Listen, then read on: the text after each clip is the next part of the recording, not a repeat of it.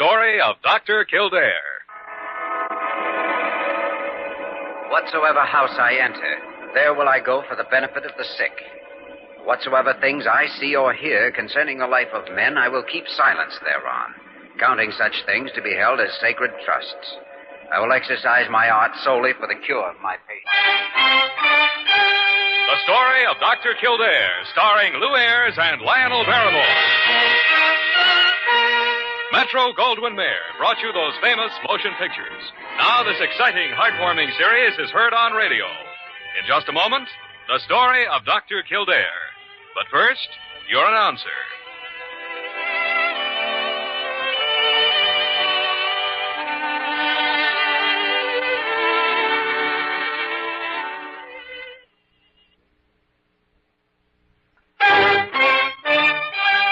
Now, the story of Dr. Kildare, starring Lou Ayres as Dr. Kildare and Lionel Barrymore as Dr. Gillespie.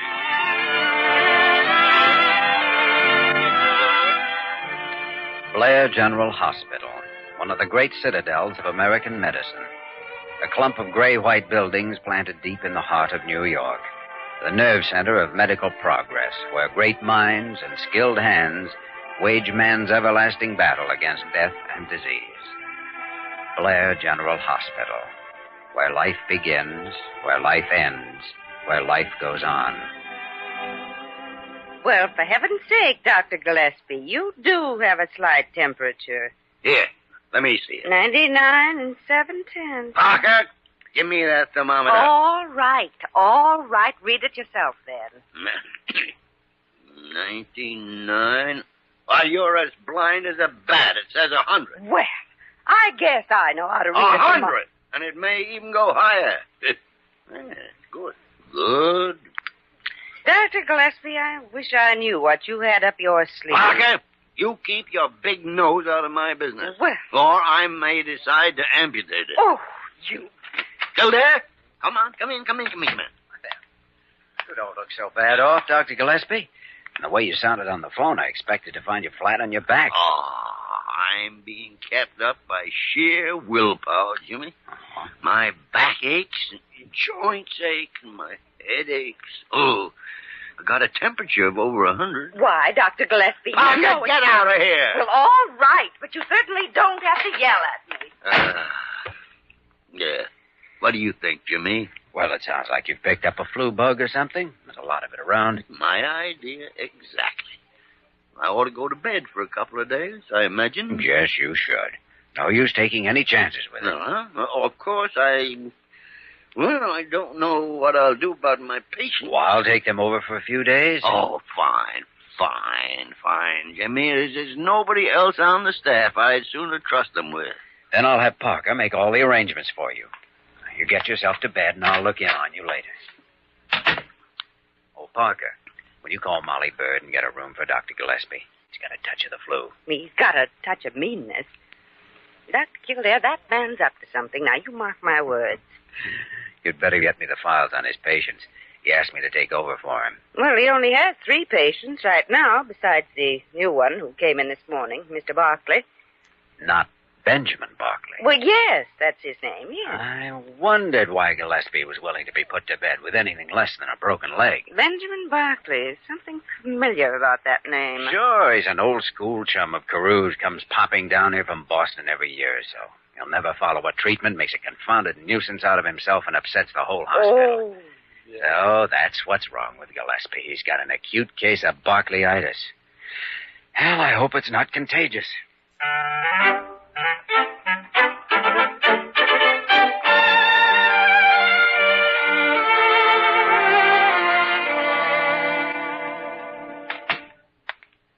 Good morning, Mr. Barkley. Yeah? Who are you? I'm Dr. Kildare. I'm handling your case. No, you're not. No, you're not. I want Gillespie. Oh, I'm sorry. Dr. Gillespie's sick in bed. Now, let's have a look at you. Now, look, I won't be ordered around by a young whippersnapper. Relax, Mr. Barkley. The nurse tells me you complained of abdominal pains. Yes, stomach ache. Simply a plain old-fashioned Boston stomach ache. I want Gillespie. Does this hurt? No! Of course it hurts. Now stop it. And I want Dr. CAREW down here at once.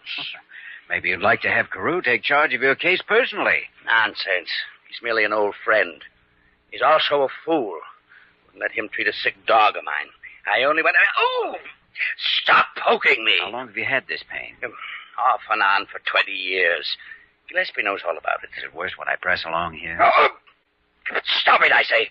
What are you trying to do? Kill me right here in my bed? Mr. Barkley, I'm going to send in a nurse to take a sample for a blood count. As soon as I have... A blood count? I don't want a blood count. I want something to eat. Sorry.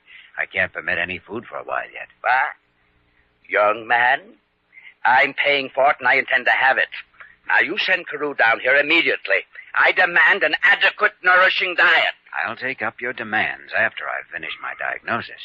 Now, are you going to cooperate, or shall I send in a couple of interns to help the nurse? Stubborn young rapscallion. Well, let's get on with it then. Get it over with. That's the only way I'll get anything to eat. Send in your nurse.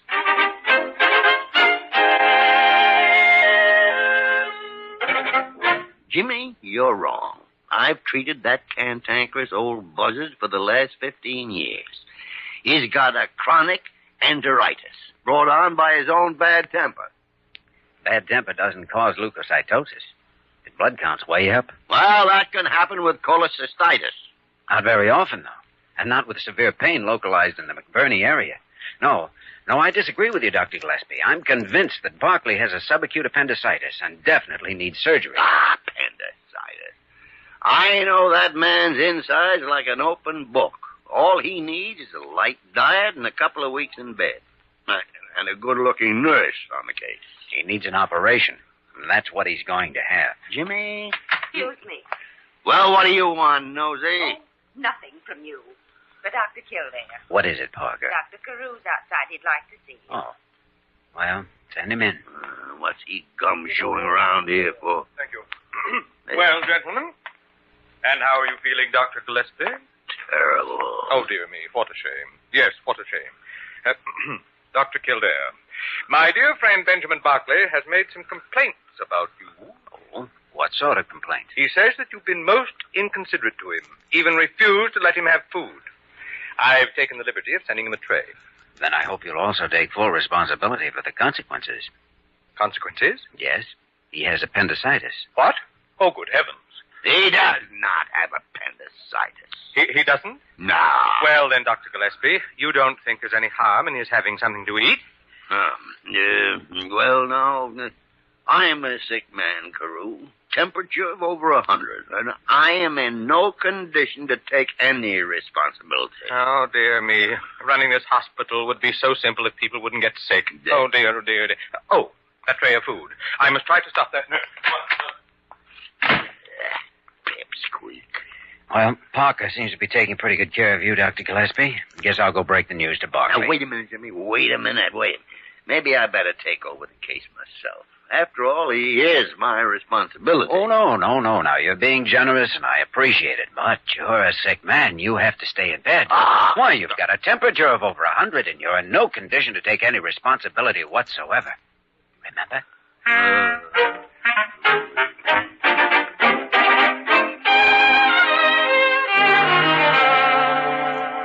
Absolutely not. I won't hear of such a thing. It's a very simple piece of surgery, Mr. Barkley. There's nothing to be afraid of. Afraid? Young man, I am not afraid of anything. But I didn't come here for an operation. I don't want one, and I won't have one. And that's final. You're risking your life by putting it off. It's my life. Anyway, there's more danger of losing it by starvation. Kildare, I want some food.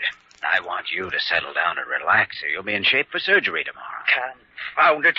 Gillespie was always bad enough, the cantankerous old buzzard. But I'll be danged if you're not worse. Maybe so. But I happen to know how much trouble can come from a ruptured appendix. Apparently you don't. I've got enteritis. I've always had enteritis, and I always will. Ask Gillespie. I did. All I need is a good rest and some good food, served by a pretty girl. Where's Carew? Mr. Barkley, you can see anybody you want to see and stall as long as you like. But you're only postponing what's inevitable. And you're only harming yourself by doing it. So, it's inevitable, is it? Now, look here, young man. You can't operate on me without my permission. And I absolutely, positively, and irrevocably refuse to give it. And that's final.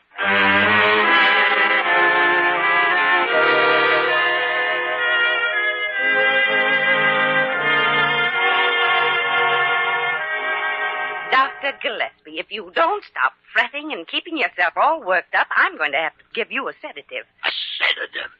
And what do you think I should do? Lie here and twiddle my thumbs while Kildare crawls out on a limb and saws it off behind him? Oh, I think he's quite capable of looking after his own cases without you interfering. Interfering? And how would you know? Maybe you've made your own diagnosis of Barkley. Maybe you've decided it's a case of... Well, come on in, Kildare. Patient giving you trouble, Parker? Oh, Dr. Kildare, he's awful. Have you ever noticed that when a doctor gets sick, he's always the world's worst patient? And having absorbed those words of wisdom, Parker, now get out. Go on, get out of here. Oh, horrible man. Yeah. Well, Jimmy, how are all my patients?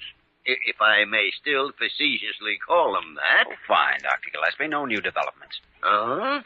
No sudden epidemic of appendicitis in any of the wards? No. Barkley's still the only case. Well, I thought he'd be cured by now.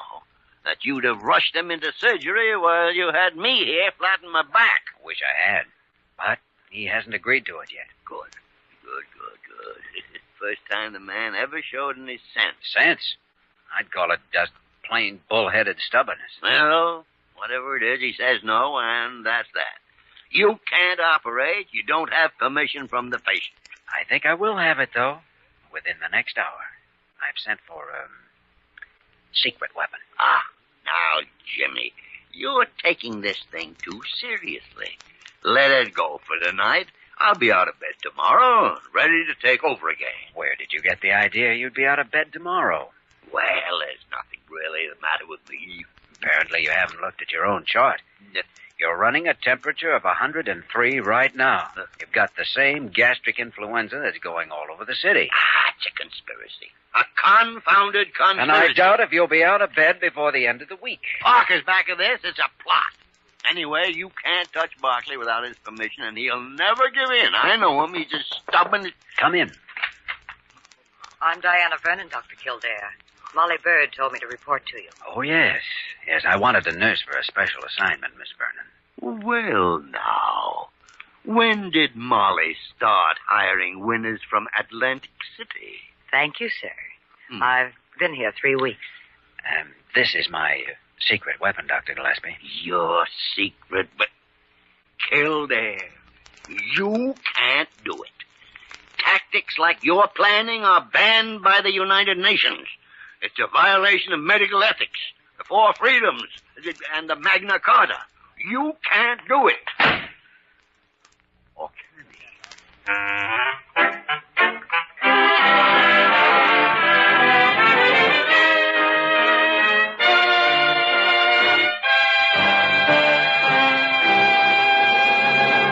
We return to the story of Dr. Kildare in just a moment.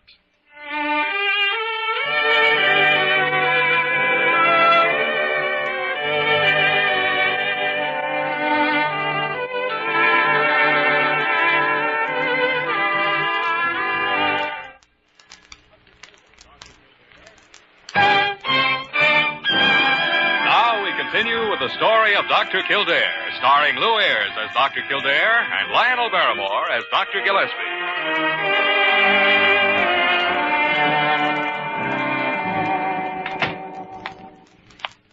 Good evening, Mr. Barkley. Huh? Oh, well now, young lady. Who are you? I'm Diana Vernon, your new nurse. Dr. Kildare assigned me. Well, now, this is more like it. Why didn't I get you in the first place? Well, of course, you came in originally for diagnosis, and I only work on surgical cases. Young lady, I am not the surgical case. Your pillow's all bunched up. Huh? Here, let me smooth it for you. Oh. I don't know. There, isn't that better? Oh, indeed it is. I think it's so important to keep a patient happy and comfortable after the operation. Yes, after the operation. Then you stay on afterwards? Oh, yes, until the patient's released from the hospital. It's very interesting work. Yes, I imagine. I guess it's rather serious having one's appendix taken out. Oh, there's nothing to it. I was out of bed in 4 days with mine. Of course, it isn't so good when there are complications. But that's with the emergency cases. Yes, the emergency cases. You know, when people put it off too long. I think that's so silly, don't you? Well, quite a decision to make, giving up one's appendix. But if it's causing trouble, what good is it? Yes. It's like a part of me. Why, I've had mine all my life. You have such a sense of humor. I just know we're going to get along fine. Aren't we, Mr. Barkley?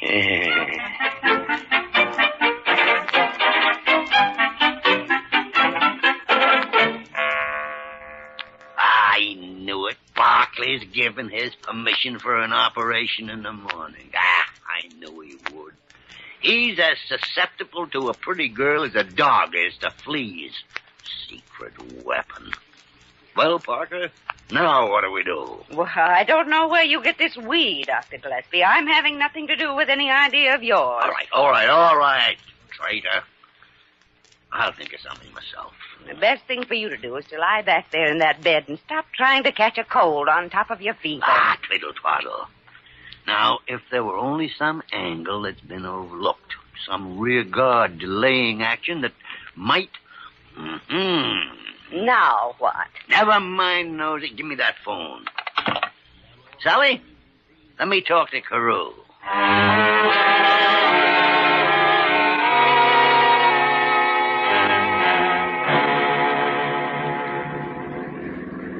Jeepers, Doc. How come you got hooked on this emergency call anyhow? You ain't no intern no more. A special request from CAREW. Yeah, I don't get it. Oh, I'll give you odds. Dr. Gillespie put him up to it. Yeah. Look, Doc, you don't think the old man's slipping, do you? Hardly. Furthermore, even if Gillespie were slipping, he'd still be the best diagnostician in the country today. He's a great guy, Joe. Well, if you feel that way, boss, then how come this big beef you and him's got on between you? It's all over the hospital about it. Oh, he gets stubborn sometimes. I guess we both do. Wait a second. Huh? If he thinks he can send me away from the hospital so he'll have a chance to get out of bed and talk to Barkley, he's crazy. Joe, pull into that gas station. I've got to call the hospital.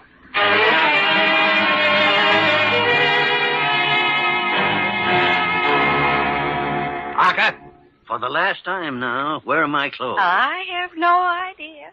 You see for yourself, Dr. Gillespie. They're not in the closet. Of course they're not, but they were. I put them there myself this afternoon. Well, they're gone now. Well, what'd you do with them?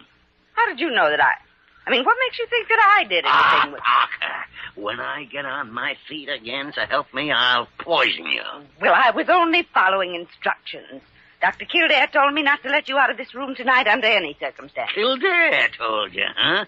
And who have you worked for the last 14 years? Well, you, of course. Nah. But this is different.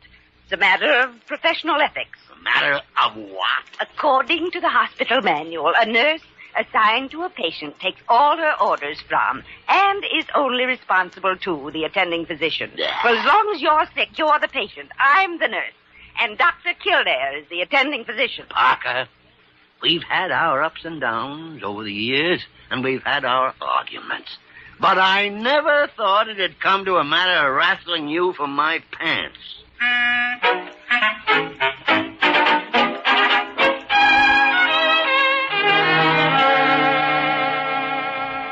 Dr. Kildare, Oh, good morning, Miss Vernon. I've finished the pre-medication. Mr. Barkley's ready for surgery whenever you want him. Good. I'm going there now. Send him down in about 10 minutes. Miss Vernon, I understand there's some talk going around the hospital about this diagnosis on Barkley. Well, I guess there has been some discussion about your disagreement with Dr. Gillespie. I hope it's clearly understood by everyone that Dr. Gillespie hasn't seen the patient, hasn't made any examination himself, and is basing his opinion entirely on Barkley's past medical history. I understand, Dr. Kildare. I'll do my best to see that everyone is clear about that. Thank you. Of course, under those circumstances, Dr. Gillespie can't be blamed if he's mistaken, but... No, I've no business saying anything. You mean, suppose he isn't mistaken? Only he is. I'm sure that I... Have Barkley sent into surgery, Miss Vernon.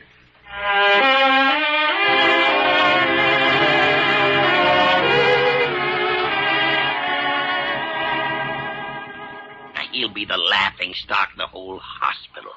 Brilliant young doctor, promising career, shot right in the head. Crazy young fool. Parker, I wash my hands of him. I'm through with him. Oh, no, you aren't. Yes, I You am. think more of Dr. Kildare than if he were your own son, and you know you do. Nonsense. The boy's headstrong, stubborn, won't listen to advice. I'm through with him. Oh. Well, come on in. Come on in. The door's unlocked. Good morning, Dr. Gillespie. Well, Wayman, if you've heard any reports about my demise, they're highly exaggerated. Well, I ain't heard nothing about your eyes, sir. I just bring you something. Dr. Kildare sent it. He said, with his compliments.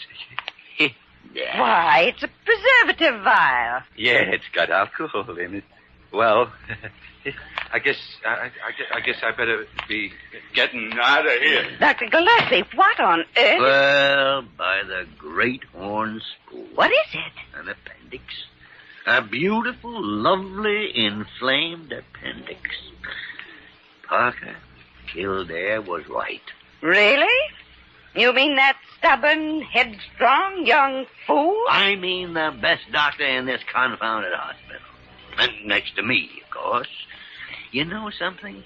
I've been the fool. I know. I've said that for years. Now, are you ready for me to bring you lunch? Ready? I'm starved. Let's see, I'll have 3 lamb chops and a baked potato. You'll have chicken broth and sliced peaches. Parker, when I get out of this bed, I'm going to have you jumping through hoops of fire and brimstone. Sounds drastic, Parker. Maybe you'd better bring him only 1 lamb chop. No, Dr. Kildare, I was just going. Well, Jimmy, Well, Dr. Gillespie? Wayman just delivered your little token. Interesting. It's a good example of my awkward sense of humor. I didn't mean to rub anything in. Well, you should have. I'm a stubborn, headstrong old fool at times. So am I, Dr. Gillespie. Maybe that's why we get along.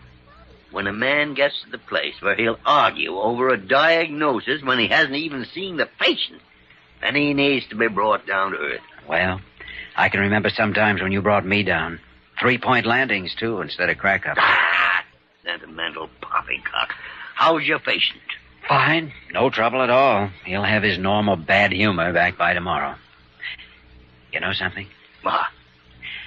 I was completely sure of my diagnosis, and I knew you hadn't examined Barkley, but still, when I made that first incision, I was scared to death.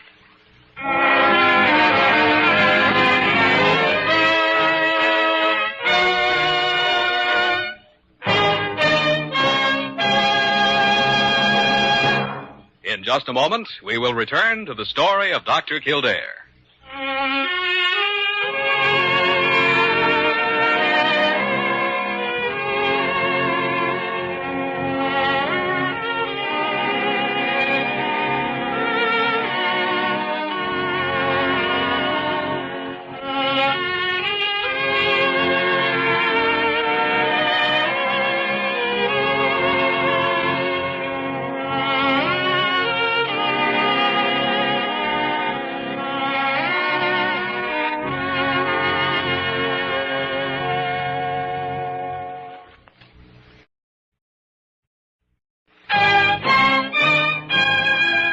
Once again, the story of Dr. Kildare, starring Lou Ayres as Dr. Kildare and Lionel Barrymore as Dr. Gillespie.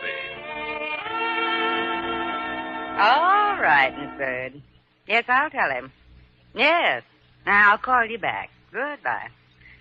Dr. Gillespie, Mr. Barkley refuses to leave the hospital. Refuses? Says he doesn't care if you did discharge him 3 days ago, that he's still sick and that he knows more about how he feels than you do, and he's going to stay until he's well. You don't suppose that Miss Vernon has anything to do with this attitude? I wouldn't be surprised. Ah, that's the trouble with the secret weapon. You can never be sure just how far the maximum range is. I'd better call Molly Bird and have her take Miss Vernon off the case. And have Vernon come in here. I've got a special assignment for her. A new case, Dr. Gillespie? Yeah. Look, come in, Kildare. Come in. Parker here tells me you're running a temperature this morning and that you complained of abdominal pain. Parker, you're a traitor. Well, I didn't think you ought to take chances. So you are going to stay in bed under the care of a competent physician? namely me. Oh, now, wait a minute. I'm not that sick. Besides, I've got too much work to do. I'll take care of your patients, Jimmy. I'll take care of them. I'll re-diagnose all their cases, and I may operate on a couple of them. Poetic justice, eh? I'll put you on a diet of chicken broth and keep you flat on your back while somebody steals all your clothes. I'll not be railroaded off to sick bay. Come in, come in. You wanted me, Dr. Gillespie? Oh, I did. Never mind, Miss Vernon. Dr. Kildare claims he's not sick. Oh, I'm so sorry. I would have loved to take care of you, Dr. Kildare. Well, Kildare? Well, Dr. Gillespie, you know something? I think I've just taken a turn for the worse.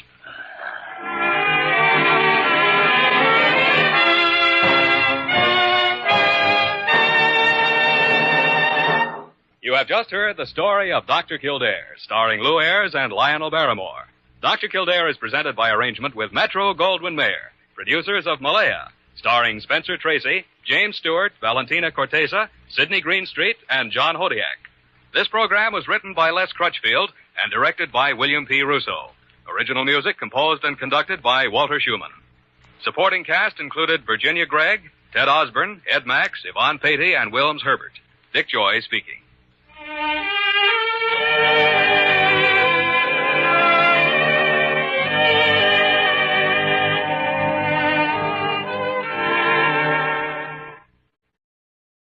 The story of Dr. Kildare. Whatsoever house I enter, there will I go for the benefit of the sick. Whatsoever things I see or hear concerning the life of men, I will keep silence thereon, counting such things to be held as sacred trusts. I will exercise my art solely for the cure of my patients. The story of Dr. Kildare, starring Lou Ayres and Lionel Barrymore. Metro-Goldwyn-Mayer brought you those famous motion pictures. Now this exciting, heartwarming series is heard on radio. In just a moment, the story of Dr. Kildare. But first, your announcer.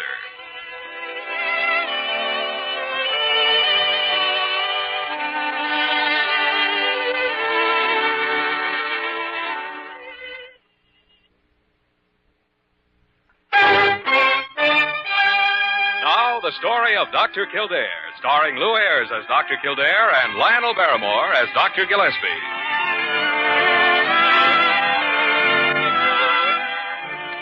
Blair General Hospital, one of the great citadels of American medicine. A clump of gray-white buildings planted deep in the heart of New York. The nerve center of medical progress, where great minds and skilled hands wage man's everlasting battle against death and disease. Blair General Hospital, where life begins, where life ends, where life goes on. Well, for heaven's sake, Dr. Gillespie, you do have a slight temperature. Here, let me see it. 99 and 7/10. Parker, give me that thermometer. All right. Read it yourself, then. 99. Why, you're as blind as a bat. It says 100. Well, I guess I know how to read it. 100. And it may even go higher. Good. Good. Dr. Gillespie, I wish I knew what you had up your sleeve. Parker, you keep your big nose out of my business. Well. Or I may decide to amputate it. Oh, you.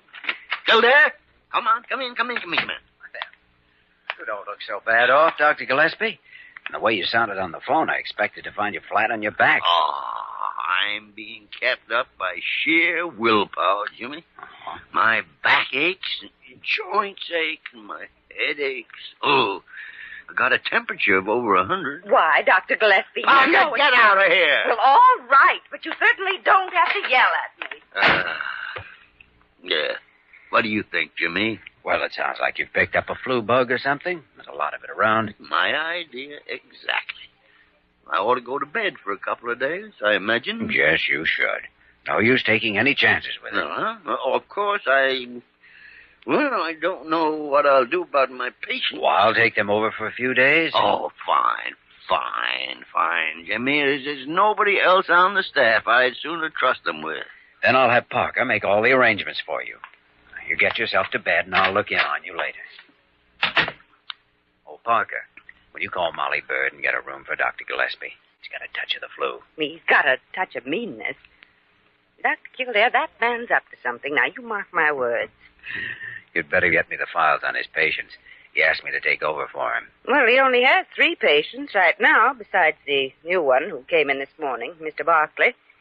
Not Benjamin Barkley. Well, yes, that's his name, yes. I wondered why Gillespie was willing to be put to bed with anything less than a broken leg. Benjamin Barkley. Something familiar about that name. Sure, he's an old school chum of CAREW's, comes popping down here from Boston every year or so. He'll never follow a treatment, makes a confounded nuisance out of himself, and upsets the whole hospital. Oh. So that's what's wrong with Gillespie. He's got an acute case of Barkleyitis. Hell, I hope it's not contagious.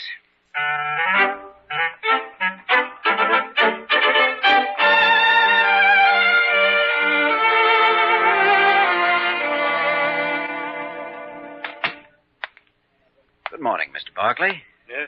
Who are you? I'm Dr. Kildare. I'm handling your case. No, you're not. No, you're not. I want Gillespie. I'm sorry. Dr. Gillespie's sick in bed. Now, let's have a look at you. Now, look, I won't be ordered around by a young whippersnapper. Relax, Mr. Barkley. The nurse tells me you complained of abdominal pains. Yes, stomach ache. Simply a plain old-fashioned Boston stomach ache. I want Gillespie. Does this hurt? No! Of course it hurts. Now stop it. And I want Dr. CAREW down here at once. Maybe you'd like to have CAREW take charge of your case personally. Nonsense. He's merely an old friend. He's also a fool. Wouldn't let him treat a sick dog of mine. I only went... Oh! Stop poking me. How long have you had this pain? Off and on for 20 years. Gillespie knows all about it. Is it worse when I press along here? Oh! Stop it, I say. What are you trying to do? Kill me right here in my bed? Mr. Barkley, I'm going to send in a nurse to take a sample for a blood count. As soon as I have... A blood count? I don't want a blood count. I want something to eat. Sorry. I can't permit any food for a while yet. What?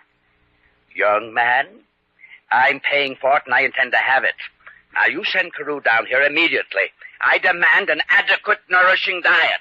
I'll take up your demands after I've finished my diagnosis. Now, are you going to cooperate, or shall I send in a couple of interns to help the nurse? Stubborn young rapscallion. Well, let's get on with it then. Get it over with. That's the only way I'll get anything to eat. Send in your nurse.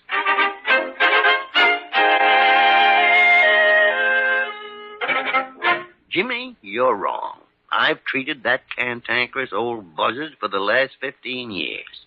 He's got a chronic enteritis, brought on by his own bad temper. Bad temper doesn't cause leukocytosis. His blood count's way up. Well, that can happen with cholecystitis. Not very often, though. And not with severe pain localized in the McBurney area. No, I disagree with you, Dr. Gillespie. I'm convinced that Barkley has a subacute appendicitis and definitely needs surgery. Appendicitis. I know that man's insides like an open book. All he needs is a light diet and a couple of weeks in bed. And a good-looking nurse on the case. He needs an operation, and that's what he's going to have. Jimmy? Excuse me. Well, what do you want, Nosy? Oh, nothing from you. But Dr. Kildare. What is it, Parker? Dr. CAREW's outside. He'd like to see you. Oh. Well, send him in. What's he gum-shoeing around here for? Thank you. Well, gentlemen, and how are you feeling, Dr. Gillespie? Terrible. Oh, dear me, what a shame. Yes, what a shame. Dr. Kildare, my dear friend Benjamin Barkley has made some complaints about you. Oh, what sort of complaint? He says that you've been most inconsiderate to him, even refused to let him have food. I've taken the liberty of sending him a tray. Then I hope you'll also take full responsibility for the consequences. Consequences? Yes, he has appendicitis. What? Oh, good heavens. He does not have appendicitis. He doesn't? No. Well, then, Dr. Gillespie, you don't think there's any harm in his having something to eat? Well, no. I'm a sick man, CAREW. Temperature of over 100, and I am in no condition to take any responsibility. Oh, dear me. Running this hospital would be so simple if people wouldn't get sick. Oh, dear, oh, dear, dear. Oh, that tray of food. I must try to stop that. Pipsqueak. Well, Parker seems to be taking pretty good care of you, Dr. Gillespie. Guess I'll go break the news to Barkley. Now, wait a minute, Jimmy. Wait a minute. Maybe I better take over the case myself. After all, he is my responsibility. Oh, no. Now, you're being generous, and I appreciate it. But you're a sick man. You have to stay in bed. Why, you've got a temperature of over 100, and you're in no condition to take any responsibility whatsoever. Remember?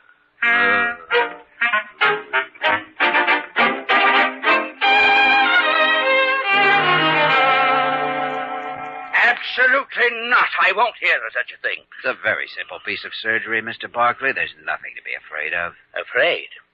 Young man, I am not afraid of anything. But I didn't come here for an operation. I don't want one, and I won't have one. And that's final. You're risking your life by putting it off. It's my life. Anyway, there's more danger of losing it by starvation. Kildare, I want some food. I want you to settle down and relax, or you'll be in shape for surgery tomorrow. Confound it. Gillespie was always bad enough, the cantankerous old buzzard. But I'll be danged if you're not worse. Maybe so. But I happen to know how much trouble can come from a ruptured appendix. Apparently you don't. I got enteritis. I've always had enteritis, and I always will. Ask Gillespie. I did. All I need is a good rest and some good food. Served by a pretty girl. Where's CAREW? Mr. Barkley, you can see anybody you want to see and stall as long as you like. But you're only postponing what's inevitable. And you're only harming yourself by doing it. So, it's inevitable, is it? Now, look here, young man. You can't operate on me without my permission. And I absolutely, positively, and irrevocably refuse to give it. And that's final.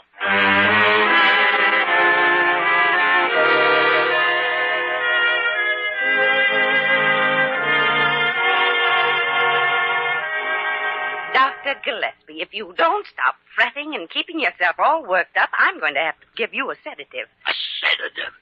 And what do you think I should do? Lie here and twiddle my thumbs while Kildare crawls out on a limb and saws it off behind him? Oh, I think he's quite capable of looking after his own cases without you interfering. Interfering? And how would you know? Maybe you've made your own diagnosis of Barkley. Maybe you've decided it's a case of... Well, come on in, Kildare. Patient giving you trouble, Parker? Oh, Dr. Kildare, he's awful.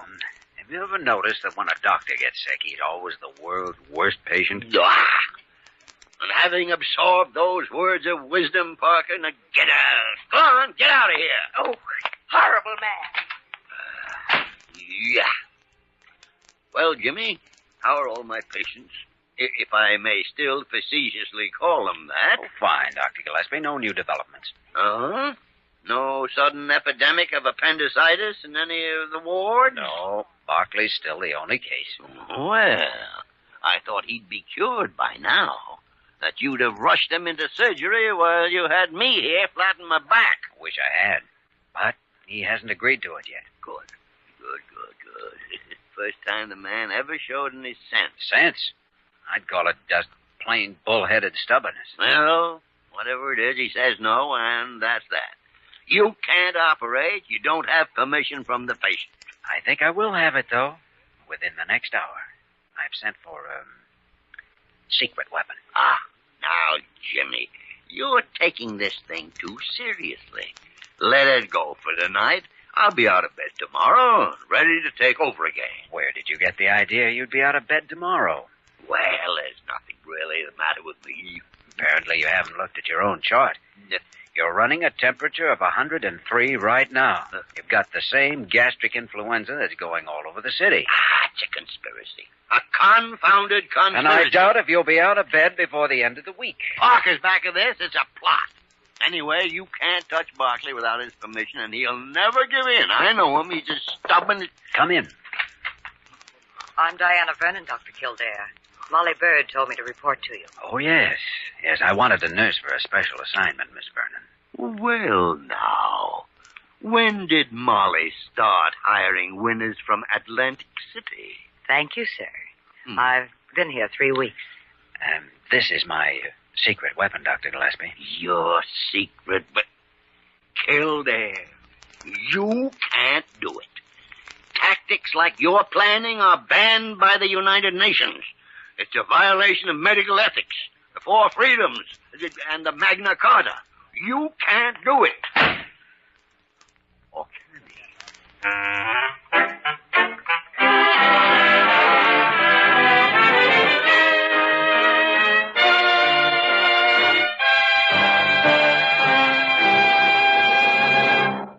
return to the story of Dr. Kildare in just a moment.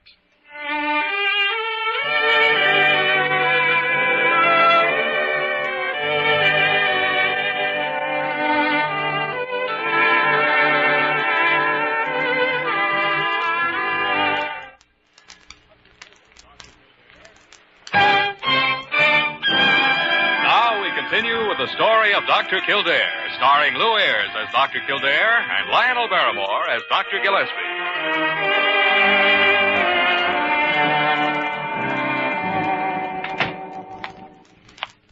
Good evening, Mr. Barkley. Huh?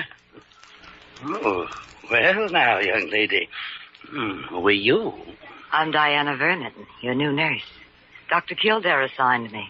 Well, now, this is more like it. Why didn't I get you in the first place? Well, of course, you came in originally for diagnosis, and I only work on surgical cases. Young lady, I am not the surgical case. Your pillow's all bunched up. Huh? Here, let me smooth it for you. Now. There, isn't that better? Oh, indeed it is. I think it's so important to keep a patient happy and comfortable after the operation. Yes, after the operation. Then you stay on afterwards? Oh, yes, until the patient's released from the hospital. It's very interesting work. Yes, I imagine. I guess it's rather serious having one's appendix taken out. Oh, there's nothing to it. I was out of bed in 4 days with mine. Of course, it isn't so good when there are complications. But that's with the emergency cases. Yes, the emergency cases. You know, when people put it off too long. I think that's so silly, don't you? Well, quite a decision to make, giving up one's appendix. But if it's causing trouble, what good is it? Yes. It's like a part of me. Why, I've had mine all my life. You have such a sense of humor. I just know we're going to get along fine. Aren't we, Mr. Barkley?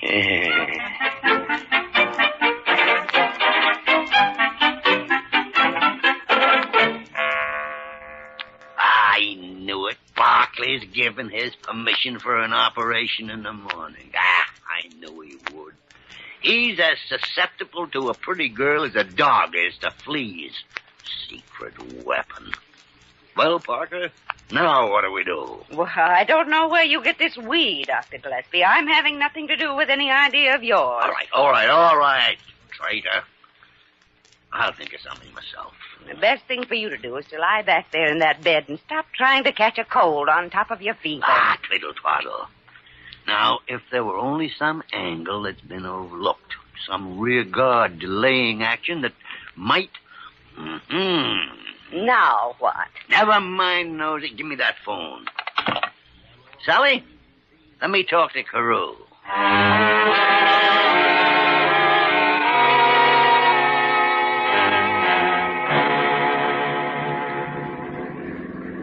Jeepers, Doc. How come you got hooked on this emergency call anyhow? You ain't no intern no more. A special request from CAREW. Yeah, I don't get it. Oh, I'll give you odds. Dr. Gillespie put him up to it. Yeah. Hey, look, Doc, you don't think the old man's slipping, do you? Hardly. Furthermore, even if Gillespie were slipping, he'd still be the best diagnostician in the country today. He's a great guy, Joe. Well, if you feel that way, boss, then how come this big beef you and him's got on between you? It's all over the hospital about it. Oh, he gets stubborn sometimes. I guess we both do. Wait a second. Huh? If he thinks he can send me away from the hospital so he'll have a chance to get out of bed and talk to Barkley, he's crazy. Joe, pull into that gas station. I've got to call the hospital.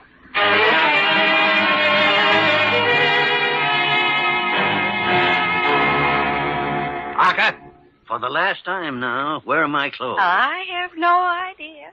You see for yourself, Dr. Gillespie. They're not in the closet. Of course they're not, but they were. I put them there myself this afternoon. Well, they're gone now. Well, what'd you do with them? How did you know that I mean, what makes you think that I did anything with... Parker, when I get on my feet again, so help me, I'll poison you. Well, I was only following instructions. Dr. Kildare told me not to let you out of this room tonight under any circumstances. Kildare told you, huh? And who have you worked for the last 14 years? Well, you, of course. Nah. But this is different. It's a matter of professional ethics. matter of what? According to the hospital manual, a nurse assigned to a patient takes all her orders from and is only responsible to the attending physician. Well, as long as you're sick, you're the patient. I'm the nurse. And Dr. Kildare is the attending physician. Parker, we've had our ups and downs over the years, and we've had our arguments. But I never thought it'd come to a matter of wrestling you from my pants.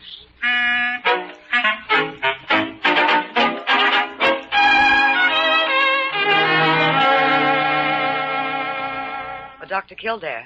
Oh, good morning, Miss Vernon. I've finished the pre-medication.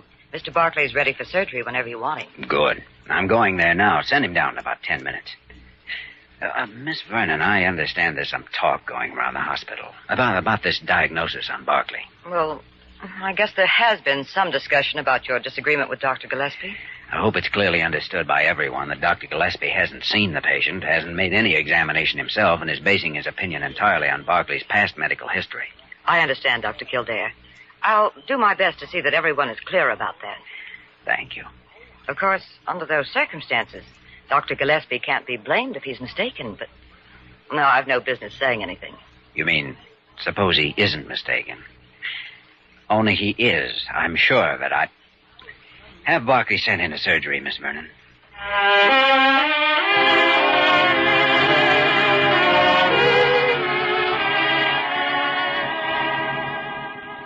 He'll be the laughing stock of the whole hospital.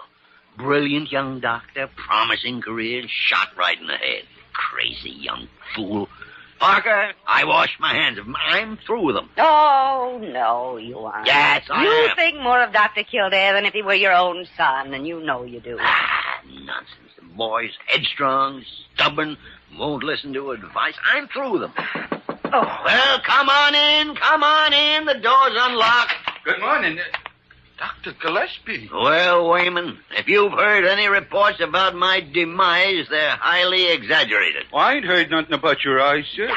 I just bring you something. Dr. Kildare sent it. He said, with his compliments. Why, it's a preservative vial. Yeah, it's got alcohol in it. Well, I guess I better be getting out of here. Dr. Gillespie, what on earth? Well, by the great horn spool. What is it? An appendix.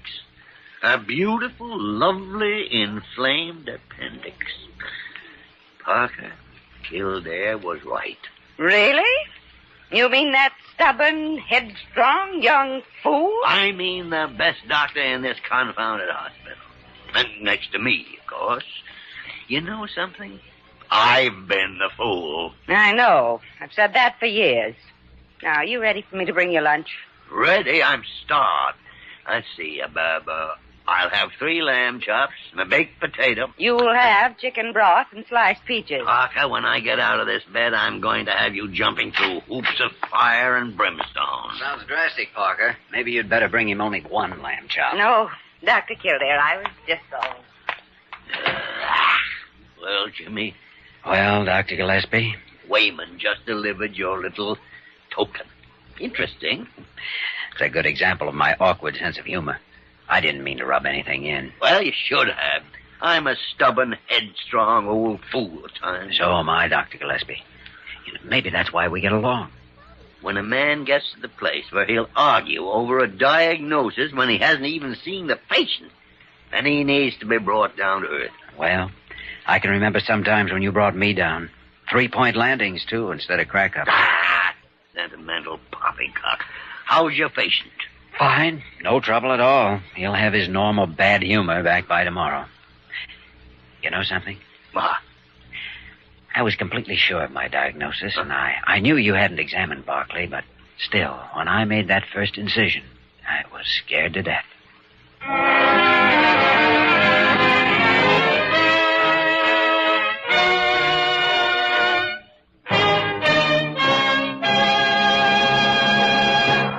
In just a moment, we will return to the story of Dr. Kildare.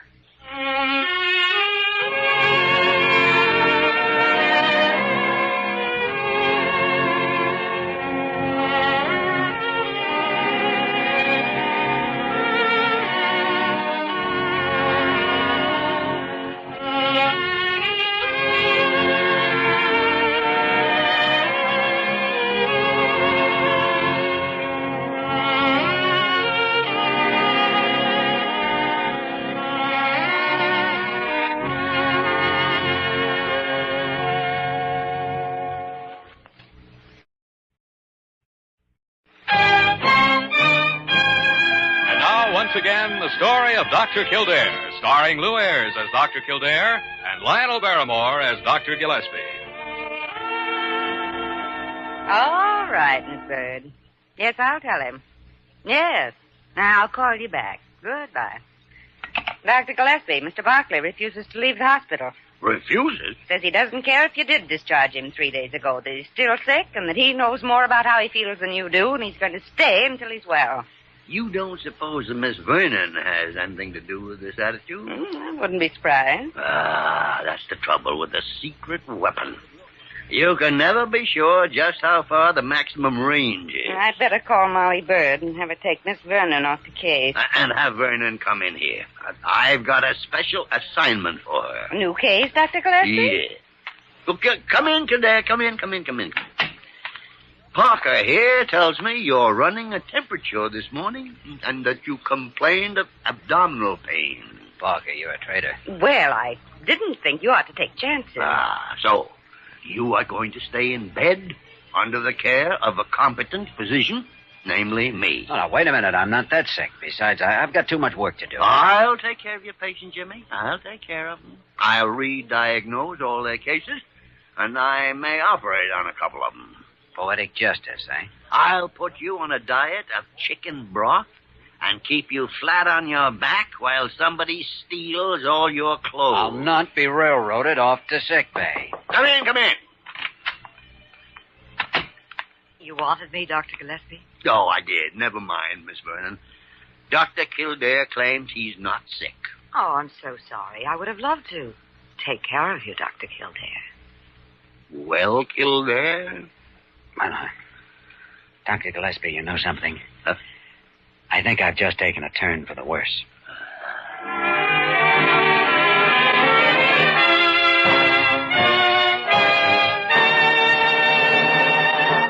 You have just heard the story of Dr. Kildare, starring Lou Ayres and Lionel Barrymore. Dr. Kildare is presented by arrangement with Metro-Goldwyn-Mayer, producers of Malaya, starring Spencer Tracy, James Stewart, Valentina Corteza, Sidney Greenstreet, and John Hodiak. This program was written by Les Crutchfield and directed by William P. Russo. Original music composed and conducted by Walter Schumann.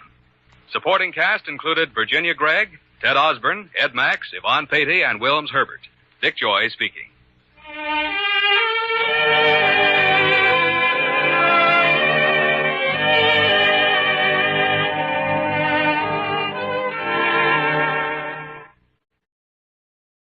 The story of Dr. Kildare. Whatsoever house I enter, there will I go for the benefit of the sick. And whatsoever things I see or hear concerning the life of men, I will keep silence thereon, counting such things to be held as sacred trusts. I will exercise my art solely for the cure of my...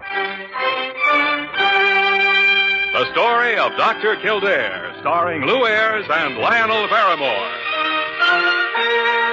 Metro-Goldwyn-Mayer brought you those famous motion pictures. Now this exciting, heartwarming series is heard on radio. In just a moment, the story of Dr. Kildare. But first, your announcer.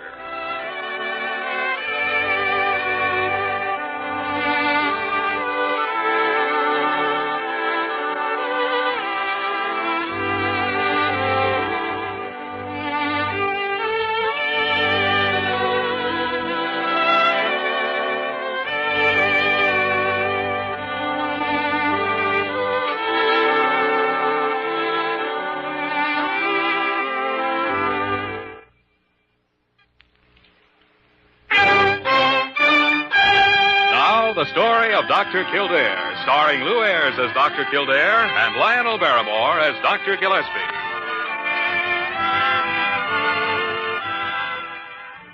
Blair General Hospital, one of the great citadels of American medicine. A clump of gray-white buildings planted deep in the heart of New York, the nerve center of medical progress, where great minds and skilled hands wage man's everlasting battle against death and disease. Blair General Hospital, where life begins, where life ends, where life goes on. Dr. Kildare, Dr. Gillespie. Well, Parker, what do you want? Sally just called Dr. Gillespie. Remarkable. You've got to get out of here and hide. From Sally? Well, Dr. Gillespie, what's been going on? Well, she said a man came in the lobby and he has a machine gun and a violin case and a sack full of money and she couldn't stop it. Oh, it's too late. He's here. Is nobody here? In here. Hey, come on in. Oh, I beg your pardon, please. I'm Rico Marciano, and I look for Dottore Gillespie. Well, you found him. Put your violin case over there and have a seat. Oh, tante grazie. I planned for a long time to come and see you, Doctor. But I need 8 months to work and to save so I can bring this to you. What is it, Mr. Marciano? It's denaro. Money. Penny, nickel, dime, everything. Well, gestures of this kind are always appreciated. Well, what's it for? It's for my wife, Carmen. She's very sick, and I un dolore. Each week, the pain gets worse. But all the time while I save the money, I think, when we go to the great doctor, he will fix. I hear the people talk about you, senor, and so we are here. You are, at least. Where's your wife? Oh, she's waiting downstairs in the big room where we come in. She's very sick, senor.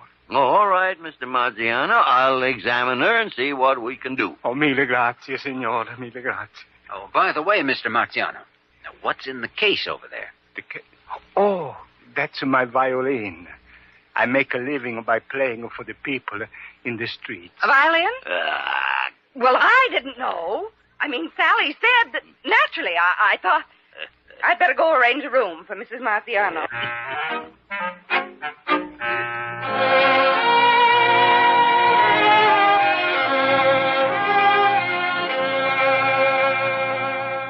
Well, Dr. Gillespie, that's that. All this laboratory report does is confirm what we've thought for 4 days. It's a shame. Why do people do it, Jimmy? With all the publicity cancer's had, why do they still put off going to the doctor until it's too late? Well, in this case, Marciano apparently thought he had to save up the money first. Money. If she'd been brought here 8 months ago, we might have had a chance. But now, money. I know, but No. we can't tell Rico that. No. He's crazy about Carmen, and he thought he was doing the right thing. We can't tell him he should have brought her in 8 months ago. Oh, of course not. No. But we do have to tell him that his wife's going to die. Yes.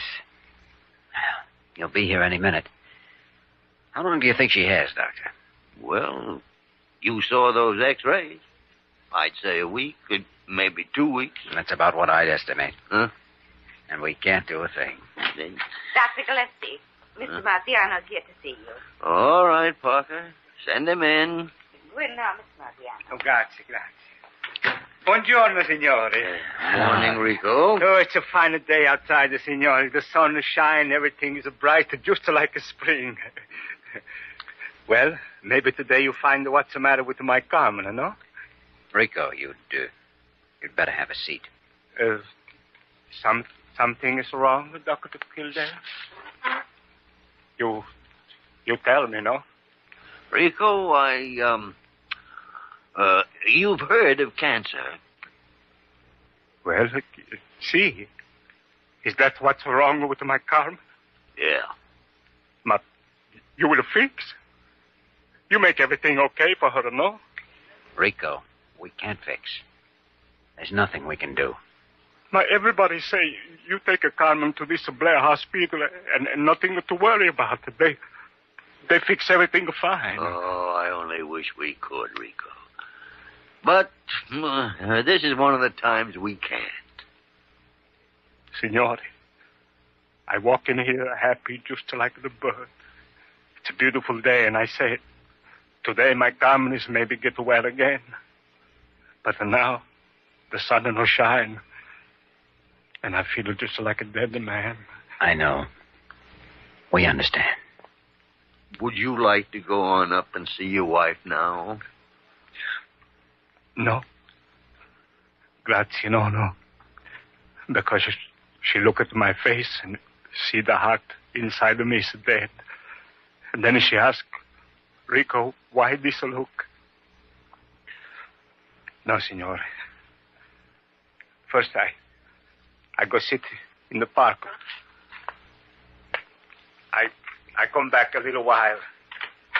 Arrivederci. Confounded tarnation.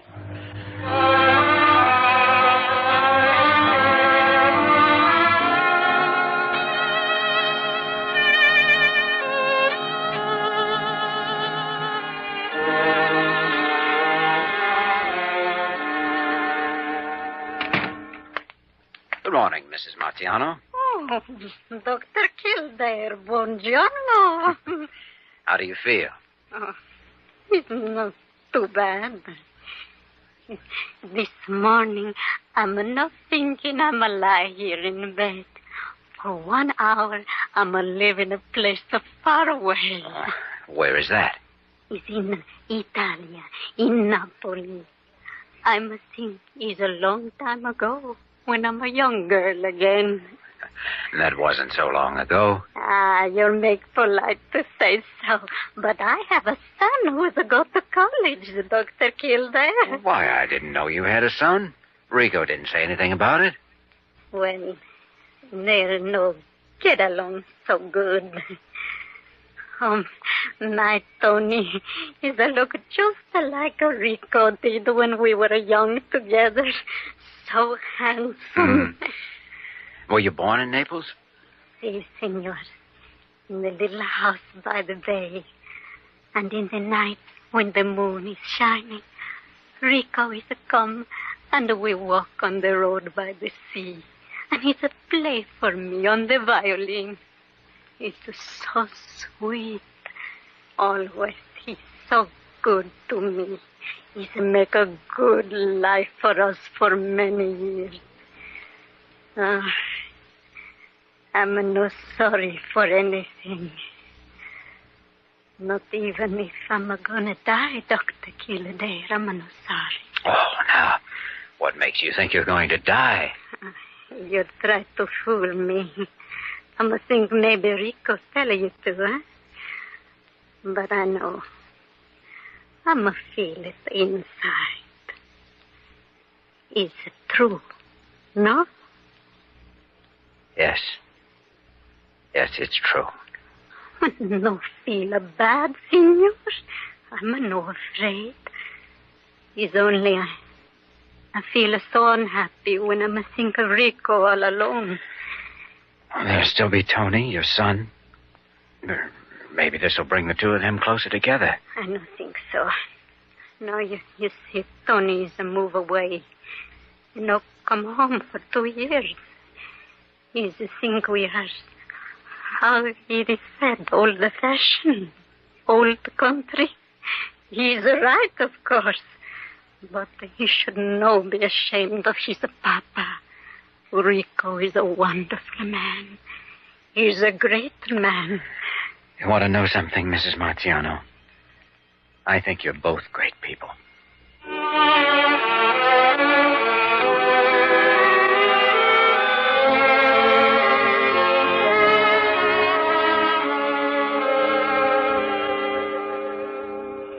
Jimmy, probably one of the hardest things a doctor has to learn is to keep his emotions separated from his profession. I know. Most of the time I think I have learned it. But something about this couple hits me. It's hard. Yeah, they're fine people, both of them, with a rare courage and a tenderness for each other, and faith in life. They're a remarkable pair. And yet we can't save her life. No, we can't. Well, I've thought of a few things we might do, though. Small things, I guess, but better than just standing by, doing nothing. Good. For instance, I've had Carmen moved into the best room in the hospital, one of the Regent's suites. I billed the charges against the general fund. Excellent idea, Jimmy. I wish I'd thought of it. Well, there is one thing I was hoping you'd do. Well, count me in. Dr. Gillespie, I'm sorry to interrupt. Well, what is it, Big Ears? Well, Dr. CAREW is here. He'd like to see Dr. Kildare. Oh, well, send him in, Parker. Yeah. Good afternoon, gentlemen. It was. Dr. Kildare, I have been informed that you made a very irregular charge to the general fund. Oh, most irregular indeed. I suppose you mean Mrs. Marciano's room, Dr. CAREW. Quite so, and it simply can't be done, you know. It's been done already. think the fund can stand it this one time. It's entirely out of the question. Oh, don't think I haven't my humanitarian side, too, but this hospital must be kept on a strict business-like basis, and I'm sure... CAREW! I am amazed that the name Marziano doesn't mean anything to a great lover of music like you. Well, I suppose I do know a... Marziano? Huh? At the moment, it seems to slip. You must remember the famous modern opera, La Burrasca? That won the grand prize at the Paris Festival in 1924, as I recall. Huh? Oh, yes. Yes, indeed. I'd forgotten for the moment. Yeah. Kildare and I were sure you'd want the wife of a famous composer like that to have the best, regardless of cost. You're quite right, Dr. Gillespie. I didn't realize that this man was so fit, that this was the same Marziano, I mean. Yeah. Well, gentlemen, if you'll excuse me, I have a great many things to do. La Burrasca. You know, it'd be remarkable if there really was an opera by that name. Well, Jimmy, let's go to work.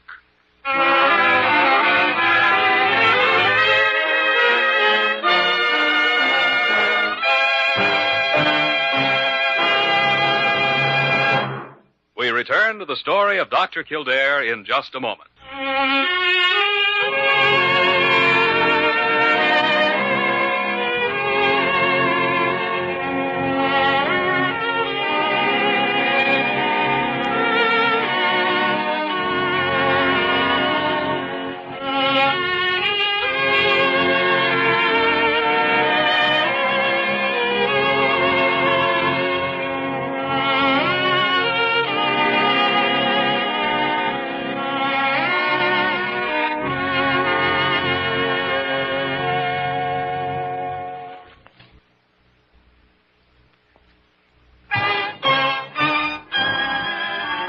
Continue with the story of Dr. Kildare, starring Lou Ayres as Dr. Kildare and Lionel Barrymore as Dr. Gillespie.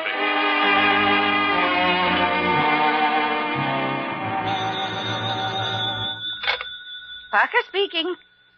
Commissioner Averill? Oh, yes, Sally. Dr. Gillespie was calling him. Just a second. Commissioner's on the line now, Dr. Gillespie. Oh, good. Here, hand me that phone. Hello? Hello, Tom. Leonard Gillespie.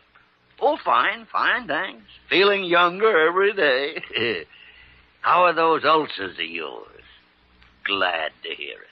No, I'm not trying to drum up business, Tom. But I would like a small favor from you. I don't know whether you recall a violin player named Rico Marziano. Plays in the streets around town and down. All right, Tom. Thank you. Goodbye. There's another one, Parker. You can count him in, too. Well, we've almost covered the list, Dr. Gillespie. Yeah, 32 promises and a pretty fair list of names, too. Yeah. Well, I can't think of anybody I've missed. I hope Kildare's making out all right. No, he should be over there by now. Wayman took him at least 20 minutes ago. Parker, you idiot. What? You nearly let me forget the most important one of all. I let you. Well, how should I know? Shut up and don't start another argument. Just get on that phone and put a call through to the office of the mayor.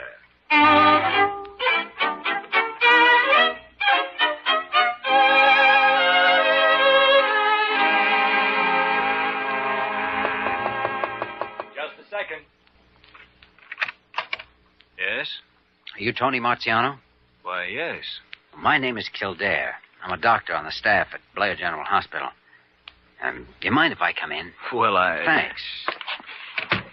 You don't have me mixed up with somebody else, do you? No, I don't think so.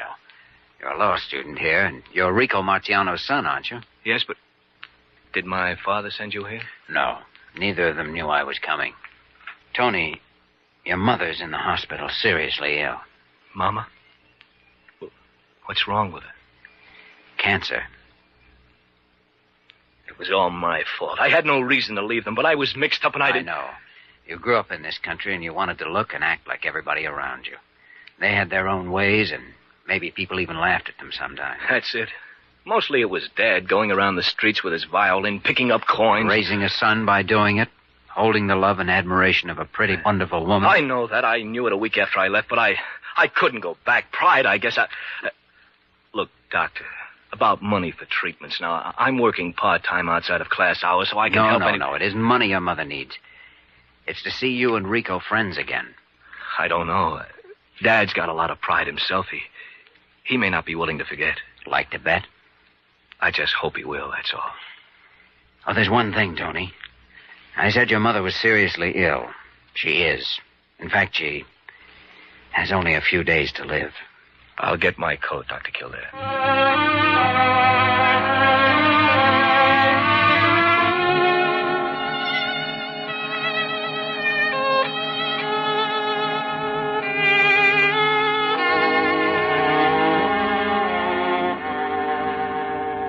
I tell you again, I can't understand. Understand what, Rico? Well, look at this room, all filled up with the flowers. Everybody's sending of flowers and a telegram. Look at this one.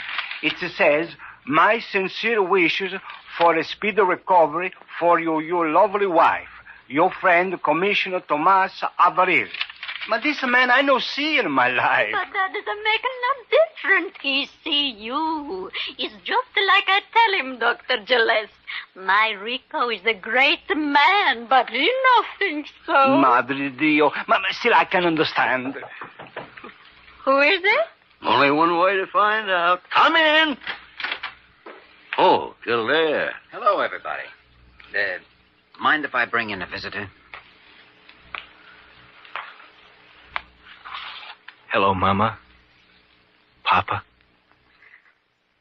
Tony. Oh, Antonio mío.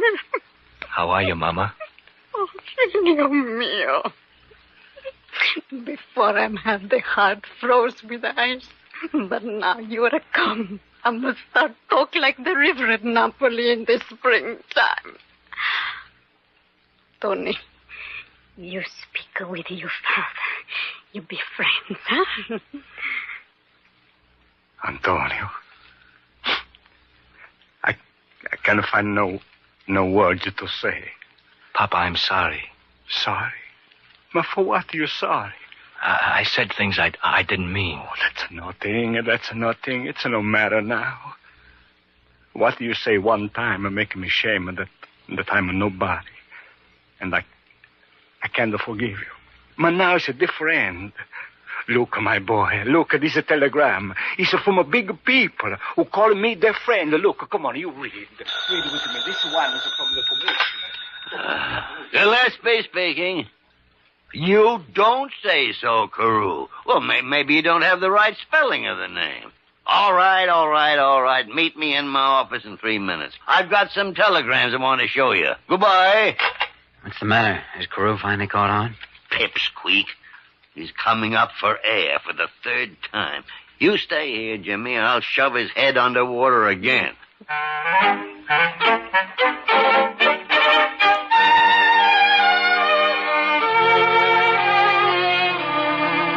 There is simply no use whatsoever in hunting through any more reference books, Dr. Gillespie. There is no Italian composer named Enrico Marciano. You hoodwink me. Hoodwink you? This man is just a street violinist, a mendicant. And you've kept his wife in that room under false pretenses. You and Kildare, between you, have deliberately... CAREW! Shut up. I beg your pardon. Here. Take a look at these telegrams. Well, I can hardly see what telegrams could have to do... Oh, why, this one is from the mayor. Go on, read them, all of them. Well, I had no idea this man had so many influential friends. I believe we can stretch a point and forget about... CAREW! You're a fool. Dr. Gillespie. Good night.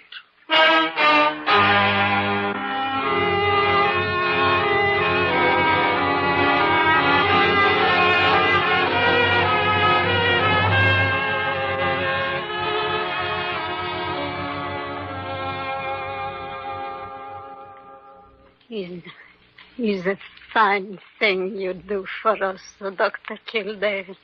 You and Dr. Gillespie. No, we didn't do anything. Oh, this nice room, all these flowers, so lovely. And these telegrams, they'll make my Rico feel big and strong again. But it's best of all, you bring my Tony back for be friends with his papa. It didn't take very much bringing. He was just mixed up. Too proud to admit it.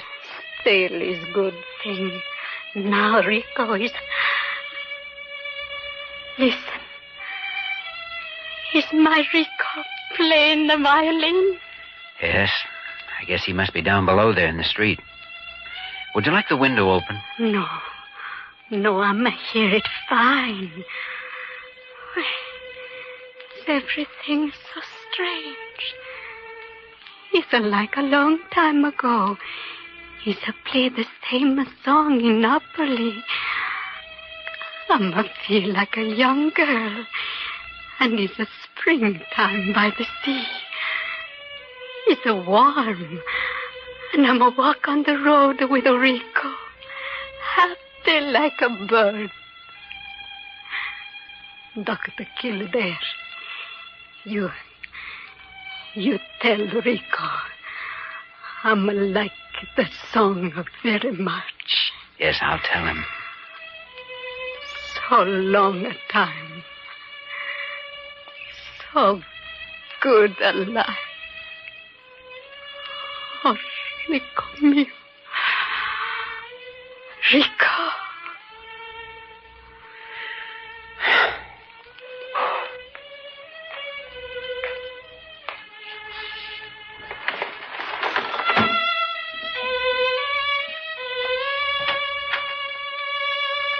Come in, Dr. Gillespie. Parker said the Marciano's were leaving early, so I wondered if... Oh, when, Jimmy? Just now. Oh, that's too bad. That's Rico out there, huh? Yes. And I don't think he's really out there at all. I think he's on a road near Naples in the moonlight, serenading a beautiful young girl a long time ago.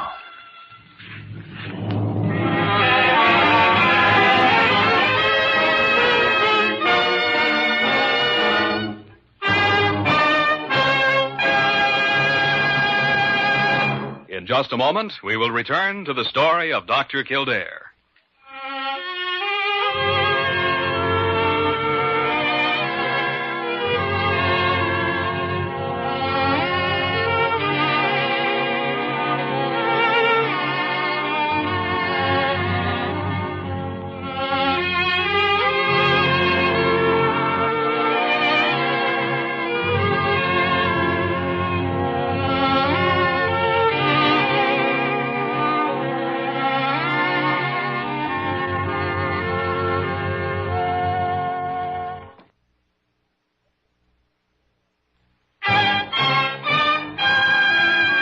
Once again, the story of Dr. Kildare, starring Lou Ayres as Dr. Kildare and Lionel Barrymore as Dr. Gillespie.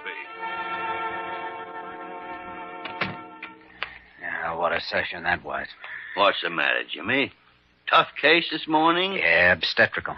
Turned out okay. 7 pounds, 4 ounces. Mother and son getting along nicely. Why do we do it, Dr. Gillespie? Why do we do what? Become doctors. Well? Last night, Carmen Marciano died. This morning, I deliver a new baby. Score 1-1. So what's it all add up to? Life? And death. Well, they're both counterparts of the same thing.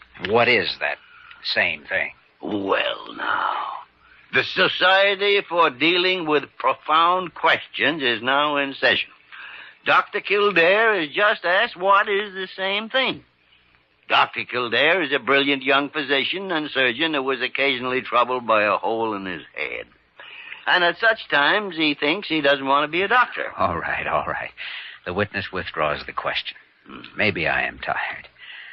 Last night hit me pretty hard, but when you come right down to it, I guess if I couldn't be a doctor, I wouldn't want to be anything else in this world.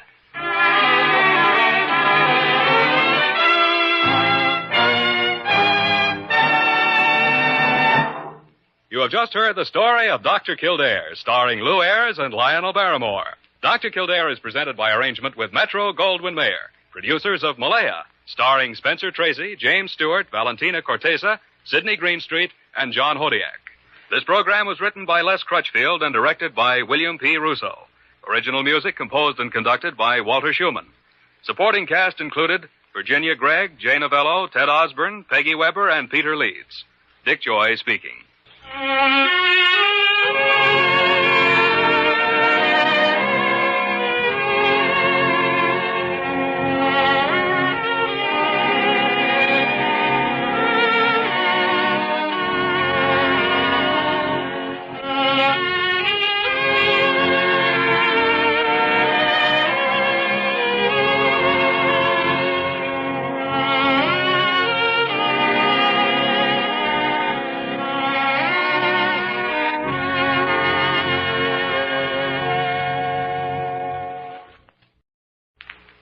The story of Dr. Kildare.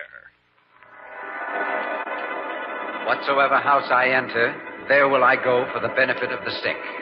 And whatsoever things I see or hear concerning the life of men, I will keep silence thereon, counting such things to be held as sacred trusts. I will exercise my art solely for the cure of my people. The story of Dr. Kildare, starring Lou Ayres and Lionel Barrymore. Metro-Goldwyn-Mayer brought you those famous motion pictures. Now this exciting, heartwarming series is heard on radio. In just a moment, the story of Dr. Kildare. But first, your announcer.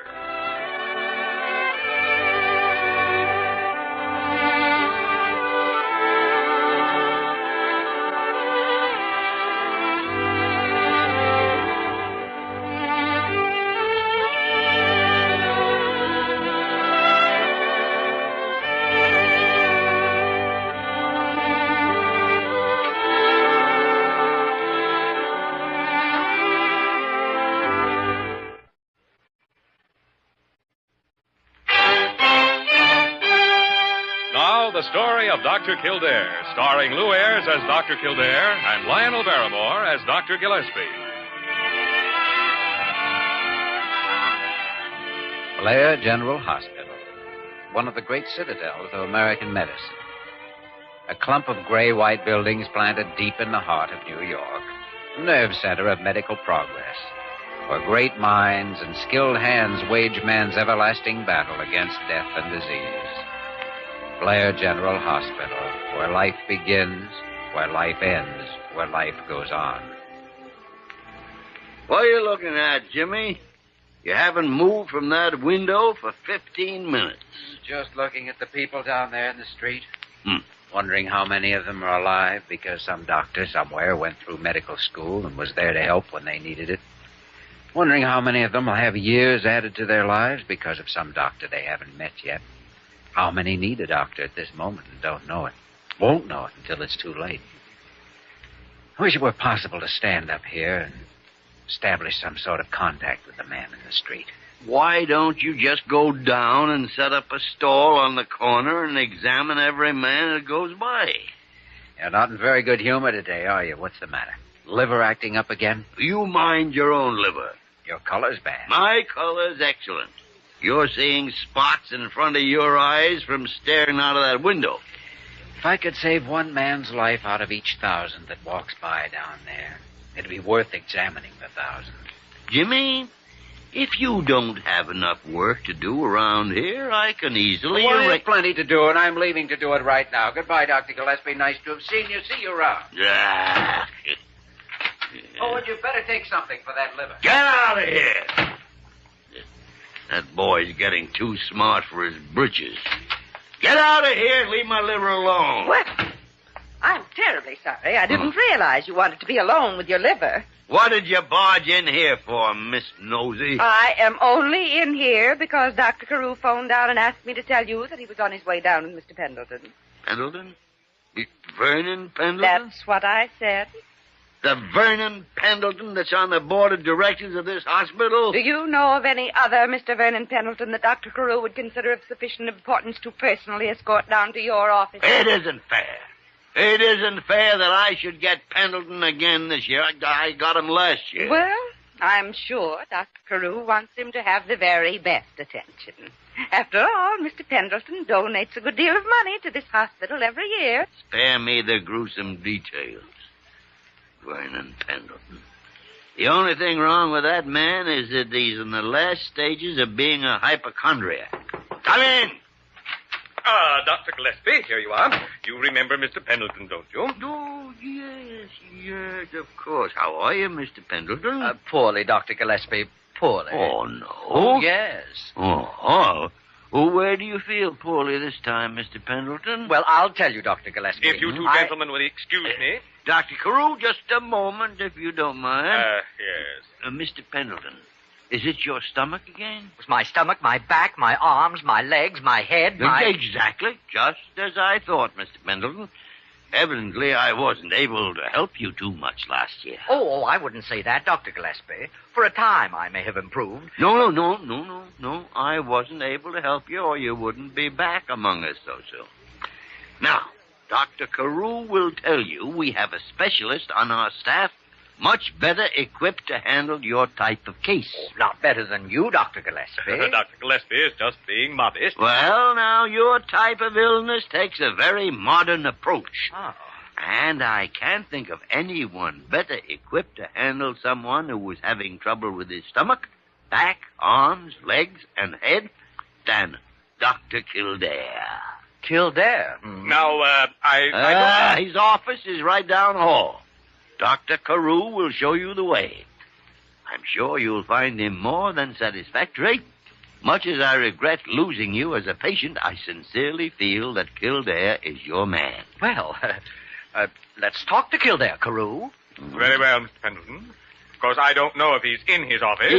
Yes. Oh. Then let's see him. Nice to have seen you, Dr. Gillespie. Glad to have seen you, Mr. Pendleton. That was not very nice of you, Dr. Gillespie. After all, Dr. Kildare doesn't know about Mr. Pendleton. I am a dirty dog. A dirty dog.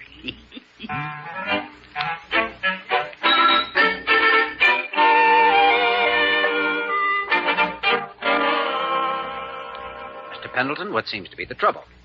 I don't know. That's what I expect you to tell me, Dr. Kildare. That's fair enough. And tell me how you've been feeling. Well, I've been feeling just terribly, Dr. Kildare, simply terribly.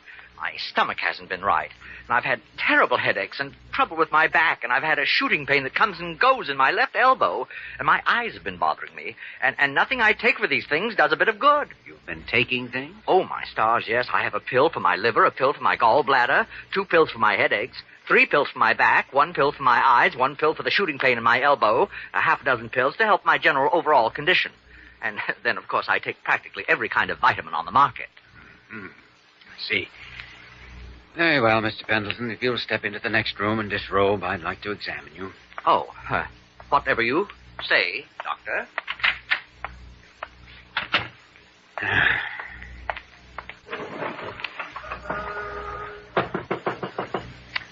Come in. Oh, sorry. Are you attempting to establish contact with the man in the street again? I see you haven't done anything about that liver. Leave my liver alone. A man's entitled to some privacy. You're really in rare form today, Doctor. Well, I trust you're the same. How are you coming on with Mr. Pendleton? I thought you were supposed to take care of the board of directors. Well, I thought it was only fair to give you a crack at some of them, too. One for all and all for one, you know. I don't like the expression on your face. I'll quit harping on my liver. This is not your liver, it's your attitude. There's something that's not quite kosher about all this. Dr. Kildare, you have an ugly, suspicious mind. Yes? Well, I didn't have before I met you. I'm ready, Doctor. Your patient seems to be calling you, Doctor. Thank you, Dr. Gillespie. My hearing is not impaired. Yes. Oh, and thank you for recommending the patient to me, Dr. Gillespie. The pleasure was all mine, Dr. Kildare. The pleasure was all mine.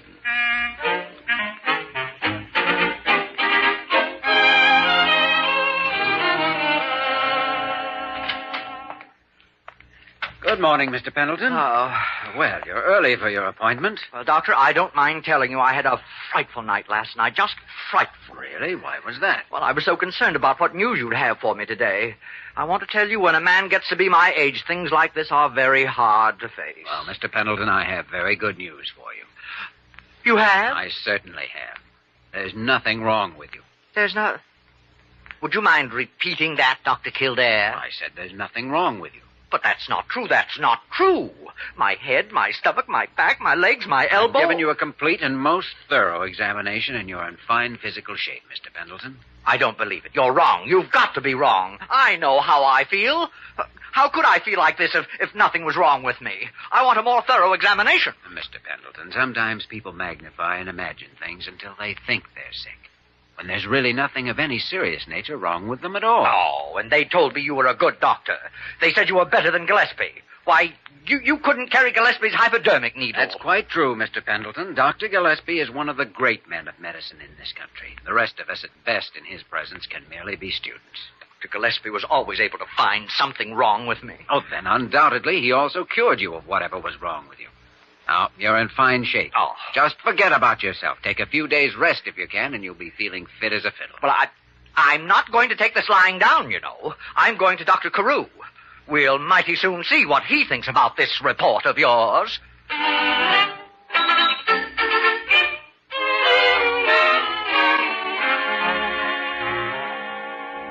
And you told me he was a good doctor. Well, he is a good doctor. Well, he told me there was nothing wrong with me. He stood right in front of me and looked into these eyes, these poor bloodshot eyes, these eyes that have suffered through endless nights. Just look at them.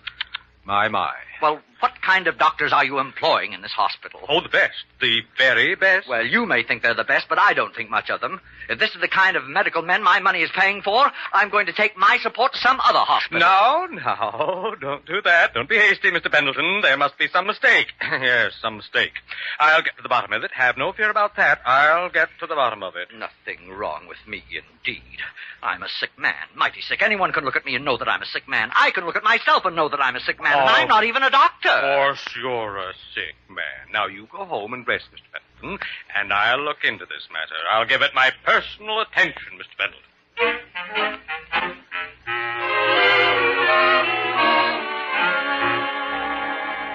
Kildare, I tell you, you've got to find something wrong with Vernon Pendleton. But there isn't anything wrong with him, Dr. CAREW. I've examined him from head right down to his little tootsies, and believe me, you'll go a long way before you find a healthier specimen. Oh. Kildare, you've heard of school spirit, haven't you? They must have had it at your school. School spirit?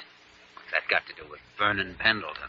Sometimes things are done for the good of the team, for the good of the school. It's the old show must go on spirit, you know. You see what I'm driving at, don't you? Not so far.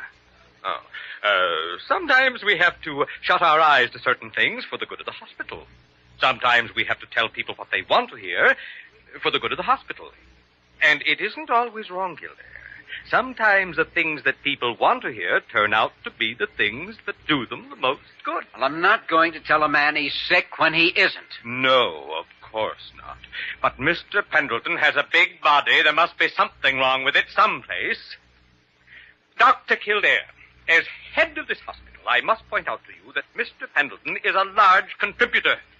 Dr. CAREW, look at all those people down in the street. There's a multitude there that needs attention, and you insist that a doctor waste time trying to find something wrong with Vernon Pendleton. Well, at least pretend to. Tell him he made a mistake or something you... Very well, Dr. CAREW. If you want to make a sick man out of Mr. Pendleton, all right. I'll play ball with you. I'll show you the old team spirit. That's the idea, Kildare. Now you're cooking on a Bunsen burner. Hello, Sally. Kildare speaking. Send out an ambulance to pick up Mr. Vernon Pendleton. And when he arrives at the hospital, I want him put into one of the isolation rooms. Have the driver that brings him here wear a mask. And don't let anyone go in or out of his room without a mask. Got that? Thank you. Well, now that sounded like action, Dr. Kildare. Dr. CAREW, I wasn't completely truthful when I said there was nothing wrong with Mr. Pendleton. That's the kind of talk I like to hear. There is something wrong, something terribly wrong. And I'm going to do my best to cure him of it. Oh? What is it? What are you going to do? I'm going to give Mr. Pendleton the special Kildare treatment for hypochondriacs.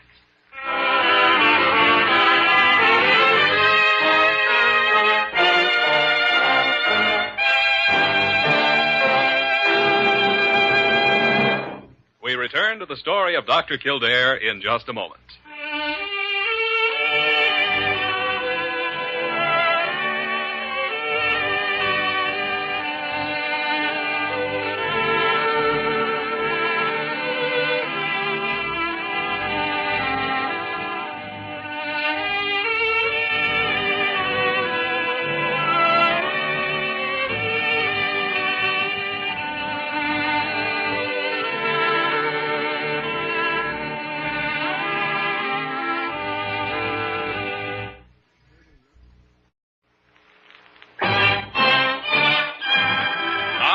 continue with the story of Dr. Kildare, starring Lou Ayres as Dr. Kildare and Lionel Barrymore as Dr. Gillespie.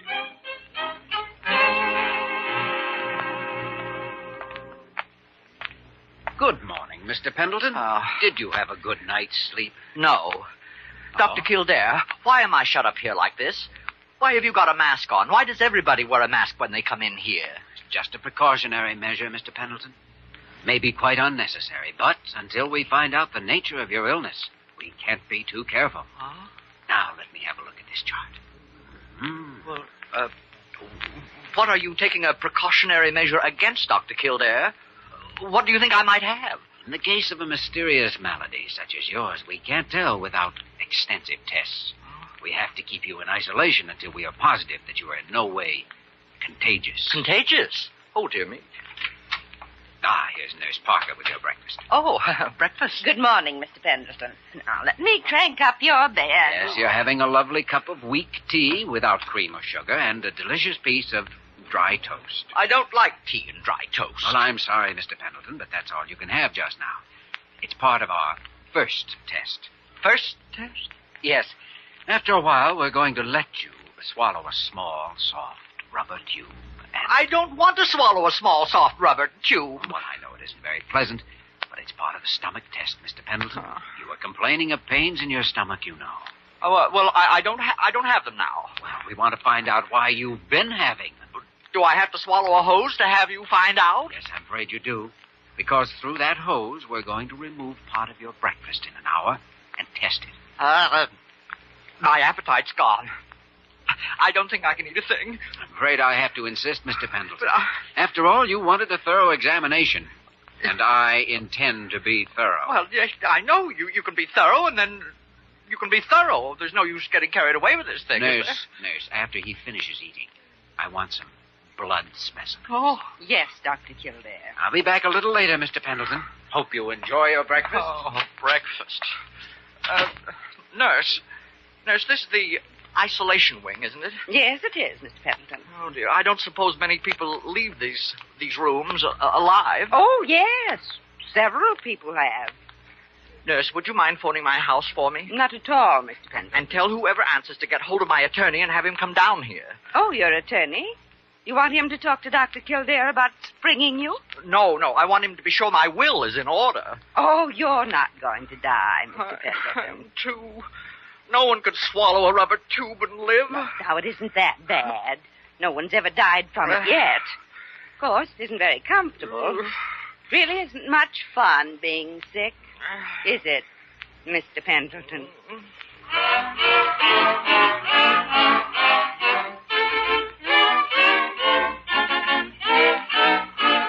Oh, don't ever give me another rubber tube to swallow. Oh. Now, Mr. Pendleton, Dr. Kildare wants you to drink this.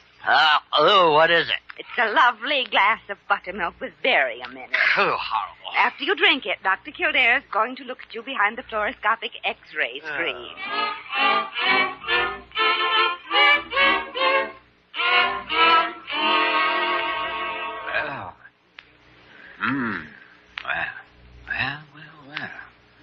Well, do you see anything? I see peristaltic waves. You see what? Peristaltic waves. Oh, is that serious? That's the contractions of the stomach. Oh, I feel worse than I did before I got in here. It always gets worse before it gets better.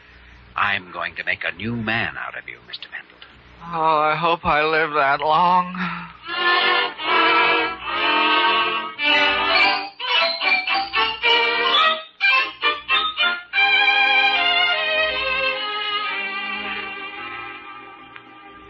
How's your patient in isolation, Dr. Kildare?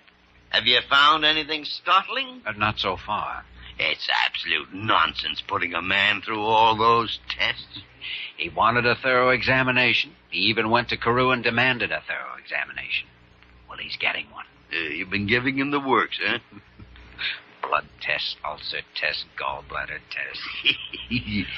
I wish I could have been there to see some of them. Well, if he was your patient, you could have been there.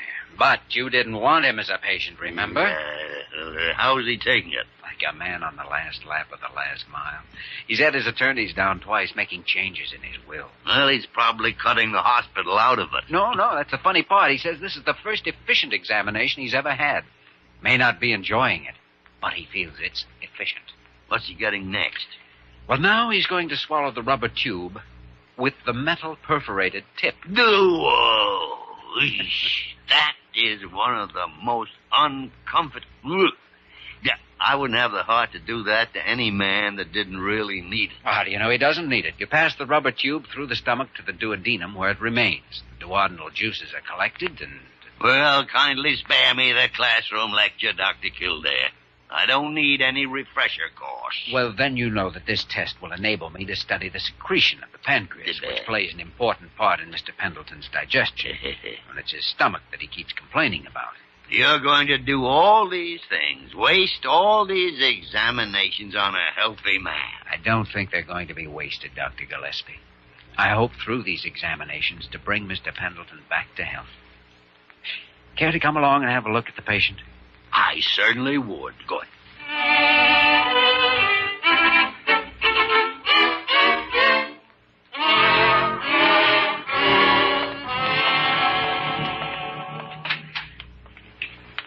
Evening, Mr. Pendleton. Oh, Dr. Kildare. Why, you're not wearing your mask. Dr. Gillespie. Evening, Mr. Pendleton. It isn't necessary to wear masks any longer. Isn't necessary? That's right. There's no longer any need for it. Oh, you mean you've given me up for lost? No, and I have no intention of giving you up for lost. That's right, Doctor. Keep fighting until the last. He will. Mr. Pendleton, do you know what it's like outside? No. Well, there's a snap in the air. When you walk, you want to put your head back and take deep breaths. The air's like November wine. I've always liked this time of year. I have a small farm in Connecticut. And during this season, I like to... I don't suppose I'll ever see it again. You're going to see it before the week is over. Alive or dead? Very much alive. Mr. Pendleton, I've completed my examinations and tests. I know everything that a medical test can tell a doctor about a patient. I know what's wrong with you. Is it curable? It certainly is. Won't even be difficult to cure if you exert a little self-control. Well, what is it? What is it, Dr. Kildare? Mr. Pendleton, you are the victim of pills. Of what? Too many pills. The pills that you took for your elbow upset your stomach. The pills that you took for your stomach gave you those headaches. The pills that you took for your headaches upset your pancreas. In other words, you've been swallowing so much medicine that you've kept your whole system upset. Now, if you'll throw away the pills, you're going to be a new man. That's what I found out from all those tests. No more pills. No more pills. Not even one pill? No pills at all.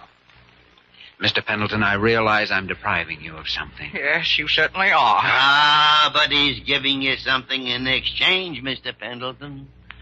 In exchange, he's giving you evenings to walk across that Connecticut countryside of yours.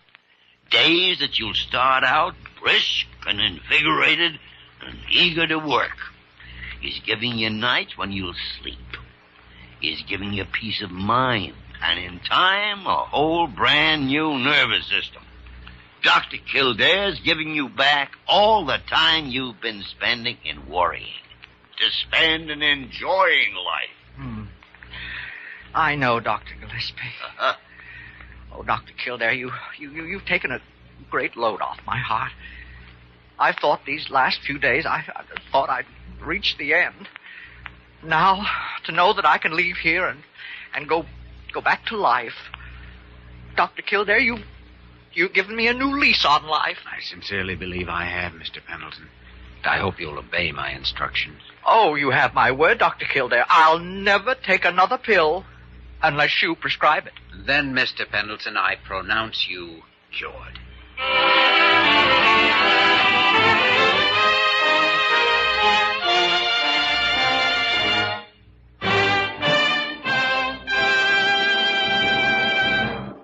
In just a moment, we will return to the story of Dr. Kildare.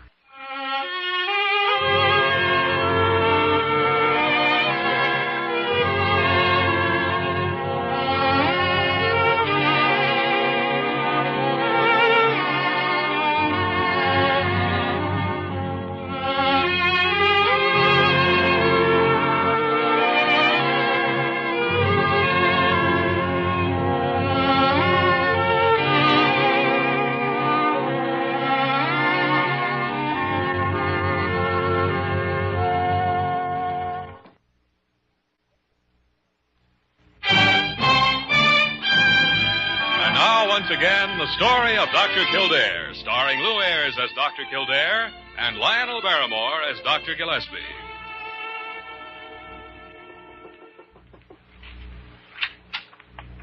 On me. If you're back establishing contact with the man in the street again, I wouldn't dream of bothering you. No, come and look at it. That's the world down there, our world. You and I and all the other men of medicine in the universe are all that stands between them and death. There's our world to protect, to heal, to care for. You know, Jimmy, you were right about Mr. Pendleton. He was sick. But somehow that never occurred to me. Say, your liver must really be acting up. I think I'll take you downstairs and examine it. You keep away from me now. My liver's fine. Couldn't be. This milk of human kindness comes from you only when your liver's getting very acute. My liver's all right now. That's funny. What's funny? Well, I really did feel a little pain in that region just now, but... Confounded, you're going to end up making a hypochondriac out of me. Come in! Well, gentlemen, it's been a good day for the hospital.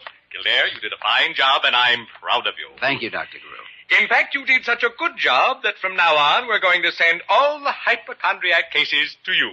Oh, no. That's a fine idea, Dr. Carew. A splendid idea. Because I never saw a man handle a hypochondriac better than Dr. Kildare. And speaking of hypochondriacs, Jimmy, maybe you better have a look at that liver of mine.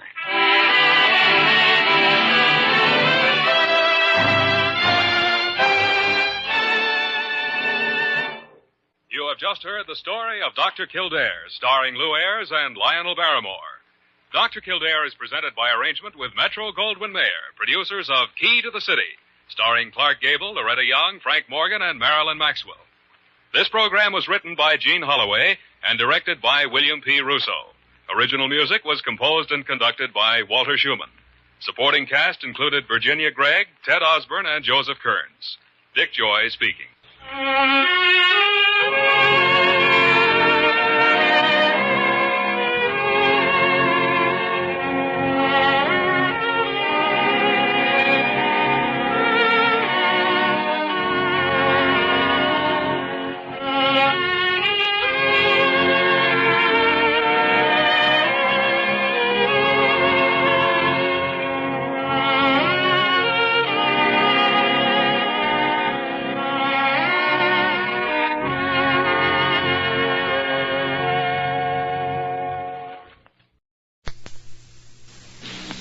The story of Dr. Kildare. Whatsoever house I enter, there will I go for the benefit of the sick. And whatsoever things I see or hear concerning the life of men, I will keep silence thereon, counting such things to be held as sacred trusts. I will exercise my art solely for the story of Dr. Kildare, starring Lou Ayres and Lionel Barrymore. Metro-Goldwyn-Mayer brought you those famous motion pictures. Now this exciting, heartwarming series is heard on radio. In just a moment, the story of Dr. Kildare. But first, your announcer.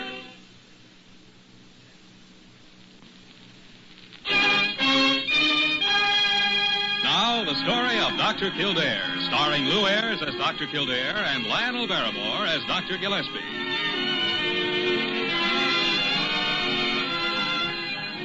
Blair General Hospital, one of the great citadels of American medicine. A clump of gray-white buildings planted deep in the heart of New York.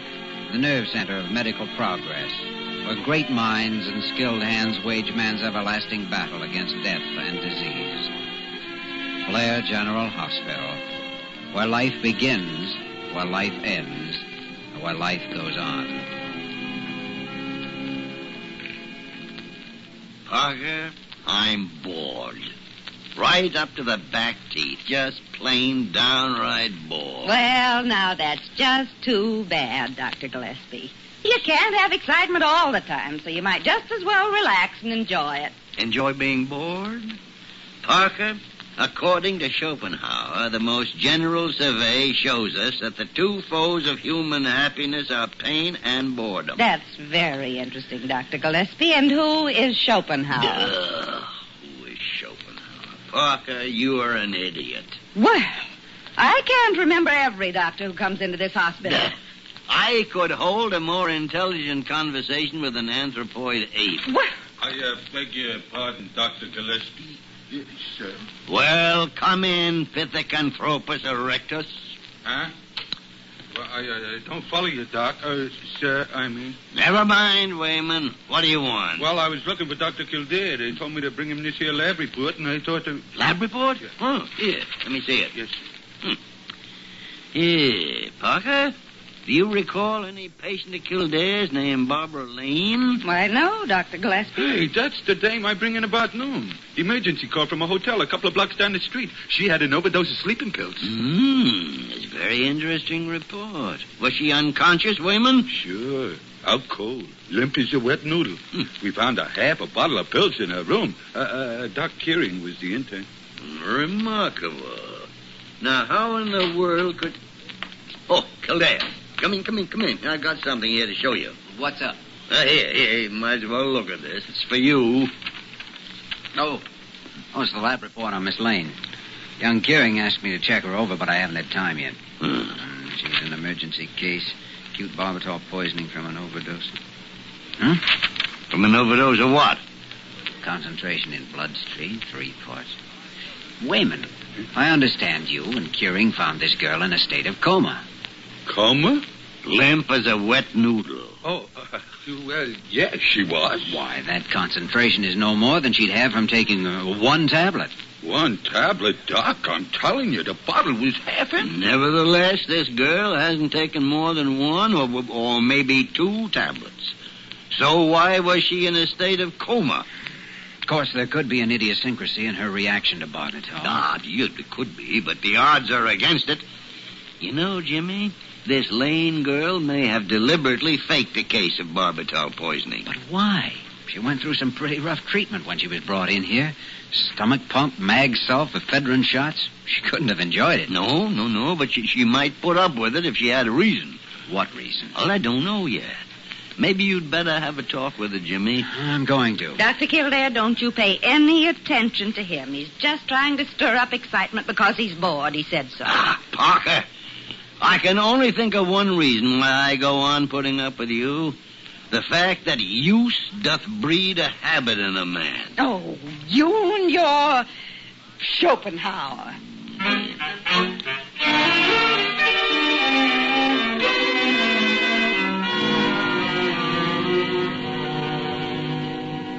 You know, when you come right down to it, Miss Lane, we don't know very much about you. No, I suppose you don't, Dr. Kildare. The hotel clerk said you registered the day before yesterday from Chicago. Now, that's all he knows about you. Except that one of the maids found you unconscious in your room around noon today. Yes, that's right. I can't really understand what happened. Don't you have any relatives or friends here whom you'd like us to notify? No, I don't know anyone in New York. I just got in a couple of days ago. I came here to look for work. Without any luggage? What? It's checked at Penn Station. Where's the baggage check? Well, it's in my purse. I guess it is. The nurse says there was nothing in your purse but some money and a lipstick. Well, then I must have lost it somewhere. Why do you keep asking me questions? I don't have to answer you. I haven't done anything. Now, Miss Lane. You don't have any right to persecute me like this. I didn't ask to be brought here, and I don't have to tell you anything. Miss Lane. I haven't done anything to be treated this way. I Miss can't Lane. stand it, and I won't. Miss Lane, stop it. I'm sorry. I didn't mean to get all upset like that. It's all right. I'm sorry, too. I guess I wasn't very tactful. It's just that I'm nervous and jumpy. After effects, I guess. After effects of what? Why, of all those sleeping pills, of course. How many would you say, Miss Lane? Well, I don't know. A whole lot, I guess. I don't know. As a matter of fact, didn't you only take 1? I don't remember. What's the last thing you can remember before you were brought here? Well, I couldn't sleep all night. I was upset. And this morning I decided to take a sleeping pill, and the next thing I woke up here in the hospital. Mm-hmm. Well, I guess that's all. How do you feel now? Oh, I feel all right, I guess. Good. Sure you don't want us to notify your family? I don't have any. My parents are both dead. I see. Well, ring for the nurse if you want anything. Dr. Kildare, what are you planning to do with me? In view of the circumstances, we'll keep you here tonight for observation. If you still feel all right tomorrow, you'll be discharged. Is that okay with you? Why, of course. Sure, it's okay. Why not?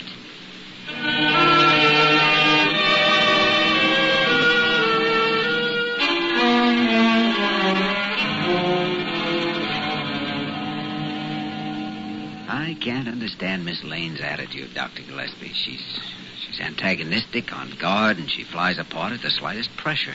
That girl's up to something, Jimmy. Or she has been, and she's afraid she'll give herself away. Maybe so. And I still don't know any more about it than I did before I talked to her. Doesn't make any sense, any way you look at it. Confound it, Jimmy. Ordinarily, I don't pay much attention to hunches, but there's something about this case that keeps nagging at the corner of my brain. Excuse me, Dr. Gillespie, but... What is it, Nosy? I am not, and I... Oh, there's a Mr. Lane here to see you. Lane? Lane. That's the girl's name. Send him in, Parker. You may go in, Mr. Lane. She told me she didn't have any family. Good afternoon, gentlemen. Good afternoon. Sit down, Mr. Lane, sit down. Now what can we do for you? I came here to see my daughter Barbara, gentlemen. They told me downstairs that I'd better talk with you first. She is here, isn't she? Yes, she's here, Mr. Lane. Do you know the circumstances of the case? Yes. My agent had traced her to the hotel last night, and when I went there to get her this afternoon, the clerk told me what had happened. You see, gentlemen, my daughter ran away from home a week ago. Do you have any idea why she decided to come here to New York? Come to New York? She was in New York. I have an apartment at 271 Park Avenue. Well, your daughter seems to have quite an active imagination, Mr. Lane. Well, I must confess that I don't understand that girl, gentlemen. This isn't the first time she's run away, you know, and yet I've given her everything money can buy. By the way, this package, some clothes and things for Barbara, is it all right if I take them to her? Oh, sure. Yes. Parker! Yes, Dr. Gillespie? Show Mr. Lane up to 512, Parker. Of course. She'll come with me, sir. Thank you. Good afternoon, gentlemen. Yes. And I'm sorry for all the trouble my daughter has caused. No trouble at all. Goodbye. Well, there goes the end of a good hunch. Jimmy, I'm not so sure. The girl found out her father had located her. She knew she was in for it, so she staged this act for sympathy. Seems to fit. Yes, but there's one thing that doesn't fit. That hunch of mine. And, Jimmy, I've still got that hunch.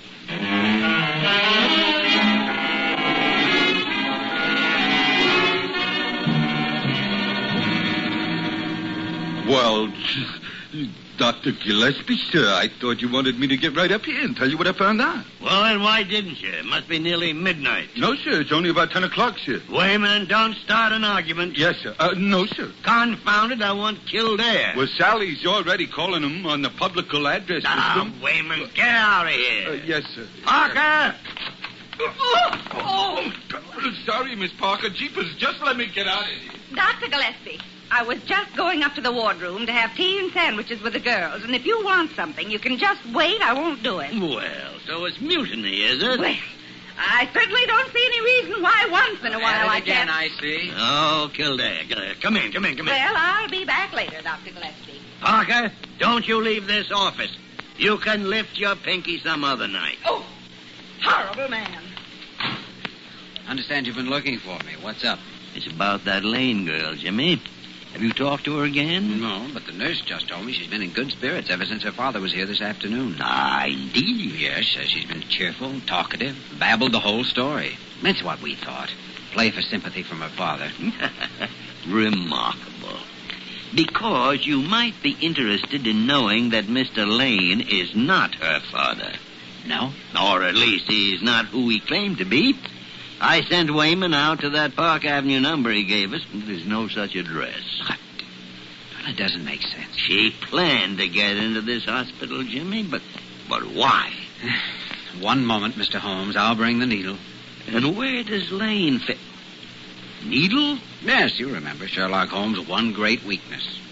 Morbid and depressed earlier, semi-hysteria, feelings of persecution, and after her father came, buoyant, cheerful, talkative.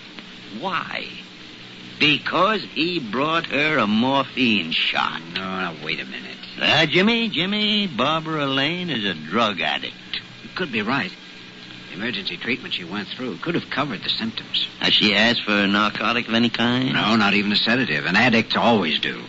But that must be the reason she planned to get in here. And you watch. She'll pull something else and stay here. Pardon me, Dr. Kildare. Well, what is it, Parker? The dispensary clerk from the 5th floor is here. Well, that's fine, but I... Well, here I am, Dr. Kildare. Came down as quick as I could. Maxie? What are you talking about? Well, I don't know. You phoned me about 5 minutes ago and said to get down to him right away. I didn't phone you. But you said it was you, or whoever it was said it was. Now, wait a minute. Did you lock the dispensary? Well, sure. Never mind. Let's get up there fast. Kildare, what's all this about? I don't know yet, but Barbara Lane's room is on the 5th floor in the same wing as the drug dispensary. Come on, Maxie, let's go.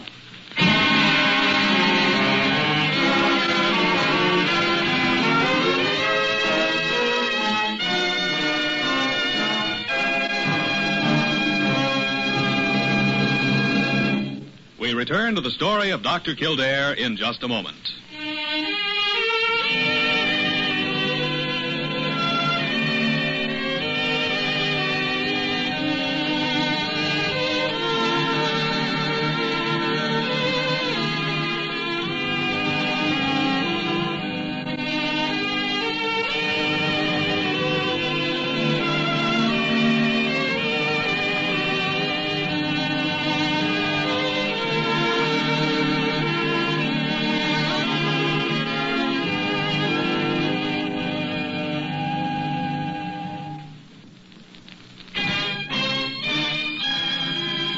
Continue with the story of Dr. Kildare, starring Lou Ayres as Dr. Kildare and Lionel Barrymore as Dr. Gillespie.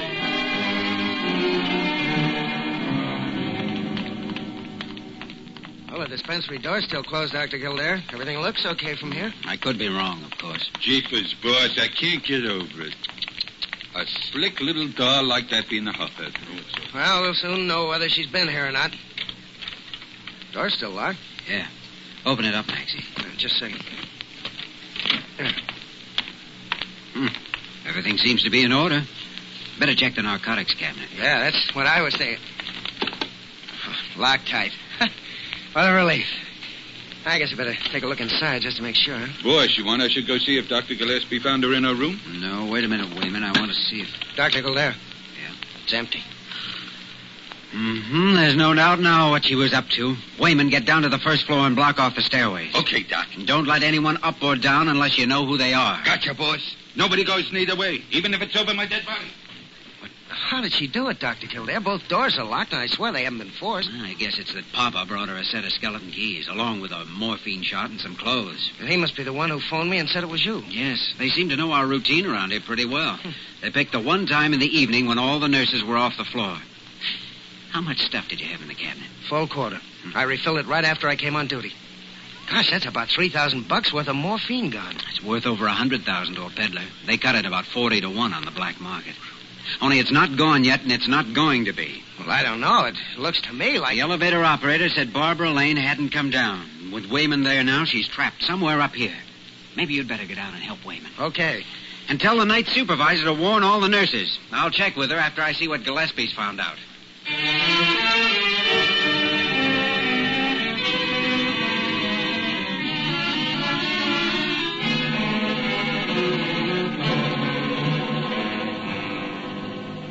Look, Dr. Gillespie, here's her hospital robe hanging in the closet. Why, she'll catch a death of cold, to say the least. Parker, you can drop that tone of outraged morality. The girl's fully clothed. That was what was in the package her alleged father brought her this afternoon. Well, I only thought that, after all, she... I know what you thought. I always do. 10 minutes before you think it. Well... According to the eminent philosopher, the fundamental fault of the female character is that it has no sense of justice. In your case, Parker, it's merely a matter of no sense at all. Oh, don't you quote at me anymore. You've been Schopenhauering me all day. Any sign of her, Dr. Gillespie? No, Jimmy, no. She apparently got dressed and skinned out. Well, the narcotics are gone. She probably used a skeleton key. I've got Maxie and Wayman guarding the elevator and the stairs. Good. She's somewhere on these upper floors, and she can't get out, but we've got to find her. Then it might be a good idea to call the police. Yes, I guess we'll have to if we don't locate her in the next 10 minutes or so. I suppose we ought to notify CAREW. Yeah, well, we'll regard that as the last resort. Jimmy, I've been trying to figure out just what plan this girl had in mind. Well, we know what the first part of it was, to steal the narcotic supply from the dispensary. And after that, she must have planned to get it out of the hospital. But how did she plan to get herself out, too? You mean she may intend to come back here with... Yeah, that stuff could be tossed out of a window. That's it. Maybe she meant to get rid of it and then come back here and go to bed as though nothing happened. Ordinarily, the drugs wouldn't be missed for several hours. And Lane is probably waiting outside somewhere. But if that is it, she couldn't use this room. All these windows overlook the street. They're right above the sidewalk. Well, how about the east side where the ambulance drive comes in? That's right. And there's a lot of shrubbery next to the building. And no access on this floor, though, except private rooms. But right below here, the fourth-floor terrace. It's dark out there. It'd be perfect. Well, there's just a bad chance, all right. We can't let any chances slip past. I'm going out there. Good. I'll call Wayman and send him out along the drive with that monkey wrench of his. Go to it, Jimmy.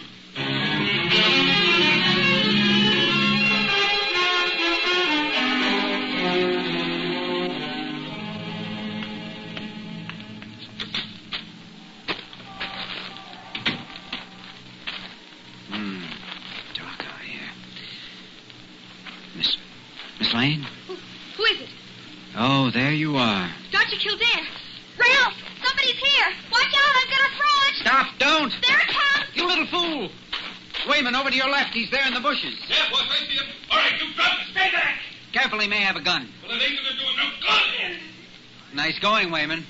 Is he knocked out?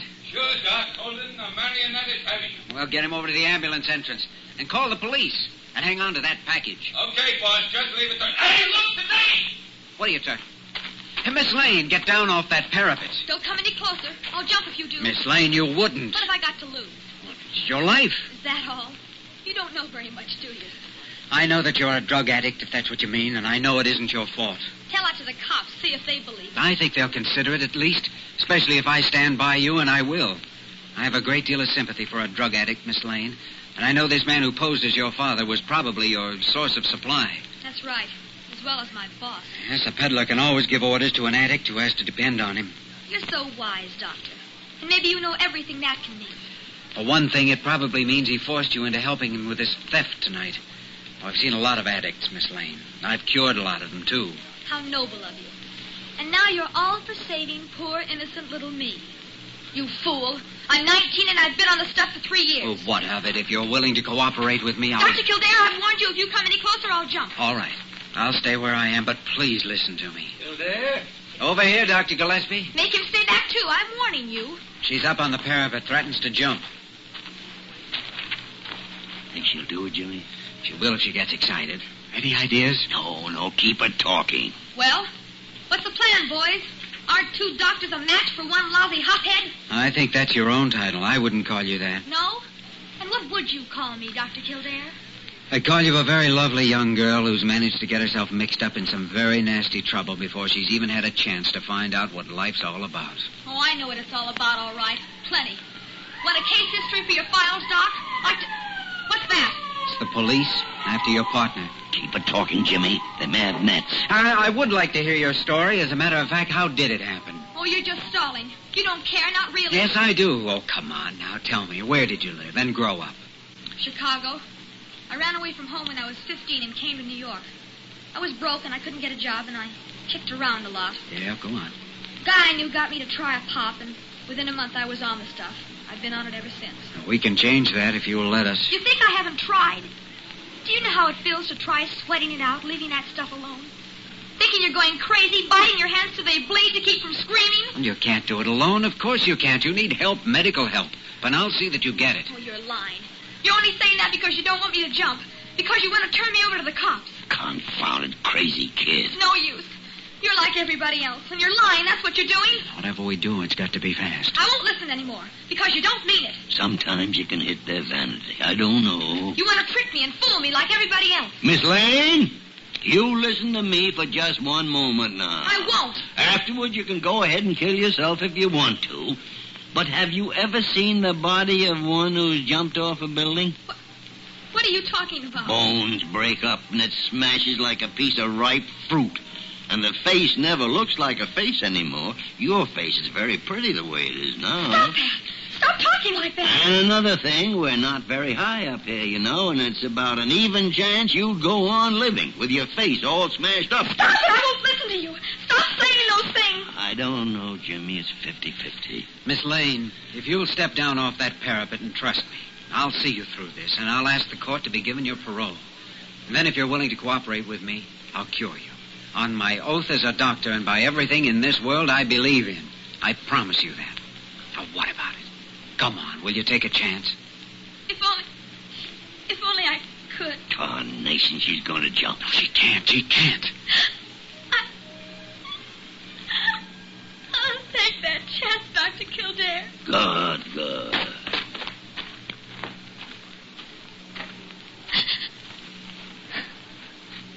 When can we start? You've taken the first step now, Barbara. We've already started.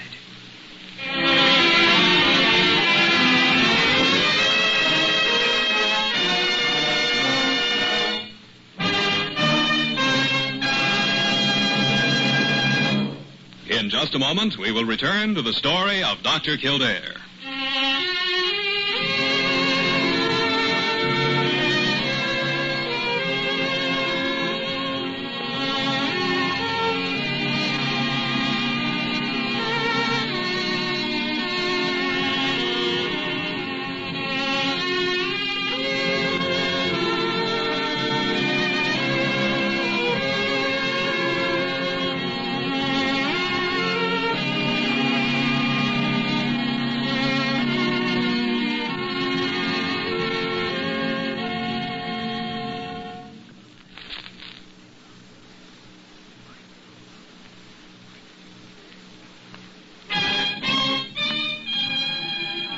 Once again, the story of Dr. Kildare, starring Lou Ayres as Dr. Kildare and Lionel Barrymore as Dr. Gillespie.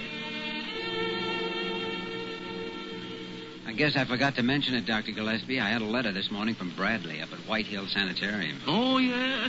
And how is the Lane girl, Jimmy? Very enthusiastic about her.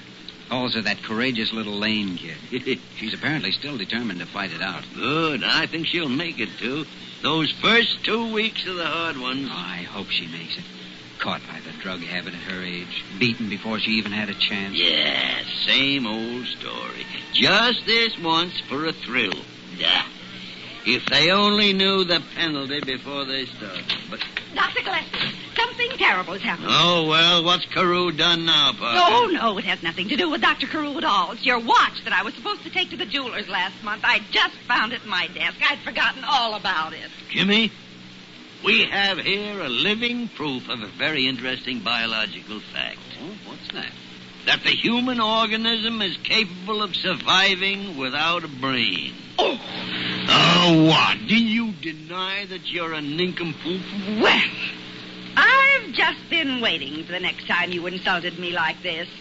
And I would like to inform you that intellect is invisible to the man who has none. Well, Bart, the great horns. Where'd you find that? Why, Dr. Gillespie, don't you remember? That's from Schopenhauer.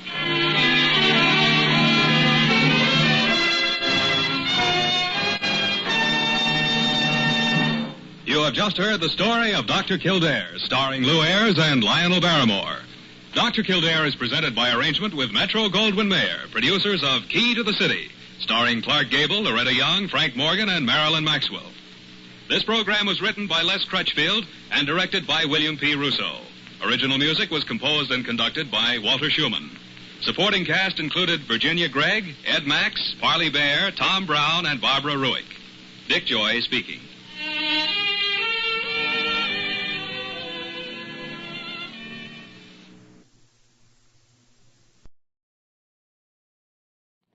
The story of Dr. Kildare.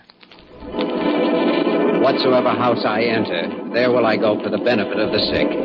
Whatsoever things I see or hear concerning the life of men, I will keep silence thereon, counting such things to be held as sacred trusts. I will exercise my art solely for the cure of my sick. The story of Dr. Kildare, starring Lou Ayres and Lionel Barrymore. Metro-Goldwyn-Mayer brought you those famous motion pictures. Now this exciting, heartwarming series is heard on radio. In just a moment, the story of Dr. Kildare. But first, your announcer.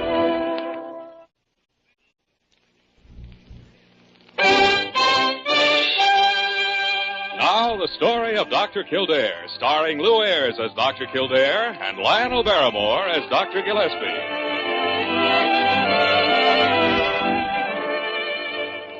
Blair General Hospital, one of the great citadels of American medicine. A clump of gray-white buildings planted deep in the heart of New York, the nerve center of medical progress, where great minds and skilled hands wage man's everlasting battle against death and disease. Blair General Hospital, where life begins, where life ends, where life goes on.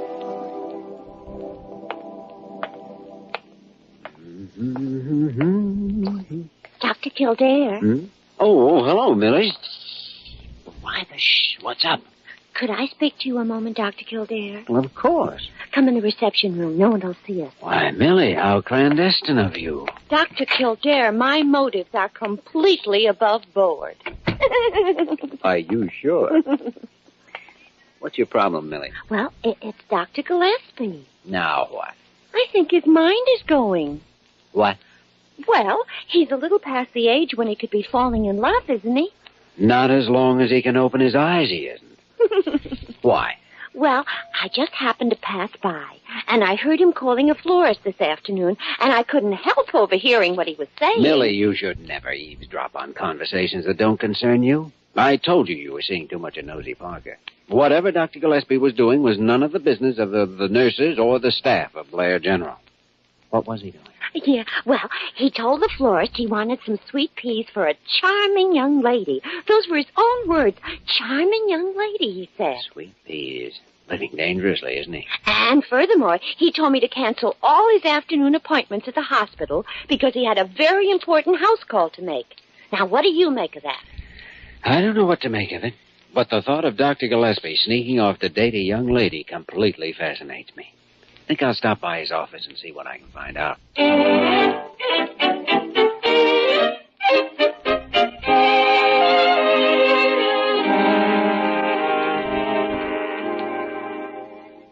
Kildare, why are you hanging around my office? I've got some thinking to do, and you're interfering with it. What are you doing this afternoon? I'm working. What I do every afternoon. Got on your best suit, haven't you? Well, what the heck business is it of yours if I have? Fresh haircut, too. I get a fresh haircut every week. Go tend to your patients and never mind me. Oh, none of my patients need me this afternoon. Thought I might persuade you to go out someplace with me. I'm busy this afternoon. Oh. Professionally or otherwise? Why, Jimmy Kildare, you think I am leading a double life? Oh, no. Ah, come on now. Sure you do. You know you do. No, it's just that seeing you all spruced up like you are, seeing that glint in your eye and putting two and two together, well, Well, I guess you got me dead to rights, Jimmy. There's nothing for me to do but confess. There is a woman in my life. Ah, attractive? Devilishly attractive. Brunette or blonde? Redhead. Well, we are living dangerously. Care to come along and meet her? Oh, I certainly would. Okay. Put on your best suit and get a fresh haircut and meet me downstairs. Now, wait a minute. I don't do that for my own date. You don't know how to live, Jimmy. In my day, we really knew how to make a lady feel important and sought after. If you want to come with me, you'll have to do as I do. Well, it sounds pretty silly, but I'll do it. I'll meet you downstairs in an hour.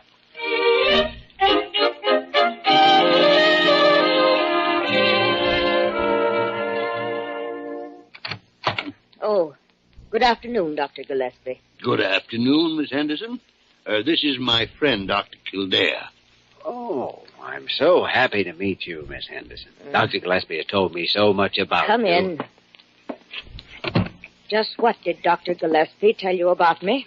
Well, I realize you're a little early. What did Dr. Gillespie tell you about me, Dr. Kildare? Well, not very much, but enough to give me the Hey, idea. is Caroline ready for us, Miss Henderson? Really? I'm not deaf, Dr. Gillespie. Yeah, that is the whole trouble. Yes, Carolyn's expecting you. And go right in. This way, Jimmy. Come in. Hello, Carolyn. Why, hello, Dr. Gillespie.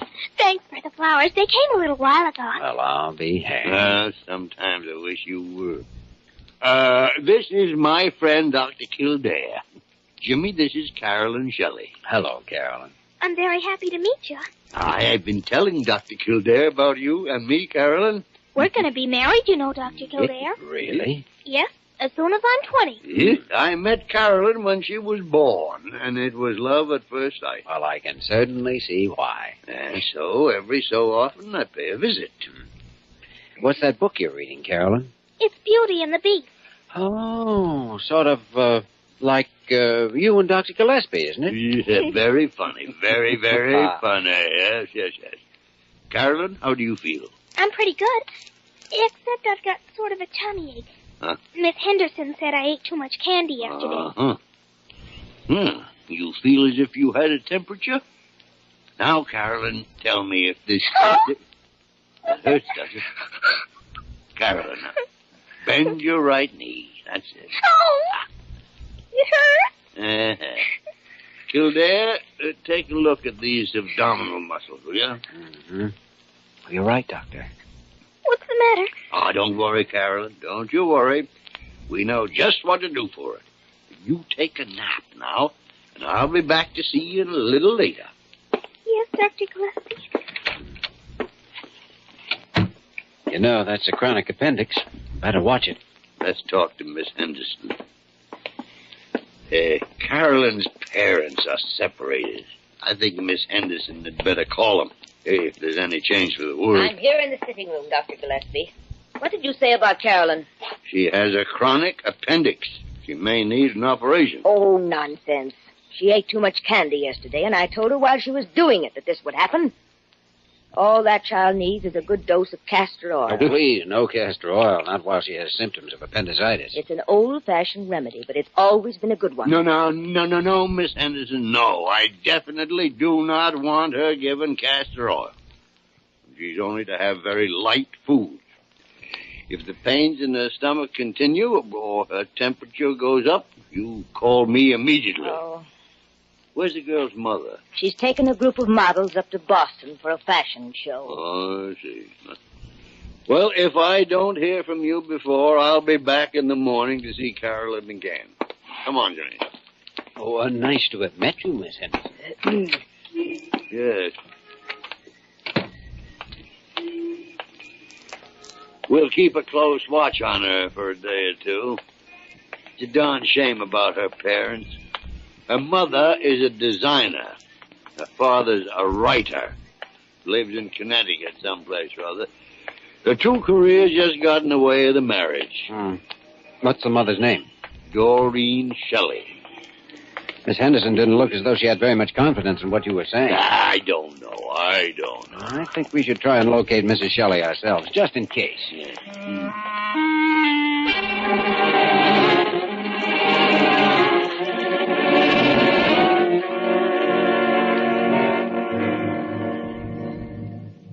We're ready with your call to Boston, Dr. Kildare. Thank you. Hello? Hello, is this Mrs. Shelley? Yes? Who is this? Well, this is a Dr. Kildare at Blair General Hospital in New York. Oh, yes? What is it, Dr. Kildare? This is just a routine call, Mrs. Shelley. I visited your daughter this afternoon with Dr. Gillespie. She has an upset stomach. It may not be anything, but we wanted to be sure we could reach you. Well, I think I better come back in the next plane. I'll be in around midnight. Where can we reach Mr. Shelley? Oh, well, you'll have to try the hotels in Greenwich, Connecticut. I don't know exactly where he's staying. All right, Mrs. Shelley. We were worried because both of you were out of town. I see. Well, Dr. Gillespie has always been a worrier. I'll check with you when I get in. Goodbye. Did you get it? Oh, yes. I knew if I stepped out of here for a minute, the call would come through. What'd she say? Said she'd take the next plane back. Said we could try and locate Mr. Shelley at the hotels in Greenwich. She didn't know where he was. Miss Henderson hasn't called, so I guess Carolyn hasn't changed it. Hello? This is Nellie Henderson. Who is this? This is Dr. Kildare. Can you come over right away, Dr. Kildare? Something's happened to Carolyn. Something's happened to Carolyn. Hello. Hello. Hung up. Who was it? Miss Henderson. She said something happened to Carolyn. Oh, you better get over right away to see the child. I'll make arrangements for an emergency operation. I want you to operate. How can I? We don't have permission from either the parents. I'll try and reach the father by telephone. You take the ambulance and get Carolyn over here.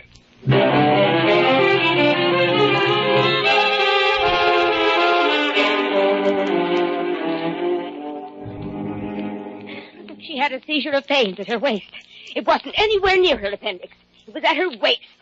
I gave her a dose of castor oil. You were specifically told not to give her castor oil. How dare you take it upon yourself to ignore a doctor's orders like that? I didn't think it was her appendix.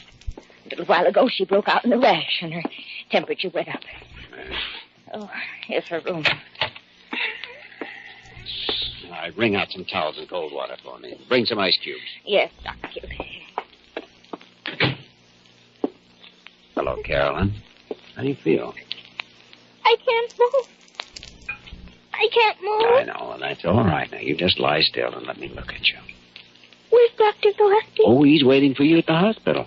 I want you to come over there and be close by him. Now, won't that be nice? I'm afraid of the hospital. That's where people go to die. Oh, who told you that? Miss Henderson. Oh, Miss Henderson hasn't been in a hospital in recent years, or she'd know that that's where people go to live. Honey, in that hospital, you're going to be like a fairy princess.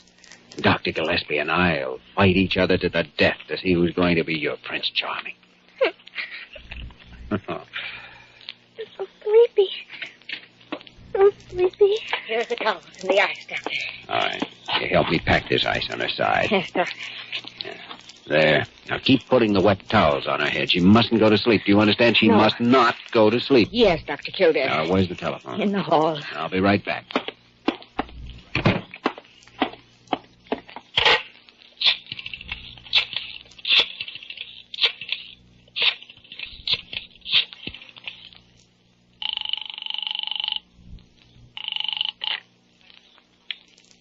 Blair General Hospital. Dr. Gillespie, please. Oh, I'll put him right on, Dr. Kildare. Hello?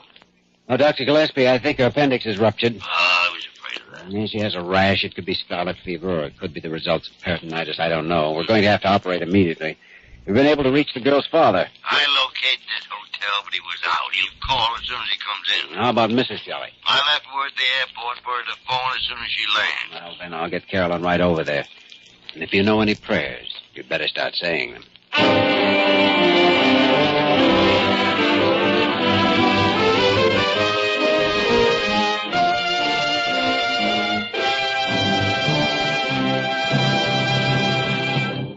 In just a moment, we will return to the story of Dr. Kildare.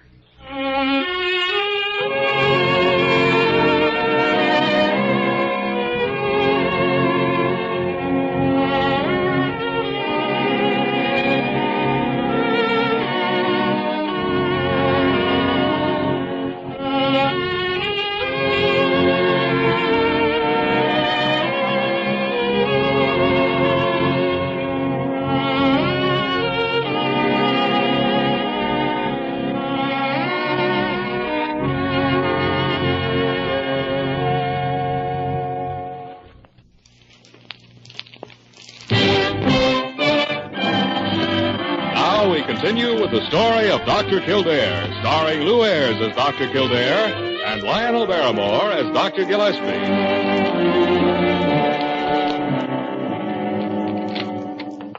Dr. Gillespie?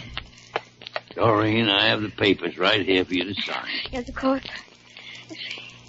Is she all right? Oh, we won't know for a while. That's right. Here, you sign your name right there on the bottom line. There. Oh. Did you reach Jack? Yeah, he's on his way down. Oh, it'll break Jack's heart if anything happens to Carolyn. Well, Kildare's the finest young surgeon I know. Carolyn's in good hands. You heard from Jack recently? Not too recently, no. Let's see now. How old were you when you two got married? Well, you remember, I was 16. Ah. Jack was just past 18. Everyone said we weren't old enough, but we both were so sure. And we managed to talk our parents into letting us get married. Yeah, too bad it hasn't worked out better. Well, it worked out for a while. And then Jack's stories went selling. I became a model, and then a fashion designer. And Jack got sensitive about me paying the bills for a while. I don't see what it matters who pays the bills if two people love each other. Jack Shelley's on his way up, Dr. Gillespie. Oh, thank you. Oh, I'm so glad. We can go up to the reception room. Wait there. Dr. Gillespie, how is... Doreen. Jack. How is Carolyn? She's going to be operated on right away. We won't know until then. Come on. We'll go upstairs and wait.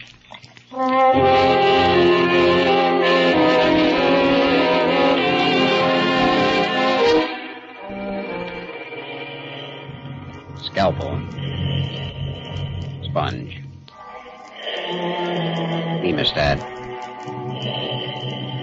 Tie. Scalpel.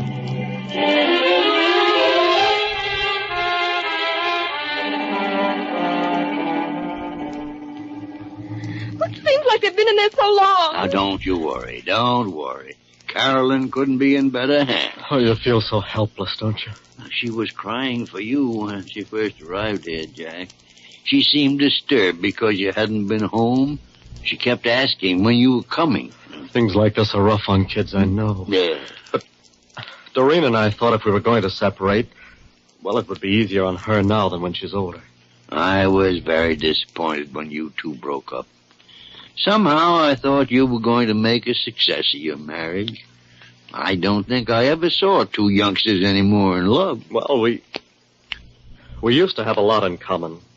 We don't have anything in common anymore. You have a child in common.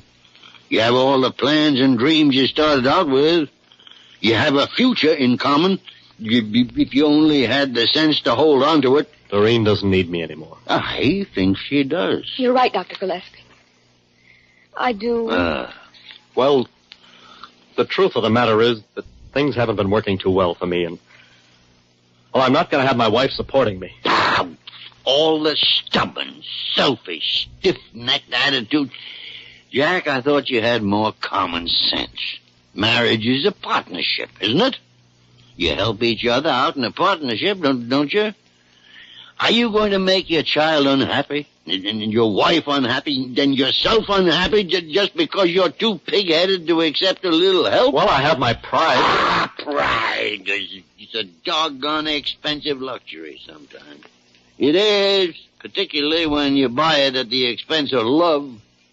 Well, I never thought about it like that. Well, that's the way it looks to Doreen and Carolyn. And to me. Doesn't it, Doreen? Oh, yes, it does. Yeah. Jack, that's exactly the way it looks to us.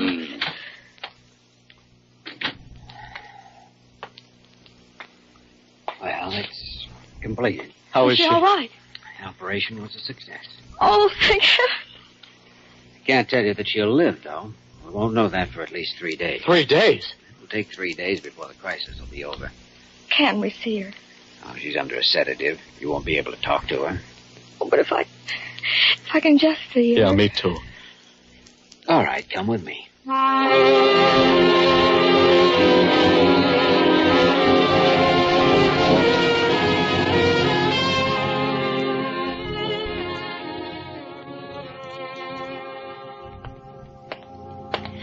Dr. Kildare. Oh, it's you, Millie. Yeah, come in the reception room where we won't be heard. You know, Millie, pretty soon people are going to start talking about us. Dr. Gillespie's been at it again. At what again? I heard him on the telephone ordering flowers again. This time it was carnations. I couldn't hear who he was sending them to because he pushed the door shut. I almost cut my nose in it. You know what I heard him ordering this morning? What? A set of Grimm's fairy tales. He's the strangest man. Do you think he's in his second childhood? Oh, I'm positive of it, Millie. Yeah, I thought as much. Well, now, if you'll excuse me, I want to have a word with him about a patient of ours. I want one of those dolls that wets its pants. Can you send one or can't you? Why, Dr. Leonard Gillespie. Kildare, get out of here. Go on, get out. Hello. No, I don't want a doll I can give a permanent to. What would I want with a doll I could give a permanent to for? Look, I want a doll that wets its pants. It's for a little girl, and anyhow, it's none of your business. Look, I don't want to make a big production out of this. I want a doll for a little girl. Do you want to send it out for me, or shall I call some store that will? One of the things I love about you is your supreme tact. Oh, go on, sit on a scalp. Does the kind that wets its pants get a permanent, too? Well, all right, I'll send out one of those. To Dr. Leonard Gillespie at Blair General Hospital. Thank you. Goodbye. Sprach. It used to be that you could just call up and order a doll, but not anymore in this age of miracles and science. So what are you doing up here eavesdropping? What do you want? Just thought you might like to go up and see Carolyn with me. I would. How is she? Setting up today, making wonderful recovery. Oh, well, let's go and see her. Her mother phoned a little while ago, and they're coming over, too. I'm anxious to see that family get back together again. Yeah, so am I. But that's a little out of my line. That I can't accomplish with a scalpel. Jimmy, my boy, when you've reached my age, you'll find you've accomplished something like that more times than you'd think possible. There's more kinds of heart trouble and more ways of healing it than you'd ever realize now. Come on, let's go and see the princess.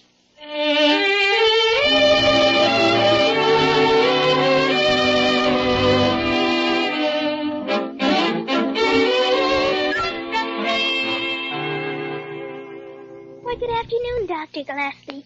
Good afternoon, Dr. Kildare. How are you, Carolyn? How do you feel, young woman? I feel fine.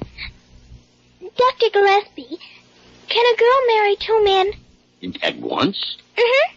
Oh, not without getting into an awful lot of trouble, no. Oh, that's too bad. 'Cause I thought I might marry both you and Dr. Kildare. Oh, you did, eh? You think he's prettier than I am? Well, I do think he's prettier, Out of the mouths of babes. but I think you're smarter, Dr. Gillespie. Out of the mouths of babes. Come in. Mommy! Daddy! Hello, darling. How's my girl today? I'm better. When can she go home, Dr. Kildare? A few days now. There. Did you hear that, Carolyn? We have a surprise for you, darling. Miss Henderson's gone for good. And Daddy's coming home to live with you and me. Oh, Daddy! Oh, I love you so.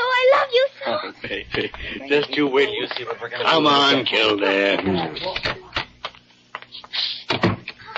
Kind of gets you to see people that happy, doesn't it? Nonsense. Now, don't go turning into a sentimentalist, Kildare. Oh, your eyes were getting a little misty in there. Fiddly-dee. You look pretty close to tears to me. 4 from 5. Your voice is all rough. I am catching a cold. You're a very inconsistent man. I'm just not a sentimentalist. That doll you ordered just arrived, Dr. Gillespie. Oh? Well, take it in to Carolyn. Well, yes, Dr. Gillespie. You know, Dr. Gillespie, you're a big phony. That is a very shrewd diagnosis, Kildare. A very shrewd diagnosis.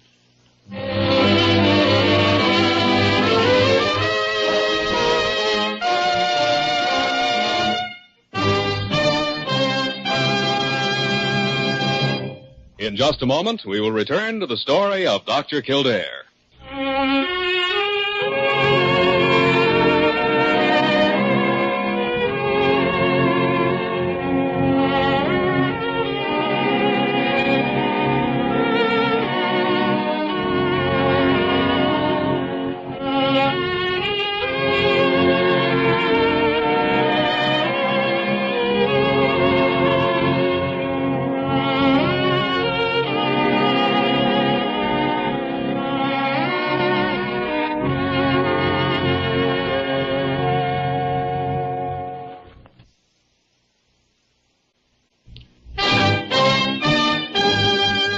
And now, once again, the story of Dr. Kildare, starring Lou Ayres as Dr. Kildare and Lionel Barrymore as Dr. Gillespie.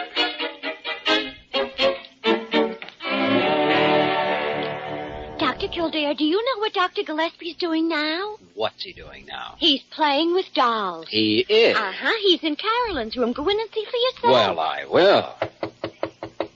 Go away. Why? I'm the doctor on this case. What on earth are you doing? I'm feeding this doll water. What does it look like I'm doing? You've tried to get the doll to work. It won't work. Yeah, these dolls are phonies. Fakes. So, the darn thing broke. Confound it, I'm all wet. Oh, could be, Dr. Gillespie, could be. Now let's give the doll a permanent. Yes, I'd love to see you give a doll a permanent. All right. Now, you've had your fun. Now, leave me alone. Just as you say, Doctor. As a matter of fact, I'll promise you right here and now I won't bother you again. Until next week.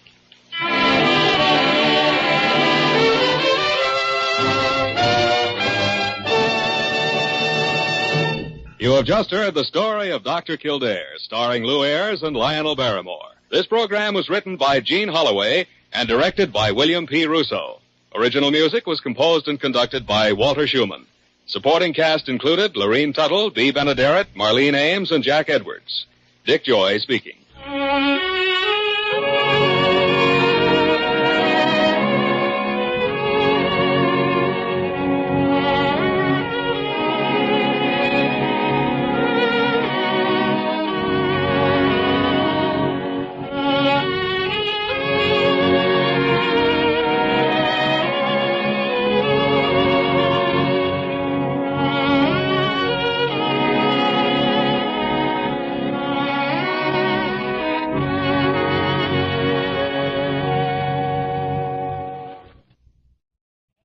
The story of Dr. Kildare. Whatsoever house I enter, there will I go for the benefit of the sick. Whatsoever things I see or hear concerning the life of men, I will keep silence thereon, counting such things to be held as sacred trusts. I will exercise my art solely for the cure of my patients. The story of Dr. Kildare, starring Lou Ayres and Lionel Barrymore. Metro-Goldwyn-Mayer brought you those famous motion pictures. Now this exciting, heartwarming series is heard on radio. In just a moment, the story of Dr. Kildare. But first, your announcer.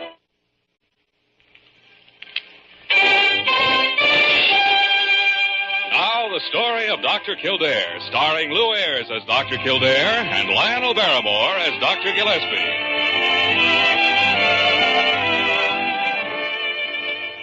Blair General Hospital, one of the great citadels of American medicine. A clump of gray-white buildings planted deep in the heart of New York, the nerve center of medical progress, where great minds and skilled hands wage man's everlasting battle against death and disease. Blair General Hospital, where life begins, where life ends, where life goes on. Good morning, Dr. Kildare. Good morning, Molly. What are you doing here in Dr. Gillespie's outer office? Where's Nosy Parker? It's her day off. Well, you're supposed to be the head nurse around here. Somebody has to look after Dr. Gillespie. Oh, you going in to see him now? Yes, he wants me to look at a patient with him. Take a good look at him, will you? He doesn't look very well to me this morning. Sure, I'll take a good look at him. Come in. Oh. Good morning, Dr. Gillespie. It's you, huh? Were you expecting someone else? No, not really. But a man can always hope, can't he? Look, you invited me down here. I'm not forcing my way in, you know. How do you feel? Now, don't start in on me. Start what on you? Oh, that how do you feel routine. I've been getting that all morning. I feel fine. I never felt better. I feel great. Think I'll take your temperature? I don't need my temperature taken. Oh, these fledgling doctors that keep wanting to take temperatures all the time. And I've seen you in some bad humors, but you're really surpassing yourself this time. Oh, I feel fine. I feel fine, I tell you. All right, you feel fine. Now, who's the patient you want me to see? He's in 303. His name's Warren Jackson. He was admitted last night. What's wrong with him? Oh, that's what we got to find out. He attempted suicide. Oh? How? Slashed his wrist with a razor. Wife found him. Didn't do much damage, though. I want to know why he tried to commit suicide. He's newly married, apparently very happy. He's a successful insurance broker. There's no reason in the world for suicide. Was he sober? Completely, yep. He should be waking by now. He's been under sedatives. Let's go and have a look. All right. Dr. Gillespie. I feel fine, just fine. Couldn't be feeling better. You feel fine. Well, you may feel just fine, but you look just lousy. I never look better either. You and Kildare are alarmists. That's what you are, Molly, alarmists. Nothing wrong with me at all. My color may be a little off. There's nothing wrong, though. I feel fine. Hey, your color is a little off at that. A man can't have any privacy in this hospital at all.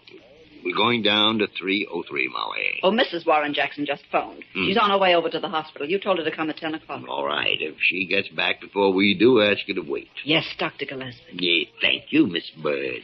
Come on, Jimmy. Confound it.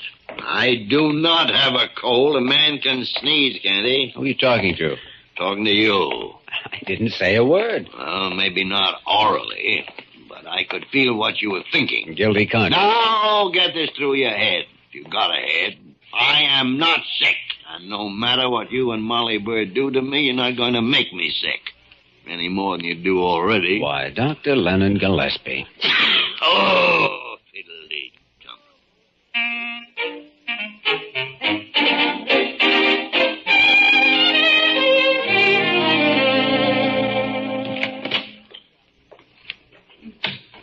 This is my colleague, Dr. Kildare. How do you do, Doctor? Very happy to meet you, Mr. Jackson. And how do you feel? Oh, too bad I bungled the job. Ah, well, naturally, I can't agree with you there. Your wife is on her way over.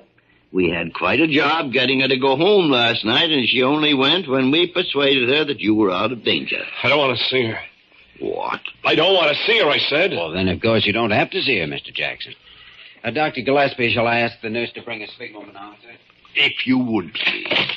That's a frightening name for anything to have.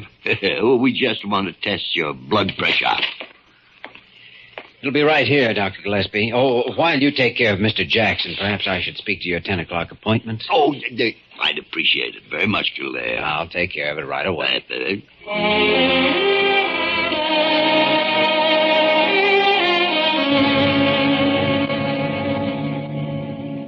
You mean to say that my husband refuses to see me? He's very ill. He's not himself. Don't let yourself be hurt by this. But why? Why? Mrs. Jackson, have you any idea why your husband would wish to end his life? No, I haven't. Has he been ill? No, not since our marriage. Before your marriage? Not that I know of. Oh, he told me he's had trouble with asthma and hay fever, but he never spoke of anything serious. I see. How about headaches? Has he complained of those? Well, yes, he has had some headaches, but he's been working very long hours. He works much too hard. Well, why did you ask that? Oh, Mrs. Jackson, I think your husband tried to end his life because of illness. I think it was that same illness that prompted him to refuse to see you this morning. But if you're ill and you love someone, you normally want them by you. But your husband isn't normal right now. What's wrong with him? I don't know yet. I have a theory, but it's going to take some study.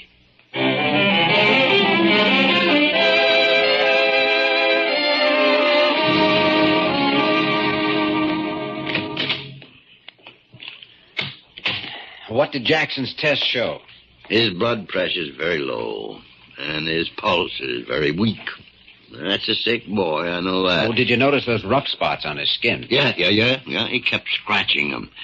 He told me that during the past week he'd fainted several times at the office, that he had difficulty in breathing, and then he'd get waves of nausea. Those could be symptoms of a lot of things. The rough skin might indicate an allergy of some sort. That was my thought, too. I think we'll proceed with the allergy test. Can't do any harm. Allergy illnesses have been known to provoke suicidal tendencies in patients before. It's worth some investigation. I'm tired. Must be almost lunchtime. Well, not for 2 hours. Now, you sit down in that chair. I'm going to take your temperature. No, you're not going to do any such thing. What's the matter? Afraid you'll have one? Oh, I'm not afraid I'll have one. I know doggone well I haven't got a temperature. I've just got sniffles. It's the change in the weather. Well, it won't take long to take your temperature. And Oh, go and take your thermometer and eat it. Very well, if that's your attitude. Miss Bird. Yes, Dr. Kildare. You get Dr. Carew on the phone for me, please. What are you going to do? Just going to tell Dr. Carew that you don't look at all well and that you won't cooperate in the simple precautionary method of having your temperature. Ah, you're a tattletale. That's what you are. No. I'll bet you were a nasty little boy. Do I take the temperature or does Dr. Carew? Oh, go on ahead and take it if it'll make you feel any better. Oh, may I, Doctor? Help yourself, Molly. Here you are, Dr. Gillespie. Close those pretty little pearls of yours on this. Ah, splots.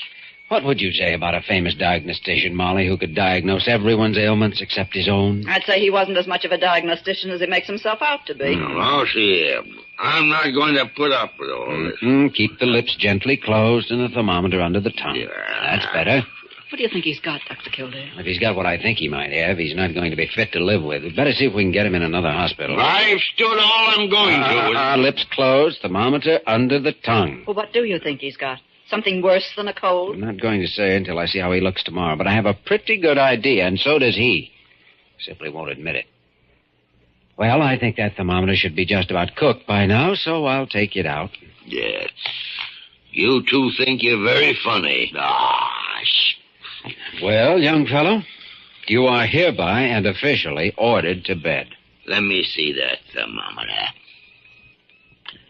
Well, I'll be hanged. Comes as a surprise, doesn't it? What do you know? Well, I did think I was feeling mighty groggy.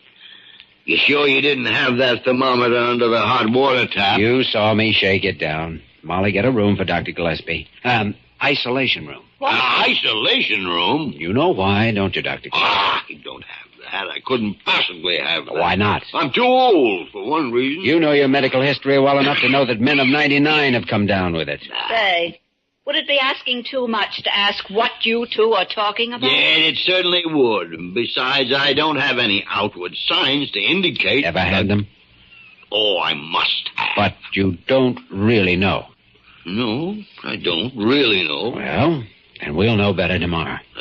That's what you do have. You know yourself. We can't take any chances. Splots. Double splots.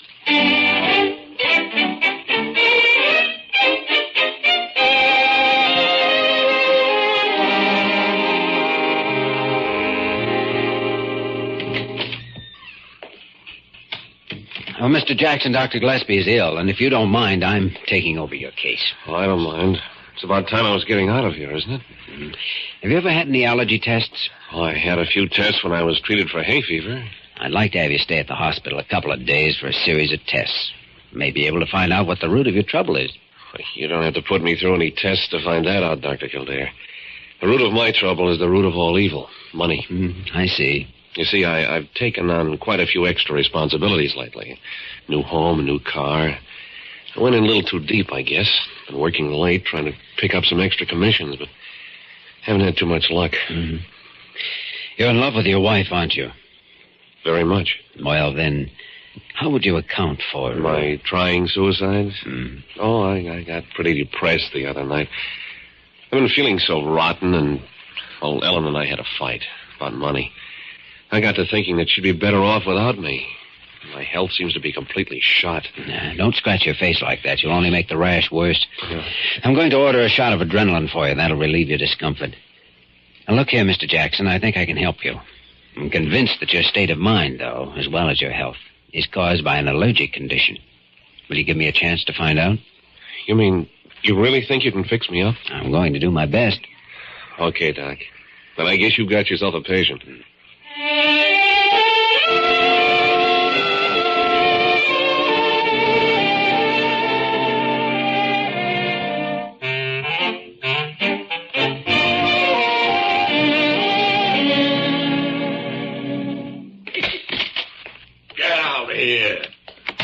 Mm-hmm. Just as I thought. For your information, my temperature is 103, and I feel terrible. I can't chew and I can't swallow. I sure got a beautiful case of them, though. Never seen a better case in my life. When I get anything, I get it good. I suppose they know all over the hospital about it now. Must look like a perfect fool. Not at all. It just look as though you had a perfect case of the mumps. Mumps? Blah. Isn't that shocking? And I'll tell you something. They're not a bit unbecoming. Kildare, come closer and let me breathe on you. No, I've had the mumps. You have? There's no justice in this world. There's no justice at all.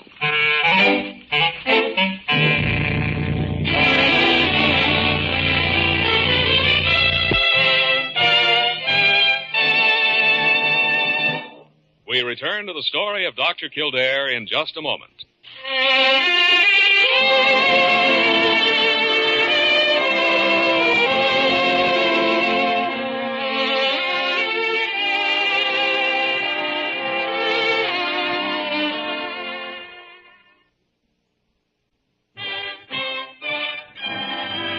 Now we continue with the story of Dr. Kildare, starring Lou Ayres as Dr. Kildare and Lionel Barrymore as Dr. Gillespie.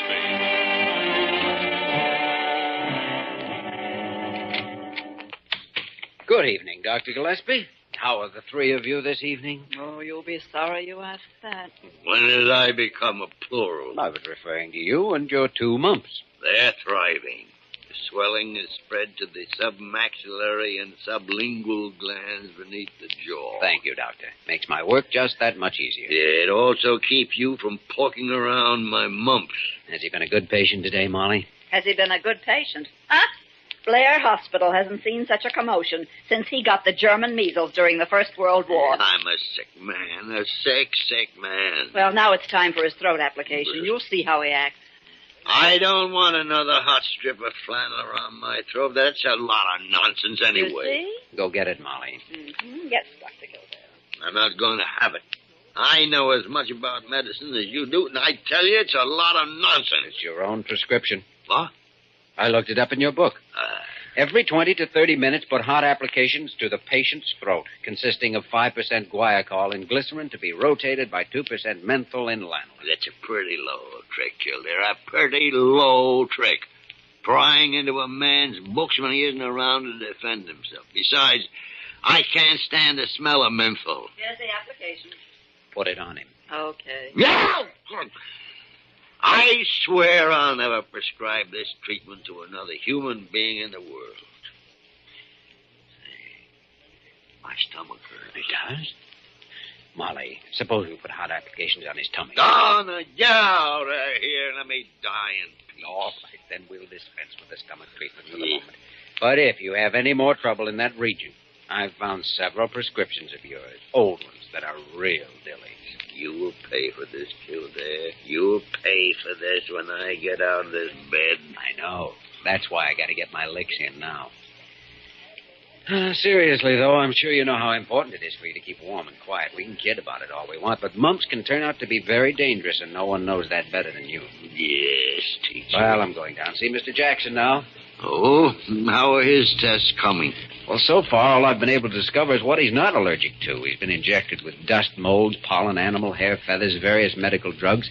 He's been put on several different kinds of diets, and all the results have been negative. He hasn't improved any since he's been here either. His eyes have become very puffy. Might be allergic to something in the hospital. Yes. Possibly you. Possibly. Except that he was having these attacks before he knew me. He's getting pyrobenzamine now. That's giving him some relief. Has the man been given anything externally that might affect him? Have you checked his toilet preparations, toothpaste and soap, shaving lotion? I'm doing that tonight. I'll be in to see you again first thing in the morning. Be sure he gets that next application in 15 minutes, Molly. Yes, Dr. Kildare. Yeah, I wish you had the mumps and I was treating you. I don't blame you, Doctor, but c'est la vie, c'est la vie.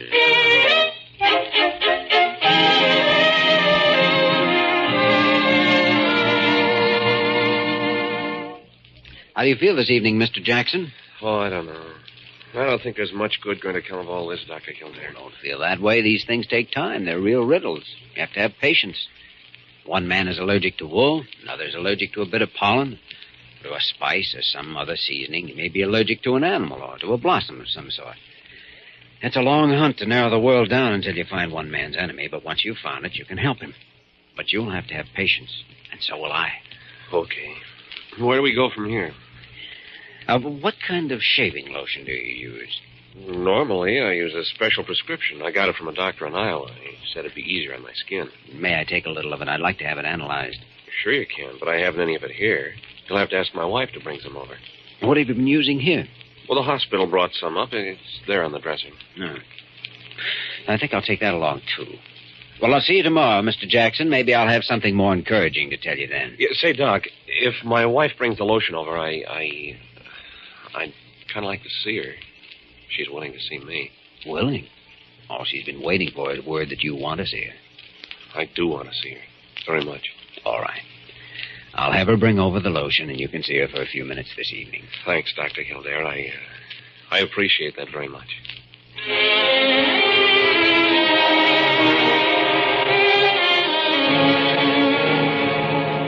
Hello, laboratory. This is Dr. Kildare. I want tests made immediately on 2 types of shaving lotion I'm sending down to you. That's right. Let me know as soon as you can, will you? Thanks.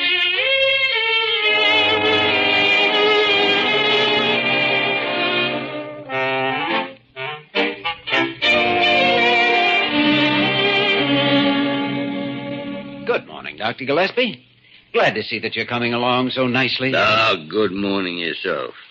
Now why do you come in here to inflict on my poor, helpless body? Would you prefer that I went away? Oh, I certainly would. All right, I'll go.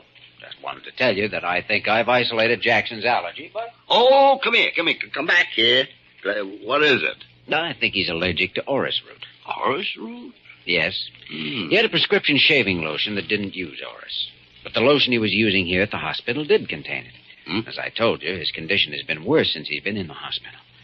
I've given orders now that he's not to use anything containing orris root. So we'll watch and see what happens.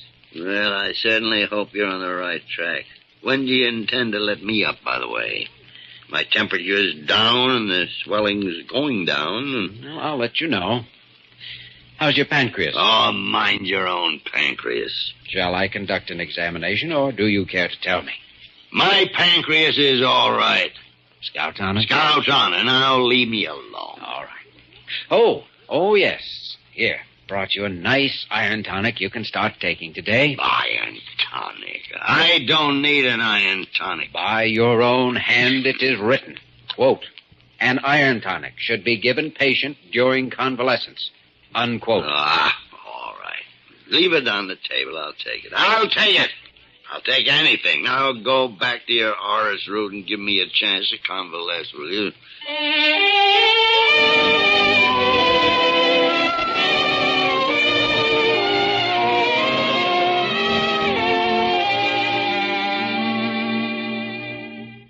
Well, Mr. Jackson, it's good to see you on your feet again. Isn't it? I don't mind telling you, I feel like the beginning of a new man. I can't get over the fact that I was the cause of Warren's illness. It wasn't you, Mrs. Jackson. It was the perfume you used. It contained a great quantity of orris. Warren gave me the perfume as a wedding present. I certainly didn't know what I was doing. Oh, how long will you be treating him, Dr. Kildare? Well, he'll have to come in quite regularly for shots for a while.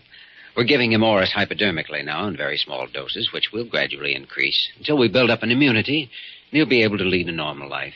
Well, I certainly thank you, Dr. Kildare. You've made a great difference in the world as far as I'm concerned. I'm glad to hear that. Dr. Gillespie. Hello, Dr. Gillespie. This is my first day up, too. But I didn't want you to leave the hospital without my having a chance to see you and wish you well. Thank you, Dr. Gillespie. You'll be seeing a lot of me. I have to come back for shots. Here, now, sit down, Dr. Gillespie. Don't overdo things. Still under doctor's orders, you know. Careful. Remember, you're among patients. Well, we'd better be going. Thank you both again. Yes, thank you for saving my life, Dr. Gillespie. And thank you, Dr. Kildare, for making it worthwhile. I'll see you soon. Goodbye. Goodbye. Bye. All right. So it was orris root. Yeah. You don't have to look so smug about it. Strange, isn't it?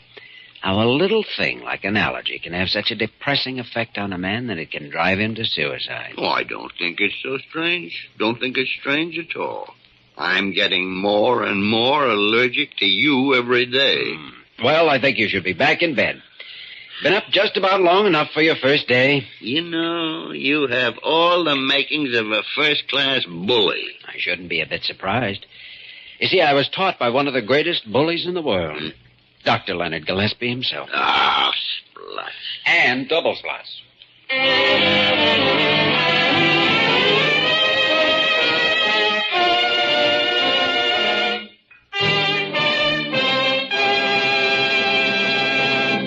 In just a moment, we will return to the story of Dr. Kildare.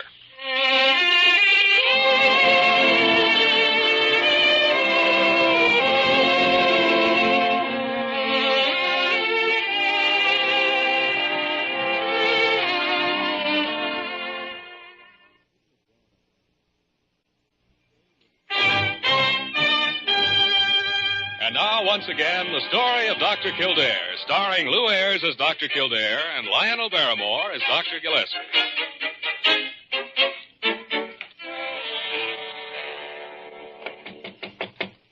Come in. Oh, Dr. Gillespie. Come in. How do you feel?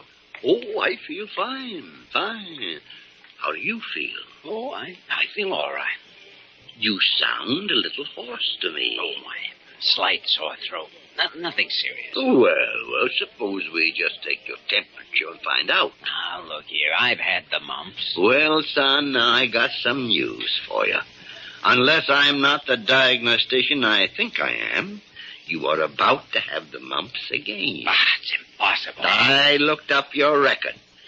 You had them when you were 10 years old, and it is recorded in your very own handwriting that you only had them on one side. Oh, no. Oh, yes.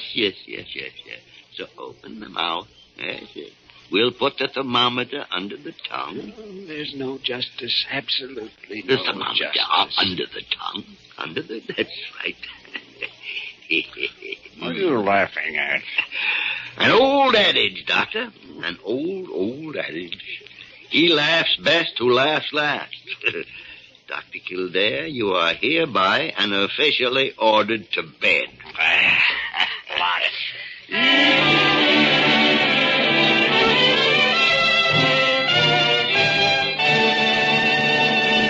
You have just heard the story of Dr. Kildare, starring Lou Ayres and Lionel Barrymore. This program was written by Gene Holloway and directed by William P. Russo.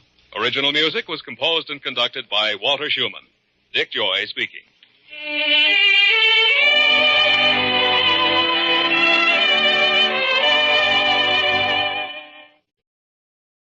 The story of Dr. Kildare.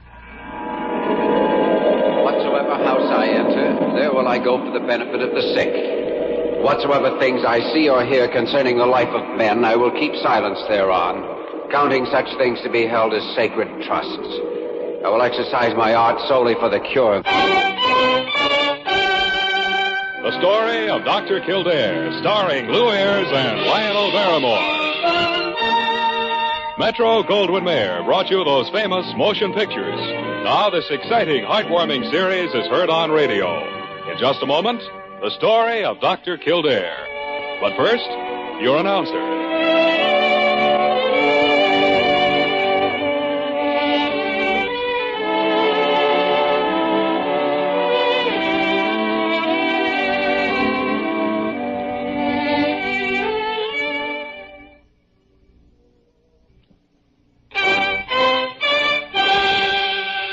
The story of Dr. Kildare, starring Lou Ayres as Dr. Kildare and Lionel Barrymore as Dr. Gillespie.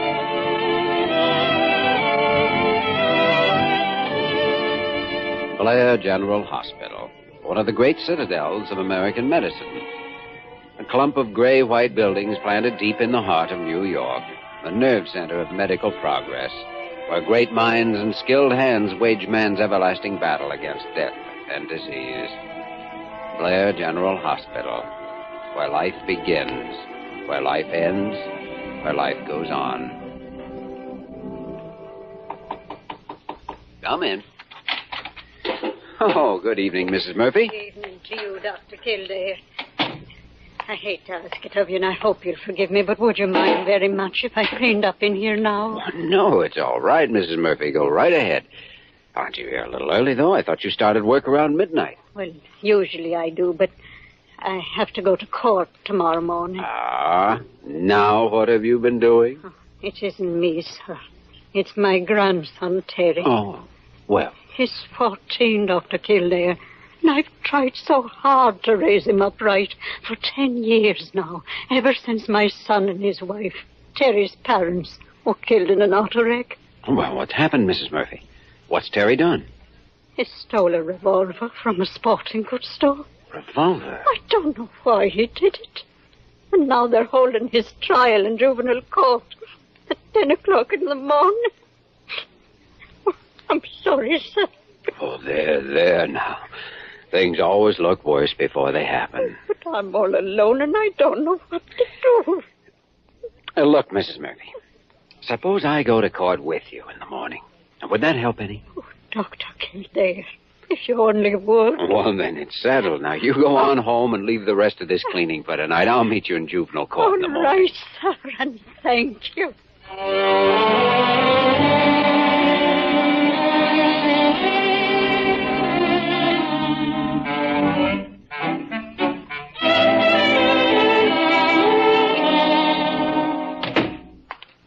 Good morning, Dr. Gillespie. Kildare, when are you ever going to learn to stop shouldering the responsibilities for other people's troubles? So your stooges have started work already this morning, huh? What if you mean Mrs. Murphy? I haven't shouldered any responsibility. I merely offered to help. She hasn't anyone else to turn to. Somebody has to help her. And somebody will. But it doesn't require getting emotionally involved in a problem that's of no concern to a doctor. Well, now, this is quite interesting, coming from a man who spent most of his life doing just that. Why, I will confine myself entirely to the diagnosis and treatment of disease. Except in a few rare cases, of course. Shall I mention 2 or 3 dozen of those rare cases? That's beside the point. And anyway, this is different. No. If it were medical help, yes. Yeah, but this isn't. Well, apparently not. Well, I'm still going to see whether there's anything I can do to help. There may not be, of course, Pardon me, gentlemen, but Dr. CAREW is here to see you. No? Well, send him in, Parker. Yes, Dr. Gillespie. What in thunderation does he want? Good morning, gentlemen. Good morning, Dr. CAREW. Dr. Kildare, I have just been informed that you're planning to interfere in this trial of Mrs. Murphy's grandson this morning. Well, I don't know about interfering, Dr. CAREW, but I am going to see if there's any way I can help the boy. Well, I really must ask you not to. It's for the best interests of the hospital, you understand? Why? I hardly see the necessity for you wasting several valuable hours on this matter when there are, after all, competent authorities appointed to deal with such situations. Now, wait a minute. CAREW, I am shocked and amazed at your attitude. Now, Dr. Gillespie, I don't believe that Mrs. Murphy has worked here for a good many years now. She needs help, and it's up to us to give it to her. If it were medical help, yes, but... medical, financial, spiritual, any kind of help. It's a matter of loyalty. Kildare is absolutely right. Well, thank you, Doctor. Oh. Now, I don't believe I agree with you. Parker? No, I simply don't agree with you, and that's all there is to it. Yes, Dr. Gillespie. Parker, get my hat and coat. All right, Doctor. Let's assume the matter is settled then, and we won't discuss it any further. Jimmy, what time is the case called? 10 o'clock. And now, gentlemen, I have another little business matter I'd like to discuss with you. CAREW, you better postpone your discussion till this afternoon. What? Kildare and I have to be over at juvenile court in 15 minutes. Oh, dear.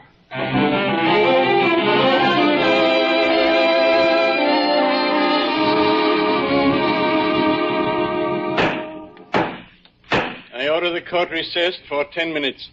Participants and witnesses in the case will please remain in their seats.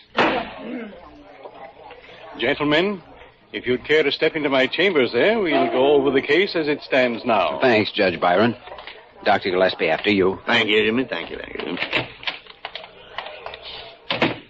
Take those chairs by the window. They're more comfortable. Oh, thanks.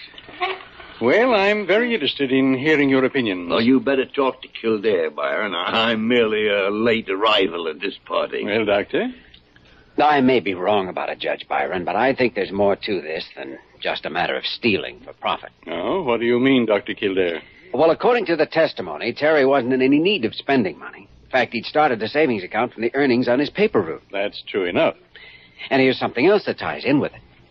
Until about a year ago, Terry seemed completely normal. Above average in his schoolwork, pleasant, cooperative, and well-liked by his classmates. But both his teachers and his grandmother say he's changed a lot during the past year. He's grown sullen and defiant, been inattentive in his classes, and made failing grades. It seemed almost stupid at times. Yes, I think I see your point, Dr. Kildare. You're suggesting a psychological cause for the theft. That's right. A growing feeling of insecurity and consequently a need to reaffirm self-importance. The theft of the gun was a means of displaying his bravery, you might say, to his friends. Well, if you're right, this insecurity apparently started around a year ago. Do you have any ideas how it started? No, but I'd like to try to find out, if you could let me work with the boy. I'd be grateful if you would. Of course, it would be necessary for you to assume joint custody together with his grandmother. Oh, I'd be glad to. Kildare. I suppose it's really up to Mrs. Murphy, though. Oh, I don't think there'll be any difficulty about it. Suppose we find out. Pardon me, gentlemen. Well, Jimmy, so you weren't planning to shoulder any responsibility? There was nothing else to do, Dr. Gillespie. You saw that boy while Judge Byron was questioning him. Scared, unsure of himself. He was like a trapped animal. Oh, yeah, there was something bothering him, all right. I agree with you on that. And it's up to somebody to find out what that is before it's too late. Well, Dr. Kildare, Mrs. Murphy not only agrees, but she's most thankful for your interest in the boy. You haven't changed your mind. I haven't even thought of changing it. Good. I'll have to reconvene the court and announce disposition of the case officially. Be with you in a few minutes. Well, congratulations on your 14-year-old son, Papa. My dear doctor, if you're fishing for a cigar, you may as well relax. You know, there's one blind spot in this psychological theory of yours, Jimmy. Oh? What? Well, it could be that Terry stole that revolver because he needed it for some purpose of his own. Some purpose that may require a gun. Mm-hmm. I know, I thought of that. It's one of the first things we've got to find out.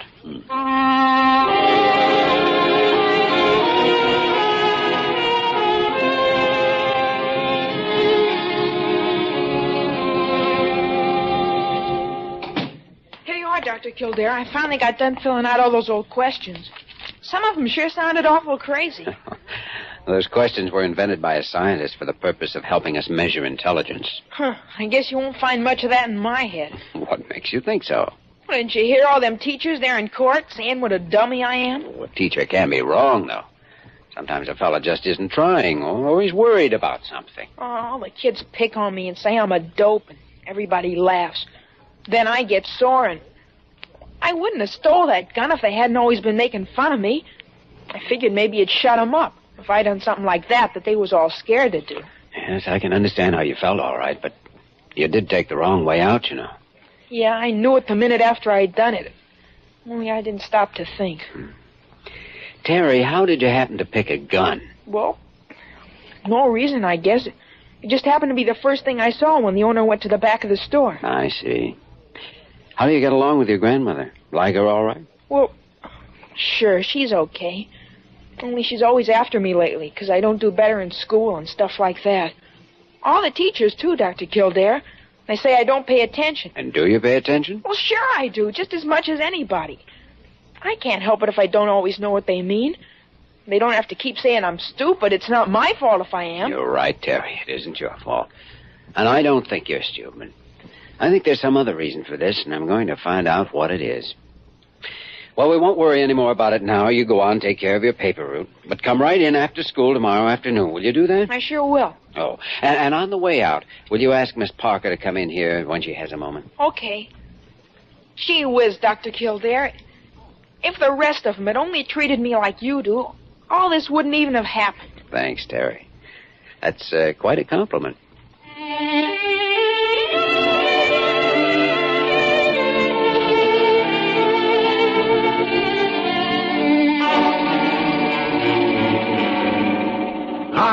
it, Parker. Settle down here and try to talk sense. I am talking sense, Dr. Gillespie. That boy took it as sure as I'm standing here. I'm positive it couldn't have been anyone else. All right.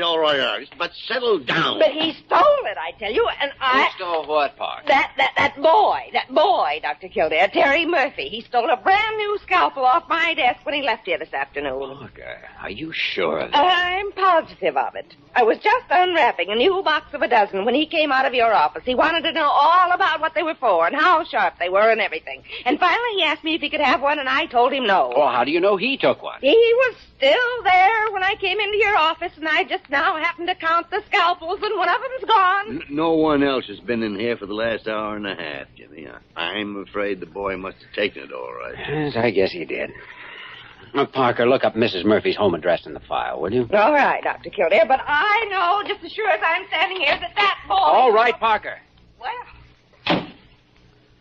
Will you go with me, Dr. Gillespie? Yes, of course, Jimmy. First a gun and now a scalpel.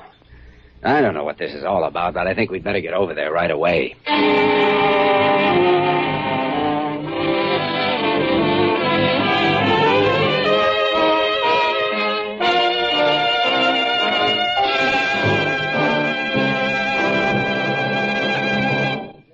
We return to the story of Dr. Kildare in just a moment.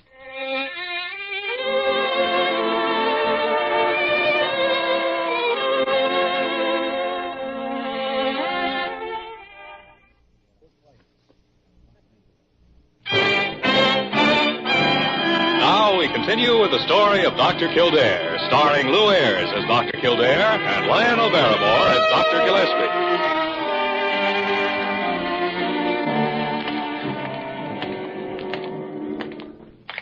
Here it is, Dr. Gillespie, number 422. Yeah.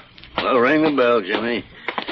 Confounded kid. Why couldn't he have used his head? I don't know. He seems determined to cross himself up. Good evening. Why, it's Dr. Kildare and Dr. Gillespie. Good evening, Mrs. Murphy. May we come in? Of course, come right in, gentlemen. This is quite a surprise. We wanted to see Terry for a couple of minutes if we could. Is he here? Oh, yes, he's in his room there at the end of the hall. Is anything wrong, Dr. Kildare? Just a misunderstanding at the hospital. Oh. Will it be all right if we go on down to his room? Well, I can call him. No need of it at all, Mrs. Murphy. Suppose you and I just wait here. Come in. Oh, hello, Terry. Why, Dr. Kildare. Gee whiz, I wasn't expecting you this evening. I wanted to check up on something, Terry. Yeah? Well, what do you mean? Do you happen to remember some little knives on Miss Parker's desk at the hospital this afternoon? Oh, sure, them scalpels. Hey, she gave me one of them, Dr. Kildare. She gave you one? Yeah, boy, it's really sharp. I was cutting some pieces of wood with it a while ago. You didn't lose it, did you? No, it's in my sweater pocket hanging there on the chair. Is that what you wanted to check up on? Yes. You see, Miss Parker sort of, made a mistake. These scalpels aren't supposed to leave the hospital. Well, gosh, I just asked her if I could have one, and she gave it to me. I didn't know. No, of course not. I guess I'd better take it back, though. Anyway, these things aren't too good for whittling. We'll see if we can't find a carving set when you come over tomorrow afternoon. Oh, swell. We can have some more tests and stuff like that? Yes, I imagine we'll have to try a few more yet. Terry, you are sure that Miss Parker gave this to you? Oh, yeah. You don't think that... Gee whiz, Dr. Kildare, I wouldn't steal nothing from you.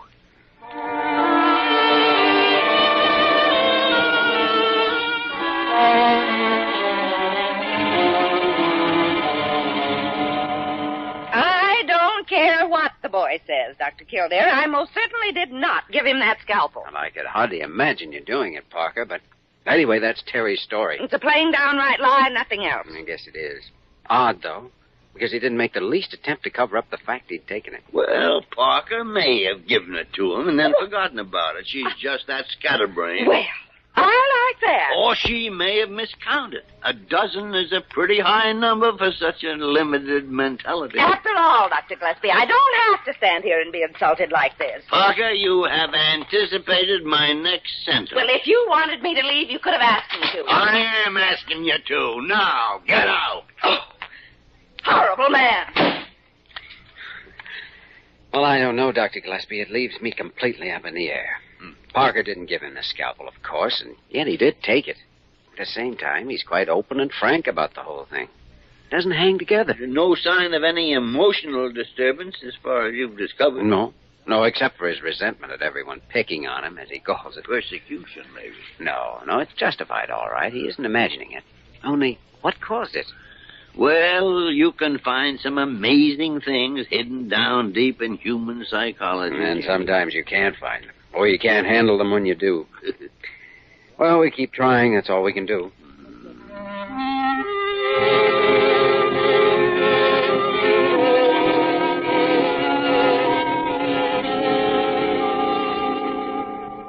All right, Terry. Only a few more left now. Here we go. Dog.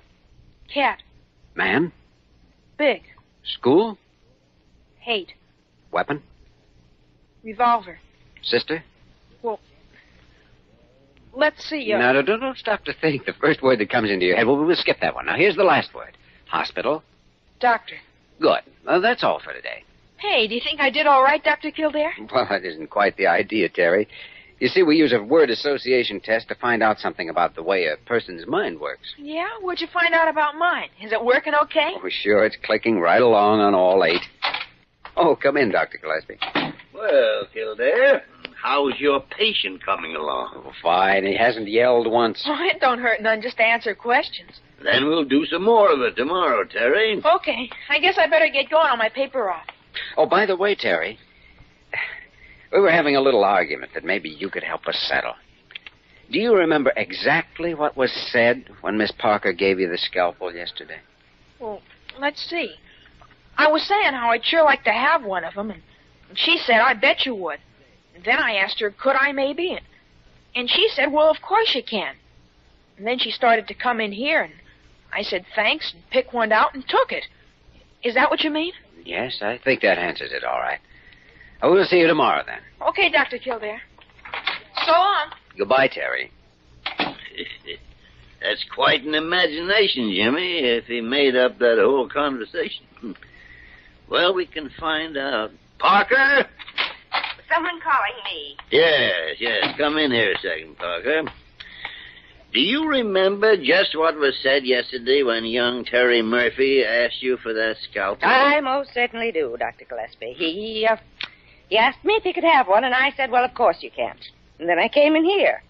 Do you remember him saying thank you or something like that? Why, yes, now that you mention it.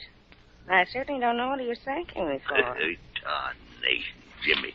It was nothing but a misunderstanding. The boy thought she said, of course you can, so he thanked her and took it. I think you're right, Dr. Gillespie. Only it still doesn't explain what's wrong with Terry, unless... Possibly... Wait a minute. Huh? Now, why didn't I think of it? I'm the only stupid one around here. Jimmy, what are you talking about? Psychology. I'll give you 10 to 1. This is a straight medical case. Here, Parker, let me have that phone. By thunderation. It could be. It could be all right. Sally, this is Kildare. Have you seen a red-headed boy about 14 years old go out through the lobby in the last couple of minutes? Well, watch for him, will you, and send him right back up here?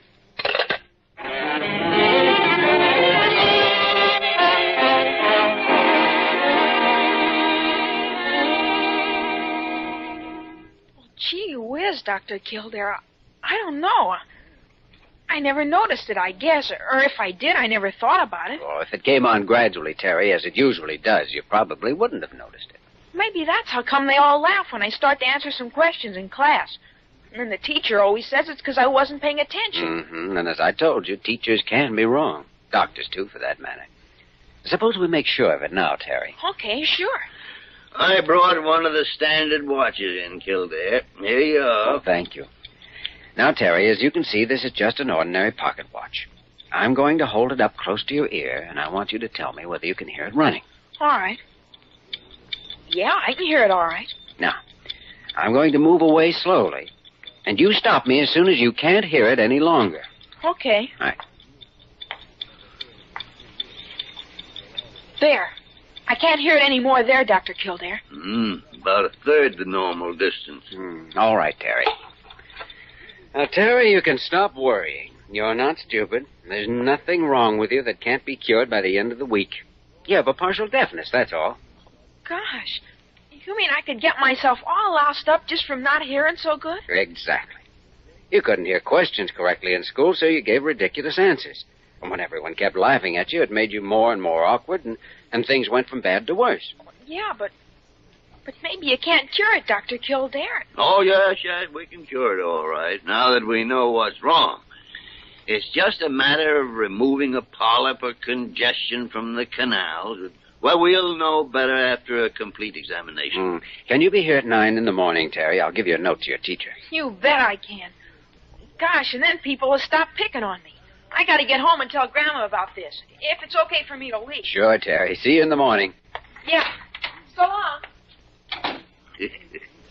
Well, Jimmy, that boy has a lot better life ahead of him than he did 2 days ago. Yes, it should be a simple operation, too. Isn't it funny? Just a few strokes of a knife making the difference between a normal, intelligent kid and a dull-witted laughing stock, even a criminal. Yep. Medical miracles, if you want to call them that. They've kept me fascinated by this profession for a good many years now. Purely an academic interest, of course. Oh, I see. Purely academic. Nothing emotional about it. Merely as a matter of scientific curiosity, Jimmy. Nothing more. Excuse me, Dr. Gillespie, but the sporting goods store just sent over that catcher's mitt you ordered. Well, Doctor, are you taking up baseball? Well, scientific curiosity, I suppose. Father. You know, when you come right down to it, you're nothing but a sentimental old fraud.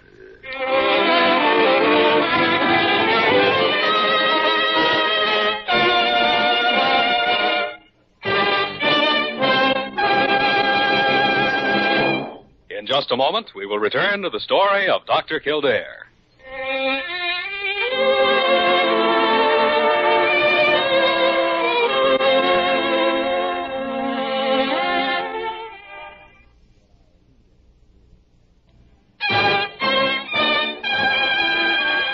Once again, the story of Dr. Kildare, starring Lou Ayres as Dr. Kildare and Lionel Barrymore as Dr. Gillespie. Well, 12 more reports to go, Jimmy. Want to finish up tonight? Or leave the rest of them for tomorrow morning? Oh, let's go through them. Get it over with. All right. Let's see now. Come in.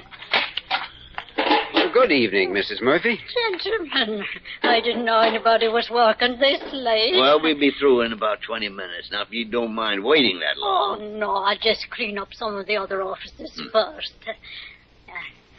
I haven't really had a chance to thank both of you for what you did for my grandson. Oh, thank Kildare, Mrs. Murphy. I didn't have anything to do with it. How's Terry getting along now? Oh, just perfect, Dr. Kildare. His grades are all good and he's just like what he used to be. Fine, then that's all the thanks anybody needs.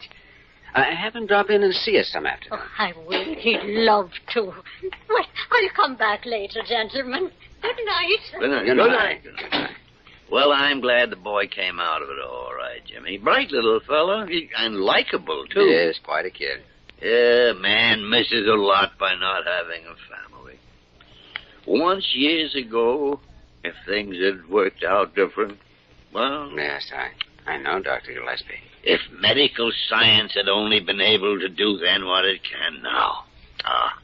She was as lovely as a field of jonquils in the springtime. 39 years ago.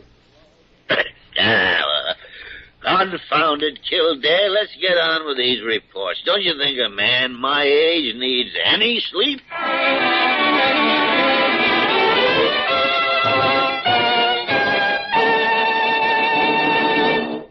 You have just heard the story of Dr. Kildare, starring Lou Ayres and Lionel Barrymore. This program was written by Les Crutchfield and directed by William P. Russo. Original music was composed and conducted by Walter Schumann. Supporting cast included Virginia Gregg, Jerry Farber, Peggy Weber, Ted Osborne, and Norman Field. Dick Joy speaking.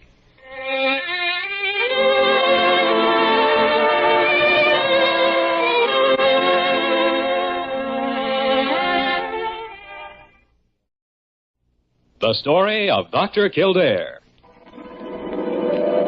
Whatsoever house I enter, there will I go for the benefit of the sick. Whatsoever things I see or hear concerning the life of men, I will keep silence thereof. counting such things to be held as sacred trusts. I will exercise my art solely. The story of Dr. Kildare, starring Lou Ayres and Lionel Barrymore. Metro-Goldwyn-Mayer brought you those famous motion pictures. Now this exciting, heartwarming series is heard on radio. In just a moment, the story of Dr. Kildare. But first, your announcer.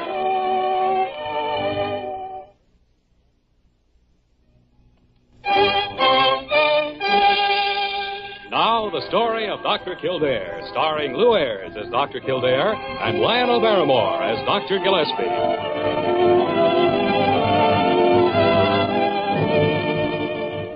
Blair General Hospital, one of the great citadels of American medicine. A clump of gray-white buildings planted deep in the heart of New York, the nerve center of medical progress, where great minds and skilled hands wage man's everlasting battle against death and disease.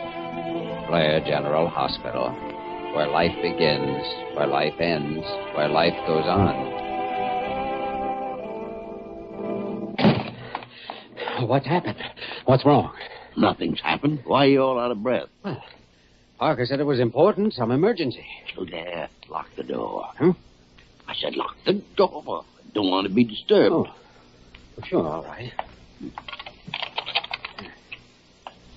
Are you busy, Kildare? No, not a bit right now. Good.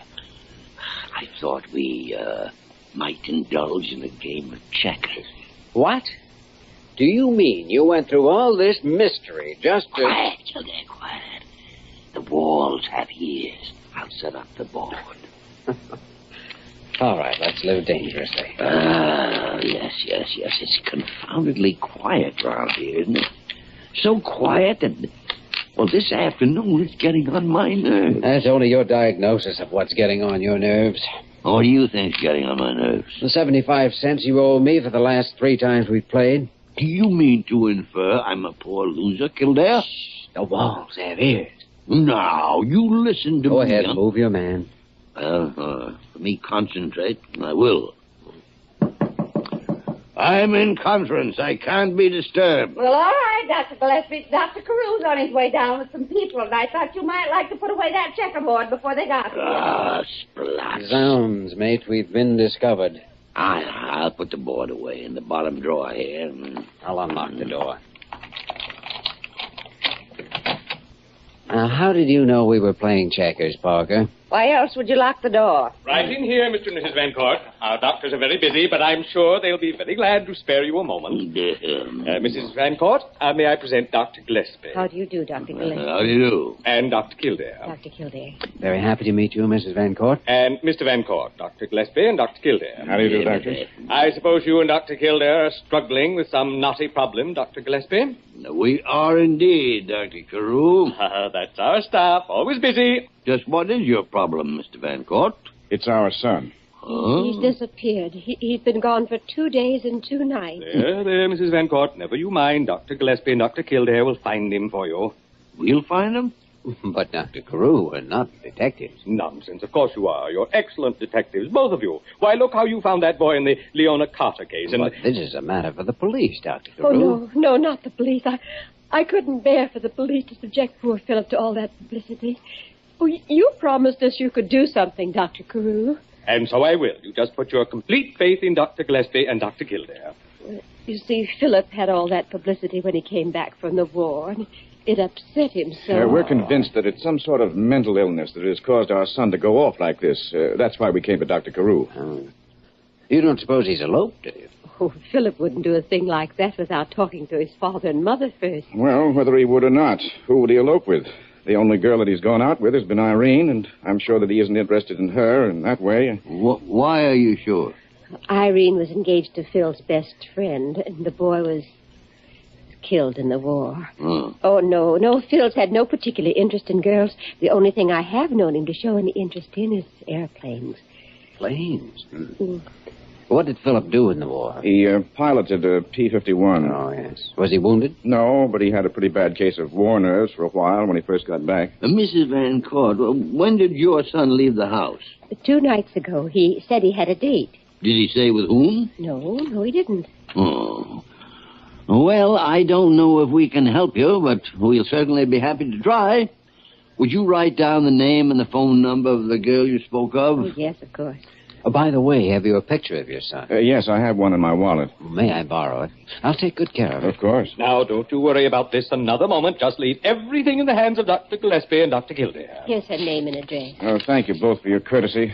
I'm sure you know that anything you can do will be deeply appreciated by both of us. And if you are able to help my son, I'll certainly show this hospital my appreciation in a very tangible form, Dr. Carew. Well, there. Not another word about that right now. Come, I'll walk to the door. Now, what do we do? Well, I guess we go and see, let me see that piece of paper. Oh, Irene Howard.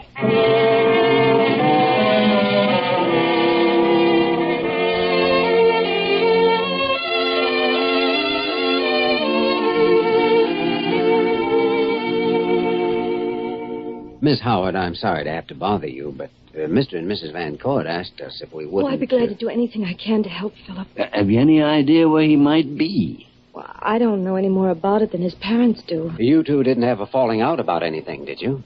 Good heavens, no. It would hardly matter to Philip if we had. We've been friends a good many years, but never anything else. As a matter of fact, I was engaged to marry Phil's best friend. Yes, we know that. I think that's the only reason Phil pays any attention to me at all. He and Paul have been pals since they were kids. Even the war didn't separate them. They were both in the same air squadron. Phil even saw Paul shot down. His plane was just in front of Phil's when it happened. Maybe he went out to the airport. He hangs around there a lot. Oh, excuse me. Hello? Oh, yes. Hello, Mrs. VANCORT. Oh, yes, they're here now. They what? Oh, really? But where? Oh. Oh, I'm sure it's nothing like that. I'm sure he's all right. Yes, I'll tell them. I'll call you back later. Goodbye. They found Phil's car at Brighton Beach. Really? Was it empty? Yes, his overcoat was in it and his wallet, his money, his identification. The police just called her. Well, it's in the hands of the police, then. They think it's suicide. I'll go down and have a talk with the police captain. No, I think we should take a ride out to Brighton Beach. Oh, all right. You go your way and I'll go mine. I'll see you back at the hospital.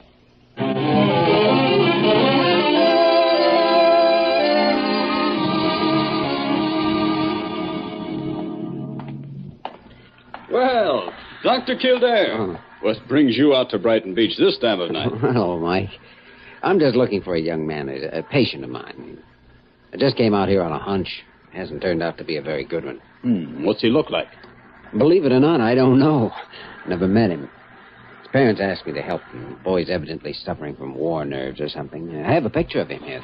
Let me flash my light on it. Well, now, I just may be able to help you. I'm not sure, but there was a young fellow sitting on one of the benches looking at the ocean. He looked a bit like that. Come on, let's have a look. Good.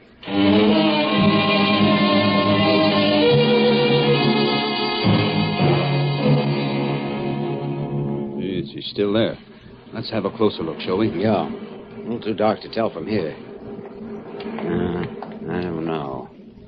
Let me speak to him. Hey, excuse me. Is your name Philip VANCORT by any chance? What?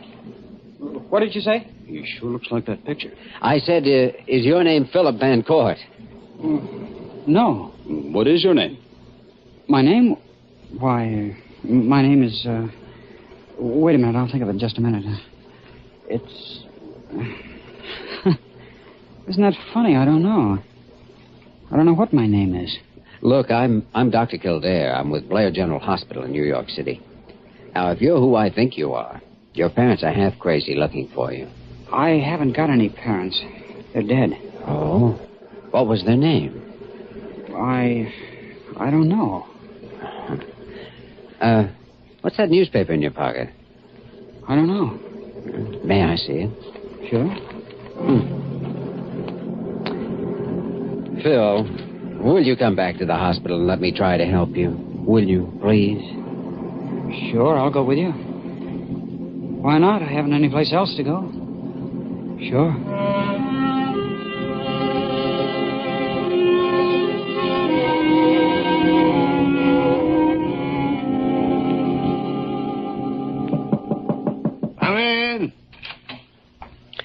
Well, how'd you make out with the police? Oh, well, I found out everything they know, which is darn little. They picked up his car with the overcoat in it and no trace of the boy. Sometimes you can find out more from the cop on the beat than the police captain. Yeah, like what? Like what bench the boy you're looking for is sitting on. Oh, yeah. Have you found him? I'm not sure. Would you call Mr. and Mrs. VANCORT and ask them to come down? I don't want to phone in front of the boy. And then if you'll come down to my office, you can talk to him yourself. Well, does the boy you found say he's Philip VANCORT? He doesn't know who he is. Doesn't know how he got to Brighton Beach or what he was doing there. Oh, here. Read the headline on this paper that was in his pocket. Plane crashed airport. Well, this doesn't mean you found Philip VANCORT. No, well, maybe not. But I do know I found myself a patient.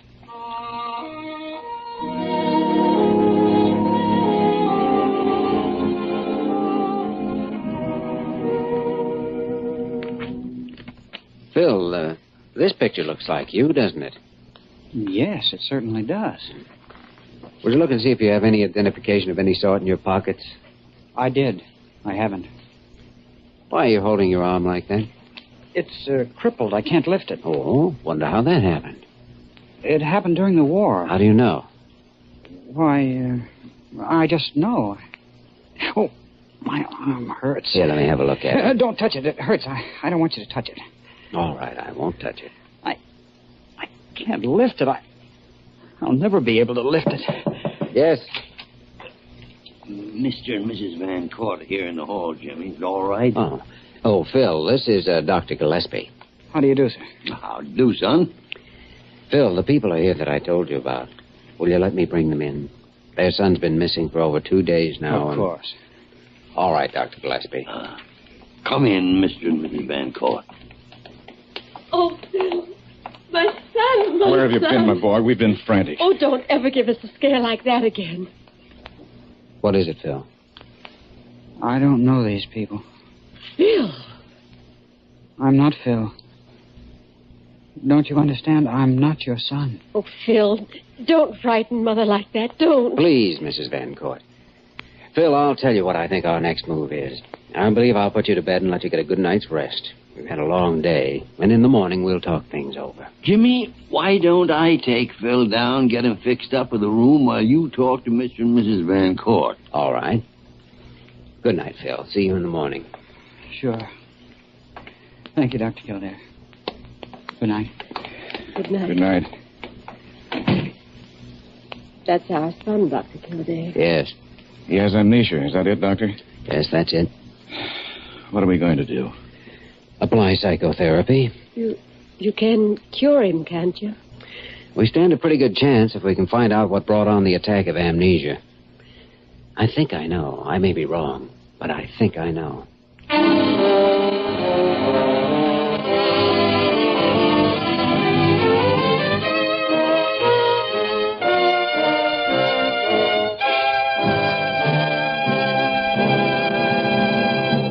We will return to the story of Dr. Kildare in just a moment.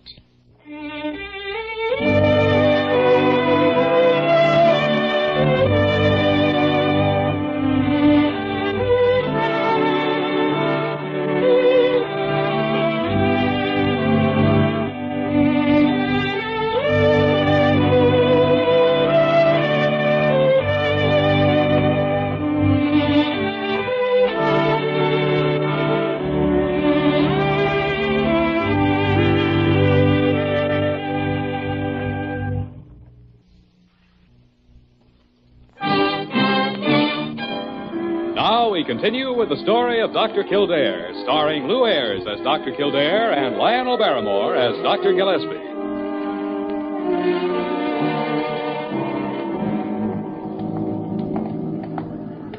How'd you like the movie? Well, it was all right. Why you insisted on dragging me to a movie at this time of night? Just thought a little relaxation wouldn't hurt. What do you think caused it? Caused what? Amnesia. Do you think that news headline had anything to do with it? Yes. Air crash might have done that. Might have brought back too vividly something you're trying to escape. Mm-hmm. Complete emotional hysteria. Yeah. If this is true, have you decided how you want to treat the boy? Well, your favorite method has always been narcosynthesis in cases like this. That's exactly what I'd advise. Better have the boy's parents in tomorrow and talk to them about it. I'll call them first thing in the morning.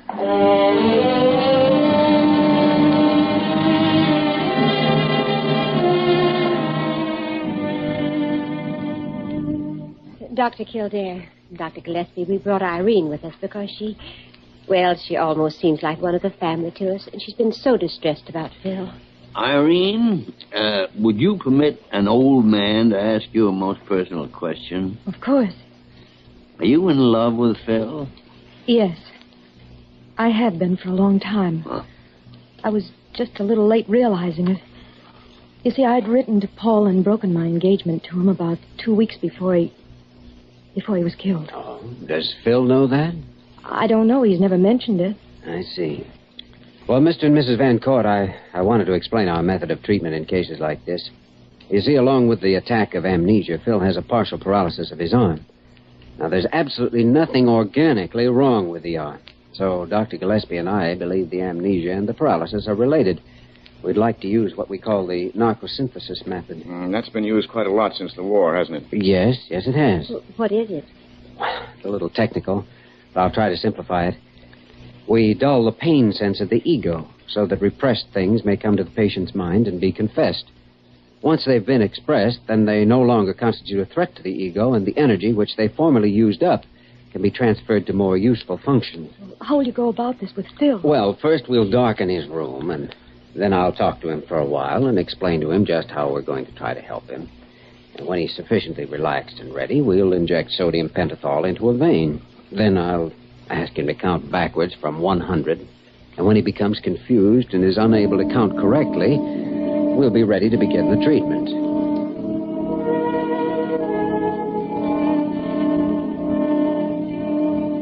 $89, $88,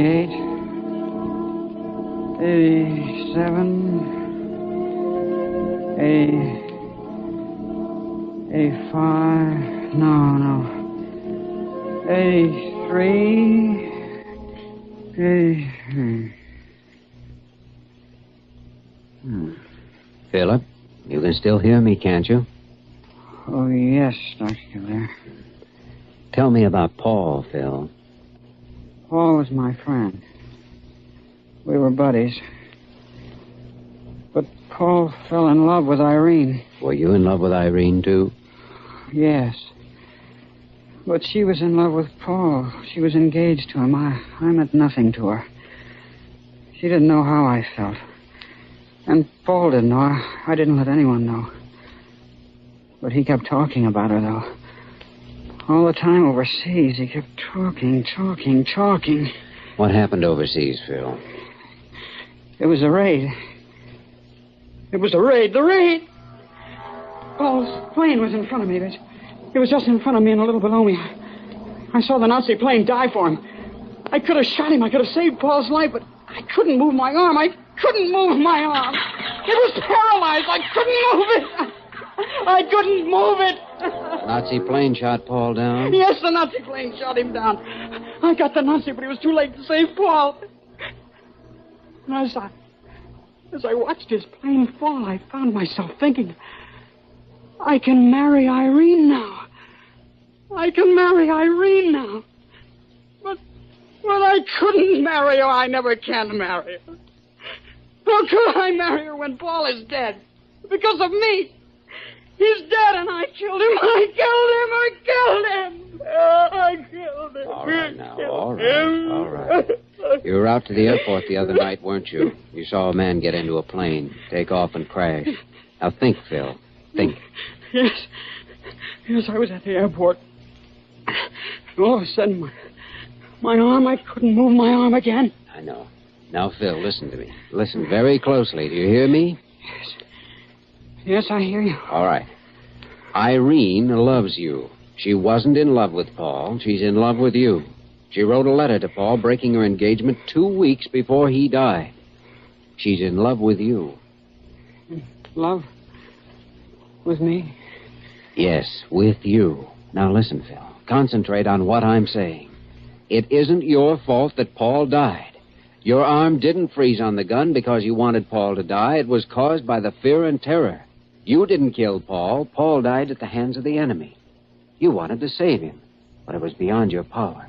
You were willing to save him. You tried to save him. Tried to save him? Yes, you tried to save him. Phil, your arm is perfectly all right. It isn't paralyzed. Now I want you to lift it. That's right. Lift it. There, you see? Now extend it toward me. Ah, that's right. Now over your head. There. You see, your arm is all right, Phil. And so are you. You're all right. I'm all right.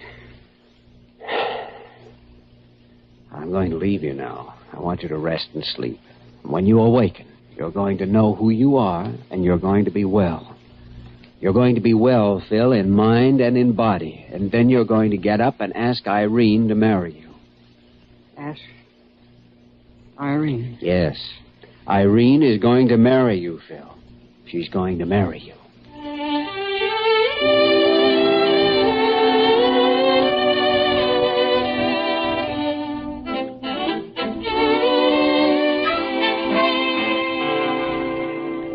Well, Phil, goodbye and lots of luck to you and Irene. Thank you, Dr. Kildare. I still can't believe that she actually said yes. You ought to believe it. My goodness, I practically proposed to you. We run a matrimonial bureau here as well as the hospital, too. Well, isn't it nice to see everyone so happy? Hello, Dr. CAREW. Phil is leaving the hospital today. I know. Well, I told you just to leave everything to Dr. Gillespie and Dr. Kildare. Will I have any recurrence of the amnesia? No, Phil, no. The cause for the amnesia has been removed. You have nothing further to worry about. Well, I know one thing. I certainly feel like a new man. Dr. Carew, I have a check here made out to the hospital. I wanted to make a donation to show our great appreciation. Well, now, that isn't at all necessary, but how very nice and thoughtful of you. On behalf of Blair General Hospital, I thank you. Of course, you shouldn't have done it, but I know the thought of the countless people who will benefit from your generosity will give you boundless pleasure. It will indeed. Goodbye, Doctor, and thank you again. Oh, goodbye. Lots of luck to you. Goodbye. Goodbye. Thank you so much. Well, that's that. Have you any emergency cases this afternoon? No. Well, lock the door. Uh-oh. All right, I'm with you, mate. Where were we on this check again? No, don't spill the checkers. It was your move. That's right. So it was. You're right. Now, Kildare, keep your wits about you because I am going to assassinate you right here and now. Oh, just because you owe me 75 cents? Just don't know how to lose, do you? Never mind that. Never mind. It doesn't matter if you don't know how to lose, Kildare. Always remember as you go through life, the only thing that really matters is knowing how to win.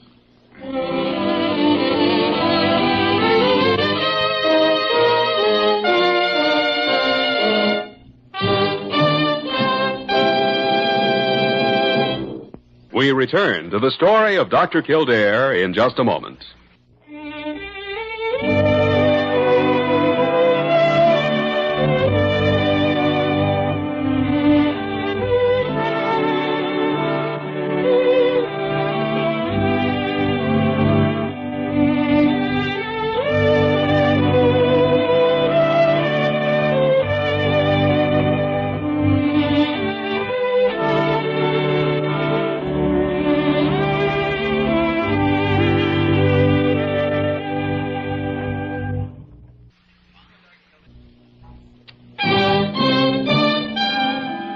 Once again, the story of Dr. Kildare, starring Lou Ayres as Dr. Kildare and Lionel Barrymore as Dr. Gillespie.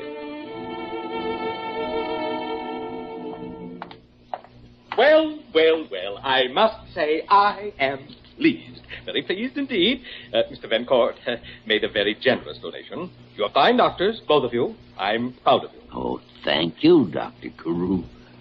Can I have an extra dish of ice cream for my lunch? What? Oh, quite. Oh, I get it. Well, you certainly can. You certainly can, dear fellow. You too, Kildare. Oh, thank you. Well, I must get back to my office. I have so much to do these days. I just wanted you to know that I'm well pleased. Well pleased. Another dish of ice cream. There's a man with a great sense of humor. Yeah. Maybe we should put him under sodium pentothal and find out his hidden desires and motivation. I wouldn't recommend it, Dr. Gillespie. All you'd find would be a great big dollar sign. Quite so, Dr. Kildare. Yes, I thought your diagnosis would concur with mine. Well, now shall we lock the door and return to our game, Dr. Gillespie? By all means, Dr. Kildare, by all means.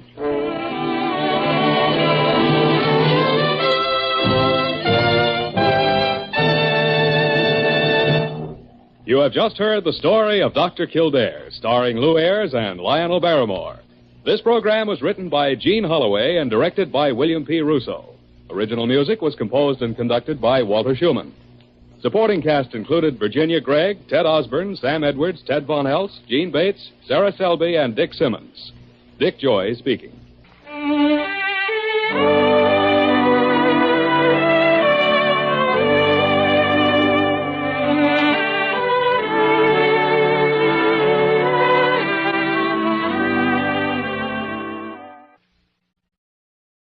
The story of Dr. Kildare. Whatsoever house I enter, there will I go for the benefit of the sick. For whatsoever things I see or hear concerning the life of men, I will keep silence thereon, counting such things to be held as sacred trust. I will exercise my art solely for the cure of... The story of Dr. Kildare, starring Lou Ayres and Lionel Barrymore. Metro-Goldwyn-Mayer brought you those famous motion pictures. Now this exciting, heartwarming series is heard on radio. In just a moment, the story of Dr. Kildare.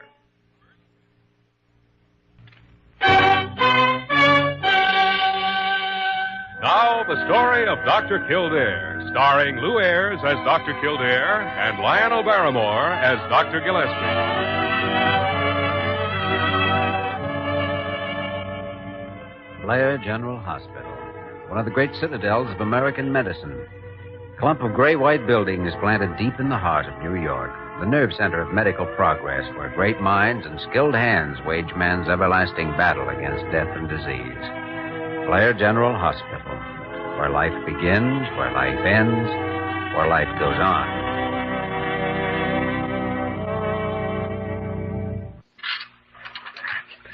Jeepers. I gotta get some advice. Blair General Hospital? Hello, this is Joe Wayman. I gotta talk to Doc Kildare right away. Step on it, huh? Okay, don't flip your lid. Kildare speaking. Boss, this is Joe Wayman. Oh, hello, Joe. Doc, you know that call I got to pick up some dame over here on the east side and bring her back to the hospital? Yeah. Yeah. Well, there ain't no address like that. I asked all up and down the block. Well, must have been somebody's idea of a practical joke. May as well forget it and come on back. But Doc, I ain't told you the payoff yet. When I got back into the ambulance, guess what I just found in the front seat? How should I know what you found? A baby, Doc. A baby? Sure. Somebody must be giving him away. Here I am, minding my own business. All at once, I got a baby.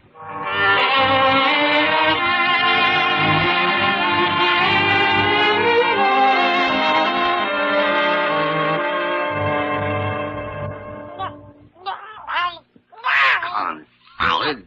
Child's wrapped up like a mummy. Here, Parker. See if you can get him out of this thing. All right, Dr. Gillespie. Here now. Everything's going to be all right. There now. That thing he's wrapped in, Parker, isn't that the jacket to a woman's suit? Why, yes, it is, Dr. Kildare. Some kind of a wool plaid, I think. Or it was once. It is rather worn at that. So is this baby Kildare. He's been suffering from malnutrition for a good long time. Here, young fella. Here, let's have a look at you. Could I see that jacket, Parker? Oh, of course, Dr. Kildare. Gosh, he's a cute little Dickens, ain't he? Can you imagine anybody just leaving him with me like that? Not if they believed in the influence of environment. And you don't have any business up here, Wayman, so get out. Oh, japers, Doc. Sir, I feel like I was kind of responsible for the little shaver. Well, you can experience the joys of motherhood just as well in the ambulance room as you can here. Go on, beat it. Oh, gosh. I never get to be in on nothing. Nobody else is. Dr. Gillespie, it looks as though you can get ready to experience a few of those joys yourself. What the tarnation are you talking about? Well, there was a note in the pocket of this jacket, and it says, quote, I have nothing to live for, but my baby has his whole life ahead. He needs help. So I give him to Dr. Gillespie at Blair Hospital to do with as he sees fit. And it's signed Jackie's mother. By the great horns. No, good heavens. Another abandoned child. No, this is more a transfer of ownership, Parker. Well, Doctor, this one seems to be your case. Confound it. Parker, here, take the boy over to one of the examination rooms and strip him down, and I'll be over there in about 5 minutes. All right, Doctor. Come on, young man. Now, let's go get cleaned up now. Jimmy, unless that baby has some fast medical attention and a lot of luck, we'll have a corpse instead of a case. Maybe 2 corpses. 2? Jackie's mother. I don't know who she is, but I'm betting she needs help and needs it fast. A woman's in pretty serious trouble when she's willing to give a child away. Yes, it's generally considered the last resort. And we've got to try and find her. That next step after the last resort could be anything.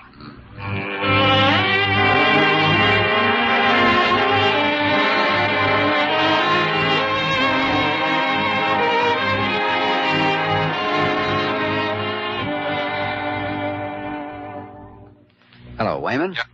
Oh, this is Kildare. Oh, hiya, boss. Say, Detective Lieutenant is on his way up here to see me. Yeah. It's in regard to the mother of that baby you found. Now, will you stand by, Joe? He may want to talk to you. Yeah, okay, sure. I've got a hunch we have to find this girl right away, if we find her at all. Yeah? Oh, just a second, Joe. You're right. Yes, Parker, what is it? Lieutenant Dan Riley from Precinct Headquarters is here to see you. Oh, fine. Send him in. He's here now, Joe. See you later. Yeah, okay, boss. Come on in, Lieutenant. Thanks. Sit down. Got here in a hurry. Yeah. I understood somebody over here was burning up to have this girl found. You, by any chance? That's right. Why? How come you're so worked up about it? Well, I think a girl who's forced to abandon her child needs help, that's all. Can't help her unless I find her. It's simple enough, isn't it? Yeah, when you say it real fast. That jacket there the kid was wrapped in? Yes. Well, that's our best bet, but the odds are long. Exactly where was it your driver left his ambulance parked? Let's see. I have it here on the report. On the east side of First Avenue, about 100 feet north of Dutton Place. He went into the apartment houses at 10:42 and 10:46. What was the time? The call came in here at 6:24. Joe got there at 6:45 and was away from the ambulance for about 10 minutes. Well, I'll see what I can do, Kildare. Looks like a matter of trying to match the suit material. Somebody may recognize it, and the girl may still be wearing the skirt. Do you know that neighborhood? I know it. Bunch of flop houses, honky-tonks, clip joints, typical Skid Row. Mostly floaters and down-and-outers. Yeah, I know it all right. Well, don't count on anything, Kildare. All right, I won't. We can't both be over-enthusiastic. Okay. So you're all fired up to do a good deed. Suppose we do find her and give the kid back to her. She had some reason to dump him in the first place, and she'll do the same thing again.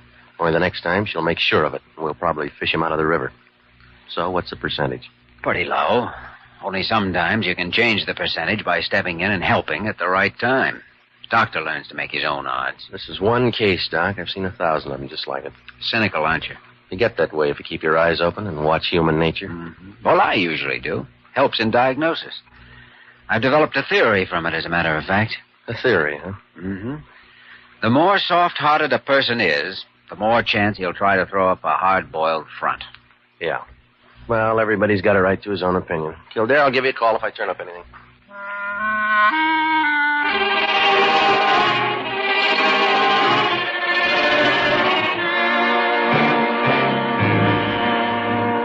I don't know, Jimmy. Right now, it's a toss-up. I'm going to keep him under oxygen tonight. We'll try to keep his lungs clear, but Well, I don't know. Talk about percentages. Now it's bronchial pneumonia. On top of anemia, malnutrition, a deficiency of every vitamin from A to Z. Yes, and abandoned besides. Oh, I just can't understand how any mother could do such a thing. Parker, the limitations of your intellect are quite well known already. Well, I like that. He's got to find that girl. And suppose he does. Maybe all we can tell her is that her baby just died. Yes, there's a chance of that. Dr. Kildare speaking. Lieutenant Riley, I picked up the girl's trail, Kildare. Thought maybe you might like to come over and string along with me. Where are you? A farmhouse called Hogan's Rooms. It's on First, just below Delaney. I'll be in room 38. Come on up. Be there in 10 minutes.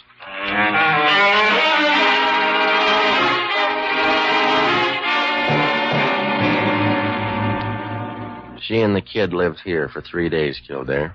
She paid for the room in advance for the first 2 days and then skipped out around 6 this evening. She owed the proprietor 1 day's rent, 25 cents. That's what a room in this flea bag cost. And I'll make you a bet, Riley. You paid that 2 bits, didn't you? She didn't have any luggage, no visitors. There's nothing in the room that gives any lead on her. She brought in a quart of milk yesterday. The empty bottle's over there in the corner. 25-cent room, quart of milk, alone, nothing to live for, and she gives her baby away.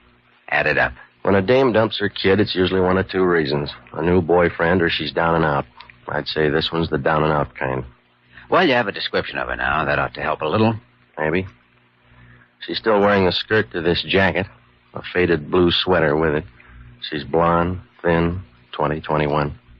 I sent out an APB. One of the cars may pick her up. I thought we'd check some of the cafes around here. All right, let's go. Okay.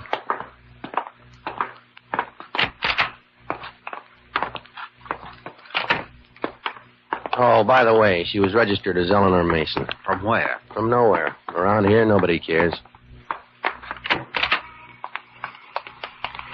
Look, Riley, suppose we get something straight right now. All right, shoot. You wanted me to see this place for one reason. Because you think I'm a hothouse boy living in a plush and chrome office up at Blair Hospital without ever realizing just how rough life can get. Well, do you? Riley, I worked in a clinic less than 6 blocks from here while I was interning, and at one time or another, I've been inside all these tenements and flop houses. I've treated hundreds of these people, suicides, alcoholics, dope fiends. I know what they're up against and what you're up against. There are no arguments on that score. All right. But here's the difference between us. You think the problem's too big for any one person to tackle, and I think the only way we can ever hope to whip it is to keep on trying.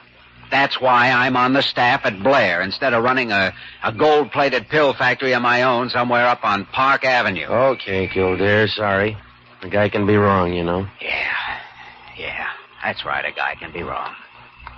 All right, let's check those cafes.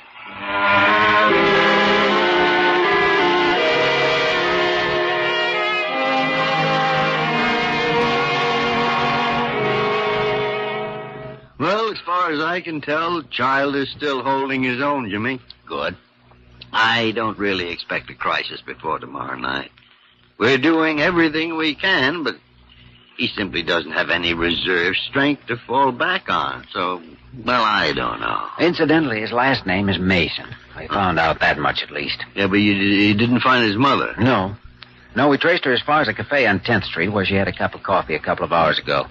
Cashier remembered her because she had just 4 cents. The coffee was a nickel. Then she's flat broke. And she can't travel very far on foot. As far as eternity, if that's what she has in mind. Well, she's desperate enough. That's what Riley thinks. I left him over there a while ago, still at it. He's a good man. It's too bad he's got that cynical attitude. Well, with him working the district and the whole police force alerted, there's still a chance, Jimmy. There's got to be a chance. You know, it's funny. I've never seen this girl, and yet all at once she's the most important thing in the world.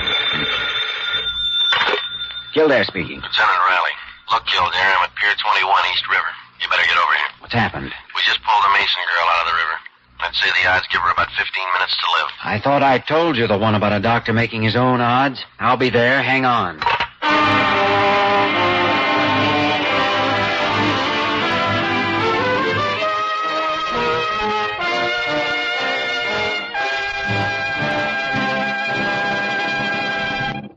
In just a moment, we will return to the story of Dr. Kildare.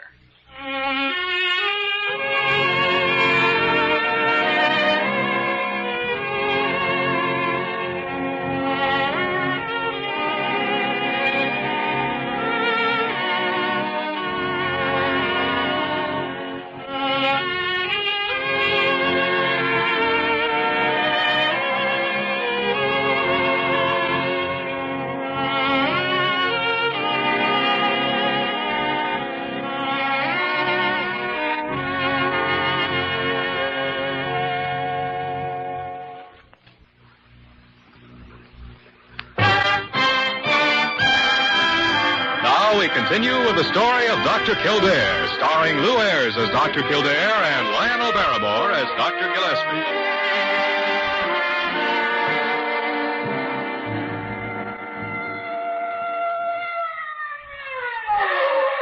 That must be it, boss. You see, there's a red spotlight at the edge of the dock. All right, come on, Joe. Here. Bring my kit, will you? Yeah, okay, Doc. They must have picked her up in one of the police boats. Yeah. Watch the planks there. Yeah, sure. Over here, Kildare. She's still alive? How do I know? You're the doctor. All right, let's have a look. No. Keep feeding her oxygen. Well, what do you think? There's still a chance. Heart stimulant may help. Joe, hand me that kit. Yeah, okay, Doc. We got most of the water out before we gave her the oxygen. Here, hold this, Joe. Where'd she jump from? Bridge over there. A patrolman saw her and called the river patrol. We picked her up with a searchlight, and we had her out in 6 or 7 minutes. I was on the boat. Yeah, so I gathered. Now then. There. How's her baby? Pretty bad. Won't know for about 24 hours yet. Hey, she's pretty, isn't she? Yeah, she will be in the newspapers anyhow. They're always beautiful in the papers. This doll would be a knockout any place. All right, so she's a doll. Yeah. Oh, she's coming too. Riley, how did you happen to be riding that boat? That was a lucky guess. With a dame, it's usually gas, poison, or the river. For gas, you need a room, and a room costs money. So does poison. I took a chance on the river. We've been patrolling this area for the last hour. All right, take the respirator off. See if you can make it alone. Now, Joe, start her out with artificial respiration. You're right, boss. Easy now. There we are. All right, now, honey. Let's you and me start breathing.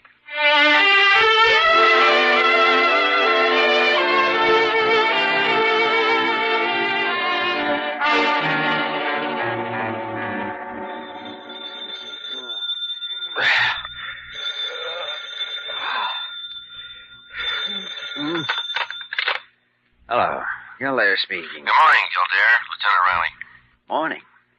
Hey, what time is it anyway? 6 o'clock. How's that Mason girl getting along? How do I know? You just woke me up. I'm not on 24-hour duty around here, you know. Yeah. Well, I gotta fill out my report, and I was just wondering if I could come up there and see her. It's 6 o'clock in the morning? Riley, go back to bed and get some more sleep. I'll call you when she's able to talk, and that'll probably be noon or after, okay? Well, as long as you make it as soon as possible, because... Sure, I know. You've got to fill out a report. So long, Riley. Wow. Huh.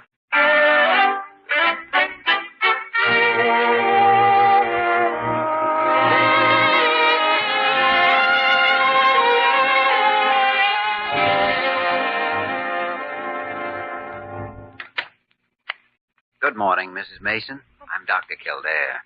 Oh, yes, I remember you from last night. How are you feeling? All right, I guess. Jackie, my baby, how is he? He's in Dr. Gillespie's hands, Mrs. Mason, and believe me, they're very capable hands. You're not to worry about him. But he was so sick, and You picked Dr. Gillespie yourself, remember? Yes. I saw his name in a newspaper. I was so frightened and so desperate, I didn't know what to do. I can understand that. You're from outside the city, aren't you? Mm-hmm. From a farm in Ohio. I ran away and got married. It's a big mistake. We came here to New York, and he left me 2 months before Jackie was born. I've never seen him again. There now. That's all over. Everything's going to be all right. But it isn't all right. It isn't over at all. Nothing's any different than it was before. Oh, why did you have to bring me back? Now, you don't mean that, you know. I'll give you 10 to 1. You changed your mind before you hit the water. But it's all so hopeless. Oh, what's the use? Morning, Kildare. Oh, come in, Dr. Gillespie. Well, so this is the fish you pulled out of the East River last night. How do you do, sir? I'll have to get some bait myself. Maybe another one like you. Well, this particular fish seems to think we ought to throw her back. Ah, nonsense. Had too much trouble catching her in the first place. Dr. Gillespie, My baby, how is he? Young lady, I never discuss the condition of patients with other patients. And you are a patient. Besides, he's my baby. You gave him to me. Yes, but I thought that... Come in. Well, Lieutenant Riley. Kildare, I thought maybe that you'd forgot to call me, and I've got... Yeah, I know. You've got to make out a report. Official business. Well, I guess you don't need to be introduced here. I don't know whether you'll remember me, Miss Mason. Oh, yes. It's your voice. I remember hearing it when I was in the water. You were so kind and gentle. Yeah. Well, if you feel like talking, Miss Mason, I have to get some things for my final report, so... Dr. Gillespie, I think we're going to be in the way here. Well, I never like to interfere with official business, Jimmy. Shall we go? Oh, pardon me. By the way, Lieutenant Riley, the commissioner called me a while ago and said he was glad the case had turned out all right. He'd just been reading your final report.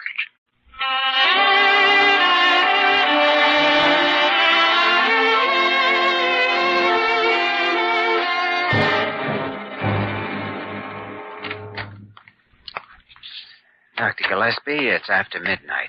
Is there any sign of a break yet? No, Jimmy. His temperature's still rising. May not have reached the peak for 2 hours yet. The worst part is always this waiting. Poor little boy. Well, we've given him everything medicine has to offer.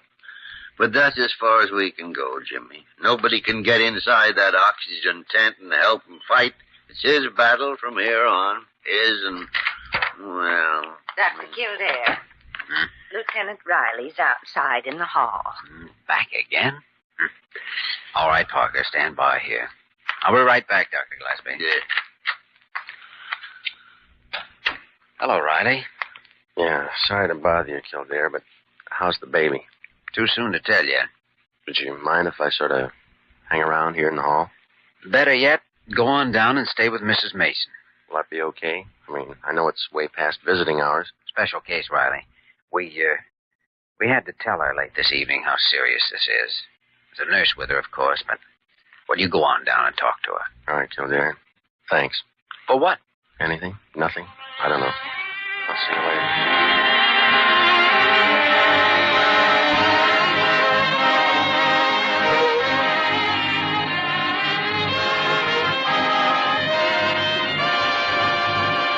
Thank you, Dr. Kildare. Thank you. There now, Mrs. Mason. Everything's going to be all right. Oh, I'm so happy. I'm going to cry. Easy now, honey. Confound it. The simple statement of a fact is no reason for hysterics. The boy's going to live and has a good chance of growing up to be president or a bank robber or a gin rummy place, something or other. Oh, Dr. Gillespie. And you, Dr. Kildare, thank you, both of you, for saving him. For saving me. I don't know what else to say. Kildare, you stay here and listen to this gush if you want to. I'm going to bed. No sleep for 2 nights. People giving away babies and jumping off bridges. Good night. Looks like the dawn's starting to break out there. Might as well turn these lights off, I guess. Oh, it's beautiful. So fresh and clean. It's a wonderful world. You didn't think so yesterday. Do you promise to keep on believing it tomorrow? Oh, yes. Don't worry, Kildare. I kind of think she will. Want to know something, Riley? I kind of think you will, too. Tough guy.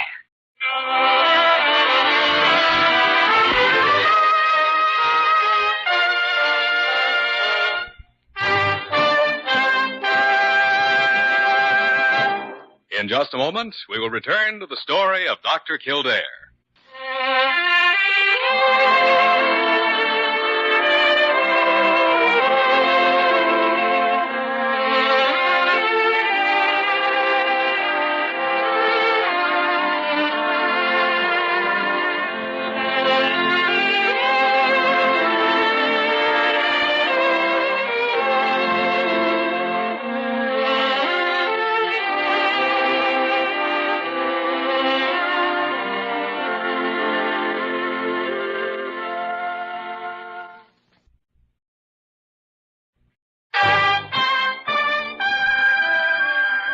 once again the story of Dr. Kildare, starring Lou Ayres as Dr. Kildare and Lionel Barrymore as Dr. Gillespie.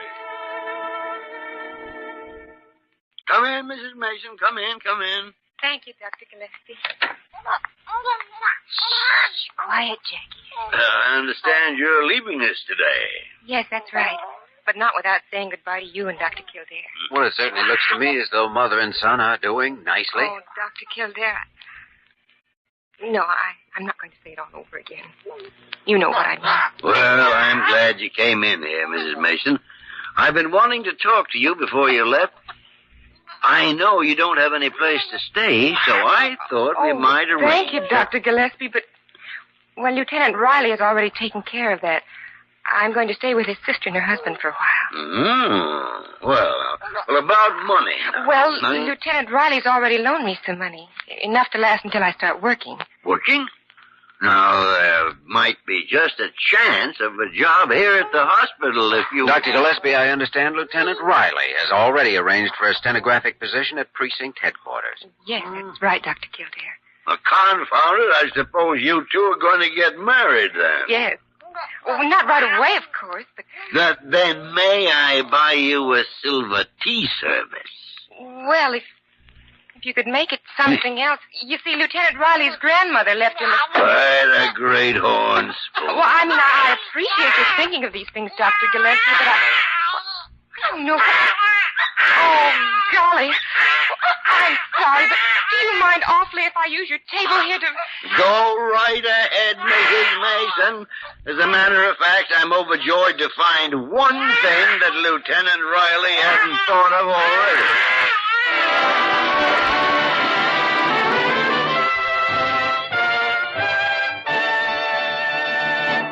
You have just heard the story of Dr. Kildare, starring Lou Ayres and Lionel Barrymore.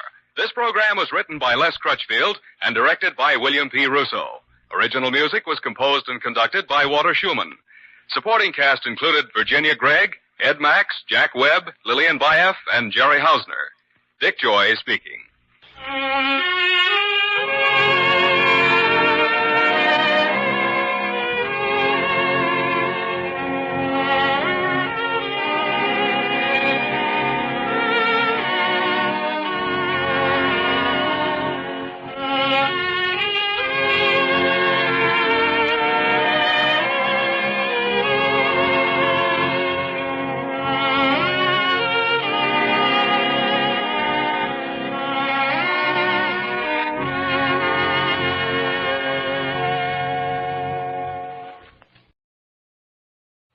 The story of Dr. Kildare.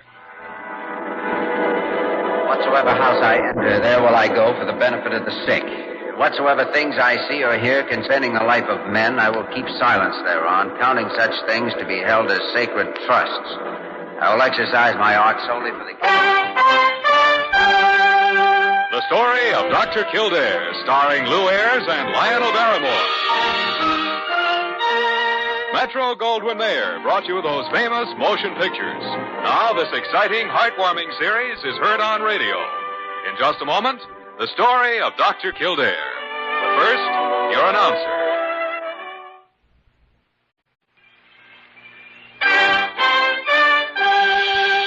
Now the story of Dr. Kildare, starring Lou Ayres as Dr. Kildare and Lionel Barrymore as Dr. Gillespie.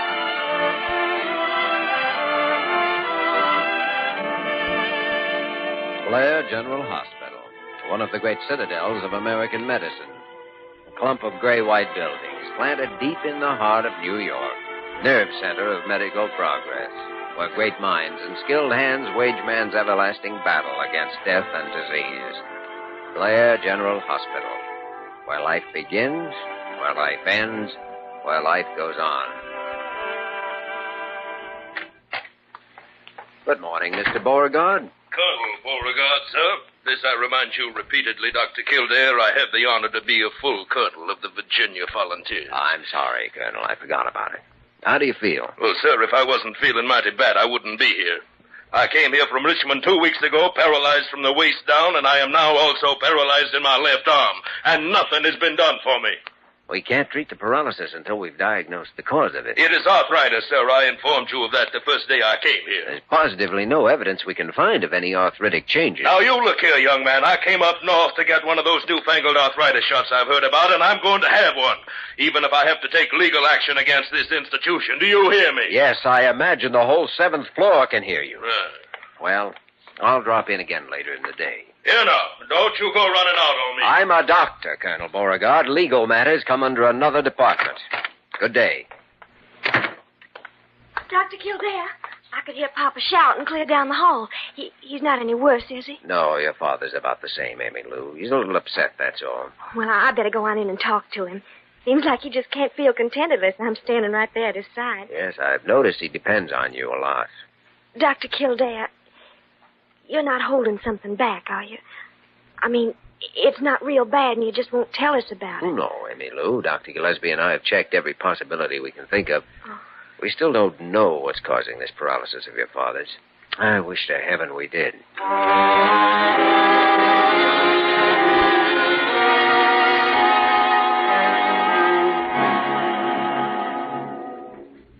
Jimmy, you can go through those books until you're blue in the face, but you are not going to find any rare disease that explains this Beauregard case. I wasn't looking for a disease, Dr. Gillespie. I was thinking more of a syndrome.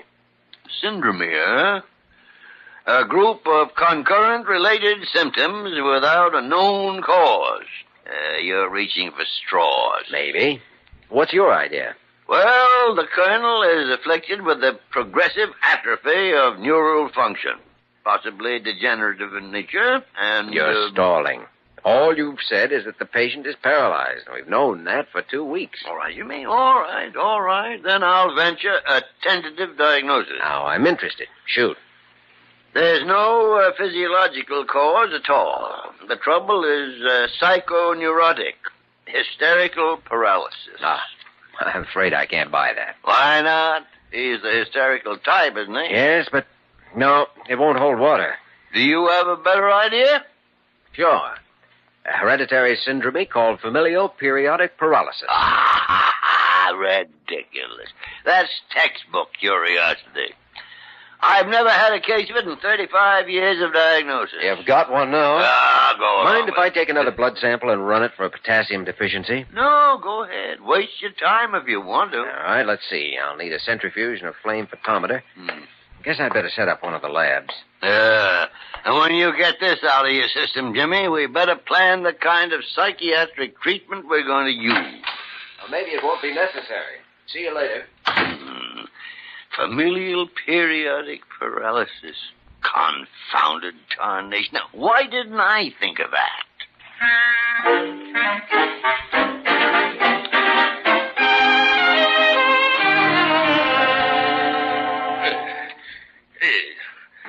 Dr. Kildare, since I came up to this northern hospital, I've been punctured by needles in 47 different places. Another week and I won't even have any blood left. Easy now, Colonel. There we are. Well, that's a full quart, sir. You've drawn out a full quart there. Oh, it's only 20 cc's, and this may be the last sample we'll have to take. Well, it's the last one you're going to get, sir. Of course, if this doesn't separate properly, I'll have to run a second specimen. I won't hear of it, sir. We Beauregards have always stood ready to shed our last drop of blood for the honor of the South, sir. But I must say my feelings toward Blair Hospital are not quite so generous.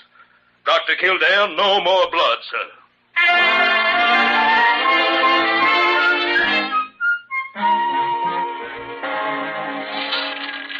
Dr. Kildare, I surely hope you don't mind me hanging around peering over your shoulder like this. Not in the least, Emmy Lou. You're as much concerned about this as I am. Now, let's get this sample out of the centrifuge. At least the vial didn't break. Oh, I'm glad. Papa'd have a conniption fit if you tried to take another specimen. Good, clean separation, too. Well, we'll load it in the atomizer and see what we've got. Dr. Kildare, I guess maybe I talk sometimes like I got magnolia blossoms where my brains ought to be. No, you talk like a girl who's devoted to her father and who's pretty worried about his condition right now. Well, I've always kind of looked after him since Mama died. Let me get this burner lit. There we are. Dr. Kildare, I guess I got even more than you know to worry about. You see, I've never had the nerve to tell Papa what I did about 6 months ago. Well, what'd you do? I got married. Congratulations. Papa'd be mad in a wet hen if he knew. He'd never even let me go out with boys. What did you marry? A horse? No, a boy. I met him secretly, you see. He was on the newspaper in Richmond at the time, but now he's working for a magazine here in New York, and he wants us to get an apartment and well, live together. He's getting mighty impatient. Yes, I imagine. I guess you can see I've got something to worry about, all right. Well, let me, Lou, if I'm wrong on this diagnosis, we'll both have something to worry about. Now, let's start the test.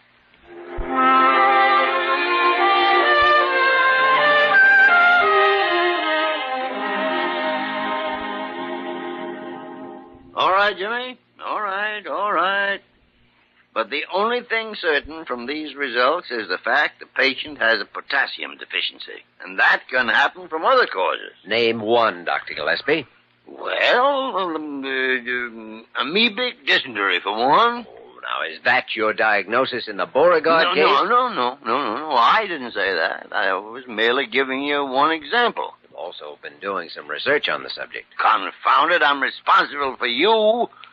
If you're going to put yourself out on a limb, I got to know something about the structure of the tree. Well, just 3 or 4 doses of KCl solution ought to settle the question. Yeah, make the colonel a pretty sick man if he doesn't have a tolerance for it. Don't worry, he will. Confound it, Jimmy. I still think it's psychoneurotic.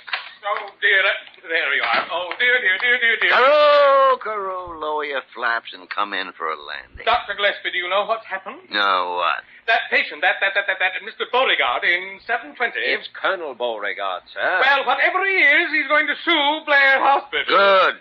Dr. Gillespie, please. I mean it, Carew. I'm tired of watching that lawyer of yours sit back on his big, fat retaining fee without doing any work for it. Do him good to fight a case once in a while. This is hardly a matter of a personal whimsy. Why, you've no idea how incensed this man is. You think not? Why, most of the things he said to me, I simply wouldn't sully myself by repeating.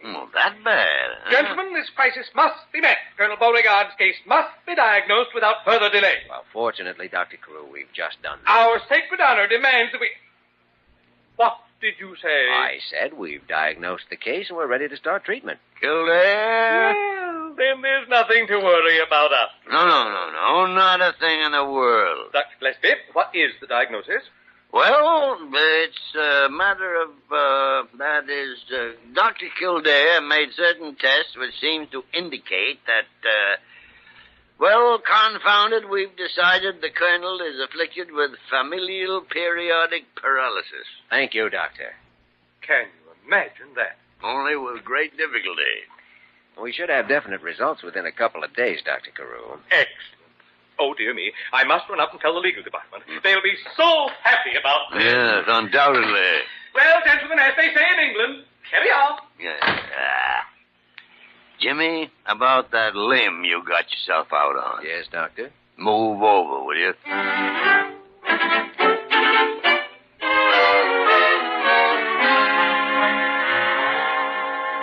It's nothing but salt water, Dr. Kildare. You've had me drinking that concoction for 2 days now, and I'll not imbibe any more of it.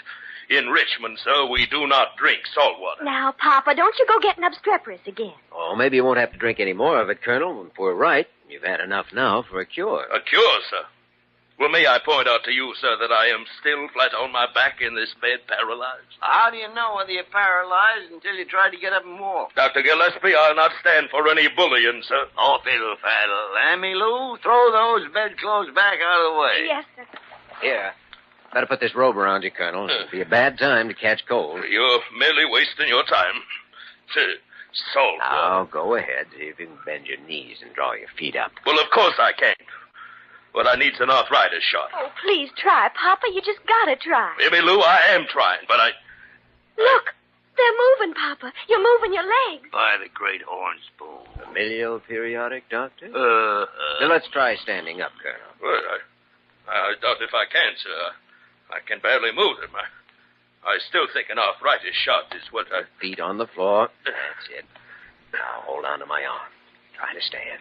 Easy now. Well, I don't think I can... Oh, Papa.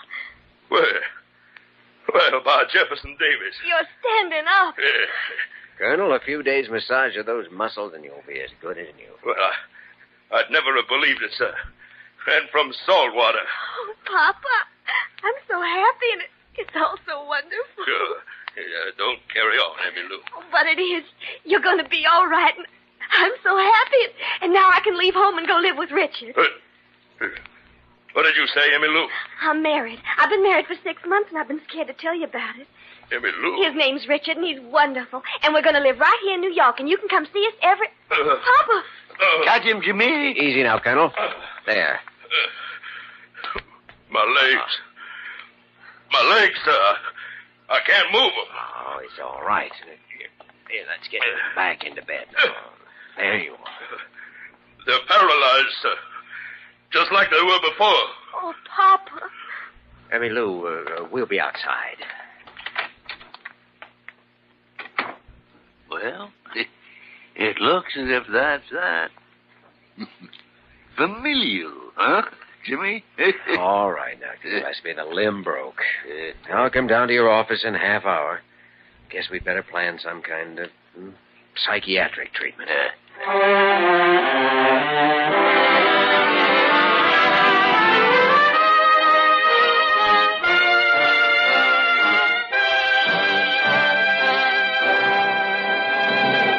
We will return to the story of Dr. Kildare in just a moment.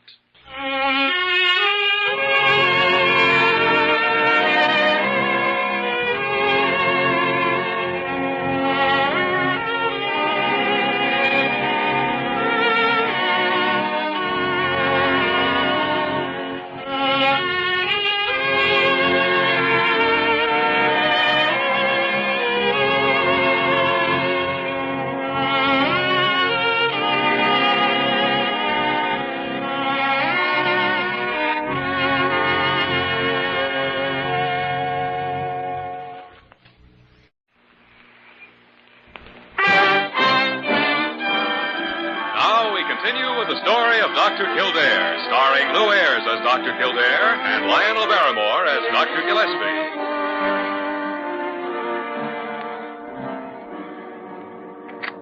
Oh, Jimmy, come in. How's the Colonel? Oh, he's all right, Dr. Gillespie. Emmy Lou's staying with him. Well, what do we do now? Do? Why, we just put all our faith in potassium salt solution. Can't possibly go wrong. No. I just ran a photometer test. The concentration of potassium in his blood is essentially normal now. And yet the patient is still paralyzed. Amazing, Dr. Kildare. All right, but it was the right answer. He was cured. Trouble now is an entirely different cause. And might I inquire as to the nature of that cause? Yeah. Psychoneurotic. Hysterical paralysis, to quote an old medical friend of mine. Colonel Beauregard is an abnormally possessive father. Knowledge that his daughter was married and was planning to leave him was quite a shock. Though his mind fastened on one sure way of holding her.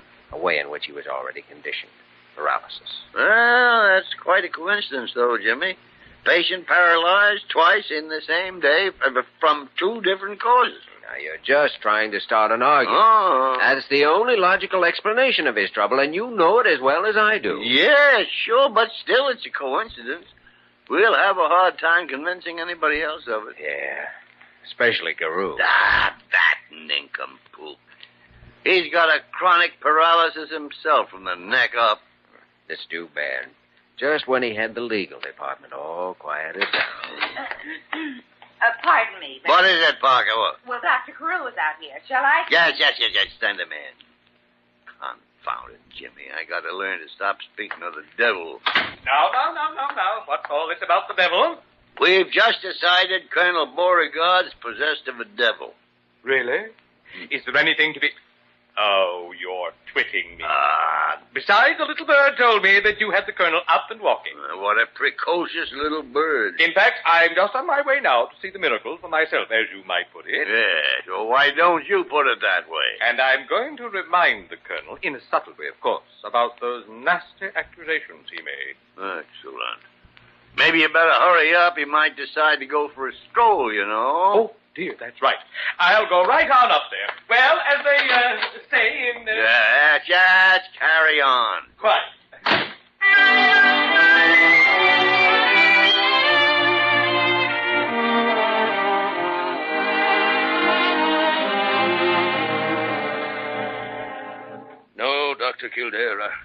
I fear I'm doomed to spend the rest of my natural life in this unfortunate condition, sir.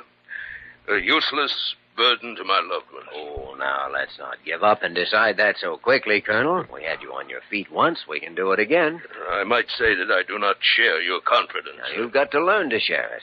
We can't expect any results until you do.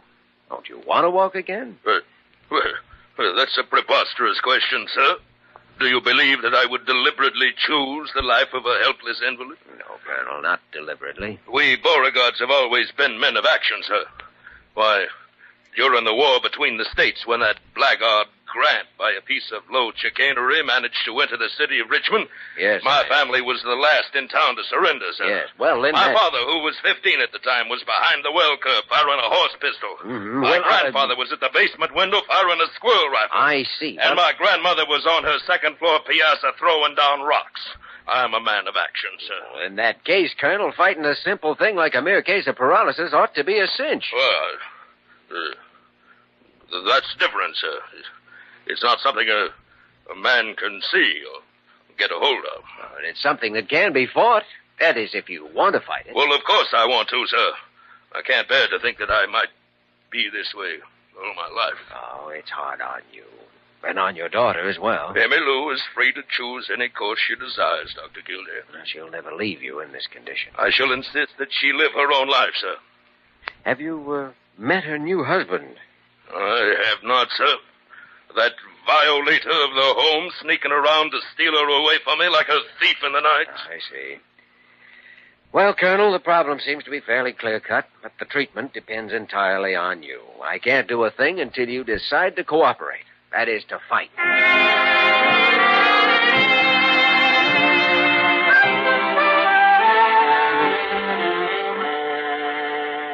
Well, there's no doubt about it, Dr. Gillespie. You were right.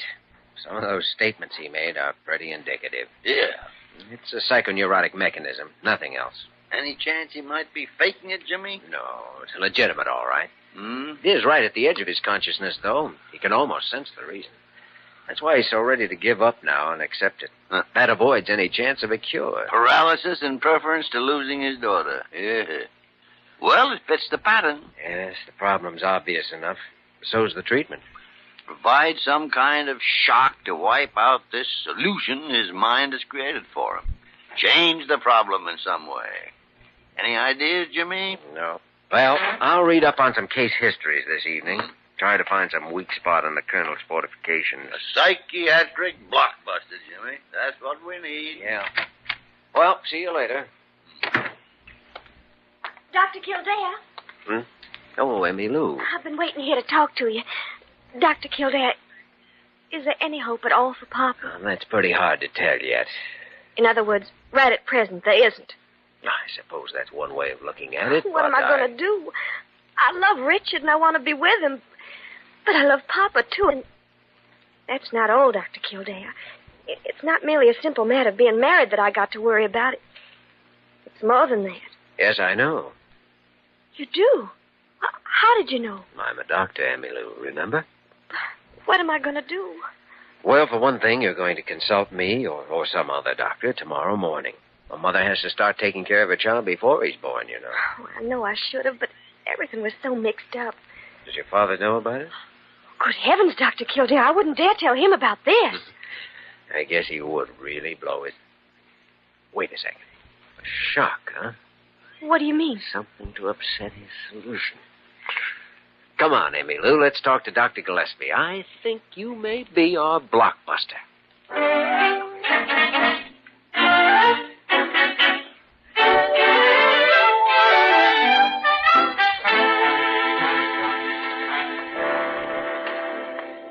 Here we are. Go ahead, Parker. Dr. Gillespie. Thank you. Good morning, Colonel Beauregard. Emmy Lou. Good morning, Dr. Gillespie. Well, 2 doctors and a nurse, and all at the same time. Now, with the risk of appearing uncooperative, I might inform you all that I am not getting ready to die. Oh, of course you're not, Colonel, but we thought you might want someone with you at a time like this. At a time like what, sir? Why, Emmy Lou, haven't you told him yet? I was scared to, Dr. Kildare. I was waiting till you all got here. Waiting for what, if I may inquire? Well, I guess you'd better tell him, Emmy Lou. Richard's probably downstairs in the lounge now. Yes, Well, speak up, daughter. What are you trying to say? Papa, I'm going to leave you. I'm going away with Richard, with my husband. Emmy Lou. I've talked it all over with Dr. Gillespie and Dr. Kildare, and they think I'm doing the right thing. I'm betrayed. Stabbed in the back. No, Papa, they're right. I'm awful sorry we'll never see each other again, but after all, I'm a married woman now, and my first duty is to my husband. And even more important, to my child. But to your what? To my unborn child. I'm going to be a grandfather? No, I'm going to be a mother. Well, goodbye, Papa. Here now, you come back here. I'm sorry you'll never see the baby. Emmy Lou. Goodbye, Papa. Forever. Emmy Lou! Well, stop her, somebody. Don't let her get away. Now, take it easy, Colonel. She's made her choice. Well, I've got to stop her, sir. The phone. Colonel, I had the phone disconnected. A Yankee conspiracy, sir. A foul plot. I guess there's only one chance of ever seeing her again and straightening things out. That's to catch her before she leaves the lounge downstairs. But that's out of the question now, since you can't walk. So you're beaten, Colonel. Sir, a Beauregard is never beaten, sir. Why, it's no use, Colonel. You can't walk, and she's getting away. I can walk, and I will walk, sir. There. Why, you're only standing up. You'll never be able to make it to the elevator. I'll need that robe. Now, stand out of my way. I warn you, don't lay a hand on me. The great horn spoon. Jimmy, it worked. He'll get down to that lounge if he has to walk over broken glass. Down, son, and don't spare the horses. Dr. Gillespie, a case like this always leaves me a little frightened about what we're working with every day. Human beings. I mean, where do you draw the line between mind and body? You don't, Jimmy, you don't. It's the same old problem still with us. Which comes first, the chicken or the egg? Yes. Pretty hard to imagine either one alone. Maybe they both come together. What do you think?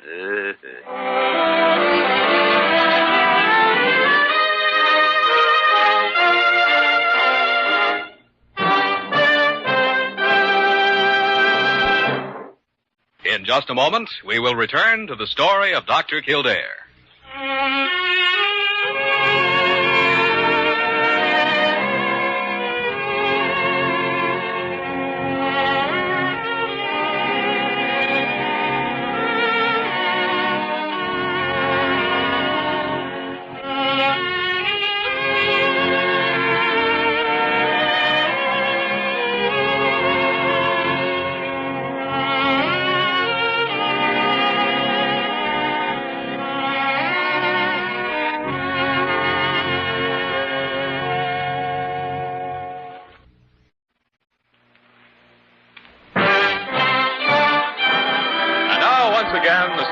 Dr. Kildare, starring Lou Ayres as Dr. Kildare and Lionel Barrymore as Dr. Gillespie.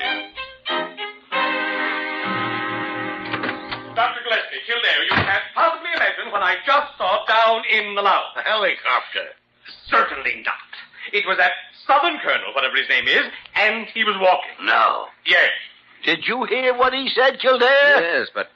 Well, I know Dr. CAREW has a reputation for sobriety and honesty. Dr. Kildare, I have not been drinking. CAREW, was the Colonel by any chance riding a pogo stick? He was not. He was walking. I tell you, I saw him. Dr. Gillespie, Dr. Kildare, you better come down to the lounge right away. What's the matter, Emmy Lou? It's Papa. Paralyzed again? No, this time he only fainted. Oh. You see, he just found out something that gave him a terrible shock. What do you mean? Well, I introduced him to my husband, and you see, Richard's a northern boy. Yeah? His last name is Grant. Oof. You better bring some smelling salts. Grant. Never mind the smelling salts, Jimmy. The only thing that'll help the Colonel after that is a strong whiff of mountain mule.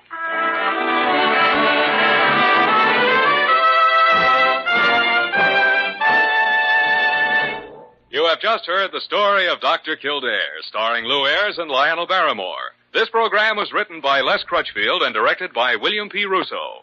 Original music was composed and conducted by Walter Schumann. Supporting cast included Virginia Gregg, Ted Osborne, Bill Conrad, and Jane Webb. Dick Joy speaking.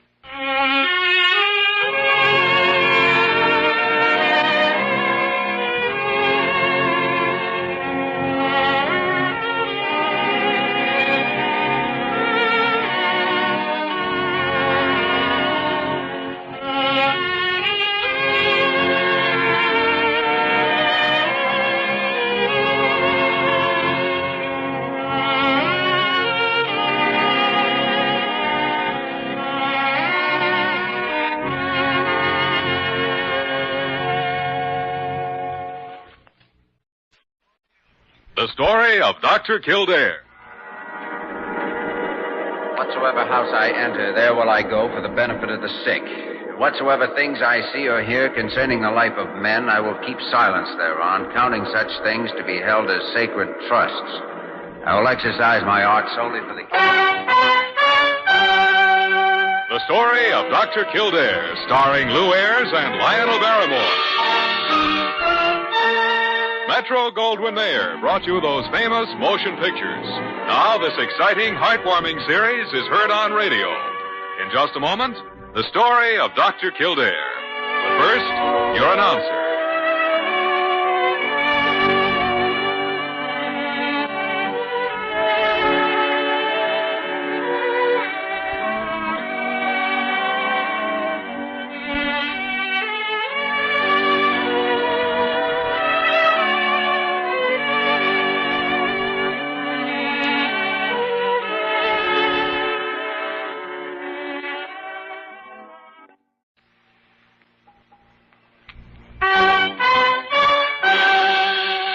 The story of Dr. Kildare, starring Lou Ayres as Dr. Kildare and Lionel Barrymore as Dr. Gillespie.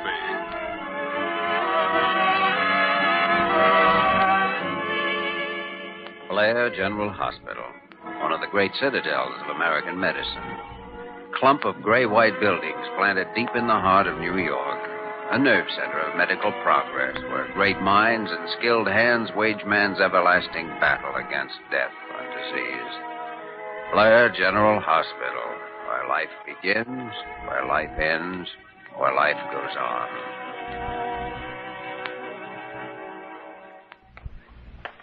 Molly, have you seen Dr. Kildare anyplace? No, I haven't, Dr. Gillespie. Huh. He doesn't seem to be in the hospital. And he isn't out on an emergency either. I checked that. Wait a minute. Wait. I'll bet I know where he is.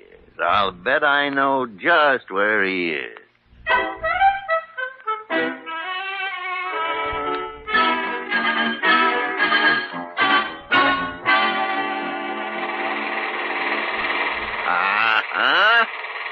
I thought I'd find you down here. Oh, hello, Dr. Gillespie. Hey, look at that big crane operate, will you?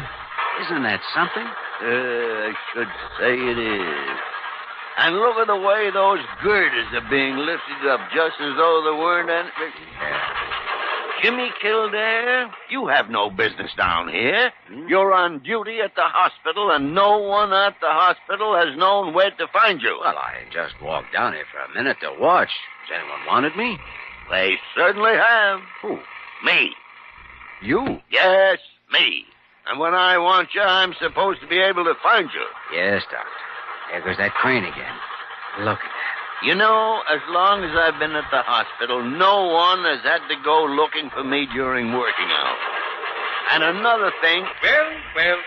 Here are my two naughty boys. Good morning, Dr. Good morning. Carew. Now, where should we be right this minute?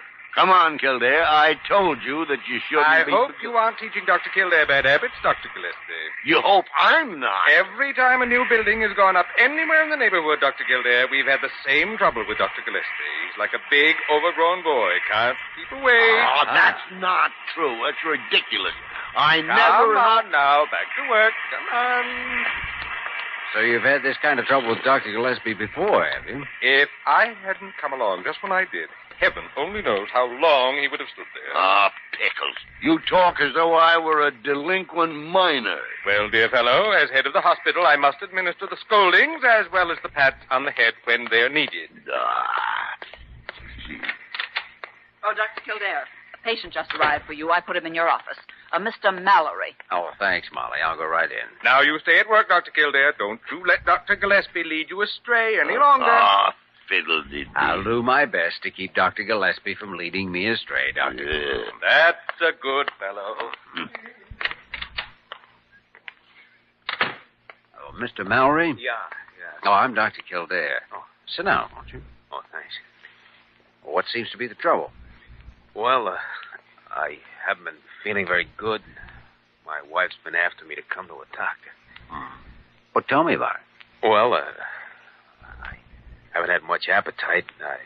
I get these pains in my stomach. Severe pains? Yeah, pretty bad. When did they start? Oh, about 3 weeks ago. Have the pains become worse as time passed or remained about the same? They've become worse. My wife kept taking my temperature, but I didn't have any. Then a few days ago, I got this sort of tingling sensation in my wrists and hands. It's gotten tougher and tougher for me to use them. Oh, that's so? Yeah, I've been trying to go right on working, but the day before yesterday, I kept getting dizzy. So I went home. Oh, I'm thirsty all the time, too. I see. Well, Mr. Mallory, would you go in the next room over there and then undress? I want to examine you. Yeah, sure. And I'd like to have Dr. Gillespie examine you, too. He's a fine diagnostician. Okay, whatever you say. Oh, my wife is sitting out in the waiting room. Would you tell her I'll be a little while yet? Of course.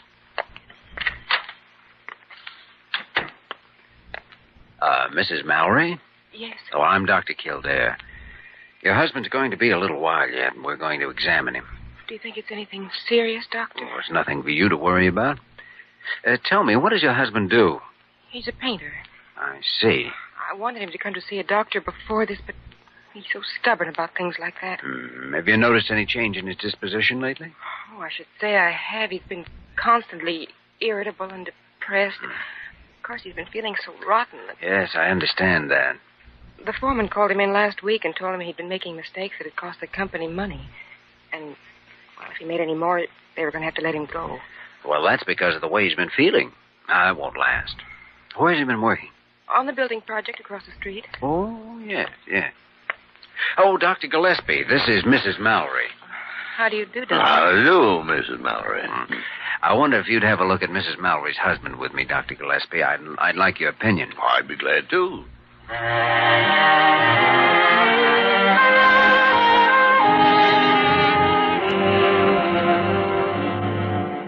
His abdominal pains are localized and relieved by deep pressure. Mr. Mallory, will you open your mouth again, please? Yeah. You see, there's absolutely no sign of any bluish line around his mouth and gums. Certainly isn't. And that's what's astounding. Oh, why, Dr. Gillespie? Well, you have all the other indications of plumbism, but... Plumbism? Lead poisoning. You say you're a painter, Mr. Mallory? Yeah. Do you always wear a protective mask when you're spraying? Yeah, I do. Well, it may not be lead poisoning, of course. Mr. Mallory, suppose you spend the night in the hospital and take some blood tests. Okay. Now, by the way, what's your foreman's name? Farrell. Sid Farrell. Well, while you're taking the tests, I think I'll have a talk with him. He may be able to help us.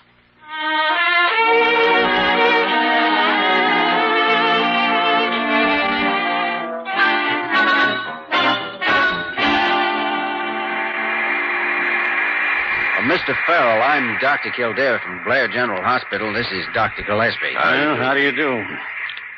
Well, what can I do for you? We're pretty busy here, as you can see. Oh, won't keep you but a moment. We have one of your workmen under observation at the hospital. Yeah? Well, what do you want me to do about it? Send him flowers? We want a little help from you, Mr. Farrell. And unless you want to have a lot more of your workmen out sick, you better give us whatever help you can. All right. Which one of the men is at the hospital? There's a man named Gordon Mallory. I might have known. Worst man on the job, always making mistakes. Well, maybe he had a good reason for his mistakes. Mistakes cost money. We haven't got time to nurse along anyone that can't do his job and do it right. I was going to pay him off at the end of the week anyhow. If a man's ill, it isn't his fault if he don't do a good job. Ill. That big bruiser? He could make two of most of the men working here. Well, let me tell you something, Mr. Farrell. If Mallory has lead poisoning, which is what we think he has, then it may be your fault he's sick. A foreman's supposed to look out for the health of his men. Look, Doctor, I'm very busy and I haven't got time to stand around chewing the fat about what my duties are. I know my job. It's to get this building finished. Your job is to take care of sick people. So you take care of Mallory and I'll take care of my business. But don't you see, you should be taking preventive measures of some sort for the protection of your other work. My workmen are all right. Now, if you'll excuse me, I have to get back to work. Hey, watch where you swing that crane. Come on, Jimmy. We aren't going to accomplish anything here. I guess you're right. Now, what do I see here? I thought we were on our honor to stay at our jobs. We're down here on a case, CAREW. One of the workmen's in the hospital. Oh, well, Of course, that puts a slightly different face on the matter. And while we're on the subject, what are you doing down here? Oh, I was just passing by. Just passing by. I think that whole building project could bear a little investigation. Dr. Kildare, please. Not on hospital time. I'll bet you anything you care to name that before the week is over, we get some more of those workmen in the hospital. Earl doesn't give 2 cents for the welfare of anyone. I'm afraid you're right. I wonder if Mallory does have lead poisoning. We should learn that from those blood tests tomorrow.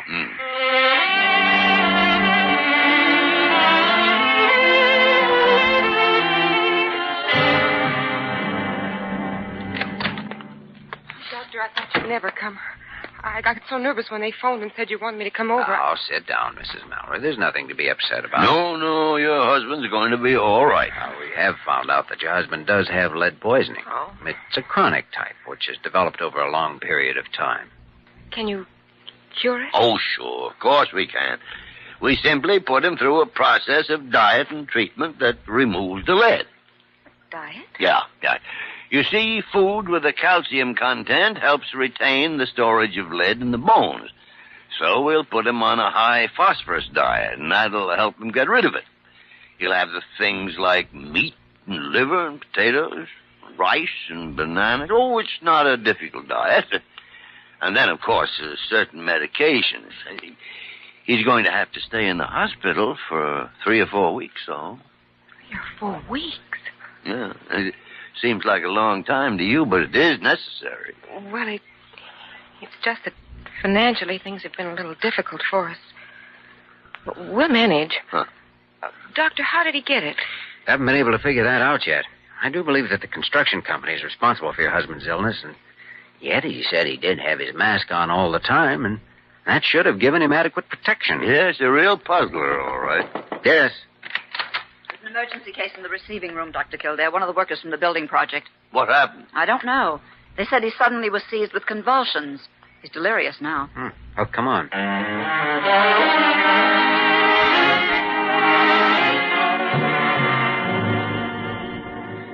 Well, this man has a bluish line along his gum margins, all right. Look at that. Yeah. This is an acute case of lead poisoning, all right. I'll inject magnesium sulfate right away. I have it right here, Doctor. Thank you, Molly. Now, if you'll clean a spot right along this vein. Mm-hmm. That's right. There. That should quiet him. Now then, I want him to have lavage with 1% sodium sulfate, egg albumin drinks, and calcium gluconate intramuscularly. Yes, Doctor. By the way, what does this man do on a construction job? They said he's a welder. Welder? Mm-hmm. Doesn't add up. Well, let's go back down to that building project and have another talk with the foreman. And this time, let's inspect the whole place. Got to find out what's happening to those men, and Farrell or no one else is going to stop us.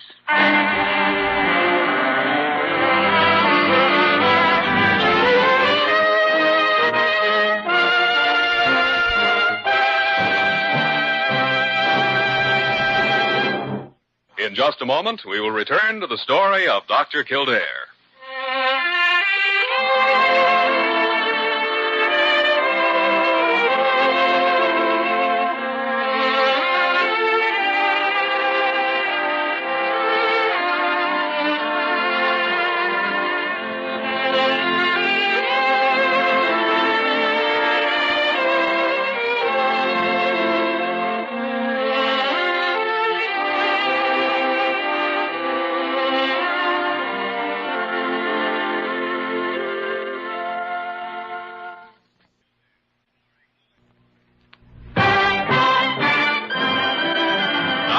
Continue with the story of Dr. Kildare, starring Lou Ayres as Dr. Kildare and Lionel Barrymore as Dr. Gillespie.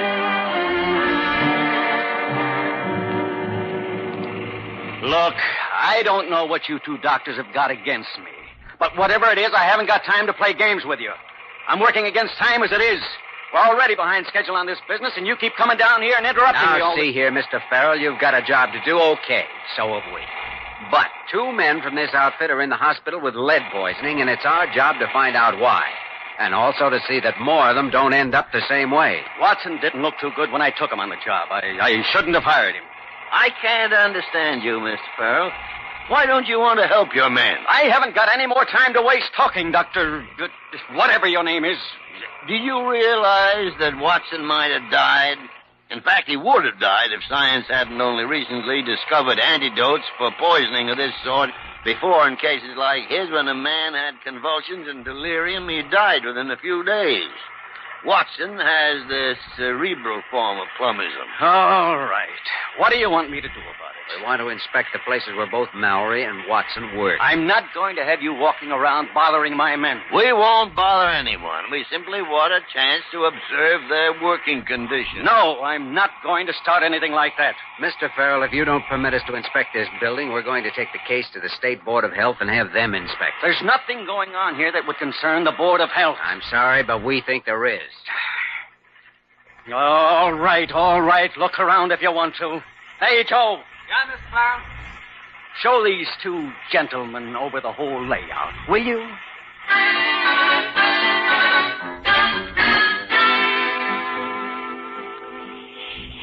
Now, there's the paint shop, Doctor. Oh, this is where Mallory worked, huh? That's right. Men are wearing protective masks, all right. Well, they have to. The company wouldn't let a man work without a mask. Oh, lunchtime, huh? Well, for some of the men, it's a rush job. They only take 30 minutes for lunch in shifts. These men eat right here on the spot, do they? Yeah. They don't lose any time that way.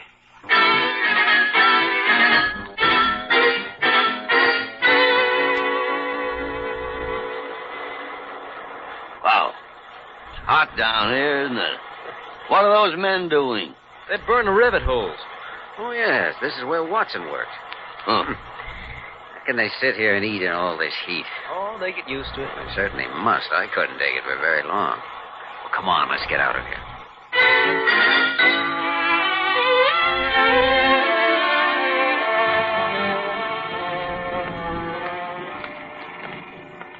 Well, I didn't come up with much from there, did I?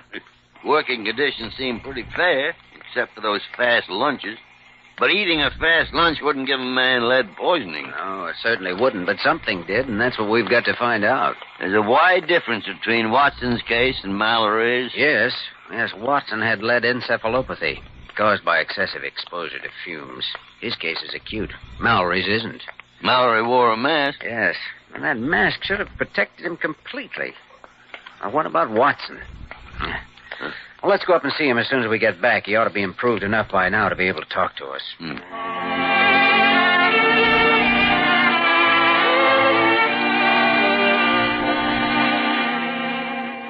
How do you feel, Mr. Watson? Wow. What hit me? Lead. Somebody throw it at me? No. You did this yourself. You crazy. You don't think I'd slip myself up, Mickey, do you? Well, you did, son. Pretty hot where you work, isn't it? Yeah, but you get used to it. How do you feel now? I'm a little unsteady.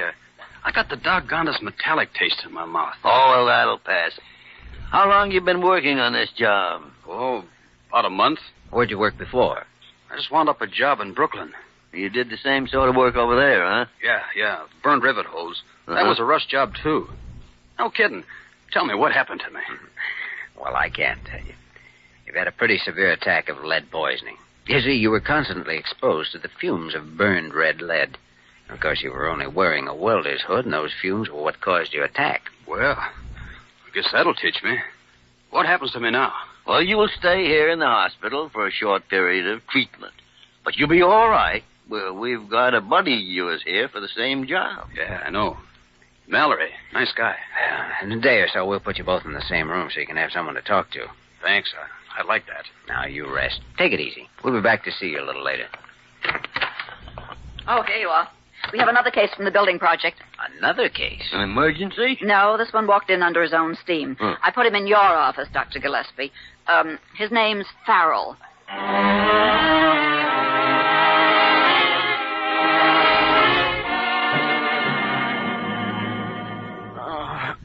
Oh, that hurts. Oh, pressure hurts, does it? Oh, after you left, I got hold of a book on lead poisoning and read up on it.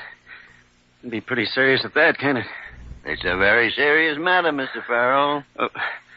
What are you going to do about me? I don't know. What do you suggest, Dr. Gillespie? I've been turning the matter over in my mind, Dr. Kildare. You'll have to put me through that de-leading process, won't you? I don't think that would help in your case. Do you, Dr. Gillespie? No, I'm afraid not, Dr. Kildare. You mean nothing can be done to help me? None of the antidotes for lead poisoning will do a thing. Why not? Because you don't have lead poisoning. I don't? No. But I've got all the symptoms. Acute abdominal pains, weakness, dizziness. Those are also the symptoms of acute indigestion, Mr. Farrell. And that's all that's wrong with you.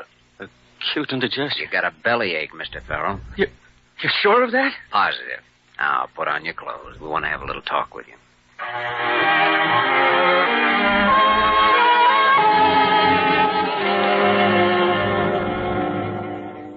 Mr. Farrell, fortunately, both of your men are getting well. With a little cooperation from you, I think we can prevent any more of them from becoming sick. If you've been reading about lead poisoning, you know how serious it is. Yes. You know, I must admit I owe both of you doctors an apology. Now, Mr. Mallory has a temporary paralysis in his wrists and hands, but as soon as the de-leading process is completed, he'll be given massage and exercise, and he should recover pretty quickly.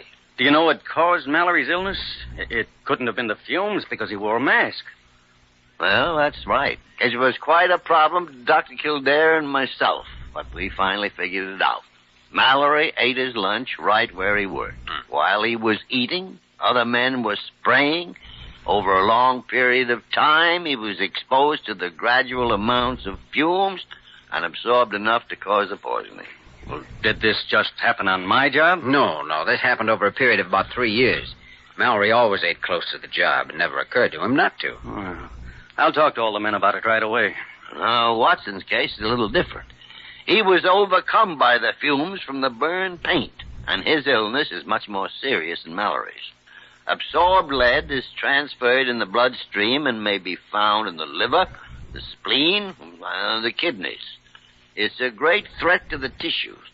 We have to force the bones to store the lead in order to prevent damage to the brain tissues. Can you do that? Yes. It's a little complicated to explain, but we can. We'll be able to help both men.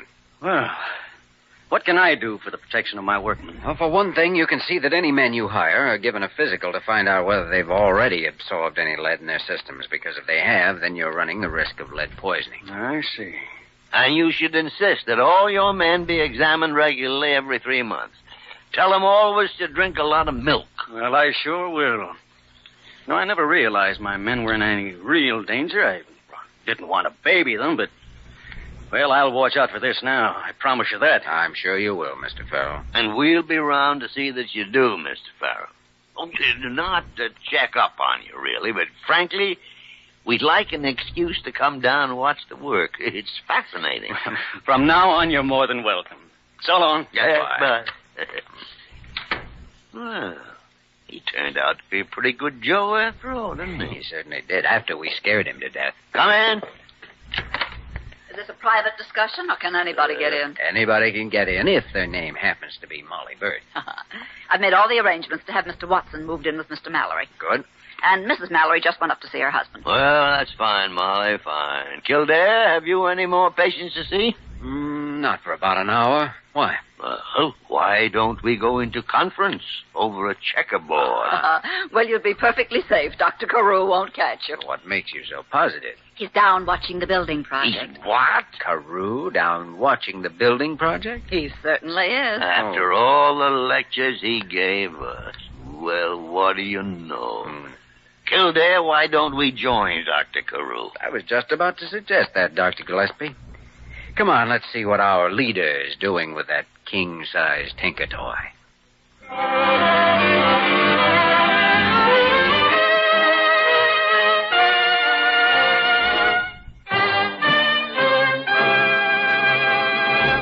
In just a moment, we will return to the story of Dr. Kildare.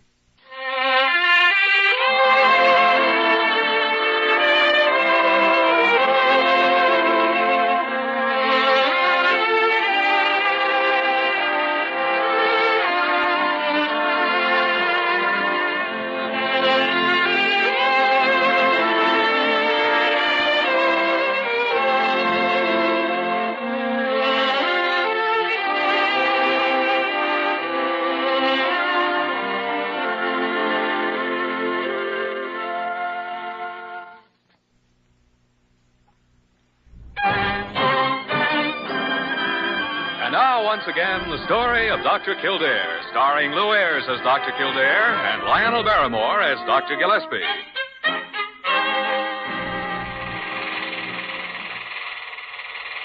Well, Dr. CAREW, what a surprise to find you here. Yes, we didn't know you were interested in things like this. Oh, you dear fellows. Well, I'm not really here, you know. You're not really here. You mean it's not our leader we see, but a mirage? No, I mean I'm not really here. I'm just passing by on my way to the hospital. That's where I really am. Oh, on my way to the hospital. Oh, I see. Yes. Well, that makes everything perfectly clear, doesn't it, Dr. Kildare? Now, see here. You boys don't think for a moment that I'd come down here when I should be at the hospital, do you? Oh. Oh, no, indeed. Oh, look at that crane go. Isn't that something? It certainly is. Biggest crane I've ever seen. That really is something. You know, when I was a boy, I was one, you know. That's the kind of job I wanted to do. Do you know, Dr. CAREW, we all did. I think you're right. And it's because of the boy each of us was and still is inside that we're down here right now. You may be right, Dr. Gillespie. Oh, he is right. That's exactly the right diagnosis, Doctor. Exactly the right diagnosis.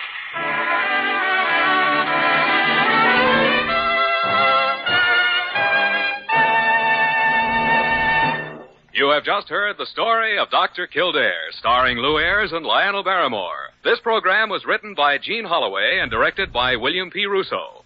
Original music was composed and conducted by Walter Schumann.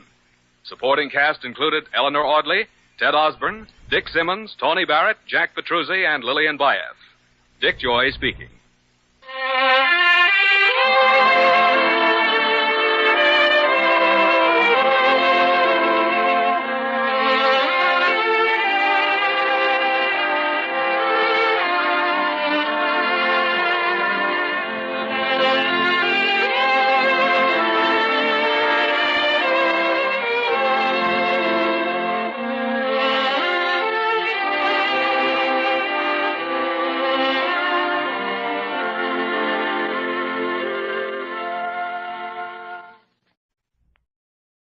The story of Dr. Kildare. Whatsoever house I enter, there will I go for the benefit of the sick. Now, whatsoever things I see or hear concerning the life of men, I will keep silence thereon, counting such things to be held as sacred trusts. I will exercise my art solely for the The story of Dr. Kildare, starring Lou Ayres and Lionel Barrymore. Metro-Goldwyn-Mayer brought you those famous motion pictures. Now this exciting, heartwarming series is heard on radio.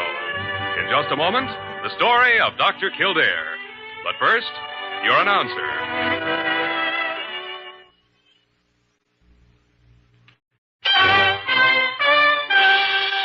Now, the story of Dr. Kildare, starring Lou Ayres as Dr. Kildare and Lionel Barrymore as Dr. Gillespie.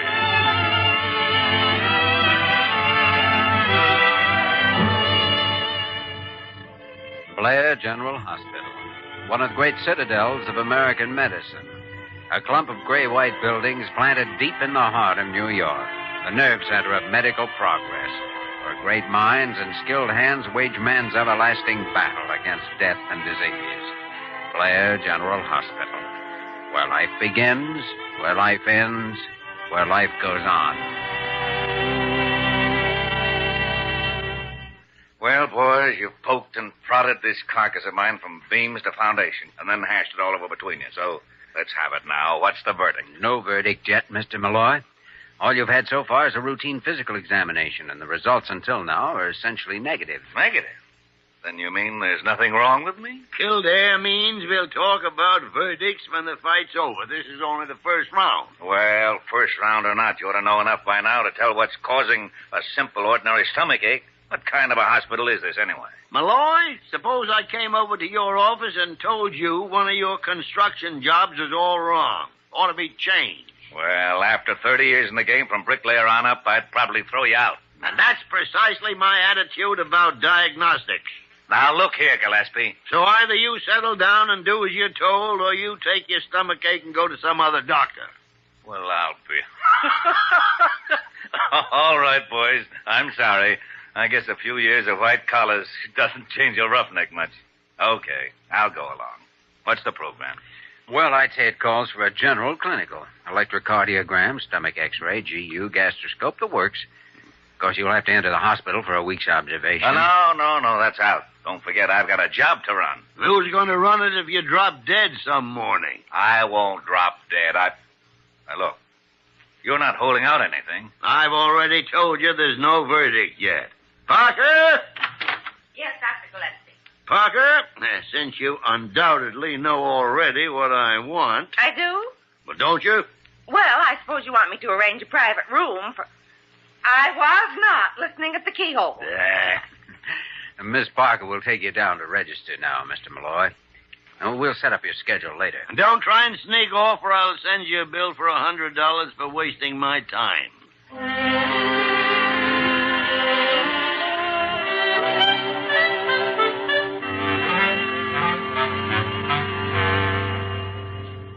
Parker, if you ever let that woman in here to see me again, I'll see to it personally that you're exiled to the Brooklyn Clinic. Well, after all, Dr. Gillespie, she's the wife of a patient, and I suppose she only wanted to ask about his condition.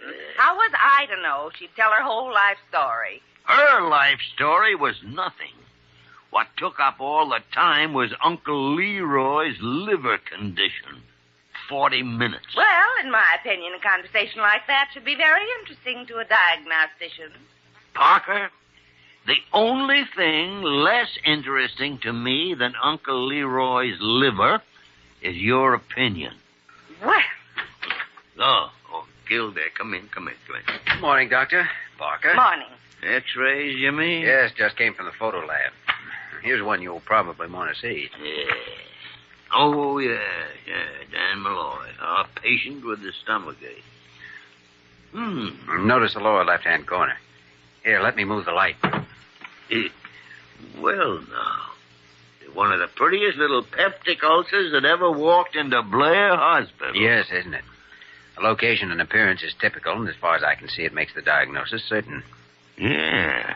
I wonder what caused it. He's in pretty fair physical condition. Well, I'd say everything points to a mental cause. Conflict of some kind. Psychosomatic, eh? A new word for an idea as old as Plato. The fact that the mind and the body influence each other. You don't disagree with the idea, do you? If I did, I'd have to go back and change all my diagnoses for the last 35 years. Confound it. If Malloy does have a mental conflict, it's probably that wife of his that's caused it. Oh, you've met her then? Met her. She just presented me with 40 straight minutes of sheer boredom. She'd give anybody an ulcer. Well, whatever the trouble is, I'm going to see if I can get to the bottom of it. Jimmy, a doctor can carry his treatment just so far, and that doesn't include solving a patient's personal problem. Oh? You know something, Dr. Gillespie? I've heard you prescribe that idea at least 50 times, and I'm still waiting to see you follow your own prescription just once.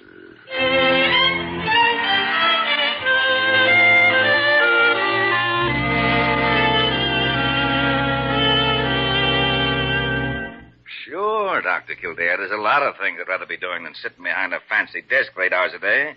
Only I don't get it. What are you driving at? Just a diagnosis, Mr. Malloy.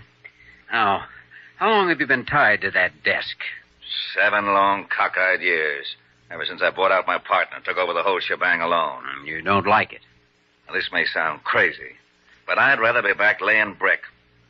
Mr. Malloy, have you ever thought of selling out, retiring? You know, it's funny you brought that up, Dr. Kildare. I was just lying here in bed this morning remembering it. Remembering? Yeah. I got an idea like that once about 10 years ago. Bought a 160-acre lodge in the back country upstate. A place you probably never heard of, called Cranberry Lake. Cranberry Lake, eh? That's great fishing country. Hunting in the winter, miles of timberland. It's only 40 miles from the St. Lawrence River. The kind of place where a man could forget all this city stuff. Only you didn't move up there after you bought it, eh? Now, you know how it is. You put things off. On account of Mamie, you see, my wife. She's kind of got the social bug the last few years, and she won't hear of moving off to some wilderness, as she calls it. So, Well, come in. Mamie. Oh, good morning, Mrs. Malloy. Why, Dr. Kildare. Daniel, what have you been up to? Nothing, Mamie. You look just like a cat who's eaten a goldfish. Now, don't tell me you haven't been talking about something you shouldn't. No. We were just talking about the lodge up at Cranberry Lake. Oh, so that's it. Dr. Kildare, I certainly hope you told him how ridiculous that whole idea was. Oh, no. As a matter of fact, I'm in favor of it. Be good for both of you to start relaxing, enjoying life. Oh, no. After we've worked and slaved for years to get to be somebody, we're going to stay right here. Now, Mamie. I don't know, Mrs. Malloy. It seems like rather dubious satisfaction when you have to pay for it with a stomach ulcer. Oh, nonsense. It's just like I was telling Dr. Gillespie earlier this morning. About my Uncle Leroy, I mean.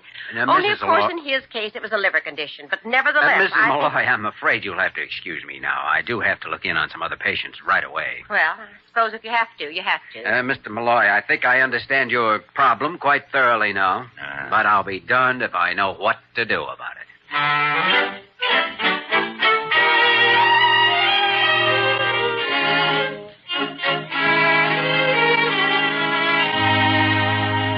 All right, Jimmy, all right. He hates his work. He's a man of action who's confined now to a desk.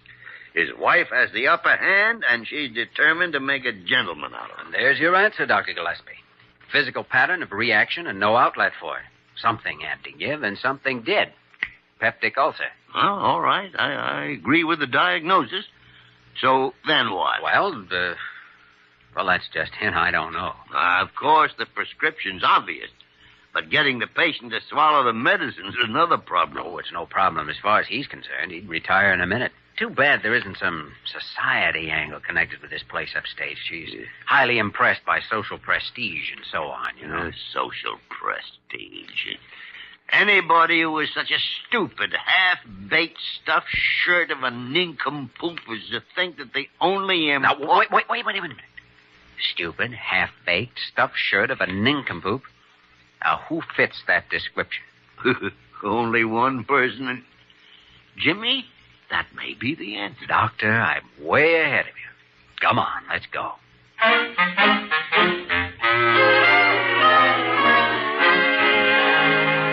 So, naturally, Dr. Carew, when we realized that we needed a man of resourcefulness, with tact, social position, high intelligence, we immediately thought of you. Oh, dear. Well, gentlemen, I hardly know what to say. Don't worry, Carew. We'll tell you what to say. He means to Mrs. Malloy, of course. Oh, yes, quite. All you have to do is be your usual charming self. Well, I suppose breeding does give one a certain air of savoir-faire. Oh, no doubt of it. I've often noticed that you positively reek of savoir-faire. Oh? Well, thank you.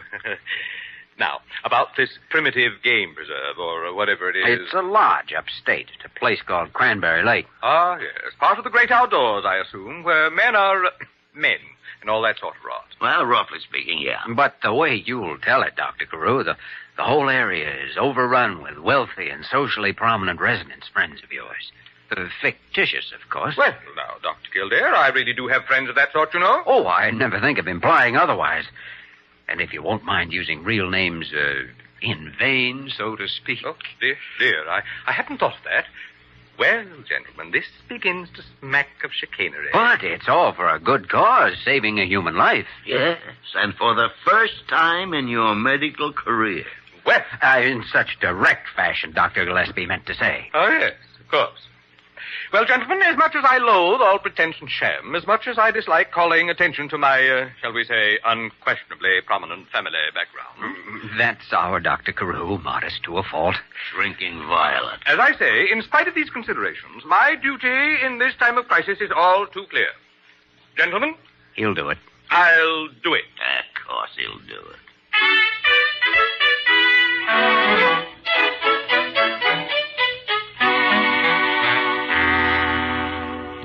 Why, Dr. Carew, I had no idea that part of the state was so well known.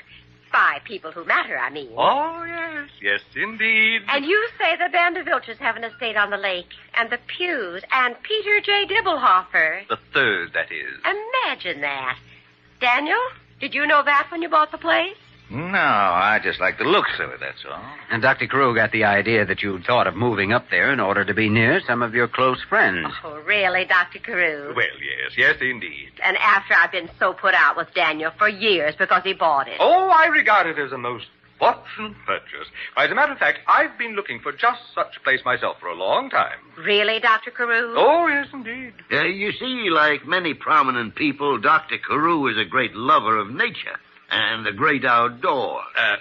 In a desirable neighborhood, of course. Daniel, I'm convinced. My mind is made up. Good. I knew you'd see the advantages of living up there. Oh, no, Dr. Kildare. Daniel and I are going to sell the place to Dr. Carew. What? But, Mrs. Malloy... Not another word now, Dr. Carew. It's what you've always dreamed of, and you're simply too well-bred to try to buy it. It's no earthly use to us, and so I've decided you're going to have it, and that's absolutely final. Dr. Kildare... I think I have a patient waiting in my office. Dr. Carew, Dr. Gillespie... Congratulations, nature boy.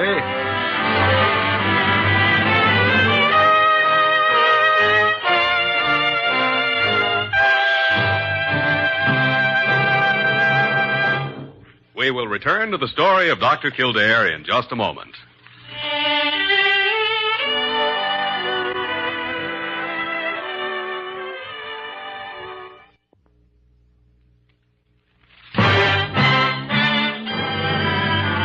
Continue with the story of Dr. Kildare, starring Lou Ayres as Dr. Kildare and Lionel Barrymore as Dr. Gillespie.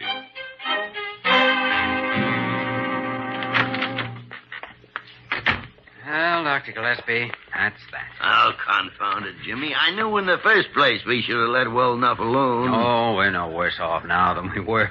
Of course, poor Dr. Carew is, though. I wonder if she really will try to sell it in that place. Why, sure she will. It'll serve him right, too, the nincompoop. Jimmy, a doctor who hasn't sense enough to stick to medical problems ought to have his head examined. I seem to have heard that before. And it's true. You can't operate a day nursery for adult human beings. They have to learn to stand on their own feet. Still, it's a shame to think of Malloy going back to a job he hates and doesn't even need while he eats his heart out for something he can't have. He eats his stomach out, it's more like it. And now you've just walked into my trap. Because that makes it a medical problem. All right. When it happens again, we'll treat him again. You're opposed to preventive medicine, Doctor? Oh, tarnation. Nothing can be done, Jimmy. We've already had a try at it. His stomach's being sacrificed to the glory of his wife's ambition. That's a bit flowery, but the idea behind it's not exactly unheard of. Of course it's not unheard of. It's happening all around us, every day. Modern burnt offerings on the altar of civilization. Stomachs, hearts, arteries, livers. And then they come around to us, Doctor, can't you do something to keep it going? I know I've abused it, but I want to be a vice president. Just patch it up any old way, Doctor. Jones is 2 blocks ahead, and I have to catch up. Confounded idiots. Now, take it easy. You've got arteries, too, you know. Yeah, I know. It's a good idea, though, to blow your top once in a while. Lets the pressure off. That's Malloy's trouble. He's lost the habit. I guess so. Of course, if he did regain it, it still wouldn't help anything. Unless... Unless what? You know, the one person he should dominate is the one person he never has. If you mean Mamie, I can understand But what. that's the problem right there. That'd take pretty strong provocation, but he might be goaded into it if we could only think of somebody. Don't look at me, Jimmy. Don't look at me. Carew is already a casualty. No, we need a brand new stooge. Not necessarily too bright, of course, but one who could, Well, Jimmy? Could be. Miss Parker. Yes, Dr. Kildare. Parker, have you ever been out in the woods? What? I mean to a summer camp or a lake resort, especially upstate, say, somewhere around the St. Lawrence River country. Oh, yes. As a matter of fact, I used to go up to Lake Winnebago every summer when I was a girl. What a memory. Winnebago. Let's see. Is that anywhere near Cranberry Lake? Oh, about 30 miles northeast, I think. Oh, I used to have such fun at good old Winnebago. Oh, you like the country up Oh, there? I love it. I love it, Dr. Kildare. When I remember some of those campfire things, the nature study, and the hay rides. Oh, yes. They were always at night, of course. Ah, And yes. Well, that's not exactly what we had in mind, Parker, but nevertheless, I think you're our man. I'm our man. Well, what I mean is that I'll get it, Jimmy. I'll get it. Gillespie speaking. Dr. Gillespie, you've got to do something. Oh, what's wrong, Carew? That woman, that Mamie woman, she's coming back here right after dinner, and she's bringing that deed with her. Indeed. Somebody has to explain to her that I simply won't buy that property. I'm afraid there's no hope. If you've got the money, you won't have a chance. I'll barricade myself up here in my suite. The locked door will never stop Mamie. But, Dr. Gillespie, what can I do? As far as I can see, there's only one thing, Carew. Yes? When she breaks into your suite, Yes? walk out onto the terrace, Yes? look down at the street 14 floors below, And then? jump. Goodbye, Carew. That ought to wilt his gardenia for him. Parker, you are hereby assigned to Dr. Kildare for a mission which requires the utmost tact, discretion, and bravery beyond the call of duty. What are you talking about? Oh, it's really not too complicated, Parker. We just want you to convince a patient that he should retire to a lake up north. Oh, well, that doesn't sound like such. It's that Malloy family. No, you don't. Now, Parker. I heard what happened to Dr. Carew when he got mixed up with him, and I absolutely won't have anything to do Parker, with those... are you refusing an assignment? The nurse isn't responsible for the patient's personal affairs. When personal affairs affect the patient's health, they are always the concern of the medical profession. Well, this is an interesting new theory. This job is a part of your duty as a nurse. My duty? Why do I have to be the one? For a very simple reason, Parker. You are expendable. What? Now stand by for briefing. Dr. Kildare, carry on. Roger.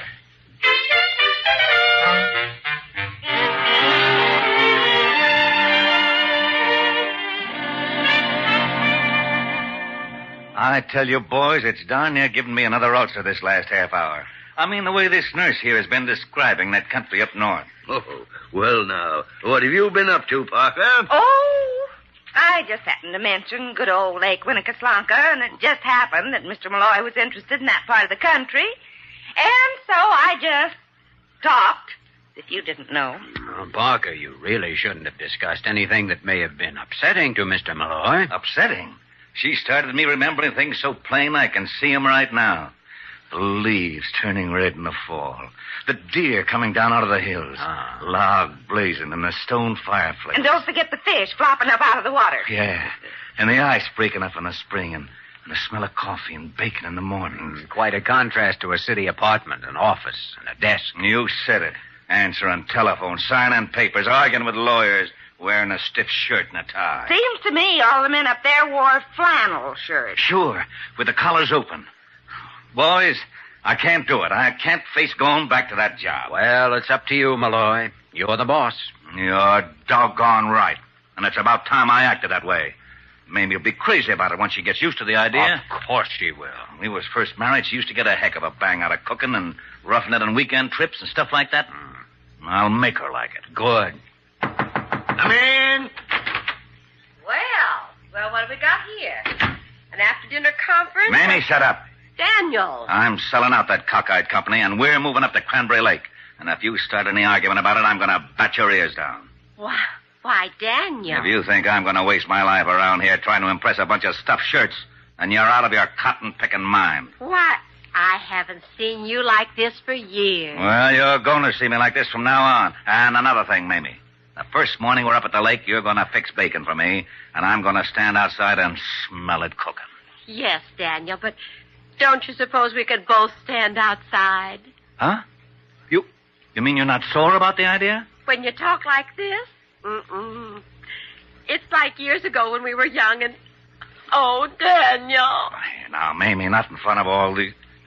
Hey, where did everybody go to?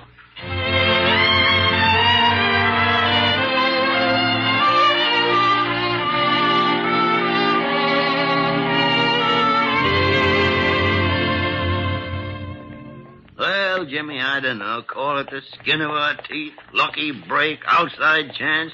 But anyhow, it worked. Mm-hmm. Yes, and Malloy was right about one thing. She will like it once she gets up there. Well, personally, I think the least you could do is to give me a little credit for the whole thing. We should, Parker. You were magnificent. You deserve the Order of the Silver Syringe with the tea leaf cluster. And I'll see you get it. Gentlemen, one moment, please. Well, what's wrong with Carew? Oh, dear. Pick up your feet, Carew. Your spats are dragging. Gentlemen, I want you to look at what you've done to me. Just look at this. Well, it's a dollar bill. Find it somewhere, Dr. Carew? I did not find it, Dr. Kildare. My wife just gave it to me. I have made a terrible mistake. Well, to err is human. You see, a few hours ago, in order to avoid difficulties with that Mamie woman, I transferred my entire bank account to my wife's name. Ah, light begins to dawn. Now she tells me that's what she's been waiting for years. I knew she must have hope of some compensation. From now on, gentlemen, I'm to have an allowance of only $1 a day. Only one, if you'll pardon the expression, lousy buck a day. Well, my only advice is to restrain yourself. Don't be foolish and spend it all in one place. Spread it round, Carew. Spread it round. $1 a day. You know, Dr. Gillespie, this might be rather serious at that. Frustrating problems such as Dr. Carew has here could give a man a peptic ulcer.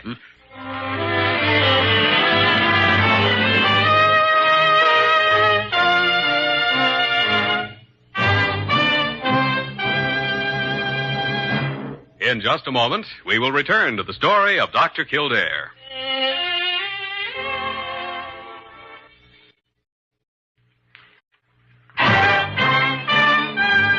Now, once again, the story of Dr. Kildare, starring Lou Ayres as Dr. Kildare and Lionel Barrymore as Dr. Gillespie.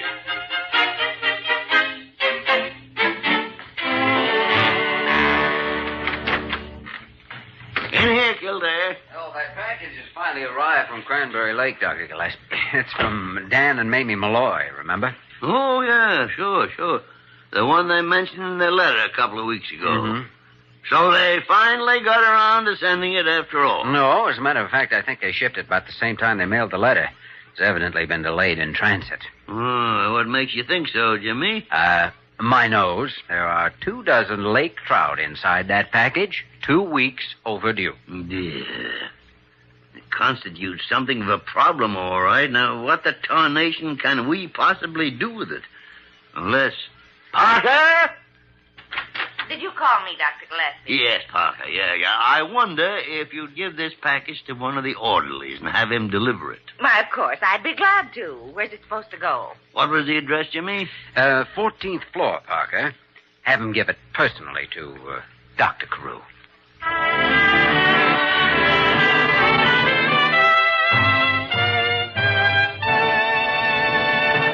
You have just heard the story of Dr. Kildare, starring Lou Ayres and Lionel Barrymore.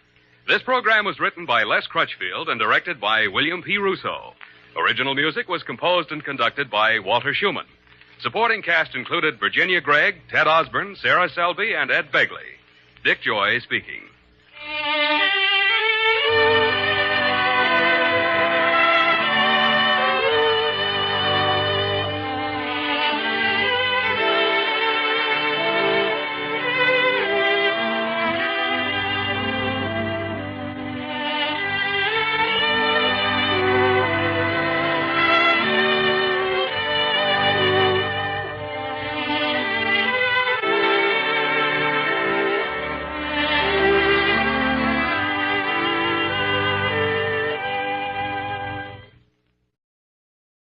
The story of Dr. Kildare. Whatsoever house I enter, there will I go for the benefit of the sick. Whatsoever things I see or hear concerning the life of men, I will keep silence thereon, counting such things to be held as sacred trusts. I will exercise my art solely for the... The story of Dr. Kildare, starring Lou Ayres and Lionel Barrymore. Metro-Goldwyn-Mayer brought you those famous motion pictures. Now this exciting, heartwarming series is heard on radio. just a moment, the story of Dr. Kildare. But first, your announcer.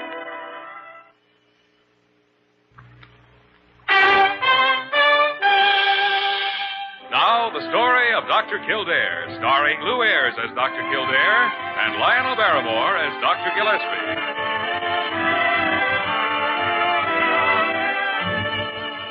Blair General Hospital, one of the great citadels of American medicine, a clump of gray-white buildings planted deep in the heart of New York, the nerve center of medical progress, where great minds and skilled hands wage man's everlasting battle against death and disease. Blair General Hospital, where life begins, where life ends, where life goes on.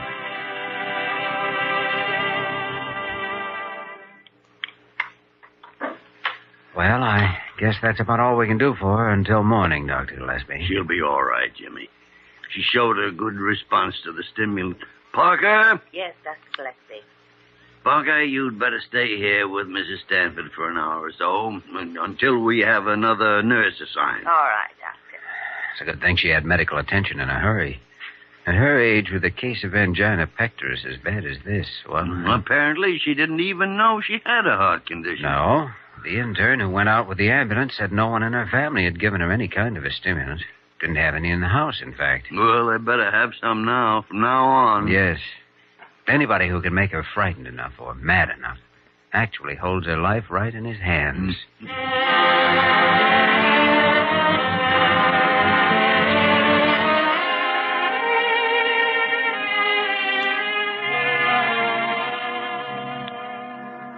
I'm Mrs. Stanford's nephew, gentlemen, Everett Ward. How do you do? This is Miss Lane, Deborah Lane, my aunt's companion and secretary. How do you do? You do? How is my aunt? Well, she's asleep now, Mr. Ward, and out of danger as far as this particular attack is concerned. Oh, I'm so glad. We were terribly worried. A reason to be, young lady. That woman's heart's in pretty bad shape. None of us even suspected it. Then her condition really is serious. I mean, there'll be danger from now on? Oh, considerable, Miss Lane. She'll have to be carefully protected from any kind of emotional excitement. That is, anger, fear, that sort of thing. Well, fortunately for her, my aunt is a very even-tempered person. Seldom gets upset. Yes, I think tonight is the only time in 2 years that I've seen her actually angry. Of course, Miss Amy feels responsible for the... Deborah, I don't think it's necessary to discuss the personal affairs of our household publicly. I see nothing so very personal about it, Everett. I insist that you drop the subject. Insist? You know, I'm not employed by you. While my aunt is incapacitated, you may assume that I am in charge of her affairs. I see. Gentlemen, I apologize for this contretemps. I hardly see any point in my staying here since Mrs. Stanford seems to be out of danger. Is there any place open where I could get a cup of coffee? Why, yes, Miss Lane. Sullivan's, right across the street. Open all night. I was just going over there if you'd care to join me. Well, thank you, Dr. Kildare. I'd love to. Good. Let's go. See you later, Dr. Gillespie. Good night, Mr. Ward. Good night, Dr. Kildare. She's quite a lovely girl. Oh, yes, she's lovely enough. And apparently she's made another conquest. Kildare, you mean? Well, I guess he did have a kind of a glint in his eye at that. Dr. Gillespie, that girl is a devil.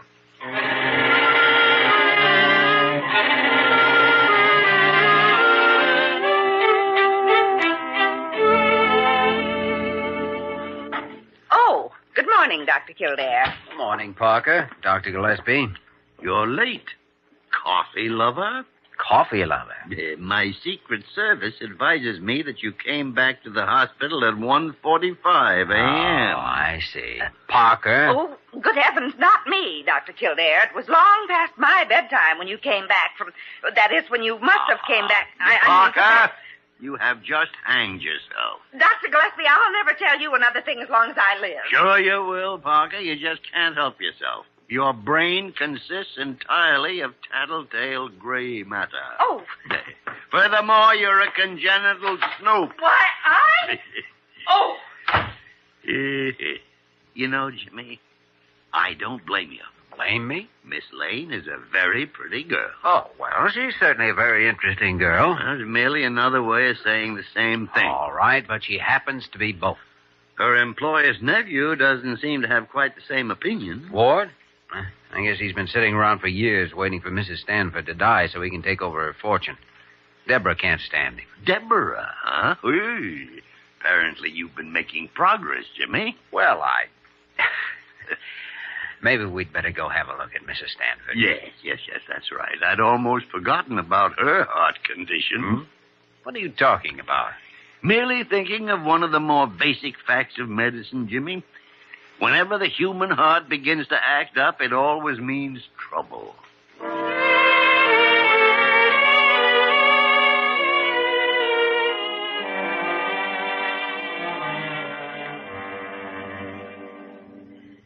Gentlemen, I hardly know what to say.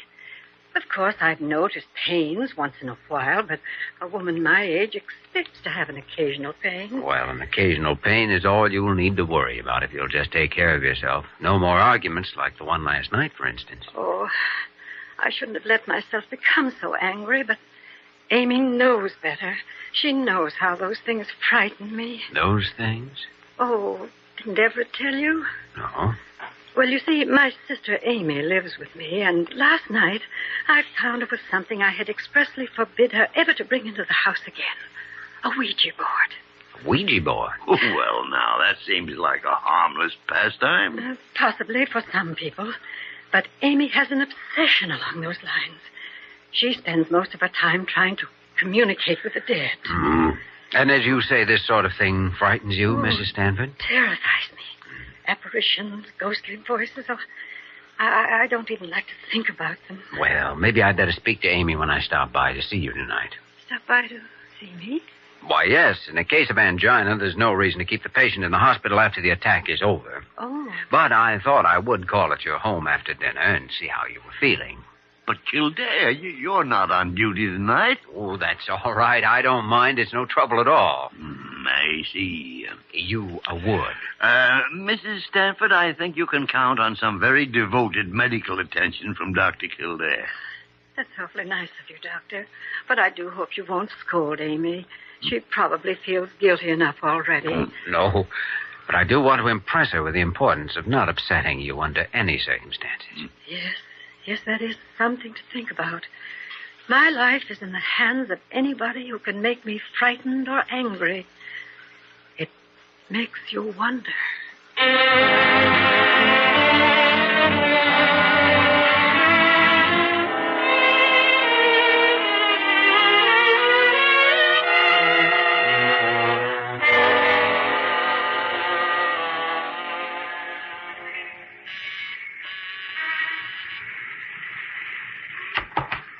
Oh, good evening, Dr. Kildare. Come in, please. Thank you, Mr. Ward. Well, how's Mrs. Stanford feeling this evening? Much better, Doctor. Her sitting room is on the second floor. I'll take you up. Thank you. Oh, but I'd like to see Miss Lane first, if I may. I see. You're wasting your time, you know. Oh? Well, it's my time, Mr. Ward. She's a heartless, selfish little devil, Dr. Kildare.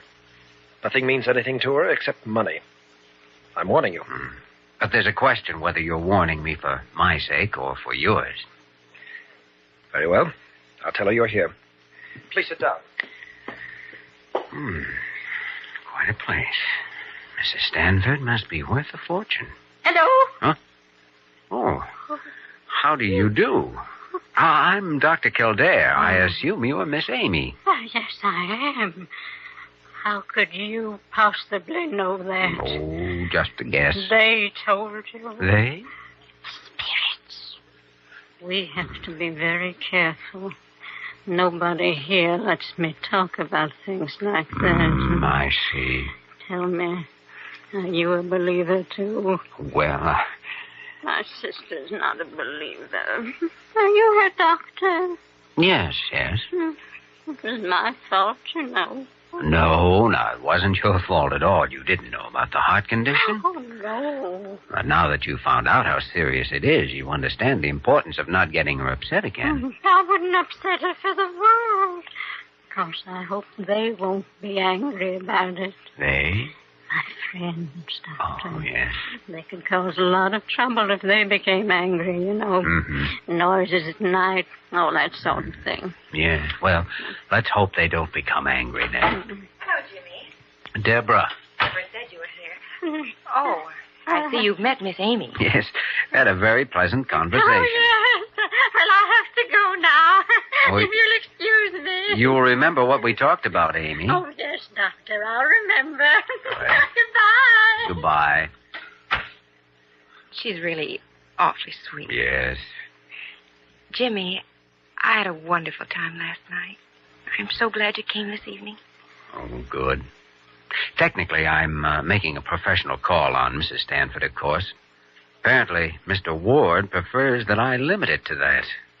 Does his preference really mean very much? Well, not to me. What do you prefer, Deborah? That you don't limit it to that. Well, I'd better run up and take a look at my patient. All right, Jimmy. Come down to the study when you're through. I'll be waiting. Right.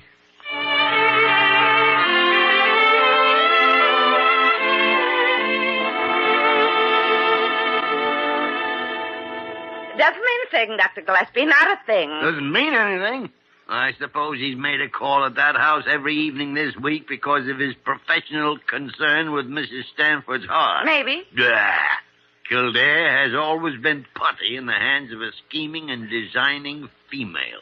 Putty. Well, I haven't noticed him crying for help. Of course not. She's got him hypnotized. He doesn't even know he's drowning. Well, personally, I don't think he is. Don't think who's what, Parker? Don't think you're drowning, Dr. Parker. That is, of course, what I mean is that... Pay no attention to her, Jimmy. You know how Parker is. Out of her mind half the time. Well...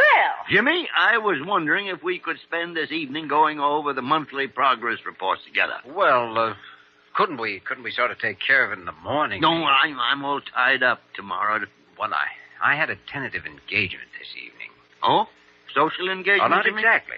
No, I thought I'd drop by and see how Mrs. Stanford's getting along. Oh, well, now, if that's what it is, just forget it. All she needs is rest and quiet. Yeah, but you see, if... Oh, confound that phone. Gillespie speaking. Huh? Oh, how long ago? Yes, of course. Right away. Goodbye. Come on, Jimmy. We're both going over to Mrs. Stanford's. Mrs. Stanford's? But you said that... Never mind that now. She just had another heart attack. Bad one.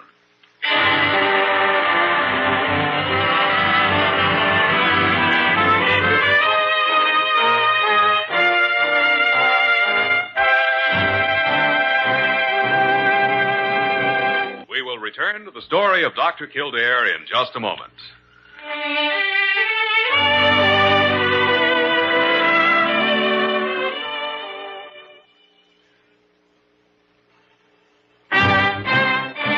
Now we continue with the story of Dr. Kildare, starring Lou Ayres as Dr. Kildare and Lionel Barrymore as Dr. Gillespie.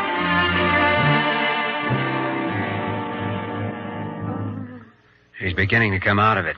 Yeah, pulse is steadied and stronger now. It was a close shave.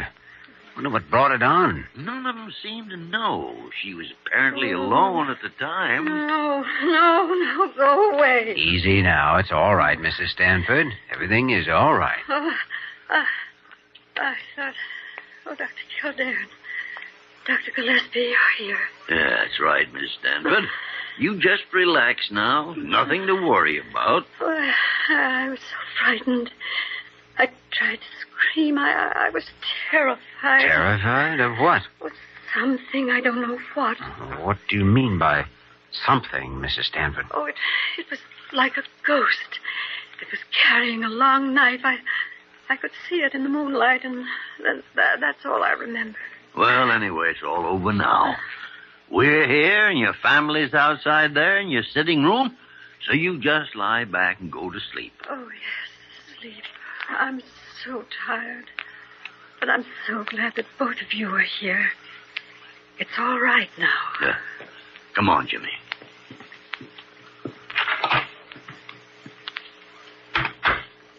Well, what do you think? Not the ghost? Yeah. I don't know, Dr. Gillespie. But I think we'd better find out.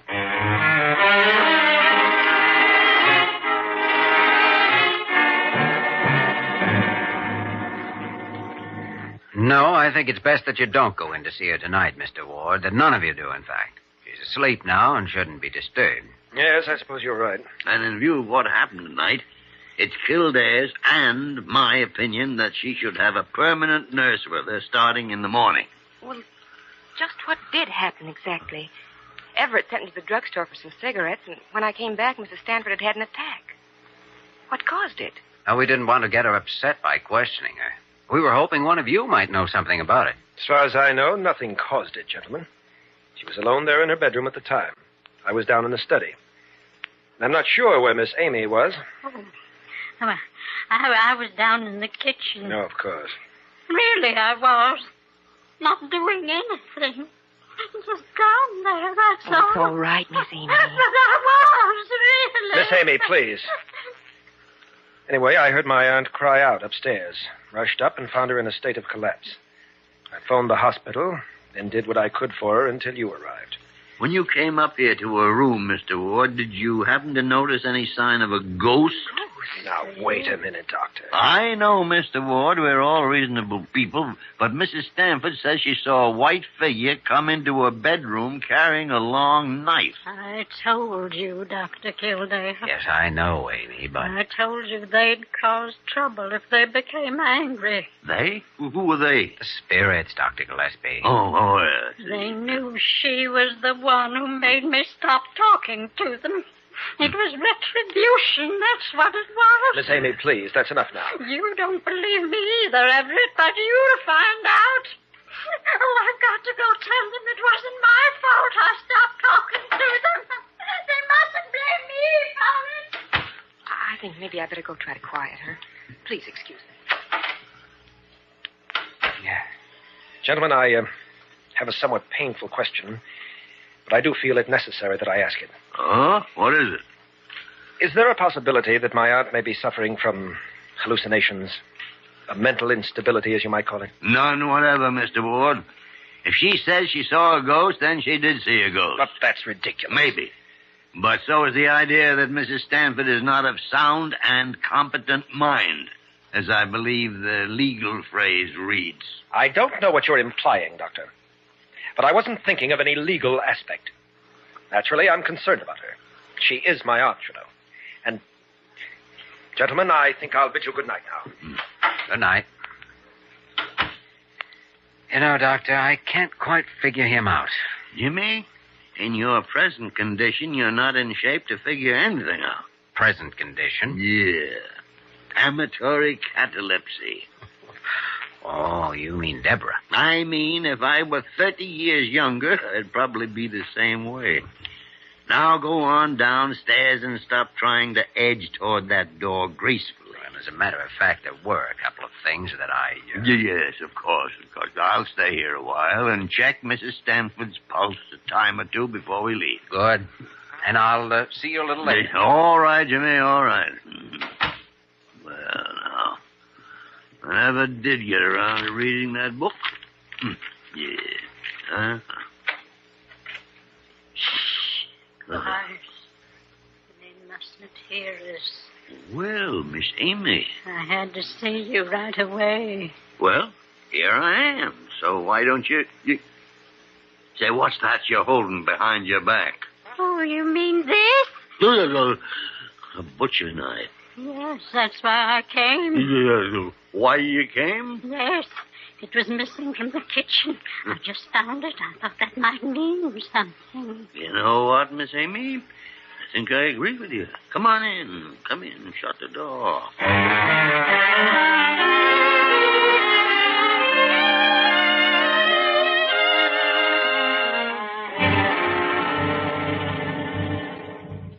Well, if you and Dr. Kildare are really due back at the hospital, I guess there's nothing much I can say.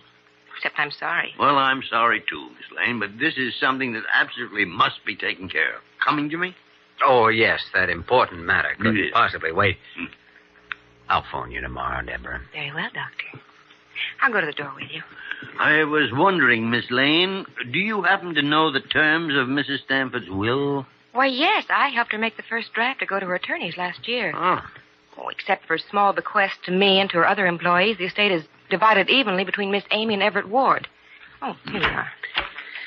You know, it's a little frightening to think of that much money in Amy's hands. Well, it would only technically belong to her. The will appoints Mr. Ward administrator for her. Yes, very interesting. Mm-hmm. Well, good night, Miss Lane. I'll send a nurse over the first thing in the morning. Good night, Dr. Gillespie. Good night, Jimmy. Good night, Deborah. Nice night, isn't it, Jimmy? Mm-hmm. No. Yeah, great. Suppose you tell me what this is all about. Oh, a combination of greed, the spirit world, and a potentially perfect crime. A murder. Murder? Mm-hmm. In that case, what are we leaving for? We're not. Hmm? There's a side entrance to the garden just ahead of us there. And a stairway leading up to the terrace of Mrs. Stanford's sitting room. I left the terrace door unlocked. Uh-huh. Of course, a slight risk is involved. A criminal charge of housebreaking. And don't forget that butcher knife. 2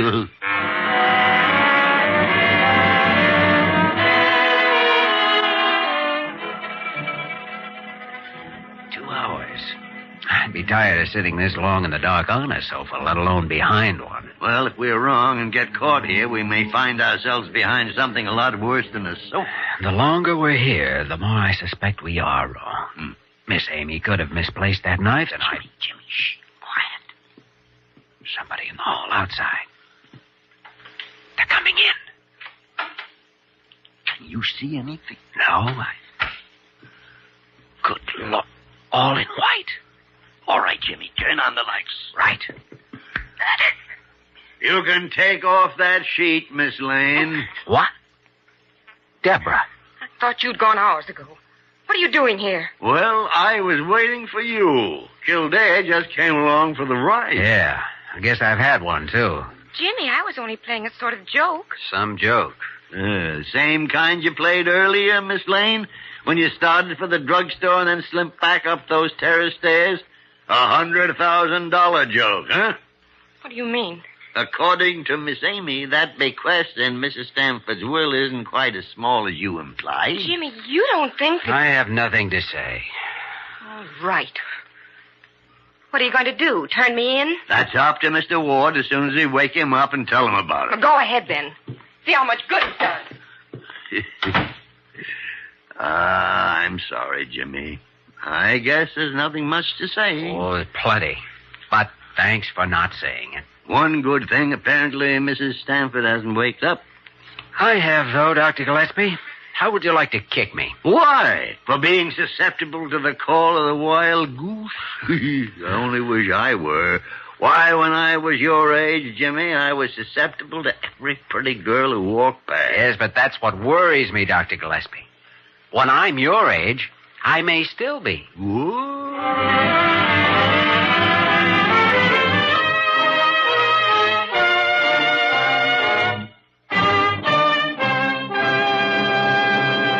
In just a moment, we will return to the story of Dr. Kildare.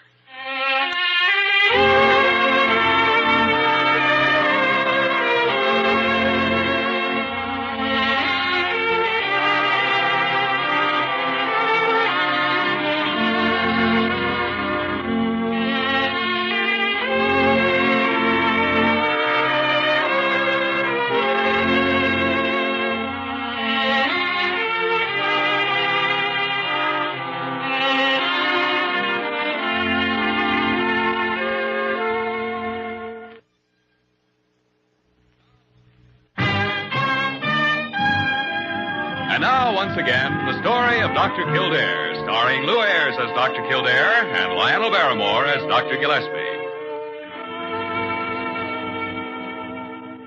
Well, that's that, Dr. Gillespie. One more month. One more progress report. Yes, Jimmy, it's one of the dullest duties a doctor ever has. Confounded, you got to fight disease in the wards, in the operating rooms, in the laboratories, not on a sheet of paper. Well, I suppose you can't run a hospital without keeping records. Yeah. Anyway, it's done. Oh, good morning, Parker. Good morning, Dr. Kildare. I just picked up the new patient list from registry. There's one assigned to you, room 417. 417. What's the case, Parker? No, I don't really know, Dr. Kildare. It's here on the form. And here are 2 new ones for you, Dr. Gillespie. Well, now, let's see what the guards have provided. Oh, no. This is out. What's the matter, Jimmy? This new case in 417, Dr. Gillespie. You take it. Well, why, Dr. Kildare? Parker, you won't understand the reasoning behind this, but 417 happens to be a 22-year-old girl with a heart condition.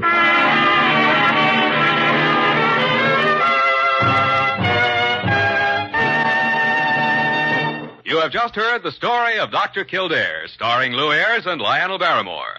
This program is written by Les Crutchfield and directed by William P. Russo. Original music is composed and conducted by Walter Schumann. Supporting cast included Virginia Gregg, Peggy Weber, Lillian Baeff, Isabel Randolph, and David Ellis. Dick Joy speaking.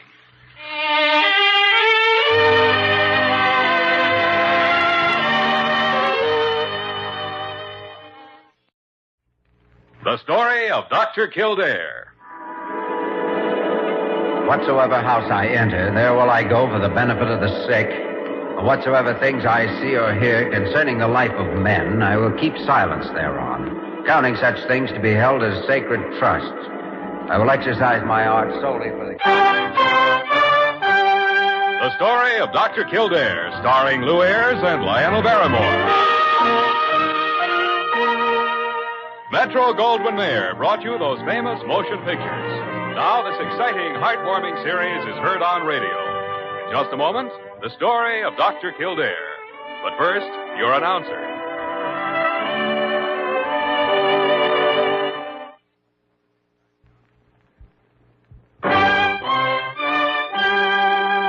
Now, the story of Dr. Kildare, starring Lou Ayres as Dr. Kildare and Lionel Barrymore as Dr. Gillespie.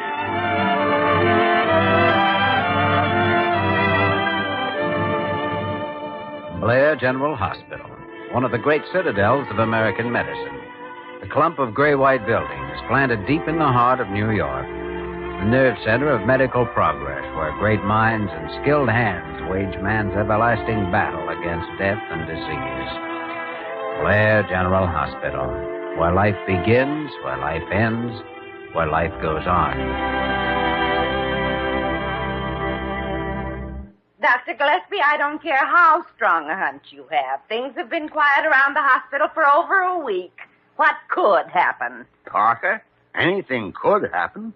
A meteor could fall on the East Wing. We could have an epidemic of bubonic plague. CAREW could suddenly become intelligent. Oh, that's ridiculous.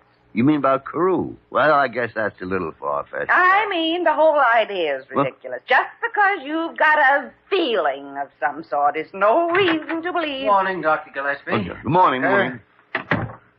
Parker, you've got that gleam of baffle in your eye. What's up? Oh, it's Dr. Gillespie.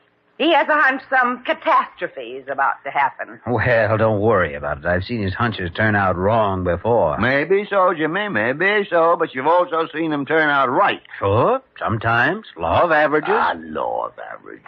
Oh, dear. CAREW! For the first time in my life, I hope you really do have a crisis. Oh, I do, Dr. Gillespie. We do. Blair Hospital does. What sort of a crisis, Dr. CAREW? Oh, it's most upsetting. A new patient came in about an hour ago. Well, now, CAREW, we've met that particular crisis successfully before. But you don't understand. This man has already disrupted hospital routine simply no end. What's he done? Dr. Kildare, he insists on keeping a pistol in his room and some kind of a musical instrument, a guitar, I believe he calls it, and he won't take his hat off. Won't take his hat off? Precisely, Dr. Kildare. CAREW, what's the name of this problem patient?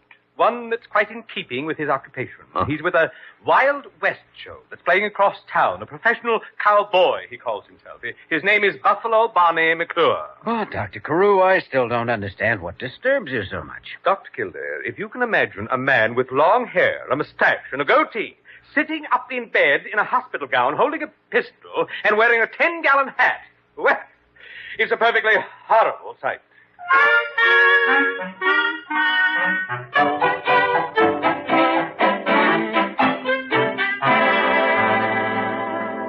Boys, I want to tell you that I ain't never been sick a day in my whole life till this happened. I see. And the pain seems to center in the upper abdomen around here? Oh, out. Careful, Doc. My innards is mighty tender. They're mighty tender. Mr. McClure, what about that fall you took from your horse last night at the show? Oh, shuckins, that weren't nothing.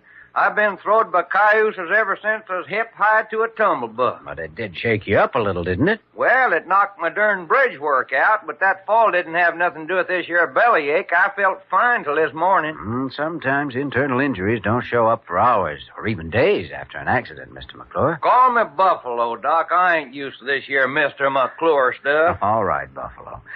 Well, Dr. Gillespie, apparently the next step is a fluoroscopic examination. Yes, sure, I know. Parker's getting an X-ray room assigned now. Boys, I sure do hope there ain't nothing real bad wrong with me. Oh, let's assume not for the present anyway. Sure would hate to think that I was cashing in my chips. Well, even if it is an injury, it probably won't be serious. Only time I ever needed a sawbones before was to dig a bullet out of my shoulder. And say, boys, I've been figuring on asking you something. Oh? What's that?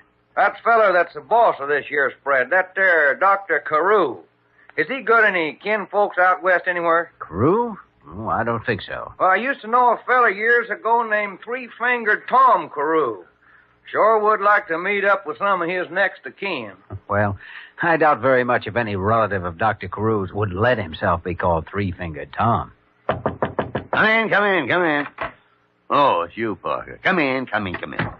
Gillespie, I've got all the arrangements taken care of. You can have X-ray room number 8 in 30 minutes. Oh, fine, Parker, fine. Well, boys, ain't none of you going to give me a howdy-doody to this charming little lady? Well... Parker, this is Mr. Buffalo Barney McClure. Miss Parker will be your nurse. How do you do, Mr. Buffalo? Well, now, I reckon you're just about the prettiest little urine that's come down the chute in about 4 months of Sunday. Really? Buffalo? Are you quite sure you know what you're saying? Why, you doggone right, boys. This is my kind of a filly. Fresh and sweet as a cattle range in April.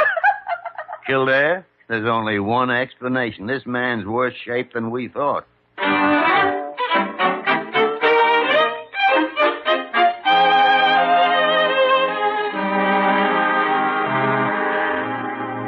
All right now, Buffalo. All you have to do is just stand there behind the fluorescent screen and relax. Like this, huh? That's right now. We may have to try a barium milkshake later, but we'll have a look first without it. Are you ready, Dr. Gillespie? Anytime, Jimmy. Anytime. Parker, turn off that examination light. All right, Doctor. Boys, you sure this ain't gonna hurt me none? Don't you worry, Buffalo. I'm right here with you. Yeah, I'd say that any danger which may be threatening you is not from the X-ray machine. Well, but it makes a fella feel kind of immodest to have a contraption looking right through your innards this way. Don't worry. You won't feel a thing. Ready, Jimmy? Right. Mm-hmm. Let's see now. Esophagus here. And... Oh, this would be a mighty fine thing for a poker game. You could see right through the card. Lungs are clear. You could see the aces. How about it, boys? Are you finding anything? Not yet. You know, there seems to be some distortion of the stomach. Yeah, I noticed that, Jimmy. But what I don't see... Look. Over here. Huh?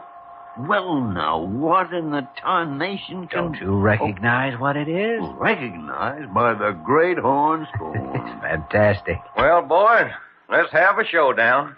What am I suffering from? Your teeth, Buffalo. My teeth? Mm-hmm. From that dental bridge work you lost last night. You swallowed it. It's lodged in your stomach. Well, holy cow. That's why I couldn't find it nowhere. Well, you weren't looking in the right place, that's all. Anyway, we found it now, and as soon as we get it out of your stomach, you'll be in first-class shape again. Now, wait just a minute. There ain't nobody gonna cut me open. Oh, I don't think an operation will be necessary. I think we can get the thing out with an esophagoscope. What? Esophagoscope. Oh. It's an instrument designed to reach down a patient's throat and into his stomach. Just like a darn sword swallower. No, you don't, boys. That is out. Now, let's be reasonable about this. If that thing isn't removed right away, it may cause serious trouble for you. I don't give a hoot and a holler what it may cause. And there's a six-shooter down there in my room that says ain't nobody gonna cut me open nor shove nothing down my throat. And that's for sure. That's for dang sure.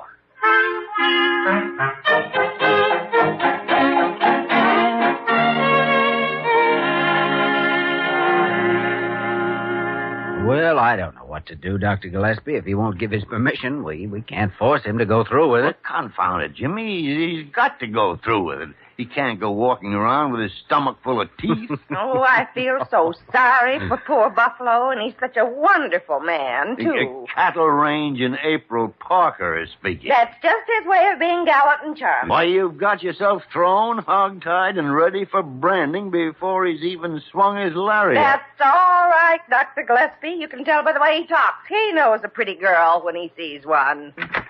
No, come in, Dr. Carew. Gentlemen, I just saw your diagnosis in the Buffalo Barney case. Yes, another oddity for the hospital files. That man himself is an oddity, Dr. Kildare. Careful, Carew. You're speaking of the man Parker loved. Oh, why, Miss Parker, I certainly hope you're not guilty of any irregularity. Of course not. Dr. Gillespie, sometimes you make me so mad, An eccentric sort of woman. Well, fortunately, gentlemen, it shouldn't take long to remove those dentures and get rid of this Buffalo person once and for all. I'm afraid it's not that simple, Dr. Carew. He's refused to let us do anything at all for him. But he can't do that. Why, he's already incensed the entire fourth floor by playing that guitar and singing at the top of his voice. The man is utterly mad. Oh, now, that's unkind, Dr. Carew. Besides, Buffalo seems to have quite a high regard for you. In fact, he was asking whether you might be related to an old acquaintance of his named Three-Fingered Tom Carew. Dr. Kildare, I can assure you that no member of my family has ever been referred to as Three-Fingered Tom. Oh, that's exactly what we told Buffalo Barney. And in a way, it's too bad, Carew. You and our elderly cowboy patient might have become close friends. I can hardly imagine myself becoming close friends, as you call it. Yes, I know, Dr. Carew. However, we have an idea. Idea? Yes. Yes, if you were to tell Buffalo Barney that you are related to Three-Fingered Tom, nephew, I think. Nephew? That's right, sure. He believes you to be a relative of a friend of his. Then he'll accept your advice and give his permission for immediate treatment, don't you see? Not too clearly. Carew, it'll solve the problem and nothing flat. You think so? Oh, yes, indeed I do. And now we'll excuse you so you can go up and tell him right this minute. Dr. Kildare, why are you pushing me? Well, we don't want to detain you, Dr. Carew. Here's the door. Oh, dear. Confound it, Jimmy. He'll bungle it just as sure as you're born. You had a premonition that something was going to happen. I don't know. Maybe we'd better follow him.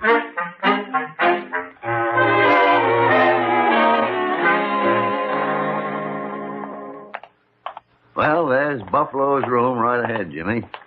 Everything seems to be quiet around the old corral. Yes, even the guitar is apparently getting a temporary rest.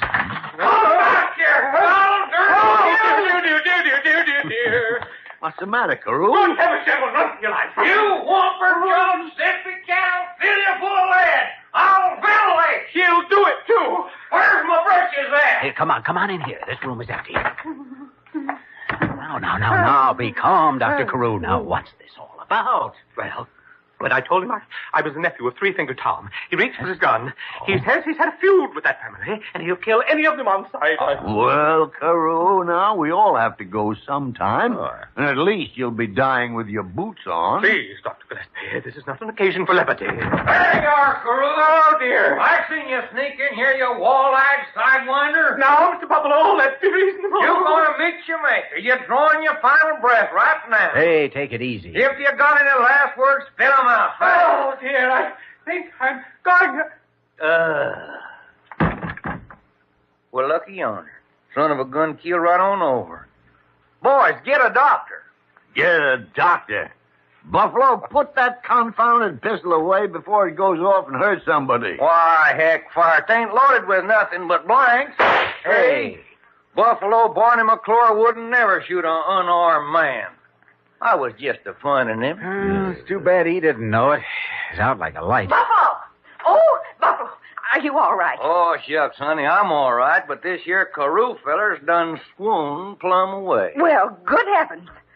We've got to do something. Out of the mouths of babes. Parker, would it be too much of an imposition on a young filly to ask her to trot down to the dispensary and bring some smelling salts for dangerous Dan Carew?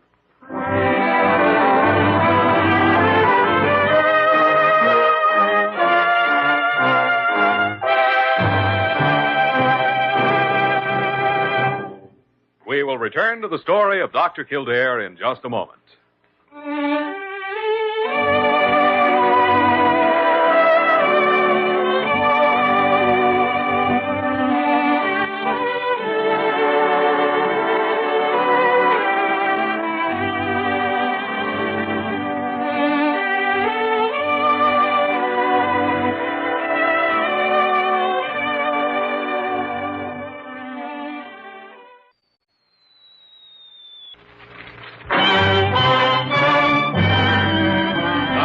continue with the story of Dr. Kildare, starring Lou Ayres as Dr. Kildare and Lionel Barrymore as Dr. Gillespie.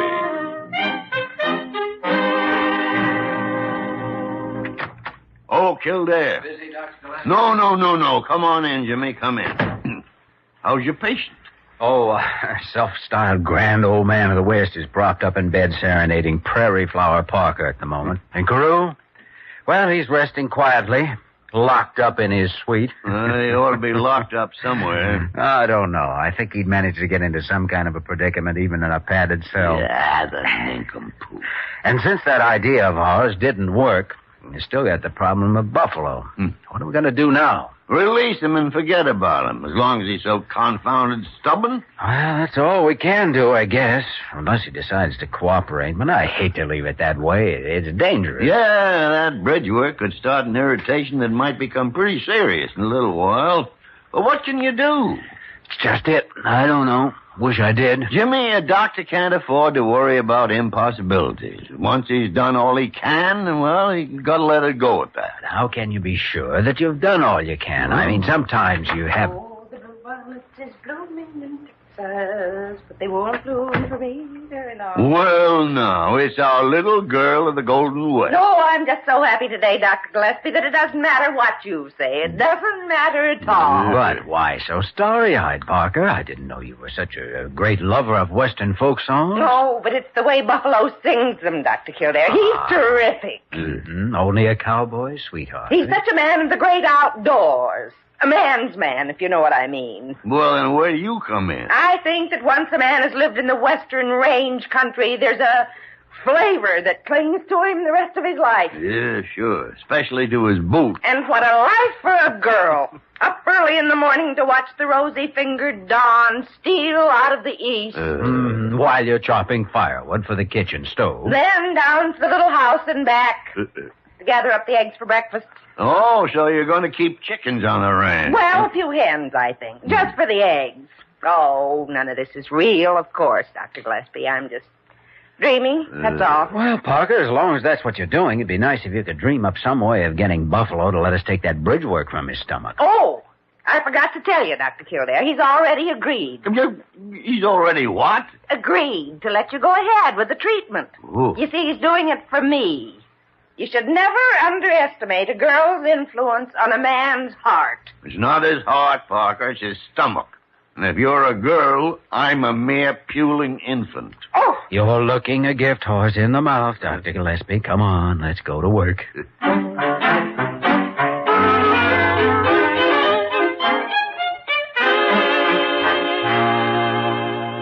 Why, shucks, boys, when that fine little woman asked me to do it for her sake, I just melted away like a snowball in humor. Well, Parker's usually better known for putting on the chill rather than taking it off. Well, I'll tell you, boys, when a pretty gal starts to sugaring me up, I get as skittish as a bobtail pony in fly time.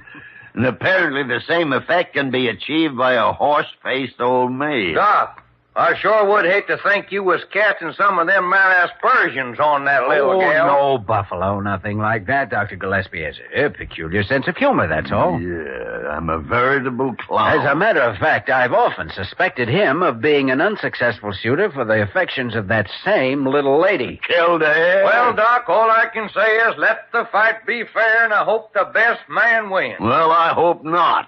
What the tarnation would I do with her? Come in. Well, howdy, Miss Parker. Howdy, Buffalo. I sure hope you... Oh, Dr. Gillespie. Howdy, Parker. I have everything ready now in the X-ray room. You can go ahead whenever you like. Good. Let's get started then. Now, just hold your horses a minute there, boys. I was hoping that maybe we could do this thing tomorrow or maybe the next day. There's no point in putting it off. The sooner it's done, the quicker it's over. Yeah, but doggone it. More I think about having that easel or whatchamacallit shoved down my gut, the more just wonder. But, Buffalo. Uh-huh. You just can't back out now. Why, you've already promised the little lady there. Yeah, I know it. Oh, darn it, but I'd rather be hog-tied and branded. Courage, Buffalo. The eyes of Texas are upon you. They are? And a promise is a promise. Doc, I reckon you're right at Of that. course I am. Why, it's a matter of honor between a man and his own conscience. You speak in a language we savvy out in God's country, mister. Then what do you say? Why, my duty's as clear as the beller of a bull calf on a frosty morning. Miss Parker, would you do me the honor of handing me my boots?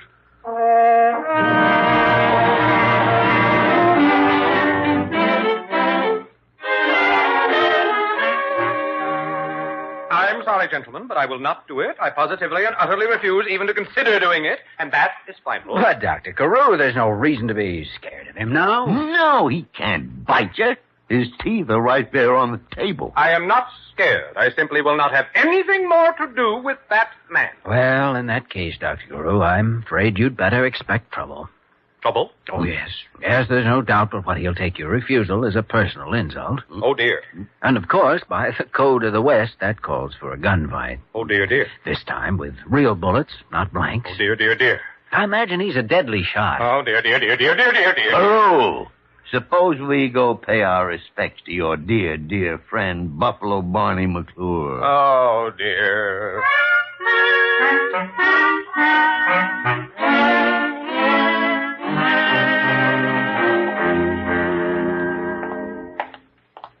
Just stay calm now, Carew. Remember, you've got nothing to lose but your life. It could be a trap, gentlemen. A sinister, diabolical plot of some sort. Well, we'll soon find out. Here's his room. Oh, dear. Dr. Kildare, you open the door. Yeah, that's a good idea. Go ahead, Jimmy. Now, you too, eh, Brutus? All right. Well, Like this, Buffy.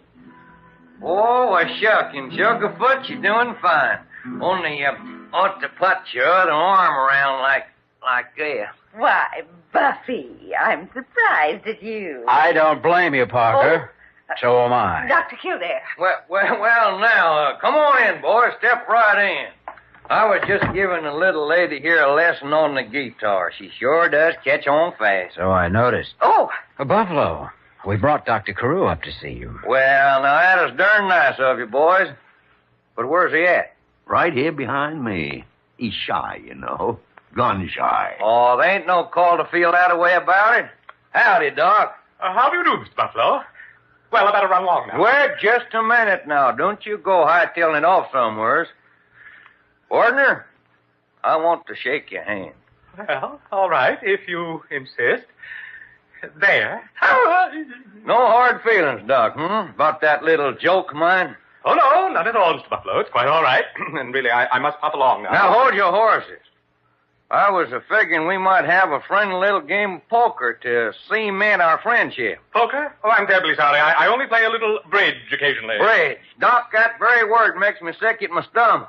Miss Parker, would you do me the favor to reach down inside that guitar and latch on to a deck of cards? Now, really, Mr. Buffalo, I tell you, Shucks, now, don't you worry, Doc. We'll figure out some simple little easy game. Yes, I know, but... And another thing, Miss Parker, hand me my six shooter there. Of course, Buffy. No, just a moment. This won't hurt you, Doc. Only take a couple of minutes. You won't feel a thing. Now, please, careful now. No. You see, Doc, you wasn't in no danger. I just using blanks. Never mind, Buffalo. I don't think he hears you. Parker, will you go get those smelling salts again? The intrepid Dr. Carew is just swooned plumb away.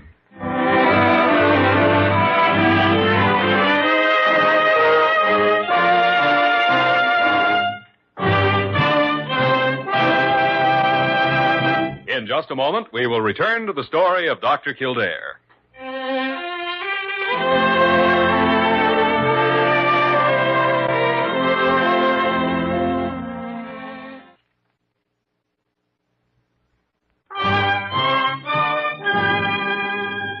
And now, once again, the story of Dr. Kildare, starring Lou Ayres as Dr. Kildare and Lionel Barrymore as Dr. Gillespie.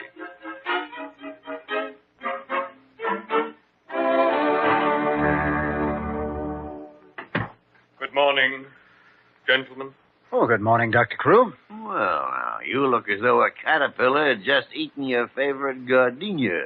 What's wrong, Carew? I have been made a victim of chicanery. Oh? I have been taken in by a card shopper, as I believe the expression is. And you, gentlemen, are to blame for it. Buffalo Barney, eh? What was the game? something called three-card Monte. It sounded so simple when he explained it. Three-card Monte? I thought that went out with high-button shoes. Well, I can assure you that it didn't. How much, Dr. Carew? $261. Wow. Oh, good morning, Parker. Good morning, Dr. Gillespie. Dr. Kildare?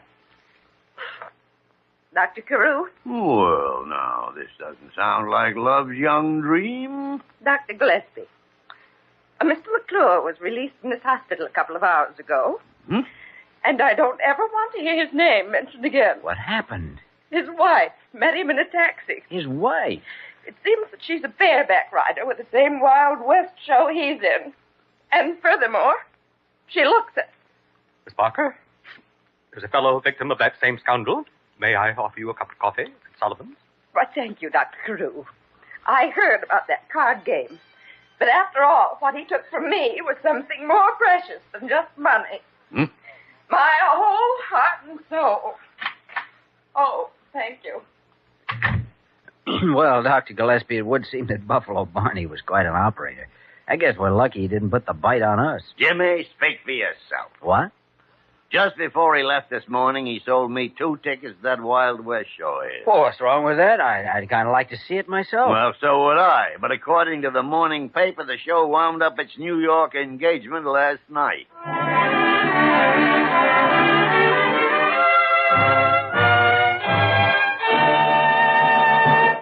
You have just heard the story of Dr. Kildare, starring Lou Ayres and Lionel Barrymore. This program was written by Les Crutchfield and directed by William P. Russo. Original music was composed and conducted by Walter Schumann. Supporting cast included Virginia Gregg, Ted Osborne, and Barton Yarborough. Dick Joy speaking.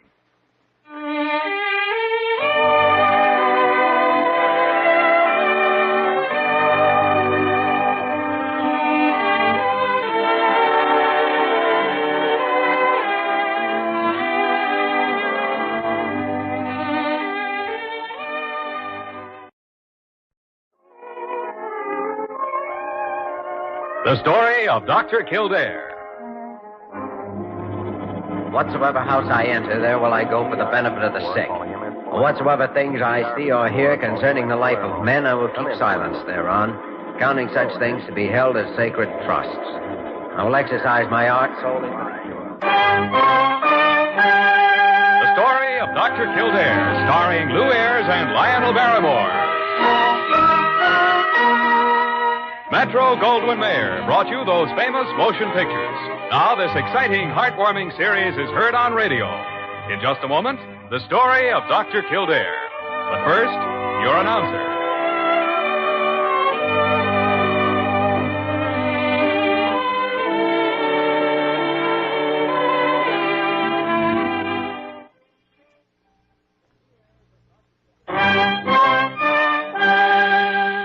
Now, the story of Dr. Kildare, starring Lou Ayres as Dr. Kildare and Lionel Barrymore as Dr. Gillespie.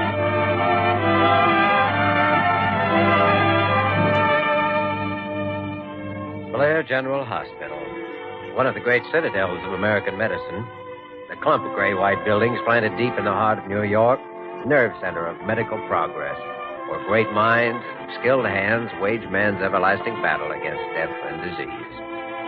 Blair General Hospital, where life begins, where life ends, where life goes on. Dr. Gillespie, I looked for symptoms of childhood predisposition right in the beginning of the case, and there weren't any, so forget it. No sign of it. But, Jimmy, are you sure you got a complete history of the patient? Of course I did. Look, it's a simple case of nutritional anemia. There's no question about the diagnosis. So why all the 3rd degree? Oh, just checking, Jimmy, that's all. Been doing quite a lot of that lately. Am I starting to slip, Doctor? No, Jimmy, of course not. But I'm not doing so well at diagnosing my own cases, maybe. Oh, nonsense. Of course you're doing well. Oh, perhaps I'm careless, not conscientious enough. Oh, don't be ridiculous. Well, then let's get to the real reason, shall we? It's that overdeveloped curiosity of yours. Me? curiosity? Mm-hmm. You just can't bear to have anything happen around here that you're not in on. Kildare, I have never been so falsely accused in my entire professional career. I've always confined myself strictly to my own specific duties. Which apparently include the whole hospital and half of New York City. Just name one time. Go on. One lone, single, solitary time that I've ever butted into somebody else's business. Why, I could think... Oh, hello, Parker. Well, I'm back, Dr. Gillespie, Dr. Kildare. And I'll say one thing, I've never seen such a storm in my life. Why, I was nearly blown off my feet just getting out of the taxi. And Parker, never mind the weather report. What's new over at the East Side Clinic? Look, at least let me get my hat off before you start the 3rd degree. I've never seen anyone with as much curiosity as you've got. Why, Dr. Kildare, did I say something funny? No, but Dr. Gillespie just Parker, did. don't pay any attention to him. He has an abnormal sense of humor. Oh, really? Well, I've never noticed any particular... I'll get it. Kildare speaking. Jimmy, this is Bill Frazier at the Coast Guard radio base. Oh, Bill. Well, I haven't heard from you in months. How's everything? Fine. We'll probably get a chance to talk about it later. Look, Jimmy, we've got an emergency here that sounds like it's up your alley. What sort of an emergency? It's a young seaman, apparently in pretty bad shape. Needs medical attention. I see. And he's over there at the base. No, he's on a freighter, 280 miles out at sea. The ship's fighting heavy seas and may not make port for 48 to 60 hours. They left the ship's doctor in Le Havre. Thought maybe that you might be able to talk to the captain and tell him what to do. All right, Bill. I'll be over there in about 20 minutes. Where are we going, Jimmy? We? Well, I don't see any need for you going out in this weather just to... No, don't be an idiot. Parker, get my hat and coat.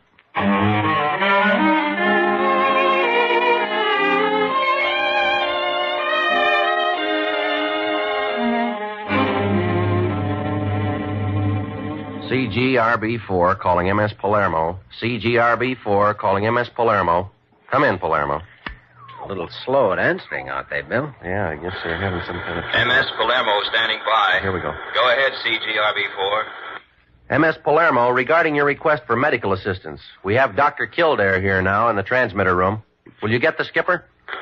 Roger. Stand by. I don't know what good we can do from here, but...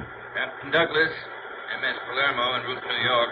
WKO-AM, speaking 70. Over. Dr. Kildare, Captain. What's the trouble? Over. Here's the picture, Doctor. This seaman is suffering from severe stomach cramps. His entire abdomen is swollen and very tender toward the right-hand side. He's running a fever and feels sick to his stomach. Over. It's appendicitis, Jimmy. There's not a doubt of it. Thank you, Doctor. Captain Douglas, it sounds very much like acute appendicitis. Over. Yes, that's what we thought. Since we don't have a doctor on board, what's your advice? Over. How long has he been this way? About 12 hours. And how long before you'll reach port? 2 days at least. It's rough going out here. Over. All right, Captain Douglas. Just a moment. Stand by, Palermo. Roger. Dr. Gillespie, I doubt if there's even a slight chance he can hold out 48 hours without that appendix rupturing, even in an ice pack. No. He should be operated on right now, which, of course, is impossible. Bill, isn't there any other ship near the Palermo? I mean, the one that does have a doctor aboard? No, Jim. It wouldn't do any good anyway. The wind's dropping out there now, but it's kicked up one of the worst ground swells in years. No, it's out of the question to transfer a man from one ship to another. Makes you feel so completely helpless. You need a pair of hands that could save that man's life, if they could only reach him. They can't. No, unless you could find some way to send them by radio. And as far as I know... Wait a second. That may be it. What may be what? Radio? Jimmy, you're out of your mind. It's been done before. I wonder if there's anyone on board with some medical background, any experience at all. Yeah, I think your best bet's the radio operator. He was telling me earlier about being in the Navy medics during the war, but he's no doctor. Kildare, you can't perform an operation by radio. Without an operation, that man's going to die. Bill, let me talk to Captain Douglas again. Right. CGRB-4 calling MS Palermo. CGRB-4 calling MS...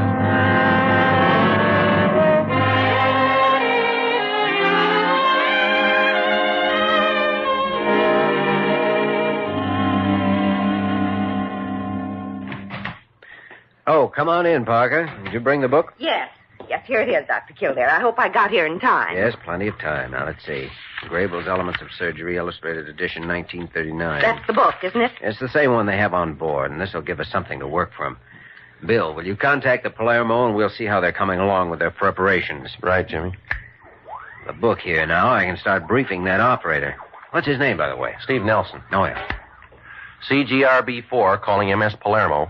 CGRB4 calling MS Palermo. What's going on, Dr. Gillespie? Parker, you are looking at a one-time brilliant young doctor who, under the pressure of circumstance, has gone slightly mad. You don't mean that you finally... No, I don't mean that I anything. Parker, I think he's referring to me. CGRB4 calling MS Palermo. Come in, Palermo. What's wrong, Bill? Well, we've lost contact for the moment. Reception's been pretty bad most of the day. CGRB4 calling MS Palermo. Jimmy, have you thought what would happen if we lost contact in the middle of an operation? You know what would happen as well as I do. Only we won't. We can't.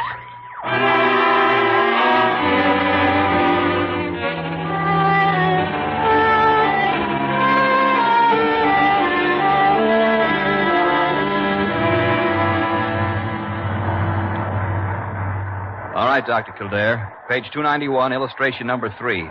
I've got it now. Go ahead. Now, Steve, notice the spot on the abdomen that's labeled McBurney's point there in the illustration. Now, that's where your incision will start. Do you see it? McBurney's point. Okay, Doctor. All right. Now, the first layer of muscle runs obliquely across the abdomen. It's marked transversus abdominis. Transversus abdominis. Right. Make your incision about 3 inches long and parallel to the direction of the muscles. Fasten it open with retractor clamps before you go on. Yes, sir. I understand. The next muscle layer is called rectus abdominis. It runs vertically, so you'll make a vertical incision through it. A vertical incision. Yes, sir. The idea is to avoid cutting across the muscle fibers whenever possible. Now, when you've opened this second layer, put clamps on it, too. Yes, Dr. Kildare. Yes, Steve. Dr. Kildare, Stand by a minute, will you? All right. Nelson, what's the trouble? Captain, I can't do it. You're the only man aboard who could possibly do it. I'm sorry, sir. If he were hurt or something, I could give him first aid. But to cut a man open calmly and deliberately, Captain, I can't do it, and that's all. I can't order you to do it, Nelson. I know how you feel. I couldn't do it either. Make radio contact, and we'll advise the Coast Guard in New York.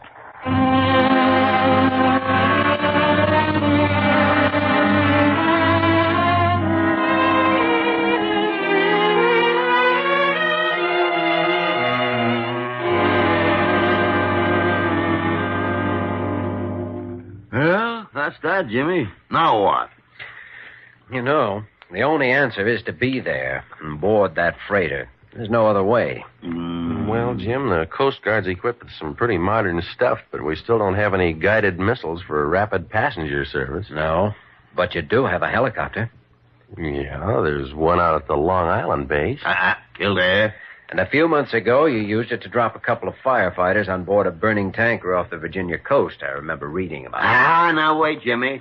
That was in broad daylight on a calm sea, and those boys had been trained for it. Well, it doesn't sound very complicated to me to step off a rope ladder onto the deck of a ship. In the middle of the night, and with that ship pitching and rolling 30 degrees? It's a lot more complicated than you think. No, Jimmy. It's too risky even to think of. Now, look, Dr. Gillespie, don't make a production out of it. It's got to be done. So let's do it. Okay? Oh, okay. All right, Jim, I'll let the Palermo know and then call the base. I think Lieutenant Dane will be the best pilot for it. CGRB-4 calling MS Palermo. Come in, Palermo. MS Palermo standing by. Go ahead, New York. Captain Douglas, please. Captain's right here. Douglas speaking. Go ahead. We're going to try landing a doctor on board by helicopter. What's your present position? Over. Latitude 39, 31, 14 north. Longitude 68, 42, 25 west. Our course is 206.3 degrees, proceeding at 5 knots. Over. Roger. Weather conditions. Storm's clearing. The wind is down to force 5 and dropping. The swell's still bad. Visibility? Around 2,000 yards. After dark, though, you could probably see our searchlights for 5 or 6 miles. Over.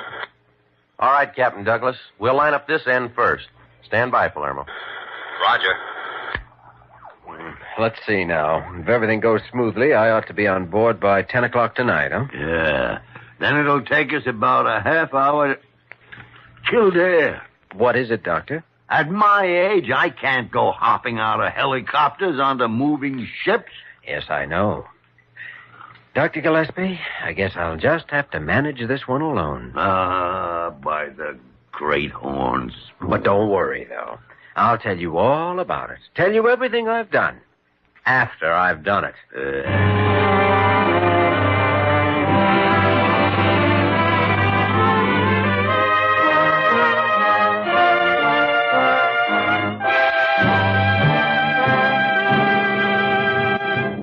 We will return to the story of Dr. Kildare in just a moment.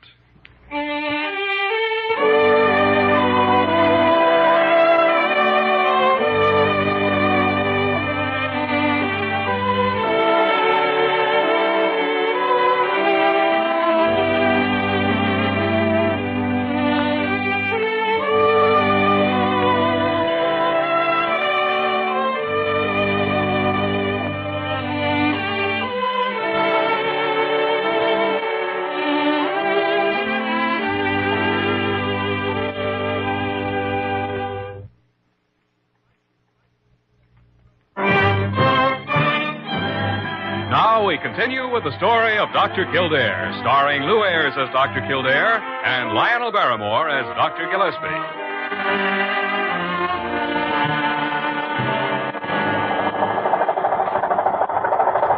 Well, Kildare, there she is. Oh? Where, Lieutenant? Straight ahead, go to starboard. Oh, yeah. It's a good thing they've got that searchlight. Otherwise, it'd be tough finding the Queen Mary out here tonight. The wind has died off some more. I'll drop down to 100 feet. They're swinging the light this way, Lieutenant. They must have seen us. Yeah. Boy, look at the size of those swells. This ain't gonna be easy, Doc. Well, you can't always find a turkey in your soup. Yeah. I'll be sitting up here in the cockpit, nice and cozy. You're the one that's gonna be dangling the end of that 50-foot rope ladder. You're so right. I guess I better crack the mic and let Frazier know we're over the ship. CG Airborne 21 to CGRB4. CG Airborne 21 to CGRB4. CGRB4 standing by. Go ahead, A21. Bill, I'm hovering over the Palermo now, 100 feet up. Got the searchlight on us. The midship deck's all lit up. And some of the crew are out on it. I guess we're ready to have a go at it. Thought you'd like to know. Good. How's Kildare feel? Ask him. Bill, suppose I tell you how I feel in about 10 minutes. Right now, I'm numb. Yeah, I'd be too. Good luck. Thanks. Jimmy, can you hear me? Well, Dr. Gillespie, now why don't you go back to the hospital and get some sleep? Sleep? Now, look, Jimmy. Be sure you've got plenty of ether before you start the operation. And somebody there who knows how to use it. Elementary, my dear doctor. And another thing, Jimmy. Be sure to check for any symptom of secondary... Sorry if that's against regulations, but this is just no time for backseat driving. Yeah, I know, Doc. I feel the same way every time the CO tries to tell me how to fly. Well, I'm holding steady at around 60 or 70 feet over the deck. I guess the time's come. You get out through that trapdoor right behind the seat there. All right. I'll put you as close to the deck as I can. Maybe right on it. Can't lay to on account of the swell. Hang on to the ladder until the boys on deck say to let go. They can tell more about the roll of the ship than you can. Got it? Right. Okay, Kildare. Good luck. Thanks, Larry. So long.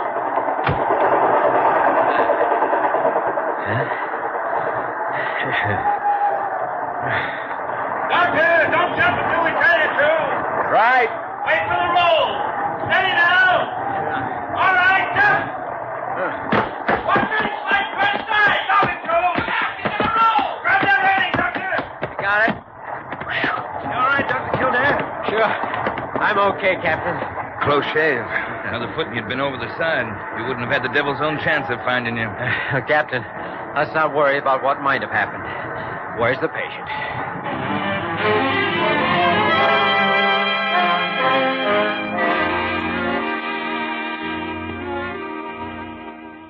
CGRB4 calling MS Palermo. CGRB4 calling MS Palermo. Come in, Palermo. It looks like we're out of luck, Dr. Gillespie. I guess you're not going to answer. Confound the gut to answer. How do I know what Kildare's doing out there if they won't answer? That could be Dr. Kildare's Oh, idea, Parker, you know. shut up. Well, I don't see why you don't take Jimmy's advice and get some sleep. Lieutenant Dane said he landed okay, so from now on it's up to him. Mr. Frazier, you don't know Dr. Gillespie. He simply has to have his nose and everything. Parker, for the last time. MS Palermo standing by for CGRB4. Go ahead, CG. There they are. Palermo, we'd like to speak with Dr. Kildare if we could. Sorry, Dr. Kildare is still not available. Not available? Well, why isn't he available? I don't know, sir. Confound it. You tell him that Dr. Gillespie wants to talk to him immediately. I've given him all 8 of your messages, sir.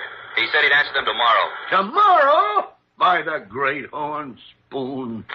Would you care to send another message? Yes. Tell him to go to Blazes. To Blazes? Is that B as in Boston? L as in... Yes, L as in lunkhead. And you go to Blazes, too. Yes, sir. Palermo, that's all. Stand by. Roger. Dr. Gillespie, I still think you ought to go to bed and forget about it until morning. I'll do no such thing. I'll report this to the FCC, the RFC, the Maritime Commission. I'll report it to Congress. Young nincompoop. Well, I take it that you don't have a very high opinion of Kildare's ability, is that it? Ridiculous. He's the best doctor in the country. Next to me, of course. Then why don't you relax? I told you, Mr. Frazier, Dr. Gillespie's just a born snoop, and there's nothing anybody can do about it. Parker, so help me. When the helicopter gets back, I'm going to have him go out again and drop you. Oh, I'd love to help, Doctor. 100 miles from the nearest ship.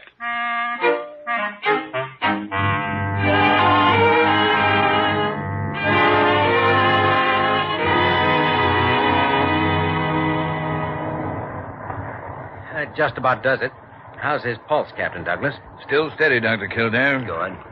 Well, you can relax and clean up now, Steve. We're through. All right, sir. There we are. Nice job of hem-stitching, Doctor. You'd have made a good sailmaker in the old days. Not on a ship that rolls as much as this one. That's the worst ground swell I've ever been in.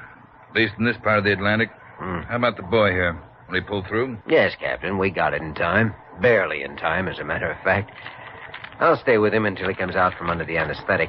What about all these messages from this Dr. Gillespie? Do you want me to contact the shore station now? Oh, I don't think there's any need to. And I don't know, though. I don't get an opportunity like this once in months. Sure. Let's go in the radio room and give him a call. All right, sir. Oh, Captain, if you don't mind watching him a few minutes, I'll be right back. Take your time, Doctor.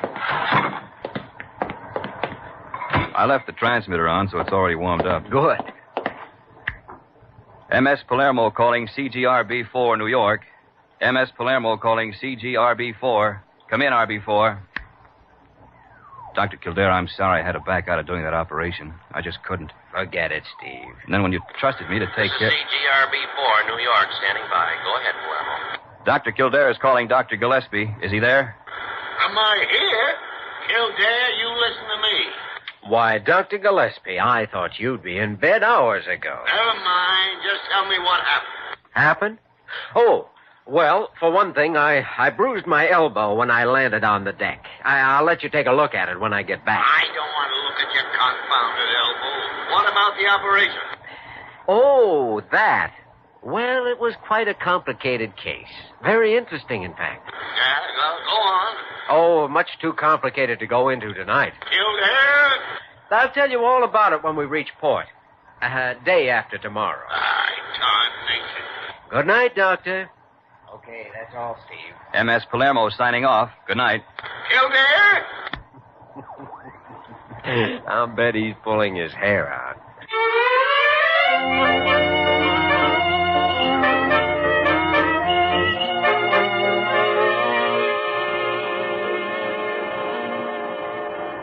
Confound it, Parker. Not only does he waste 2 days lolling around a ship, but now he has to be the last one down the gangplank. Oh, just relax, Dr. Gillespie. Relax. They brought the patient down here to the ambulance 5 minutes ago. So what's keeping Kildare? He knows what he's doing, and he'll be here in his own sweet time. I don't care if he never gets here. Parker, I'm through with him. Finally, absolutely, and for the last time, I'm through with him. Through with whom, Dr. Gillespie? Kildare, where did you come from? The other gangplank. Ah, you're looking very well, Doctor. Oh, thank you very much. And so are you. Thank you. A pleasant voyage, I trust. Oh, yes, very pleasant. Well, back to work. Yeah, what a pity. Oh, I guess there isn't room for all of us to ride over in the ambulance, so why don't you go ahead, Dr. Gillespie? Parker and I'll get a taxi. No, you don't. Well, what's wrong with that, Dr. Gillespie? Parker, you get in that ambulance and shut up. Don't say another word. Do you hear me? Well. Come on, Jimmy. Come on. We'll take the taxi. Anything you say, Doctor. All right, Jimmy. I had it coming, and I've learned my lesson. Oh, now stop kidding me. You'll be butting in on my cases again within 24 hours, and you know it. Well, well, anyway, this one turned out all right. Jimmy, we did it again. We did it again? Why, yes, you? Well, all right, confound it, you did it again. You know something, Dr. Gillespie. I went out there alone, that's true enough. But I took something along with me. Huh? Yes. I took thousands of hours of experience from working with you, watching you, and learning from you. So you were right the first time. We did do it. Taxi.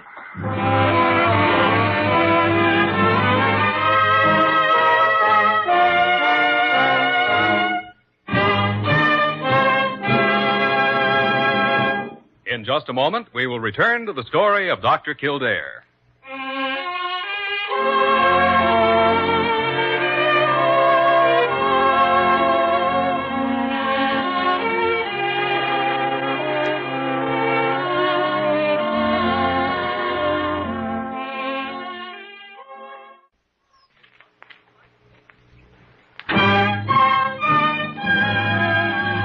Once again, the story of Dr. Kildare, starring Lou Ayres as Dr. Kildare and Lionel Barrymore as Dr. Gillespie.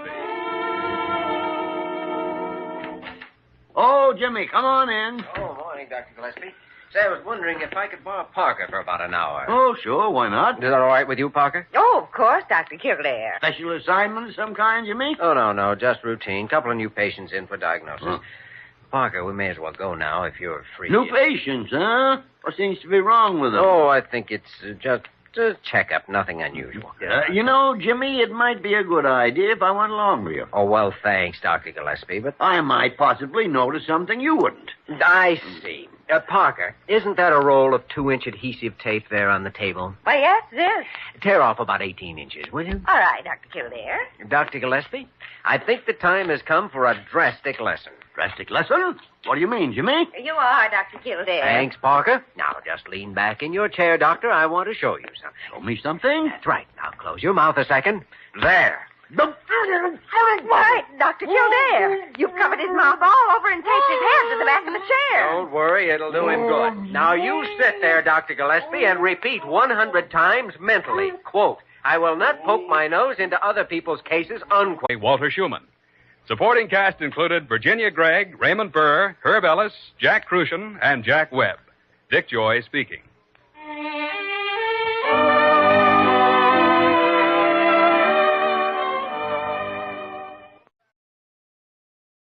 The story of Dr. Kildare. Whatsoever house I enter, there will I go for the benefit of the sick. Whatsoever things I see or hear concerning the life of men, I will keep silence thereon, counting such things to be held as sacred trusts. I will exercise my art solely for the cure. The story of Dr. Kildare, starring Lou Ayres and Lionel Barrymore. Metro-Goldwyn-Mayer brought you those famous motion pictures. Now this exciting, heartwarming series is heard on radio. In just a moment, the story of Dr. Kildare. But first, your announcer.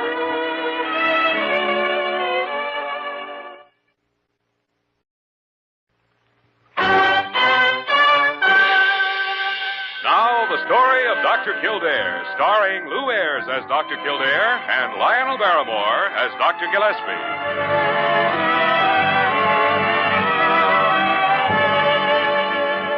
Blair General Hospital, one of the great citadels of American medicine.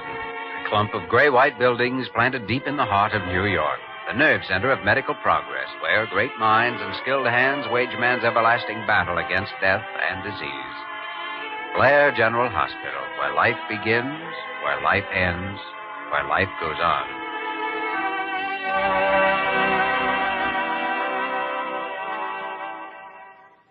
Of course it's your business, Jimmy, your problem. But if you tell Carew you won't do it, he'll tear his gardenia off and stamp on it with both feet. Then look out for flying petals, Dr. Gillespie, because I'm not going to do it. Well, now, he might stamp on you, too. That I can't help. I've got a patient waiting in emergency, and as far as I'm concerned, that's more important than any specially conducted tour. Not to Carew, at least not when a wealthy patron is about to make a donation. Well, after all, that's his problem. I'm a doctor, not a promoter. Let me see. I got it. Oh, confound it, Jimmy. After all, Carew is the superintendent of this hospital. You? Taking his side? I don't believe it. Well, now, I'm thinking of your career. Yeah, sure. I never played hospital politics, you know, that's true. But maybe I should have. Look where I ended up. Mm-hmm. Only the world's greatest diagnostician. Too bad you couldn't have been a success. Well, but there are different kinds of success. Now, you take Carew. You take him. All right, but come in. Well, gentlemen. Speak of the devil. The devil? Oh, I really fail to see what... Oh, there you are, Dr. Kildare. Yes, but I'm leaving right now, Just a moment, Carew. please. You do have an assignment, you know. I know. Showing some millionaire's secretary around the operating room. Sorry, I haven't the time. And precisely what is this case you consider so important, may I ask? Oh, some poor fellow collapsed down the street, and they brought him in here a little while ago. He's still unconscious. Why, it's a heart condition, obviously. The intern can deal with it. It was the intern who called me, Dr. Carew. He's scared, and I know how he feels. Well, I'll see you later. Dr. Kildare, I positively and absolutely forbid you to... Did you see that? See what, Carew? Insubordination, Dr. Gillespie. Rank insubordination. Nonsense. Kildare has a patient waiting, that's all. A patient? Huh. When I have a representative of Mr. Jeremiah Ramsey coming right here to this office any minute. Not really. Oh, yes, indeed. And I'm quite sure we can expect a $500,000 donation or more if we can show clearly the hospital needs it. Well, I've never seen a time Blair Hospital didn't need it, or any other hospital, for that matter. But I was counting on Dr. Kildare to, explain things. I've been away from actual practice for some time, you know, and after all, my talents do run more to administrative lines. Yeah, heaven help the patient who ever had to depend on your medical talent. See? Dr. Carew, there's a Miss Mudd out here to see you. Miss Mudd? She says she'd like to look over the hospital. Oh, dear. Well, Carew, your millionaire secretary has apparently arrived. Oh, dear. Miss Parker, please ask her to wait a few minutes. Very well, Doctor. Well, Carew? Dr. Gillespie, I wonder if I could prevail on you to... Don't look at me. But somebody has to convince her we need that donation. And since there are only two of us left... Oh, dear. Oh, dear.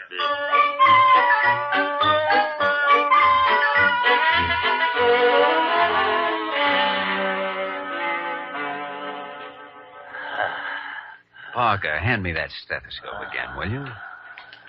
Here you are, Dr. Kildare. Well, it certainly isn't a hot condition, as Carew calls it. You can take a look at that thermometer now. All right, Doctor. Good thing young Benton called me. If this had been handled as a routine stroke. 97.4. Abnormal. Let me see now. Oh, there's a slight precipitate beginning to form here. What do you think's wrong with him, Dr. Kildare? But it isn't a heart attack. I wonder if he could possibly... Come in. Oh, Benson, yes.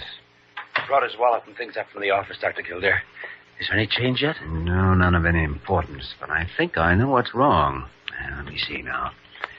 Yes, if I'm right, there should be... Here we are. What is that? If bearer is found unconscious, notify nearest physician immediately. Give no stimulants. Oh, that's what it is. Uh-huh. Diabetic coma. Parker, get 20 units of insulin from the dispensary. And hurry.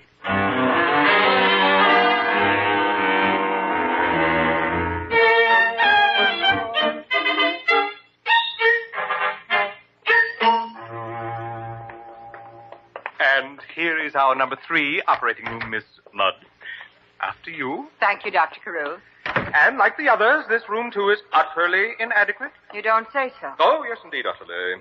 As, of course, you can see for yourself. Well, I don't know. I think you're underrating your institution, Doctor. Oh, my dear, look, the lighting. Absolutely preposterous. I'd say it was average. Possibly a little better. Oh, good heavens, no. The lighting over this operating table would never pass inspection by the State Board. Indeed. Of course, it's nothing that a few $1,000s wouldn't take care of. Oh, well, if that's all that's needed, yes, Miss then Mudd? I would certainly think an institution this size could manage it somehow. Oh, well, that's only for this room, and only for the lighting. Actually, the whole hospital is in horrible condition. Oh, Dr. Carew, you must be exaggerating. Exaggerating? My dear Miss Mudd, do you realize that our equipment is so obsolete, our supplies so limited, that we're unable to maintain even the minimum sanitary standard required by law? What? Oh, yes. Shocking. Dr. Carew, I have never been so amazed in my life. Tell me more.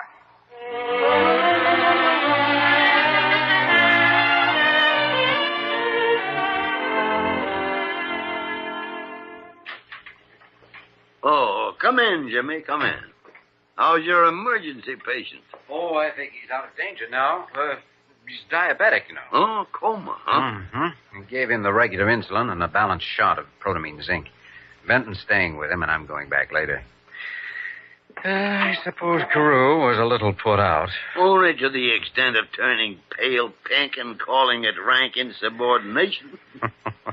He'll probably tear my insignia off in front of the assembled staff. Jimmy, you've got to learn to take these things more seriously. Oh? Well, true enough, Carew is an imbecilic nincompoop. Granted. But nevertheless, he can do you a lot of harm professionally.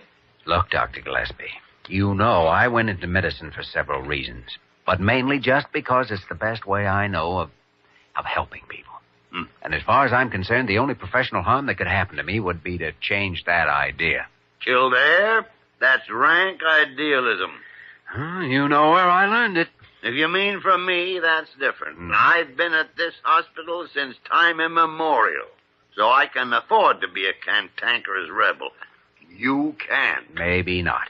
But I still believe the first consideration in medicine always is the welfare of the patient. Yeah, sure, I agree with you, but... Oh, I know the hospital needs money, too, and unfortunately a big part of it has to come from donations. Okay. But I still think... I have no argument with you at all. You're absolutely right. But confound it, why can't you be a little more diplomatic with Carew? You really mean that? Well, of course. Pull his whiskers. I don't care what you do. Well, I'm back, Dr. Gillespie, in case you need me. Parker, every time you're away for an hour, I'm reminded just how little I do need you for anything. Well... You'd make a good, horrible example for Carew's sales talk. Why, Miss Mudd would take one look at Miss you and... Mudd? Quite a name, isn't it? And Carew thinks that she's a representative from his wealthy patron? Why, yes. Come on, Dr. Gillespie, before it's too late. We've got to find Carew. Oh, yes, gentlemen. Miss Mudd just left, went out to lunch. She'll be back later, of course. She was most impressed by the things I told her. Yeah, imagine she was. Well, Kildare? Just what kind of things did you tell her, Dr. Carew? Well, now, of course, I may have gilded the lily just a bit, overemphasized the rundown condition of our equipment, even hinted at slight irregularities in our ethical standards due to lack of funds, but all in a good cause, Dr. Kildare, if I may take occasion to remind you. I see. Then I take it you're entirely satisfied with what you've accomplished. Feel now that it's just as well I didn't talk to this woman. Well, far be it from me, Dr. Kildare, but I really do doubt that you could have done quite as good a job of selling. Go on, Kildare. Slip in the business. I can't wait. Slip me the business? Dr. Carew, you'd better hang on to something. You see, Miss Mudd is not who you think. She's not? Well, then, who is? I mean, where is Mr. Ramsey's representative? Well, it sounds very much as though he's the man I've had waiting downstairs in the lobby all morning. What? Anyway, Mr. Grunion sent word up that he wanted to look over the hospital. And you kept him waiting all morning? We're ruined. Absolutely ruined. Oh, that isn't the worst of it, Dr. Carew. There's still Miss Mudd. Oh, dear, I'd forgotten her. And apparently you've also forgotten the announcement of her appointment a few months ago. She's one of the new examiners for the State Board of Hospitals. Really? Well, in that case, I suppose I better... help from somewhere. But you don't realize all the things I told her. We can imagine. I said we were violating sanitary regulations, ignoring fire codes, paying no attention whatsoever to institutional law, and... Good heavens. Carew, stop spinning. But we're ruined. Absolutely ruined. Oh, I don't think it's that serious. She'll make a report to the Board of Regents. They'll throw you out, of course. Throw me out? But after that, things should settle back to normal. Normal, you say? Normal? Huh. I won't see anyone. I won't see anyone. Dr. Carew, get a hold of yourself. Cast aside like an old shoe, and my poor wife, she just ordered new drapes for the dining room. Fine. Be nice for the new superintendent. After all the years I've given to Blair Hospital, the best years of my life, Oh, Dr. Kildare, it's all your fault. My fault? Now, really? Sorry to butt in, fellas, but I got kind of tired of waiting down there. My name's Grunion. Mr. Grunion, I just now learned of the atrocious treatment you were given this morning, and I want to offer you, nay, beg you to accept my abject apologies and humble assurances. Carew, stop licking Mr. Grunion's boots. What's wrong with him? One of the mental cases? Oh, no. Dr. Carew is our former superintendent. You're kidding. No, really. You see, he takes the patient's trouble so much to heart that sometimes it's just too much for him. Now, Mr. Grunion, if you don't mind waiting outside, I'm sure he'll be all right in a few minutes. But I've been waiting up. Well, now, what are we going to do? Carew, you're a fathead. No, dear.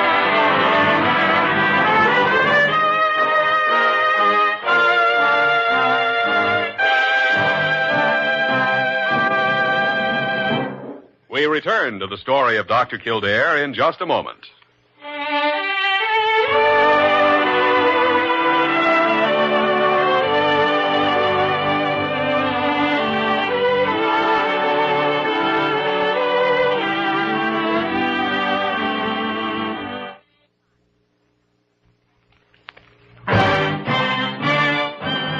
Now we continue with the story of Dr. Kildare, starring Lou Ayres as Dr. Kildare and Lionel Barrymore as Dr. Gillespie.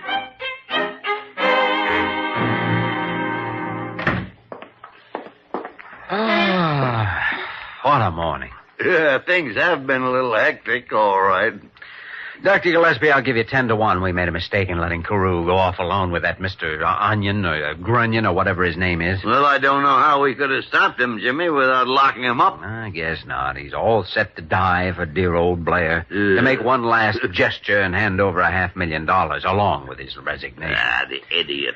Well, I've never seen anyone else in my life who could blunder into as many ways of doing the wrong thing. He's a biological paradox, the only example known to medical science of a living human being born without a brain. What on earth are you talking about, Dr. Gillespie? My mistake, Jimmy. He is one of 2 examples. Well, what do you want, Parker? You don't have to shout at me. I don't even have to put up with you. Well, It's all right, Parker. He just has another mild case of Carew-initis. Carew and what? Never mind. How's the diabetic in 508? He's conscious now. That's what I came to let you know. Good. Dr. Benton said to tell you that he's responding normally and can probably have something to eat about 2:30. Fine. I'll drop by to see him right after lunch. Which, by the way, is a good idea. Well, my dear doctor, shall we go across to Sullivan's and risk ptomaine poisoning again? No, you go ahead, Jimmy. You go on. I've got a halfway idea how we might straighten out the blunders Carew made when he talked to Miss Mudd. Now, wait a minute. You're not starting to come up with brilliant schemes, too. Well, now, something has to be done. All right. Tell her the truth. Ah, it isn't quite that simple. It could be. You just leave it to me, Jimmy. Now, 10 minutes conversation, I'll have everything all fixed up. That's exactly what I'm afraid of. Parker? Huh? Parker, I'd like your opinion about something. Oh, why, of course, Dr. Kildare. Tell me, what do you think of a man who's prone to go off on tangents and violate his own principles? If you're talking about who I think you are, well... A man who has repeatedly claimed that a staff doctor should concern himself only with the medical affairs of the hospital and should stay away from the... Fiddle-faddle, I think that's what he'd say. Yes, stay away from the fiddle-faddle. Thanks, Parker. Ah, fiddle-faddle. And then when you find that man doing exactly the opposite from what he believes, well, how can you explain it? Well, I guess you just can't, Dr. Kildare, unless, of course, he was born without a brain. Born without a... Parker, you get out of here. Go on. Get... All right. All right. There are times when I wish he'd been born without vocal cords. Parker! Confounded tarnation. It's insubordination, Doctor. Rank insubordination. Well, give my regards to Carew when you get out on that same limb with him. I'm going to lunch.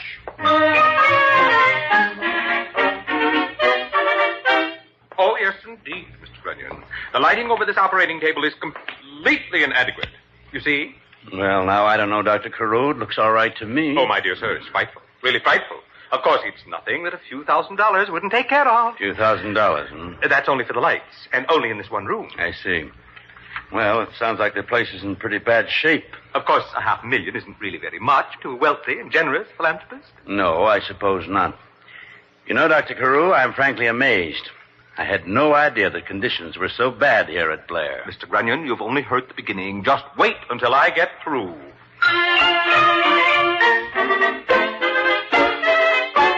Dr. Gillespie, do you mean to say that you went without your lunch and waited here for me to get back in order to tell me that? Well, now, I think the information is fairly important, Miss Mudd. And, of course, it'd be impossible to tell you in front of him. I see. Well, I imagine it might have been a good deal more shocking if I weren't partly prepared for it already. I suppose you are quite sure. Oh, yes, of course. Ordinarily, he's quite normal, but he does have these spells when he gets nuttier than a walnut grove. Of course, we've all known about it all these years, you know. Well, shouldn't something be done about it? I mean, after all, the superintendent of a big hospital like this... Oh, he's perfectly harmless, yes, Oh. yes. The only symptom is that pessimism you saw this morning. He thinks the whole place is falling to ruin when actually it's running at the top efficiency. Amazing. Dr. Gillespie, do you know that this is the most remarkable institution I have ever seen?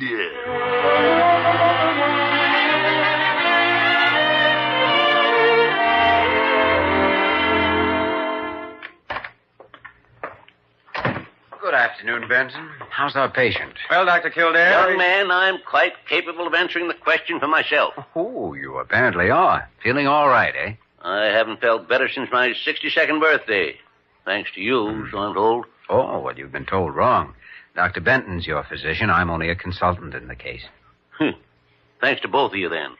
Dr. Kildare, if you're going to be here a while, I think I'll grab some lunch. Sure, go ahead. His response has been completely normal. I gave him 10 more units at 1 o'clock and ordered a standard DB lunch. It's due now. All right, Benton. See you later.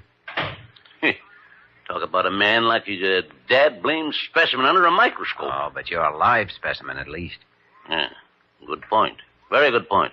Of course, you won't be long if you go around skipping your insulin shots very often. Well, a man gets careless at my age. I know. Worse than that, gets to be a dad-blamed fool. You wouldn't know. Oh, well, I'd say you're a long way from being a fool. Flattery, that's all. You a staff doctor here? Guilty, Your Honor. Getting rich at it, imagine. Oh, yes. I have a private annex at Fort Knox. Young man, suppose I hadn't been a half block from a hospital when this happened. Oh, but you were, so why suppose? Yes, imagination is bad business. Have lunch with me, young fellow. Always hate to eat alone. Sure, I'll have a cup of coffee. I like to watch a convalescent patient eat. It means he's recovering. Means you'll get rid of him that much quicker, too. You know something, young man? I think we understand each other. You know something else? I think I agree with you.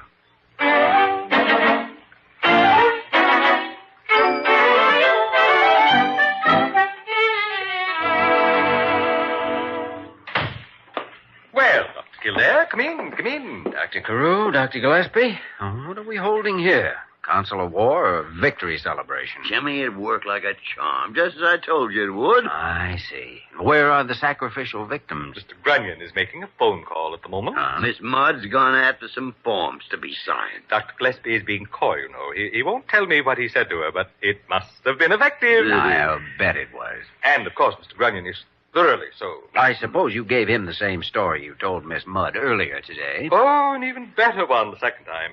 Everything is just wonderful, Dr. Kildare. Why, I'm even inclined to forgive your little peccadillo. Thank you very much, Dr. Carew. Oh, come in, Miss Mudd. All I'll just leave these with you, and you can mail them in. Oh, Miss Mudd, I don't believe you've met... Oh, hello, Dr. Kildare. How are you, Miss Mudd? You know each other? We met at lunch over at Sullivan's. Yes, we had a very interesting conversation. In fact, that's the only reason I'm giving the hospital a clean bill of health, so to speak. What? You see, Dr. Kildare told me the whole story. And after all, Dr. Carew, I couldn't see any of those terrible conditions you tried to point out. Do you mean you already talked to Kildare when I was telling you about Carew being a mental case? Dr. Gillespie. Oh, yes, but I thought it was so cute to let you go on with it. Cute? Well, I suppose I really should go. Sorry to keep you waiting, gentlemen. Well, Mr. Grunion. Well, Miss Mudd, imagine meeting you here. You two know each other. Oh, yes, we met at the medical convention in Albany a few weeks ago. Yes, we did. Yes, indeed. Yes. Well, Mr. Grunion, I do hope you'll be able to convince Mr. Ramsey of our needs. Ramsey? Who's Mr. Ramsey? Why, he's your, Mr. Grunion, who in heaven's name are you? Field representative for the Pan Acme Hospital Insurance Plan. Oh, dear. We had considered putting Blair Hospital on our preferred list. Oh, dear. But, of course, that's out now that I've learned about conditions. Oh, dear. Mr. Grunion, I think the boys have been giving you a rib. Maybe I can straighten the whole thing out. Well, I do respect your opinion, Miss Mudd. Well, come on, then. Let's go find a quiet spot and reminisce about Albany.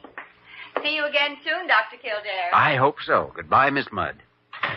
Dr. Kildare, I hardly know what to say. Carew, I think we both said too much already. Well, since everything seems to be taken care of, I guess I'll just get back to work. There's only one thing. I'd so counted on that donation from Mr. Ramsey. I wonder what could have happened to his... Ramsey? Oh, Dr. Carew, I almost forgot. Mr. Ramsey should have all the arrangements completed and a check deposited to the hospital account by, the end of the week. What? Dr. Kildare, how do you know? He told me a little while ago. Soon as he recovered from his diabetic coma. Oh, no. You mean that emergency patient in 508, the one that you... Oh, dear. He seems to be highly impressed by our efficiency and our concern for the welfare of the patients. Maybe overly impressed. I must go lie down. I must go and take an aspirin or something. Oh, dear. Well, then, Jimmy. Oh, Dr. Gillespie, I was just lucky. Confounded. Oh, now don't say it. But I... All right.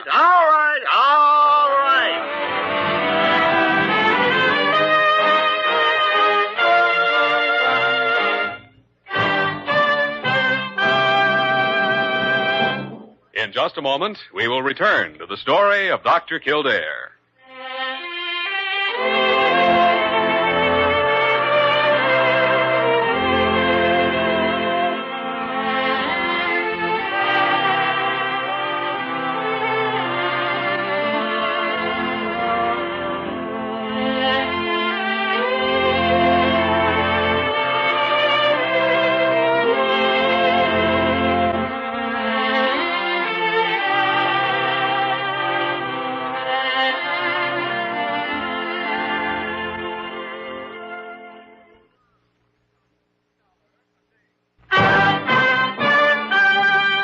And now, once again, the story of Dr. Kildare, starring Lou Ayres as Dr. Kildare and Lionel Barrymore as Dr. Gillespie.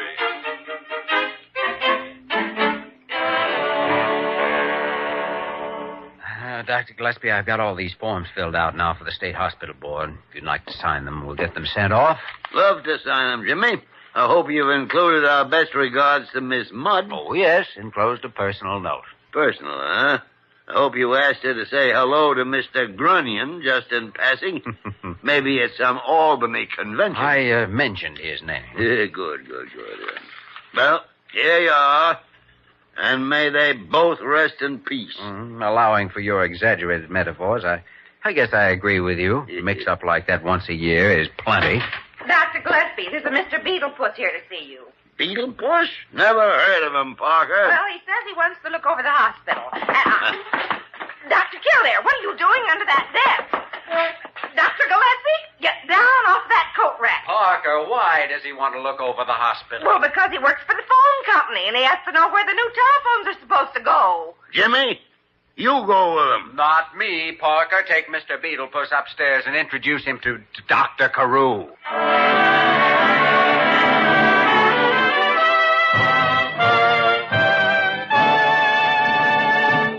You have just heard the story of Dr. Kildare, starring Lou Ayres and Lionel Barrymore. This program was written by Les Crutchfield and directed by William P. Russo. Original music was composed and conducted by Walter Schumann. Supporting cast included Virginia Gregg, Ted Osborne, Isabel Jewell, Will Wright, and Wilms Herbert. Dick Joy speaking.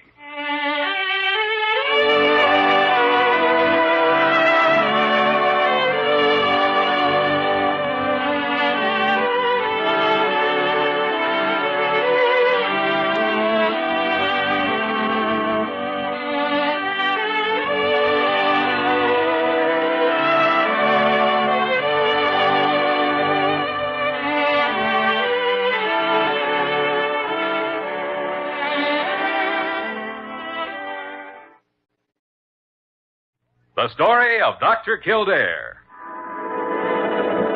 Whatsoever house I enter, there will I go for the benefit of the sick. Whatsoever things I see or hear concerning the life of men, I will keep silence thereon, counting such things to be held as sacred trusts. I will exercise my art solely for the... The story of Dr. Kildare, starring Lou Ayres and Lionel Barrymore. Metro-Goldwyn-Mayer brought you those famous motion pictures. Now this exciting, heartwarming series is heard on radio. In just a moment, the story of Dr. Kildare. But first, your announcer.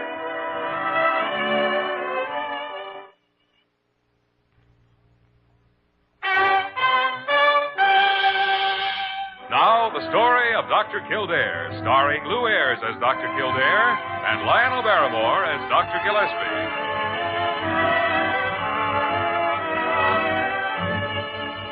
Blair General Hospital, one of the great citadels of American medicine, a clump of gray-white buildings planted deep in the heart of New York, the nerve center of medical progress, where great minds and skilled hands wage man's everlasting battle against death and disease. Blair General Hospital, where life begins, where life ends, where life goes on.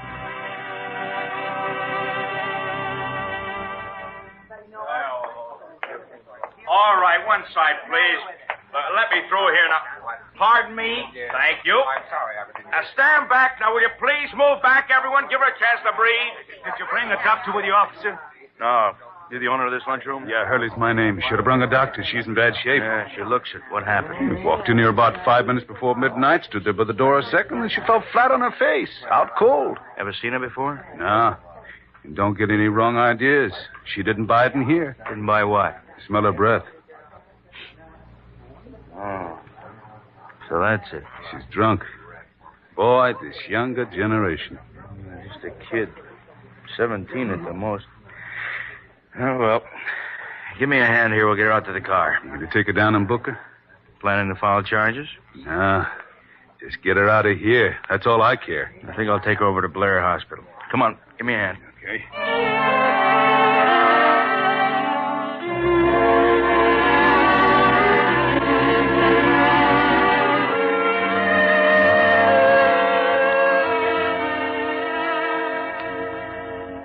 Yes, she seems to be responding to the caffeine a little now, Dr. Gillespie. Good, Jimmy. At least that fluttery pulse is beginning to straighten out. I think you can start giving her the oxygen now. Keep her on it for a couple of hours or so. She'll pull out of it all right. Yes, Doctor. Oh, Sergeant, it's a good thing you brought her here. That's alcohol in her bloodstream running over 3 parts in 1,000. Well, she really needed a doctor. Well, I didn't have the heart to run her in, Doc. She looked too young, I guess. Or too pretty. Find anything in her purse? Yeah. Match folders and 3 different bars, for one thing. I'll pay him a little visit in the morning. She's an obvious minor. Any identification, Blaine? Marion Lewis, according to the card here. Address on the Upper West Side. Nearest relative is her mother, Mrs. Clyde Lewis. Same address. Well, she certainly had one too many to find her way there tonight. This girl's had a dozen too many, so it wasn't any accident. She did it on purpose.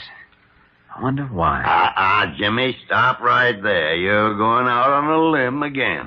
Why should she deliberately set out to knock herself silly? What's behind it? I don't know, and if you're planning to butt in and try and find out, you can do it alone. Count you out. That it? Confound it, yeah, sure. I'm getting too old for this probing into patients' lives. I see. It's a case of acute alcoholic poisoning. So, let's leave it that way. You just treat her and release her. All right. Nobody's pushing you. Dr. Kildare, the oxygen equipment is coming up in the freight elevator. Good, Barker. Oh, Dr. Gillespie, do you mind if your able assistant stays here and helps me? Of course I don't mind. Glad to get rid of old Snoopy for a while. Well... I guess I better get going, Jimmy. Want to check with the precinct desk and notify the girl's parents. All right, Blaine. I'll let you know how she gets along. I'll walk out with you, Blaine. I never like to interfere with Kildare's cases. Thank you, Doctor. Oh, there is one thing, Jimmy, though. Just for the report, of course. Oh? As soon as she's conscious, let me know what you find out about her.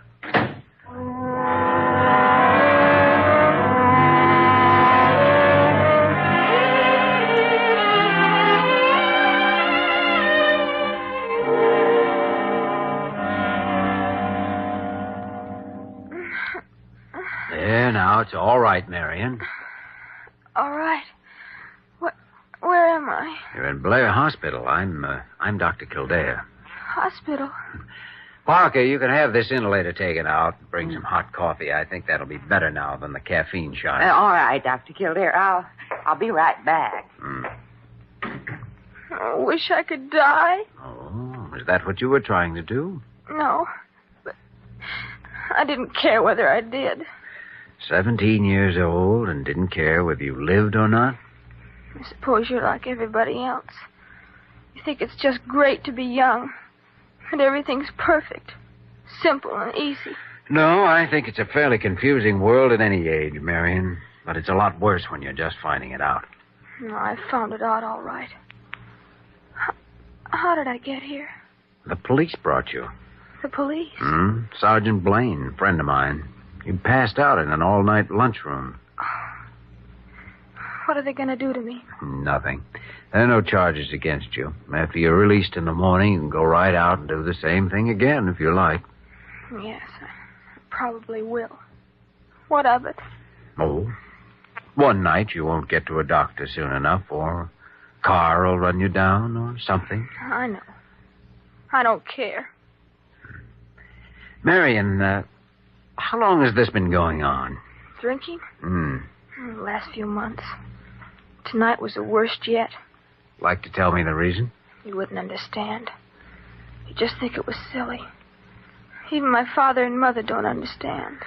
Unfortunately, parents are the last to understand sometimes. It's a mixed-up world for them, too, you know. Not for mine. They got it all figured out. And they despise me. They hate me. Oh, come in, Parker. Here's the coffee, Dr. Kildare. The night supervisor had some already made. Good. Put it here on the table by the bed. All right, Doctor. You probably don't want this, Marion, but let's try to get a cup or two down anyway. Dr. Kildare... You can have a little cream if you like, but it's better if you drink it black. Oh, Dr. Kildare...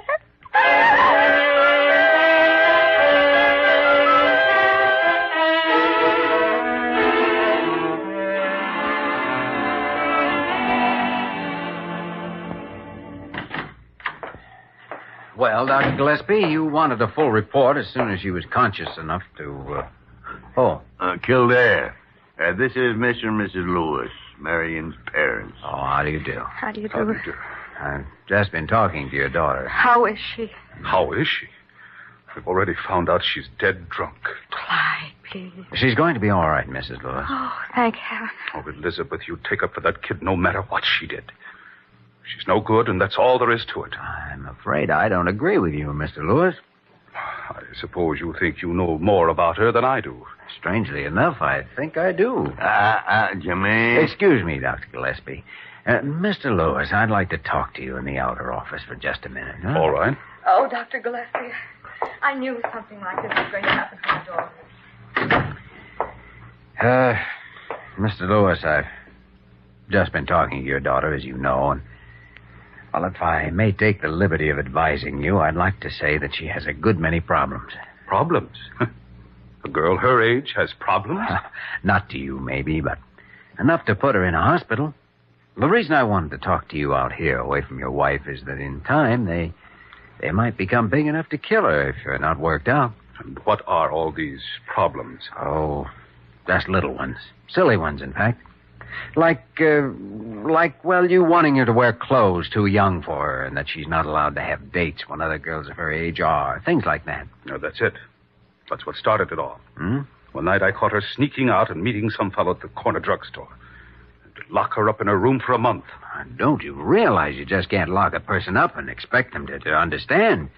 You've got to talk things over with them. Talk it over with her? You act like she's already a grown-up woman. Well, at 17, if she's not well along to being grown up, she never will be.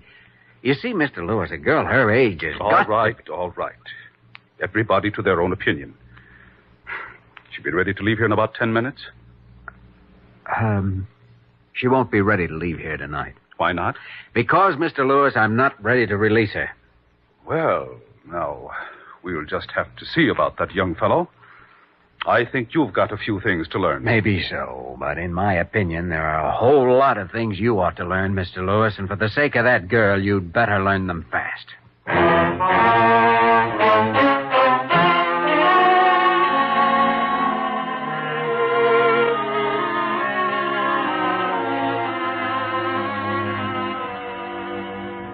All right, Jimmy, I agree with you. You're absolutely right. But confound it, relax. Calm down. Okay, Dr. Gillespie, I'm sorry I lost my temper, but... Oh, well. I know. That righteous smugness of his would make anybody. Yeah. He can't see any side of it but his own. Just it. There's nothing really bad about that girl. All she needs is someone who will treat her as a person, who will listen to her ideas and try to understand her. Well, I guess her father's given her very little of that. You know, Jimmy, it's the same old business. 9 times out of 10, alcoholism is a secondary problem. There's always something behind it. Usually the reason isn't as clear-cut as this one. Come in. Well, if it isn't Dr. Carew. Gentlemen, just step right in, Mrs. Lewis. Mr. Lewis? Thank you. By the great horn spoon. Carew, do you sleep in that gardenia? Certainly not, Dr. Gillespie. But merely because it's 3 o'clock in the morning is no reason not to make oneself presentable when one is called on to appear in public, that is. Presentable. Yeah. Dr. Kildare, these people tell me you precipitated a little crisis. Well, I... Carew, inasmuch as Kildare and I have similar opinions in this matter, you may address us collectively. Oh, dear. Why, Dr. Gillespie, I thought you were too old for this sort of thing. Ridiculous. Well, Carew, fire at will. Now, Dr. Gillespie. Look, I don't know what this is all about, but I'm only concerned with one thing. Dr. Carew, suppose you give this young man his orders. Now, Mr. Lewis, just leave this to me. Carew, the answer is no. Dr. Gillespie, please. Now, Dr. Kildare, I'm afraid I'll have to ask you to release the young lady to the custody of her parents at once. Sorry, but I'm holding her for observation. Observation? She's able to talk. She's able to go home where she belongs. I'm not so sure that is where she belongs. Now, Dr. Kildare, we can't let our personal opinions enter into our cases, you know. Well, then call it a professional opinion. Dr. Carew, she's under my care, and according to law, she stays there until I release her. Oh, I'm sure you wouldn't take such an unfortunate attitude as... I'll get it. Kildare speaking. Sergeant Blaine, Jimmy. Oh, yes. Sorry to have to tell you this, but there's just been a complaint filed against the Lewis girl for shoplifting. What? Are you sure it's her? Can't be any doubt since the description filed fits both her and the clothes she was wearing. Well, look, Blaine, can you stall until the morning, and I'll call the shop and try to fix it up or something? I'll do what I can, Doc. Call me in the morning. Oh, thanks. Goodbye. Well, there's no use having any further discussion about this tonight. I've got a patient who's in trouble, and if I can, I'm going to help her out of it. Regardless of what anyone says, I'm not going to release her until I'm ready. That's final.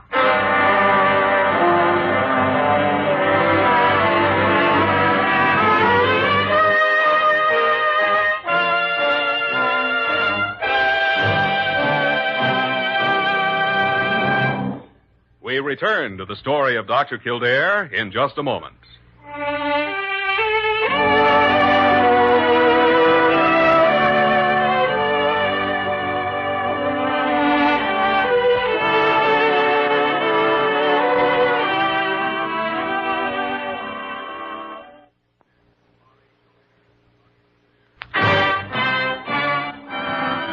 Now we continue with the story of Dr. Kildare, starring Lou Ayres as Dr. Kildare and Lionel Barrymore as Dr. Gillespie.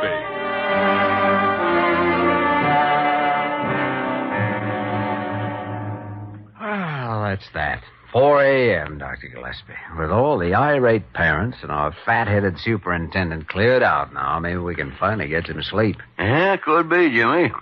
Of course, we still haven't done much toward clearing up the problem, though. I know. I can hold them off for the moment by refusing a release for Marion, but that's only temporary. Something has to be done tomorrow. What about this shoplifting business? It's pretty serious, isn't it? Serious enough.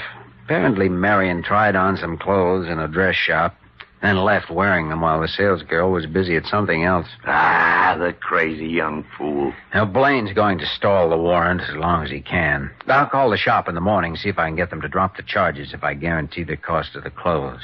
Getting in pretty deep, aren't you, Jimmy? Oh, what can you do? Well, I noticed you were right there with me. Well, that was merely a personal attitude toward CAREW. If he'd said black was black, I'd have said it was green. Oh, all right, so it was entirely personal. It still doesn't answer the question, how are we going to help her? The girl needs understanding. Problem's as simple as that. Only the answer's not quite as simple. No, because the only logical answer is to bring her and her parents together. Right now, they're 1,000 miles apart. They need some common basis to work from. By the tarnation, aside from the fact that they're distantly related by birth, I don't see one. Neither do I. No, I'm going to talk to both sides again in the morning. Do that, Jimmy, do that. Now, we'd better both get some sleep, or tomorrow you'll look as wilted as CAREW's gardenia.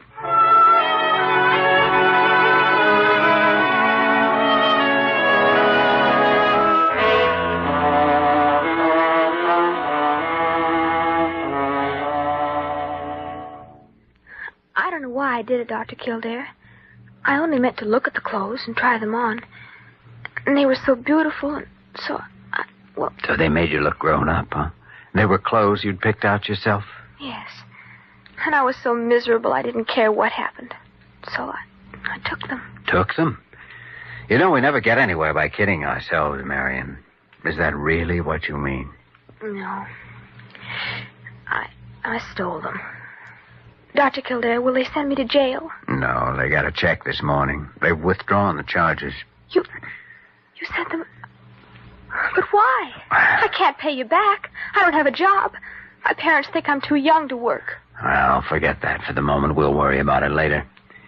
Marion, how did all this start? Well, I don't know. My folks wouldn't let me have friends at home. Not any at all. No? And finally, I got so I'd slip off to the corner drugstore and talk to people. Boys. It wasn't anything. We just laughed and talked. I see. And Dad found out about it and locked me in my room at nights for a month. So finally it all led up to last night, huh? Yes. And a dead end, too, because that isn't the solution, you know. Dr. Kildare, there isn't any solution. I won't go back home again and have them tell me how low I am, how ungrateful, and how I failed them. And there's nothing else. Nothing.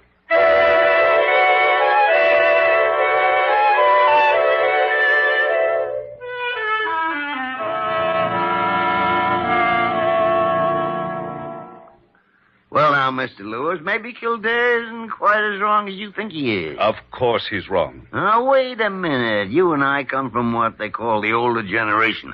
And the world's changed a lot since we came into it. Well, maybe the world has, but right and wrong never change. Oh, that could be.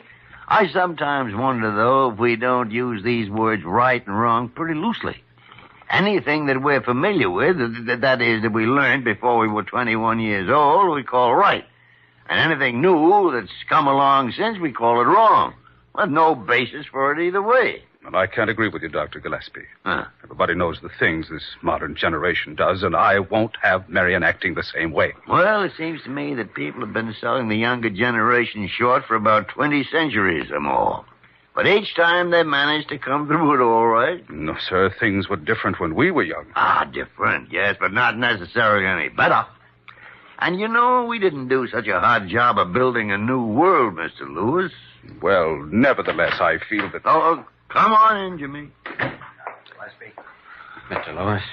Good morning, Dr. Kildare. I guess I owe you an apology. sorry I lost my temper last night. Well, I did a little of that myself, as I remember. But I think we can be more reasonable about it this morning. Oh, I hope so. And my wife's waiting downstairs, so if you'll fix up that release, we'll just take Marion right along with us. Well, she's a very hurt girl, Mr. Lewis, or a very sick one, if you want to put it that way. Well, hangover can give... Oh, no. It's a lot deeper than that. I do hope you'll be gentle with her. Try to talk to her and reason with her. Look, Kildare, when I was a kid and did anything wrong, my father didn't talk to me. He used the back of a hairbrush. That's reason enough for me. It's no use, Jimmy. I tried every argument I could think of. Well, Dr. Kildare, are you going to sign that release or not? No, I'm not, Mr. Lewis. In my opinion, Marion still needs medical care. In that case, I'd better see a lawyer. Whatever you like. Oh, one other thing, Kildare. I understand you paid off that dress shop for the clothes Marion stole. Of course, I want to make good save it for the funeral. I see. Well, I'll find out from the police and mail you a check. I pay my debts. I can tell you one you'll never be able to pay. I think that's a matter of opinion. Good day, gentlemen. Well, there goes nothing. He's hard-headed, all right. And the worst of it is, he loves his daughter. He's just as hurt as she is. Sure he is, but he's too confounded stubborn to tolerate any idea but his own. And there's nothing we can do. Mm-hmm. If he sees a lawyer, he'll have her back in his custody within 24 hours. I can't support any claim that she needs further medical care. Well, we did all we could. Now, come in, Parker. Dr. Kildare, have you forgotten you're supposed to make the rounds in the crippled children's ward at 11 o'clock? No, Parker, I was just about to... Say, you know something? What? A long shot. Parker. Huh? Go stop Mr. Lewis and bring him back here. His wife, too. Hurry.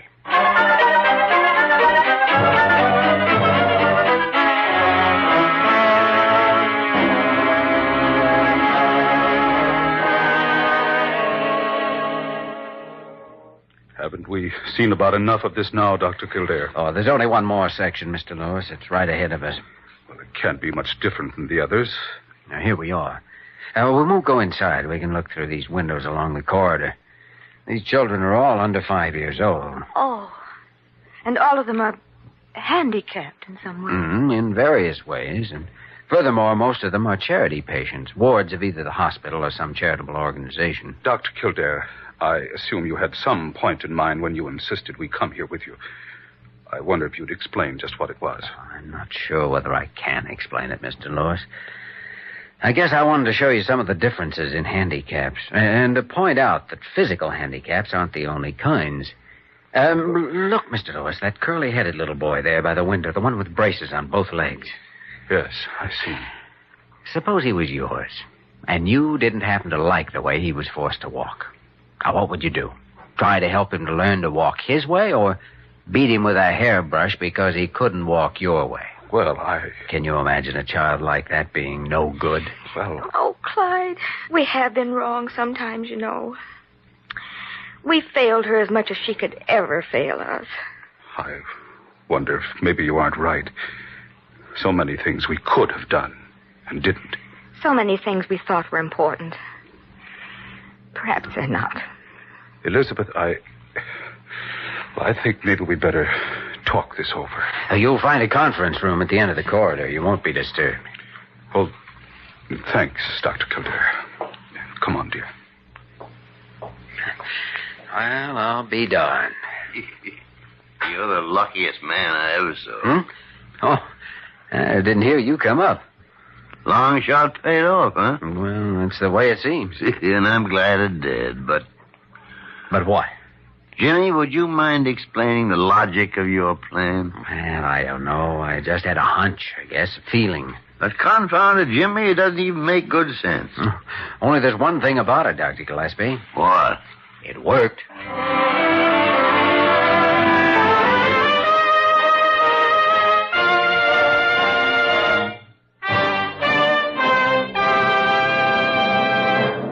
In just a moment, we will return to the story of Dr. Kildare.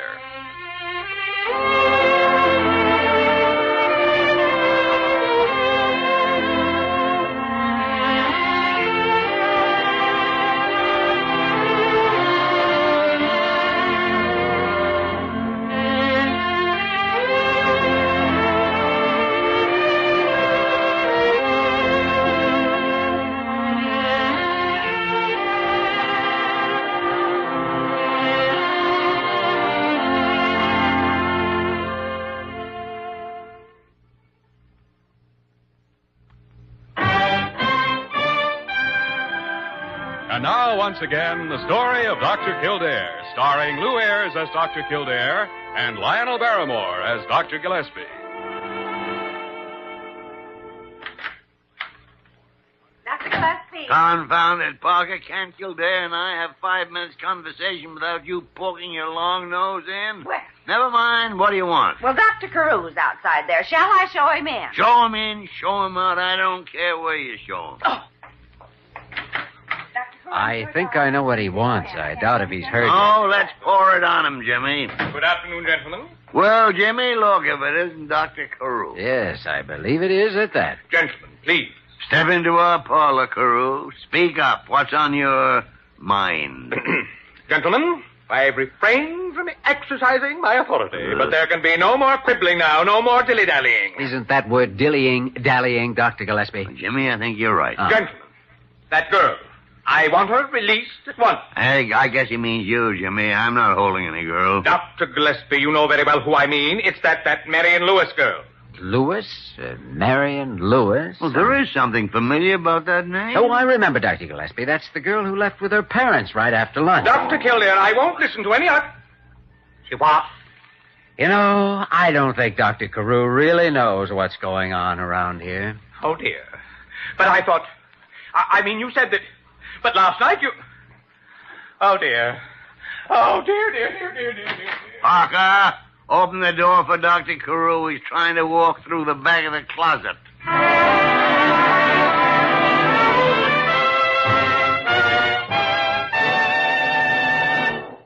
You have just heard the story of Dr. Kildare, starring Lou Ayres and Lionel Barrymore. This program was written by Les Crutchfield and directed by William P. Russo. Original music was composed and conducted by Walter Schumann. Supporting cast included Virginia Gregg, Ted Osborne, Lorene Tuttle, Tal Avery, Barbara Ruick, and Jack Crucian. Dick Joy speaking.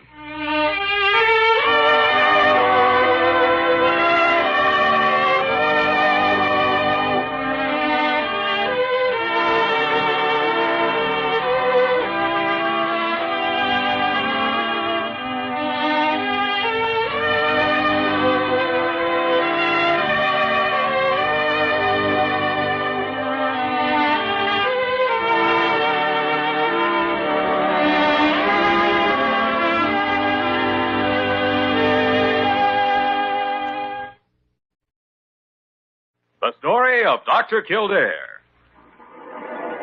Whatsoever house I enter, there will I go for the benefit of the sick. Or whatsoever things I see or hear concerning the life of men, I will keep silence thereon, counting such things to be held as sacred trusts. I will exercise my art solely for... The story of Dr. Kildare, starring Lou Ayres and Lionel Barrymore. Metro-Goldwyn-Mayer brought you those famous motion pictures. Now this exciting, heartwarming series is heard on radio. In just a moment, the story of Dr. Kildare. But first, your announcer.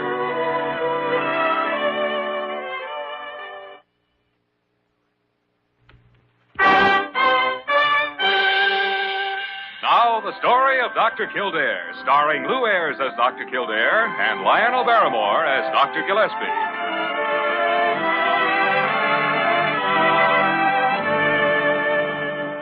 Blair General Hospital, one of the great citadels of American medicine.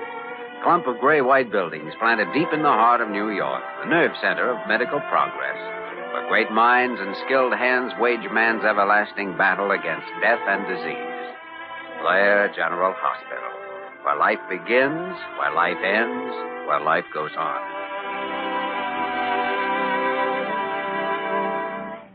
Parker, for the first time in months, I get a chance to relax for an hour and read a book, and what happened? Well, after all, Dr. Gillespie, I only want to... Shut up! Well...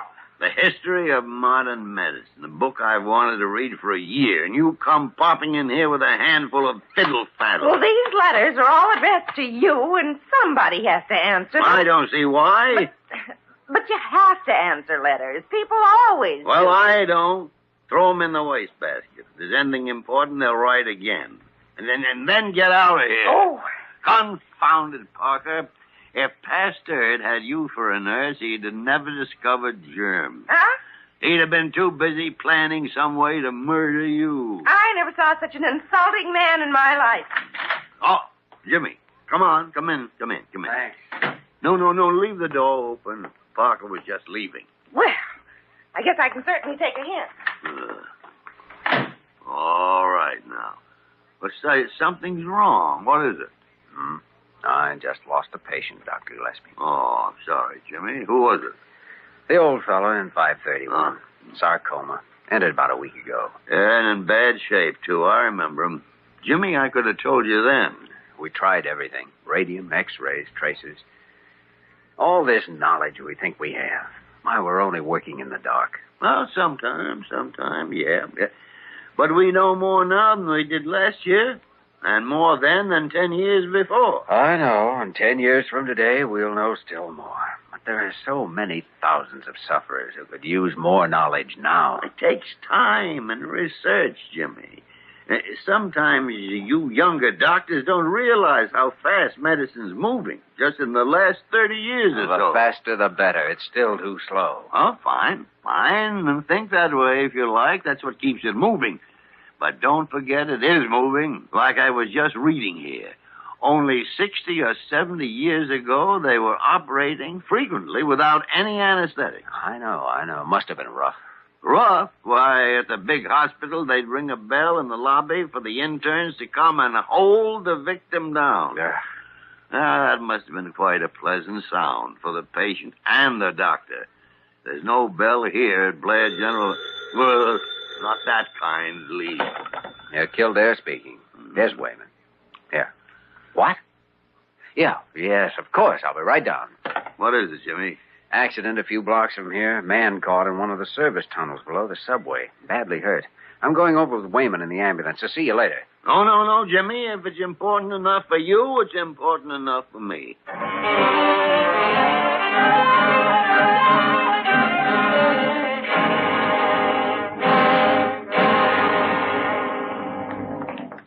He's a maintenance man, electrician. Started down this manway to service a fan. Slipped, I guess, and fell. He's hung up about 30 feet down. Jesus, Doc, this ain't going to be easy. It could be, Wayman. How big is the manway, officer? 2 feet in diameter. It is vertical with an iron ladder down one side. 2 feet? There's not going to be much room to work, Jimmy. Oh. I went down, fastened a rope sling under his arms, tied him to the ladder so he wouldn't fall on down the shaft. Good. I didn't want to move him till you got here.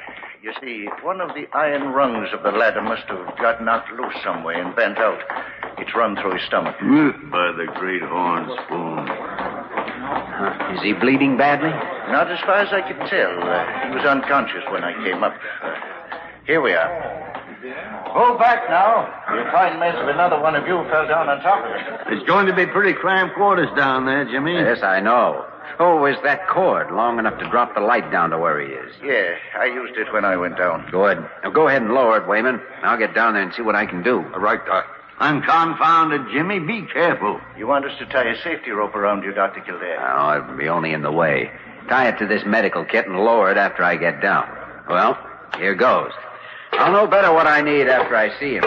Oh, by the way, officer, what's his name? Sam Nowitzki. Okay. What difference does that make? Patient always feels more confident when the doctor uses his name. Just yell up the shaft if you want something, Doc. And watch yourself. Right, Wayman.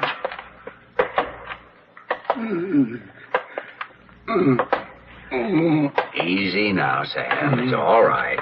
What was that? I'm a doctor from Blair Hospital. Let me get around here. That's it. There. Doc, I'm fine. No, you're not. I'm going to take care of you, Sam. Everything is all right. It hurts bad. I know it does, but it's nothing we can't fix. Believe me now. Oh, Wayman, hurry up with that kit. Coming down now, Doc. Oh, and something else, Wayman. Send down 2 pints of plasma. Dr. Paul. No, here's the kit. And the morphine. Good. Doc, I guess my life is in your hands now. Yes, I guess that's right. Don't let me die. Sam, that's a deal.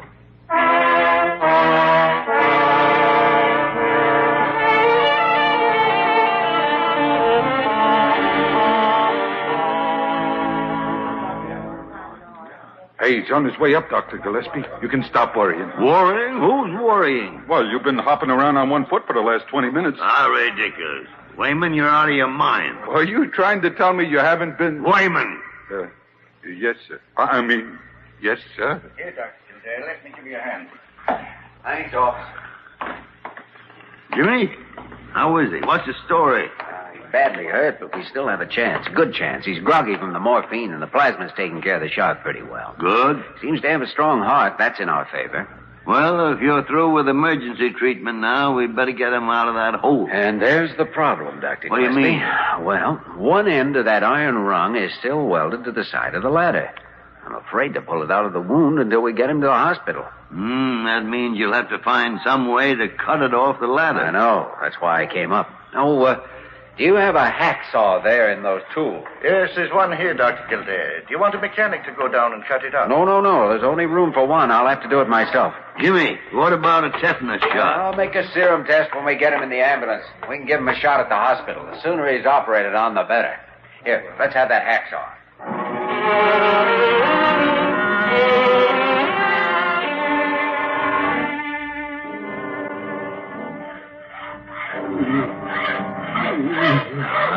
All right. Now, take it easy. Take it easy. Doc. What is it, sir? What is it? Doc, am I still...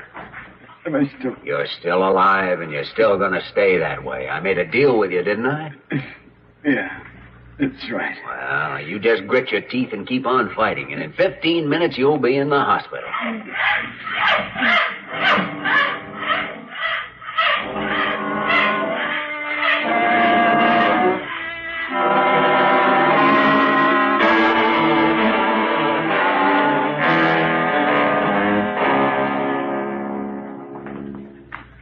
All right, Wayman, careful now. Slide the stretcher under. Right, boss.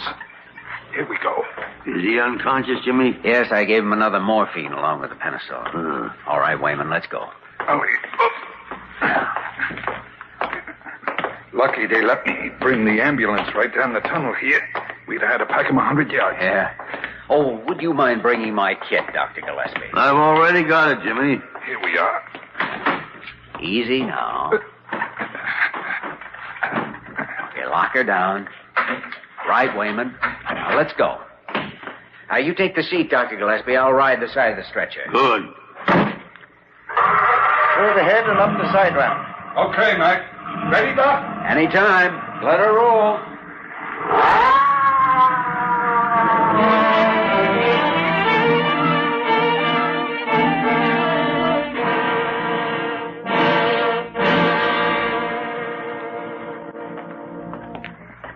I've got operating room 4 all set up and ready, Dr. Kildare. An intern and 2 nurses are standing by there now. Fine, Parker.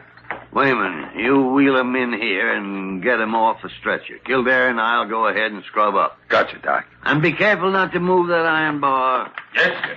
Oh, by the way, Parker, we'll need a type B formula for the tetanus shot. He's allergic to horse syrup. All right, Dr. Kildare, I'll draw it from the dispenser. I'm assigned as operative assistant, Doctor. What anesthetic do you plan to use? He may have serious internal injuries. What do you think, Dr. Gillespie? Better play it safe and don't take chances on nausea afterwards. Yeah, right. Okay, we'll use sodium pentothal. Very well, Doctor. Come on, Jimmy, let's go to work.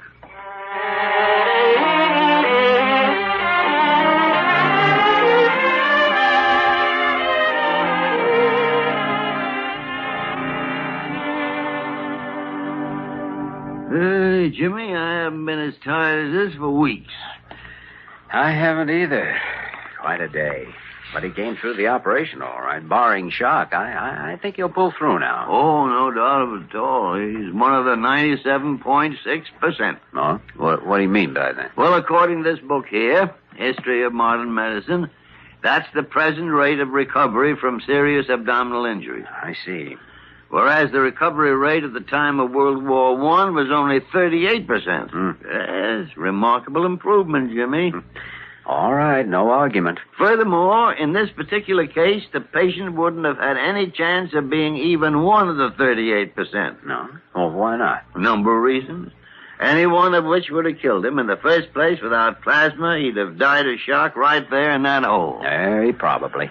And before the discovery of penicillin and the sulfur compounds, he'd have died of blood poisoning. Well, puncture of the peritoneum was usually fatal. Of course, morphine and anti-tetanus serum had been known for a few years, but... But I know. We hadn't stumbled onto the phenomenon of anaphylaxis. We'd have given him a standard serum shot without realizing he might be allergic to it, and that itself would have killed him. And we didn't have pentothal. We'd have had to use ether. Gillespie speaking, huh? Oh, for you, Jimmy. Yes? What? Well, yes, that's all you can do. All right, Parker, I'll be right down.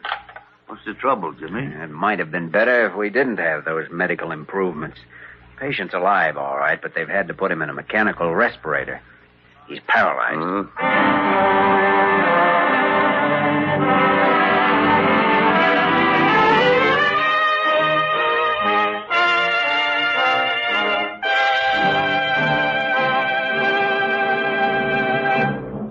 We return to the story of Dr. Kildare in just a moment.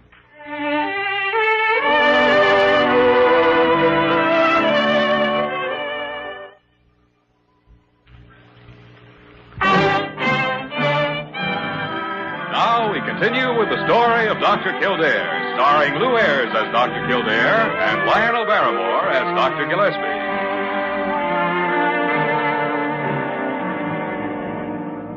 Well, Jimmy, judging by the general area involved and the nature of the paralysis, I'd say something's affected the sympathetic system pretty close to the spinal column. Yes, that's where it has to be. It's the only place where that many nerve chains lie close together. Now, look here on the chart.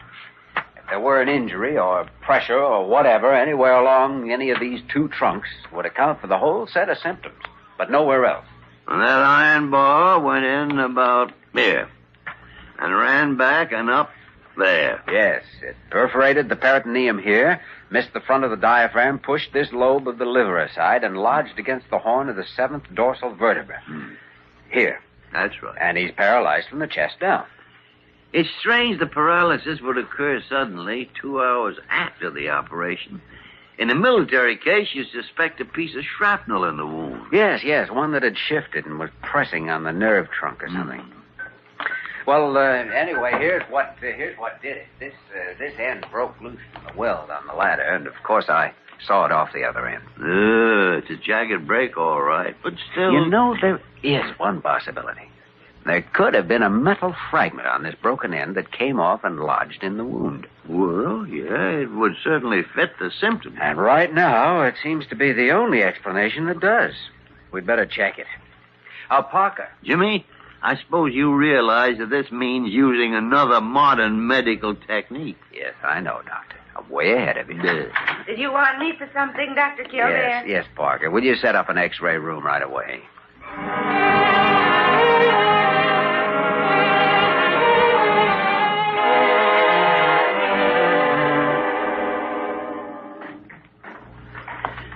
Hello, Sam. How are you feeling? He can't very well answer you with the faceplate of that respirator over his mouth. I know.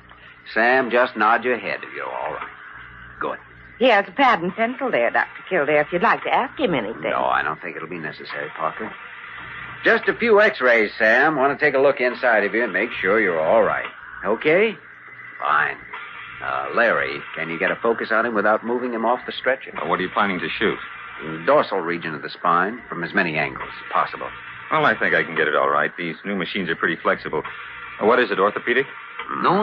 We're looking for a small piece of metal lodged near the spine. We're not sure of the size yet. Guess you'll want to fluoroscope first and plates later, huh? I think that's the best idea. Okay, let's move in a little. There.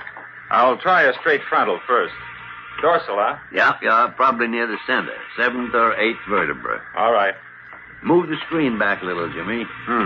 There you are. It's all right, Mrs. Levitsky. This isn't going to hurt you a bit. There's nothing there that I can see. No, not a sign. I can give you a little more density if you want. There you are. Not a thing. It can't be above the 5th or below the 9th. Well, there's a lot of bone in there, you know. But I'd still hate to shoot this up any higher. No, it wouldn't do any good, Larry.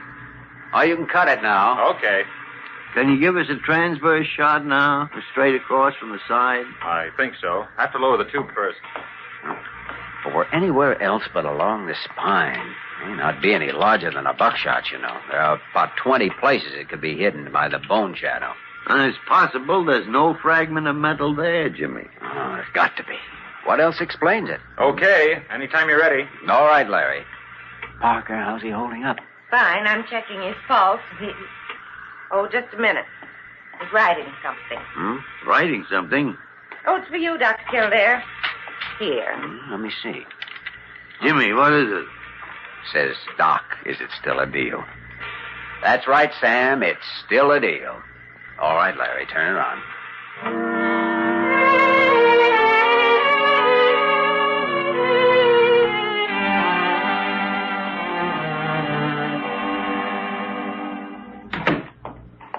I don't know, Jimmy. With nothing from the fluoroscope, I doubt that his photographs will show anything either. Oh, probably not, but we can't miss any chances. It's just too bad modern medicine had to pick this particular time to fall down on the job. Oh, confound it. If only we could be sure the exact location of that fragment, it'd be simple enough to get it out. I know, but without being sure, it's impossible. He's in no shape to stand a major exploratory. It'd kill him. Oh, here we are. Oh, hello, Wayman. Hiya, Doc. And, I just got back and they said you was taking x-rays, so I didn't bother you. Oh, what'd you find out? Well, I matched this here bar up with the place on the ladder, see? And there's a piece missing, all right. We searched the whole shaft and the floor at the bottom. Really shook it down. Well, that settles it, Jimmy. There's our problem. Yeah, sounds like it. Oh, Wayman, could you tell anything about the size of the piece? Well, the way we figured, it's kind of three-cornered shape and about as big around as a lead pencil. Confound it, a chunk of metal, no bigger than the nail of your little finger, and it's paralyzing a man. Probably kill him. With all our knowledge, we can't do a single thing to prevent it. Dr. Kildare, Larry said to tell you that he's going right to work on the photograph. Oh, good. Got Mr. Nowitzki back to bed and give him the sedative you left. That respirator's bothering him quite a lot. Oh, I know. It's bound to. Tarnation. Well, it certainly seems a shame that there isn't some way of locating a little tiny bit of metal like that. After all, they've got machines to find gold and uranium. Parker. Parker, you're an angel. I'm a what? Never mind. Call the Radford Electronics Laboratories. It's uptown somewhere. And get Dave Radford on the phone. All right, Dr. Kildare. Radford Electronics. Jimmy, what are you up to? Just playing a hunch. You know, there may be one of those modern advances that even you haven't heard of.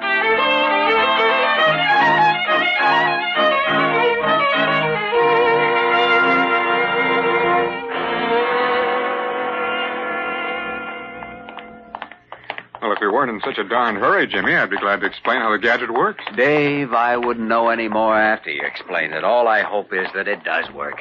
And you mean to say that's all there is to it? That little black box you're carrying? That's right, Dr. Gillespie. The batteries, vacuum tubes, relays, condenser circuits, self-contained. They're all in there. We call it the Berman detector. The Army medics used a few of them during the war. Shell fragments, shrapnel, and so on. Worked very well. Here we are. You go ahead. This is Miss Parker, Mr. Radford. How do you do, Mr. Radford? I don't think he'll wake up, Dr. Kildare. He's been sleeping pretty soundly from that sedative. Well, it'll be better if he doesn't. I guess you can see why we're concerned, Mr. Radford. Only way he can breathe, huh? Yeah. That's tough. Well, maybe we'd better see what we can do. It takes a minute to warm up. How's the thing work, Dave? I mean, how do you go about using it? Well, this metal rod unclips from the side here. It's attached to the circuit through this flexible cord. So I just move the tip of the rod at random like this until... You must have a scalpel in that pocket, Dr. Gillespie. Confound it, it's a stopwatch. And point that thing in some other direction. Well, it's completely harmless. Well, we can start any time now. Good. Now, if we're right, the fragment is against the spinal column somewhere between here and here. And you think it's a piece of mild steel about the size of a pea? Yes. Okay, we'll try an arbitrary setting and see what we get. I'll move it slowly along from...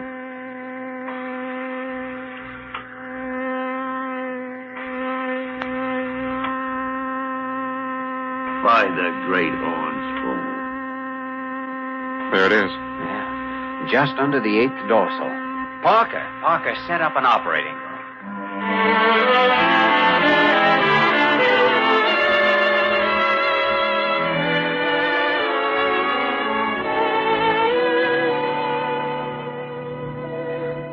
You know, Jimmy, this is a very interesting book I'm reading. The History of Modern Medicine. Oh, yes.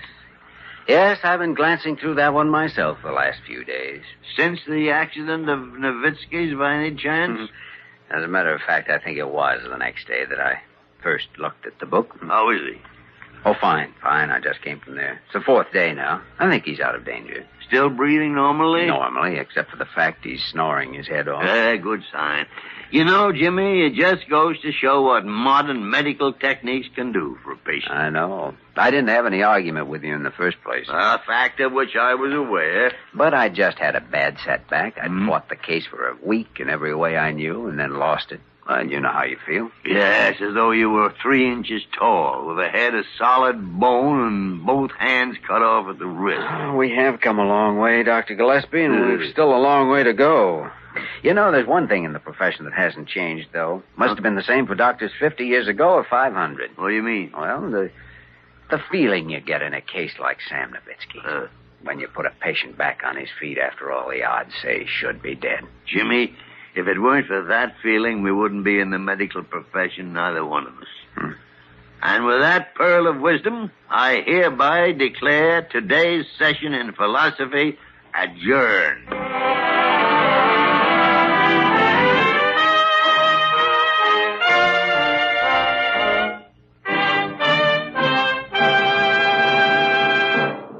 In just a moment, we will return to the story of Dr. Kildare.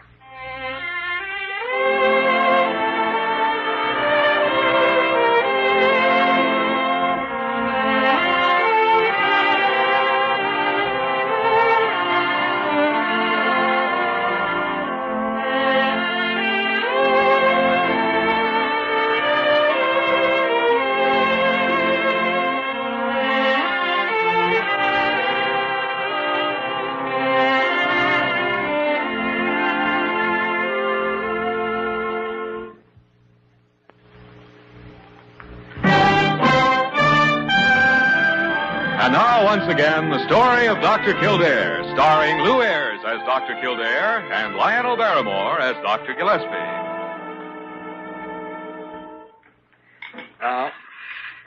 No, it's no use, Dr. Gillespie. I can't get a thing out of this culture. Looks completely homogeneous.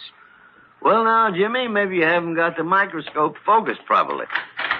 Well, Parker, what do you want? Mr. Nowitzki is leaving, and he wants to say goodbye. I wasn't sure whether you'd mind. Of course not, Parker. Send him in. All right, Dr. Kildare. I never saw a faster convalescent. I hope I'm not busting in on something. Oh, no, Sam. Come on in. We're just doing a little research. Research, huh? Well, I guess I got a little different idea about that kind of stuff than I had a few weeks ago. Well, there's quite a bit of it behind the simple fact that you're able to walk in through that door today. I know, Dr. Gillespie. It makes me feel pretty guilty, too. Huh? What do you mean? Well, there's a young doctor who lives on the top floor of the apartment house where I got his license about a year ago. Well, he ain't gone into practice. He's working on a cure for some disease. Got cages full of mice in his rooms, and he's up half the night sometimes. Really serious about it, huh? Yeah, and I've always ribbed him about not getting some patients and making an honest living. Well, I tell you one thing. When I get home, I'm going to climb up them stairs and shake his hand. You know, that's a very good idea. And do something else, Sam. Shake his hand twice, will you? Once for me.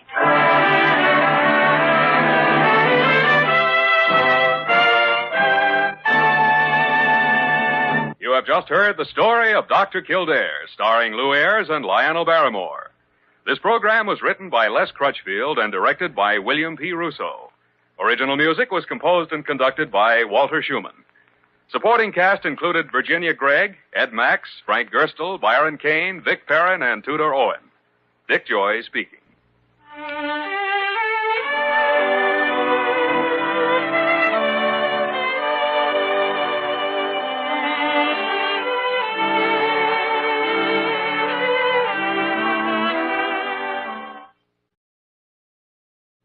The story of Dr. Kildare. Whatsoever house I enter, there will I go for the benefit of the sick. For whatsoever things I see or hear concerning the life of men, I will keep silence thereon, counting such things to be held as sacred trusts. I will exercise my art solely. The story of Dr. Kildare, starring Lou Ayres and Lionel Barrymore. Metro-Goldwyn-Mayer brought you those famous motion pictures. Now this exciting, heartwarming series is heard on radio. In just a moment, the story of Dr. Kildare. But first, your announcer.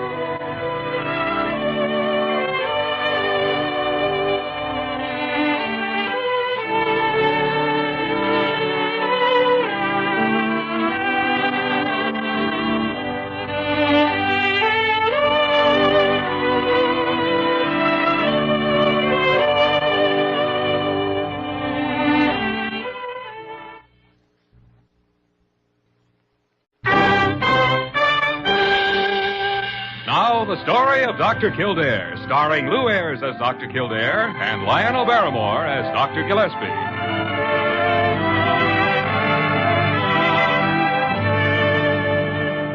Blair General Hospital, one of the great citadels of American medicine. A clump of gray-white buildings planted deep in the heart of New York, the nerve center of medical progress, where great minds and skilled hands wage man's everlasting battle against death and disease. Blair General Hospital, where life begins, where life ends, where life goes on.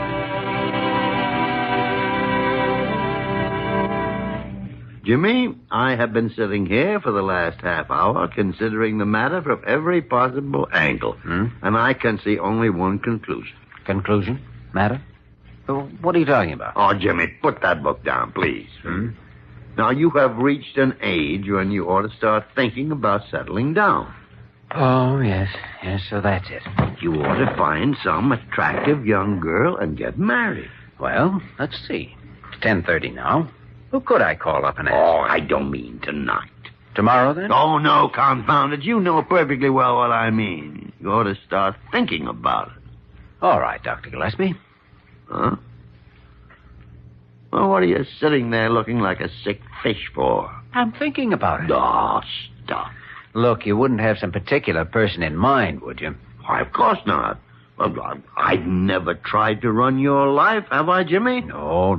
You lean over backward. Well, maybe, However, I have been noticing that little nurse on the 4th floor. Miss Verner, I believe her name is. Why, Doctor, at your age... No, I mean, I've been noticing her for you. Oh, for me. Well, confound it, Jimmy, now I'm serious. Dr. Gillespie, there's a madman downstairs. There's one up here, too. Oh, stop blowing your siren, Parker. What's the trouble? I just told you. It's a madman, and he's down at the receiving desk, and he came in a taxi, and he just phoned up here, and he wants a doctor, and his name's Mumkin, and his wife's with him. Mumkin? Oh, wait a second. Is that Willie Mumkin? That's right, Dr. Kildare. His name's Willie, and his wife's going to have a baby any minute. Well, if she is, I'm crazy. I just examined her 2 days ago. Oh, she's a patient of yours, huh? Yes, and she isn't due here for at least 3 weeks yet. I can't understand what this... Hey, doctor. Here he comes. I need a doctor. Where can I find me a doctor? Oh, there you are. Willie, what's all the trouble? No time to talk. Just grab a bag and come on, doctor. They're taking her up in the elevator now. I haven't got a minute to lose. Why not? Why not? Well, you know why not. Because Betty Jane's going to have a baby. Next couple of weeks, maybe. I'm talking about tonight. That's what I mean, tonight. Any minute now. Maybe we're too late already. Come on, she's got pains all across here, and I had a heck of a time. Mr. Mumkin, what did your wife have for dinner this evening? Dinner? Dinner? Well, why, some fried shrimp and a couple of pork chops and fried potatoes, dill pickle, pistachio ice cream with strawberries. Well, what are you laughing at? Well, Willie, we think the only thing Betty Jane is going to have tonight is a case of indigestion. Come on, let's go have a look at her. But, Dr. Kildare, I thought she was... Well, when she... I mean, I don't know anything about these things. Parker, that boy ought to be married. Oh, yes, Dr. Gillespie. I think every young couple ought to... Huh? Oh, confound it. I'm talking about Kildare, you idiot.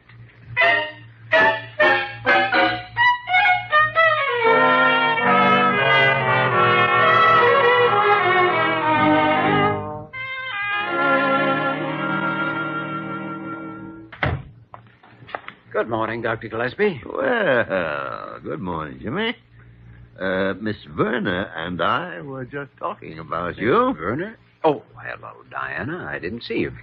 We were just talking about that young man who came rushing in here with his wife last night. Oh, they're quite a couple. Come from some little farm town in Indiana. Mm-hmm. Willie's father runs the local newspaper, and Willie's here taking a course in advertising or something. I've only been married about a year. Well, I think it's just darling. The way he was so upset and excited and everything. Oh, yes, he's very serious about his approaching fatherhood. And he should be, Jimmy. He should be. Marriage is a great institution. Oh, I agree with you, Doctor. I think every family ought to have one. The door's unlocked. Come in. Thank you, Dr. Gillespie.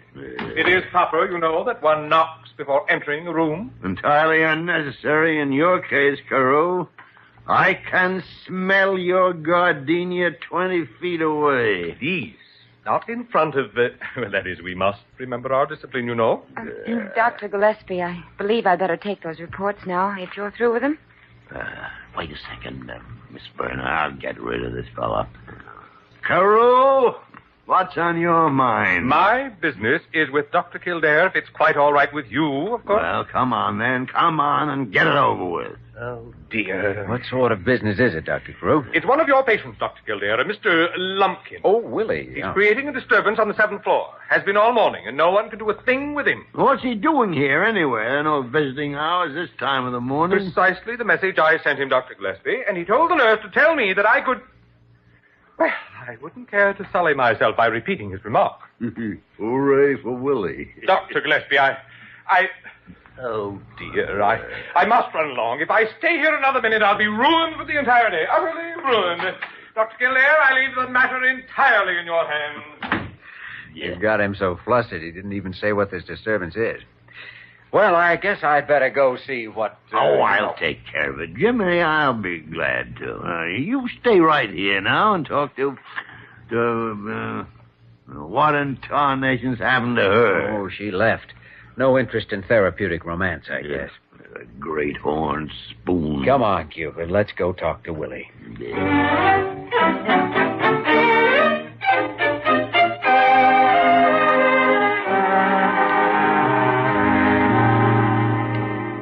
But doggone it, Dr. Kildare, we're not playing the 1812 overture on this record machine just to entertain ourselves. We've got a purpose. Purpose?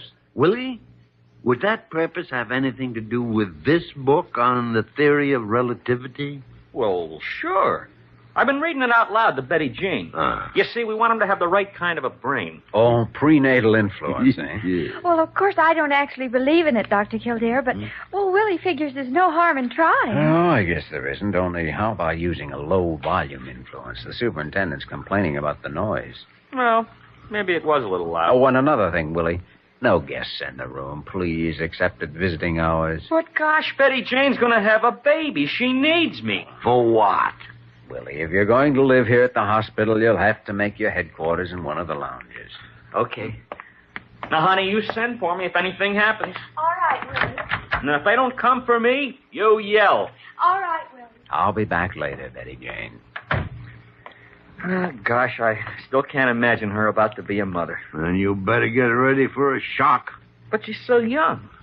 Of course, I'm 21, but Betty Jane's still just a kid. Well, she'll grow out of that. You were young once, too, you know. Willie, as an experienced husband and prospective father, what's your opinion of marriage in general? Oh, it's great, Dr. Gillespie. Terrific. I wouldn't have it any other way. And you'd advise every young man who's still single to get married. Is that right? Oh, sure. There's nothing like it. Yep, you see, Kildare, it's just like I've been telling you now. Now, where the tarnation did he go?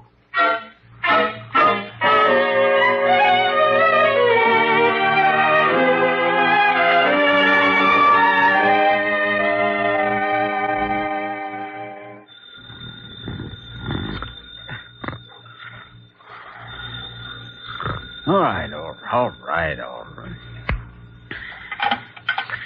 Kildare speaking. Doctor, this is Willie Mumpkin. Oh, Oh, what is it, Willie? Doc, I gotta see you right away. Why, at 2 a.m.? What's the matter? It's something I just found out in a book, something we forgot about. Forgot? We haven't got a minute to spare. Maybe it's even too late already. Willie, what on earth are you talking about? It's the RH factor, Dr. Kildare. Oh. Maybe Betty and me are one of those rare couples that shouldn't have gotten married. Maybe our blood is incompatible. Maybe our son won't live. Willie, hold it a second, please. Look, I checked the RH factor when your wife first came to me 7 months ago. Oh, you did? Yes. Well, was it all right? Yes. Supposing it weren't, what would you do about it now? Well, I don't know, but I just read about it in one of these books. Where are you, anyway? Down in the lounge. I've been sleeping on a sofa. Well, go back to sleep, then. You've got plenty of time. Couple of days or so. Yeah.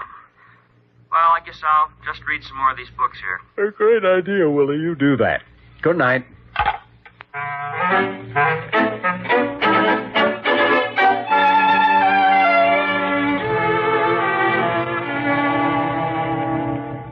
I don't see any reason why these reports have to be made out tonight, Dr. Gillespie. They're not due for another week yet. Well, it's always a good idea to get them done ahead of time, Jimmy. Now, I've had Miss Vernon assigned to help you, and you can use this private office here. But it's nearly midnight. Oh, don't worry about me as far as time is concerned, Dr. Kildare.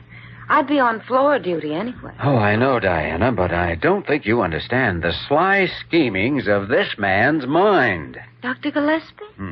Oh, it doesn't take an X-ray to see through him. Then it's all settled. You go right on in there now. It's nice and quiet, and you won't be bothered. No, I'm sure we won't. Shouldn't take over an hour or two. And maybe you could have a sandwich or something over at Sullivan's. Or go dancing, maybe. It'll be early enough. But I'm still on duty, Dr. Gillespie. Don't worry, Miss Verna. I'll take care of everything. Yes, up to and including the final bless you, my children. Oh, now, Jimmy, I am merely trying to get certain necessary work done in the most efficient manner I can. Oh, there you are. Well, Parker, what do you want? Nothing from you. Dr. Kildare, the confinement ward just called. They're sending a patient of yours to the delivery room. Oh, well, I was... Can't you see Kildare's busy? I'll take care of this thing. You'll take care of it. Dr. Gillespie, this is an OB case, and you haven't delivered a baby in 14 years. Well, I'll get somebody. Parker, it isn't that young Mrs. Mumpkin, is it? That's right, Dr. Kildare. You missed your guess by about 8 hours. So it seems. Well, I've got to get to work. Diana, I guess you may as well go back on floor duty. Very well, Doctor. No, Jimmy, let's work this thing out somewhere. I'll send one of the interns. No sale, Doctor. This one's on me. Oh, by the way, where's Willie? I thought he'd be war-whooping in the corridors when this finally happened. Oh, he's out there in the lounge, Dr. Kildare, sound asleep. Shall I wake him? Oh, good heavens, no. With all those books he's read, he'd probably want to hang over my shoulder and tell me what I was doing wrong. Well, I've got a date with the store. See you later. Now, wait a minute, Jimmy. Wait a minute. Confounded young scatterbrain. Oh, pooh. You're just mad because he's independent and won't take orders. Take orders? Help me, I'll get that boy married if I have to... Marry him yourself? Oh, shut up!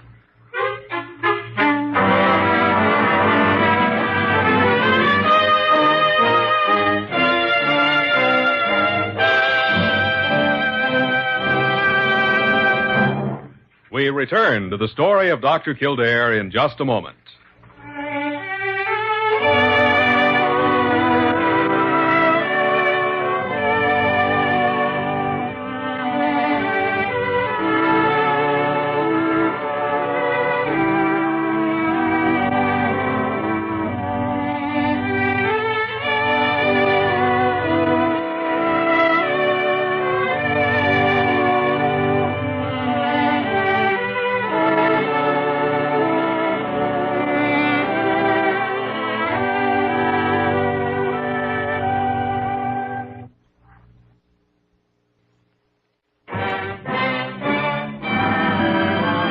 Continue with the story of Dr. Kildare, starring Lou Ayres as Dr. Kildare and Lionel Barrymore as Dr. Gillespie. I'm sorry. sorry, Mr. Mumpkin, but it wouldn't have done a bit of good if they had waked you. There are times, you know, when a man is entirely superfluous. Well, maybe so, but at least I'd know what was happening. How do I know what's going on in there? Well, if I thought it'd make you feel any better, I'd tell you. And another thing, Parker. I've been reading up on this kind of stuff, and I wanted to make sure everything was done right. Yes. I think that's exactly what Dr. Kildare was afraid of. Now, why don't you sit down there? Sit down? How can I sit down when I'm going through this? You don't know. You've never been a father. No, you certainly won't get any argument on that. Well, the way I figure it, a man's got special rights when he's having a baby. Definitely, Mr. Mumpkin. His wife, for instance, should be out giving away cigars instead of loafing in bed. Well, I mean, of course, it's Betty Jane who's having the baby, but after all... What do you suppose they're doing in there so long? I don't know. Maybe it's twins. Oh, no. No, don't say that. Don't even think it. What's thinking got to do with it? Oh, well, here comes Dr. Kildare. Oh, then it's over. I mean, is it, Doctor? Yes, it's over, Willie. You can uncross your fingers now. How's Betty Jane? Fine. They'll have her back in her room in 10 or 15 minutes. You can go down and wait for her if you like. Oh, gosh, I gotta sit down and... Do that. Yeah. Oh, boy. Hey, where's the baby? In charge of the maternity nurse at the moment. And no visitors before tomorrow morning. All right, but I've been wondering about something I read in one of those books. Oh? Well, the way I get it, you put a whole bunch of babies all together in the same room. And what's to keep them from getting mixed up? Is that it? Well, I sure don't want somebody else's. I want mine. And for better or worse, Willie, that's exactly what you'll get. We've already taken footprints. There won't be any mix-up. Well, good. I was afraid you might forget. Oh, yes, we're continually misplacing children around the hospital here. Oh, boy, just wait till you hear about this back home. Just wait till Betty Jane's mother hears about it. Well, I doubt if it'll be a great surprise to her. No, but she's always treated me like a kid. Hey, what am I doing here? I want to see my wife. Oh, by the way, Willie. Huh? Wouldn't you like to know what kind it is? Kind? Why, it's a boy, isn't it? Mm-mm. A girl? What else is there? Oh, well, at least it's a baby and it's here. That's the important thing. Sure. And better luck next year. Next year? Look, Dr. Kildare, you don't think I'm ever going to go through with a thing like this again, do you?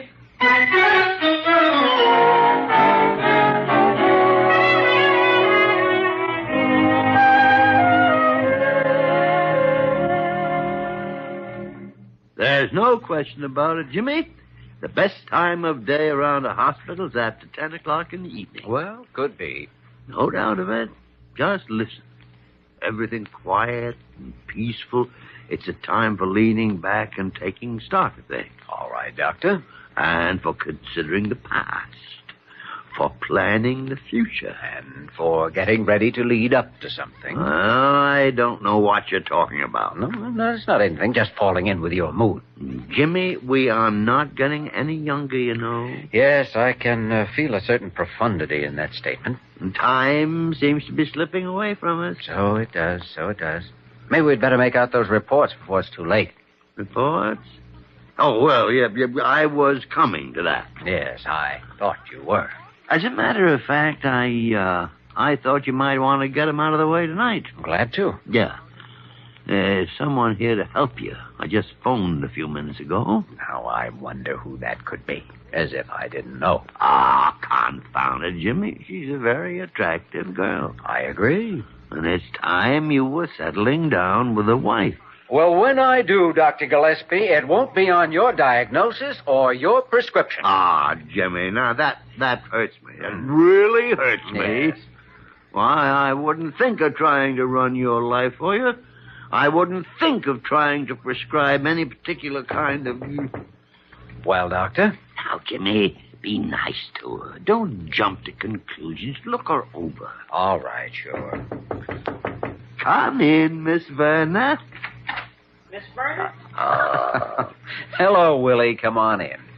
I sure hate to bust in this time of night, and I guess you were expecting somebody else, but I got to talk to you about something pretty terrible. No? What's the trouble now? Well, it's this snapshot of the baby. I got a candid camera, you see, and I've been sneaking up to the nursery with it.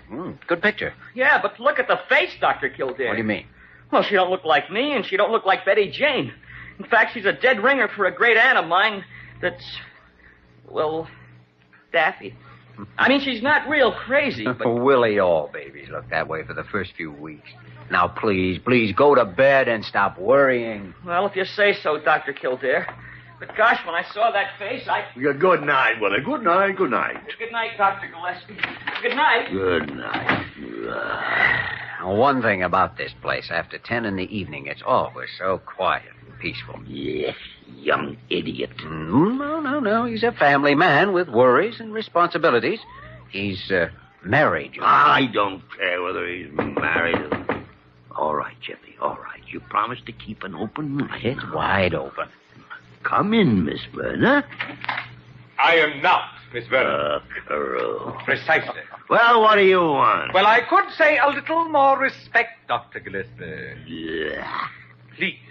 Dr. Kildare, you must positively do something about this bumpkin person. Oh, what's he been up to now? Oh, merely his usual career menace. He's been firing some kind of flash gun in the nursery, scaring babies half out of their wits. No, yes, he was taking pictures. It doesn't matter what he was doing, Dr. Kildare. We simply cannot have that sort of thing, and you know it. All right, Carew, you've spilled it. Now, good night. Dr. Gillespie. We'll take care of it in the morning. As a matter of fact, I think I'd better speak to Willie tonight. Jimmy. No telling what he might do before morning.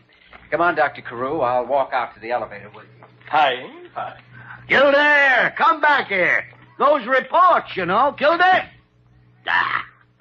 Confounded tarnation. I never saw such a stubborn, headstrong young fool in my life. Won't take advice, won't listen to reason, won't... Parker, come in here. Well, don't stand there knocking like an idiot. Open the door. Well, I'm sorry, Dr. Gillespie. Oh, Miss Verner. Yes. Well, I was expecting someone else. But you did send for me, didn't you? Send for you? Well, Miss Verner, if I did, and at this point I am not quite certain, then you'd better just regard the whole thing as an unfortunate mistake.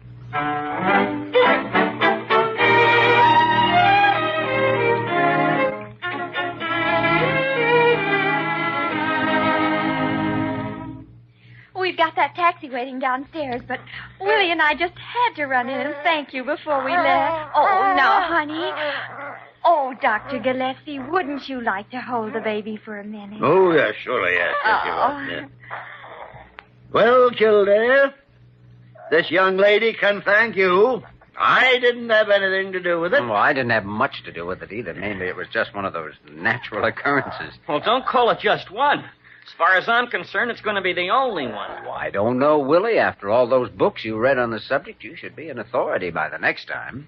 I guess I did kind of make a nuisance out of myself. Oh, well, it's a funny thing, you know, but I've been around this hospital for 35 years, and I haven't seen an expectant father yet who didn't.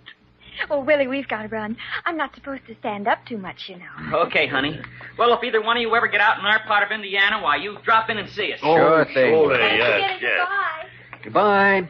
Goodbye. Oh, my heavens, they forgot the baby. Hey, Willie! Yeah? Look. Oh, the baby! Oh, thanks very much for holding him, Dr. Gillespie. Goodbye, thank you. Goodbye. Well, now that young maniac has departed safely with his baby, it's just barely possible we can settle down to normal business again. And by normal business, I'll lay 5 to 1 that you mean those reports. Well, yes. I think we'd better get them out of the way, Jimmy. All right, I'll make them out now. Good. Now, of course, you'll need some help. Mm-hmm. So I'll ring Molly Bird and ask her to assign somebody to... Dr. Gillespie, you may as well hang up the phone. Oh, what? You're wasting your time, you know. Well, I don't know what you're talking about. Oh, I do. You see, Miss Verner left early this morning on a 2-week vacation.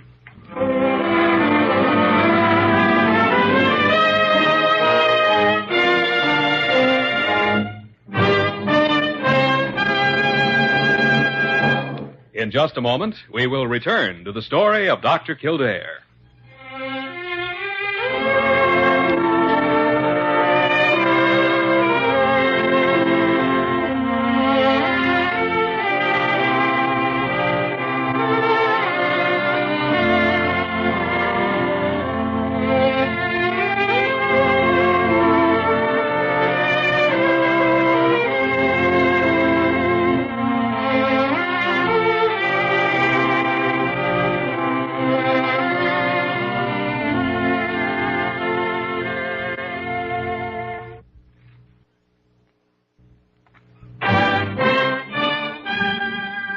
And now, once again, the story of Dr. Kildare, starring Lou Ayres as Dr. Kildare and Lionel Barrymore as Dr. Gillespie.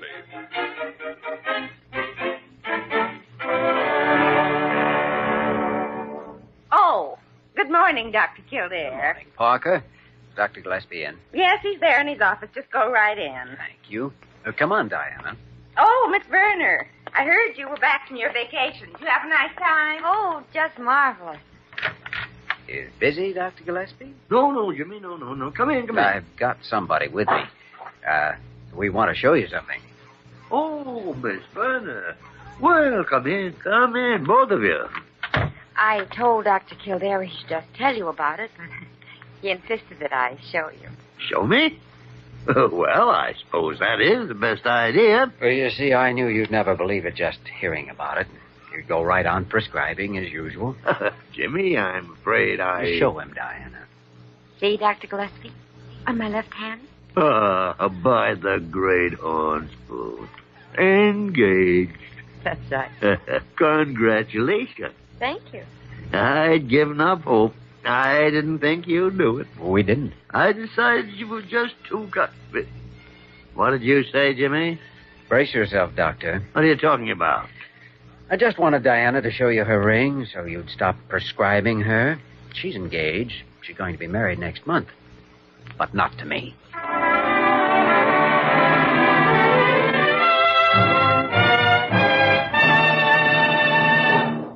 You have just heard the story of Dr. Kildare, starring Lou Ayres and Lionel Barrymore. This program was written by Les Crutchfield and directed by William P. Russo. Original music was composed and conducted by Walter Schumann. Supporting cast included Virginia Gregg, Ted Osborne, Bill Tracy, Sharon Douglas, and Georgia Ellis. Dick Joy speaking.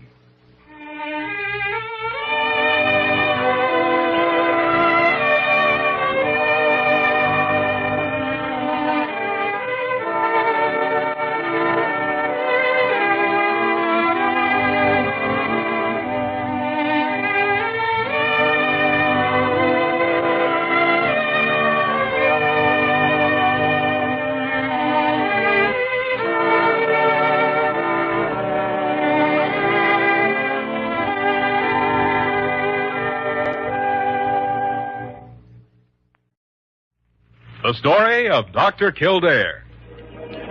Whatsoever house I enter, there will I go for the benefit of the sick. For whatsoever things I see or hear concerning the life of men, I will keep silence thereon, counting such things to be held as sacred trust. I will exercise my art solely for the cure of... The story of Dr. Kildare, starring Lou Ayres and Lionel Barrymore. Metro-Goldwyn-Mayer brought you those famous motion pictures. Now this exciting, heartwarming series is heard on radio. In just a moment, the story of Dr. Kildare.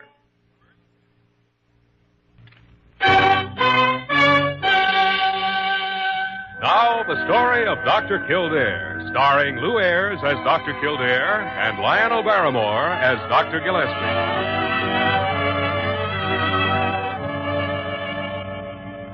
Blair General Hospital, one of the great citadels of American medicine. A clump of gray-white buildings planted deep in the heart of New York, the nerve center of medical progress where great minds and skilled hands wage man's everlasting battle against death and disease. Blair General Hospital, where life begins, where life ends, where life goes on.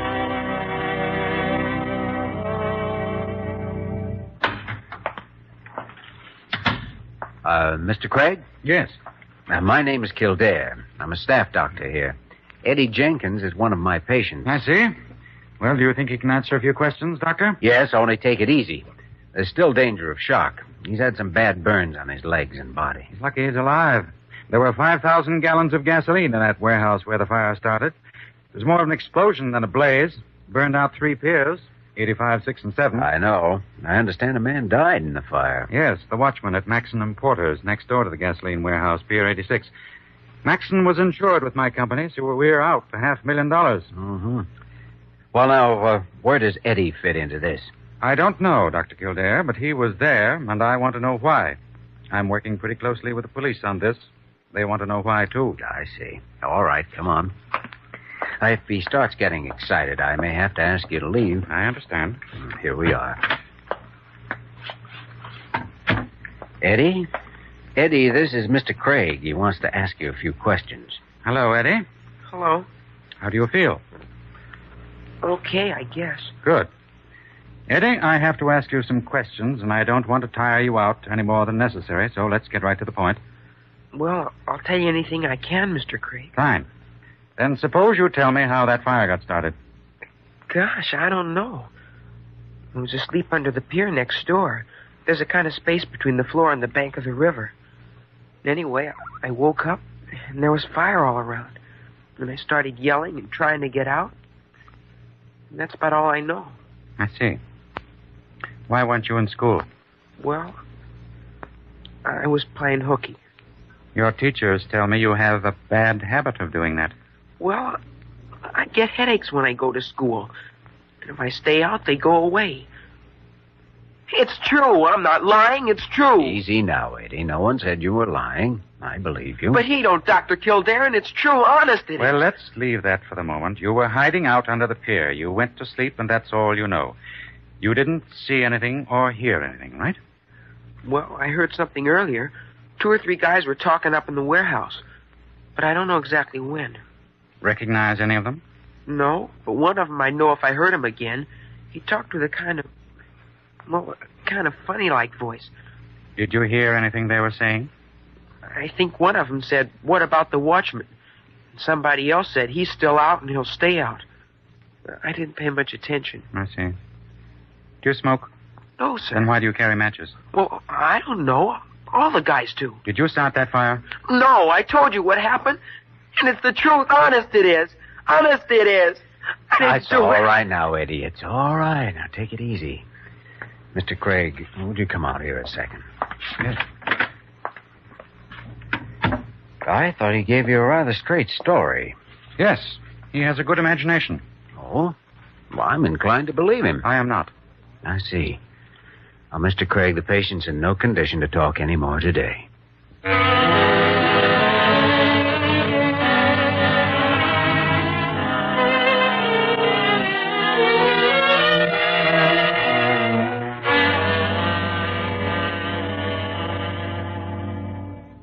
Well, I don't know, Jimmy.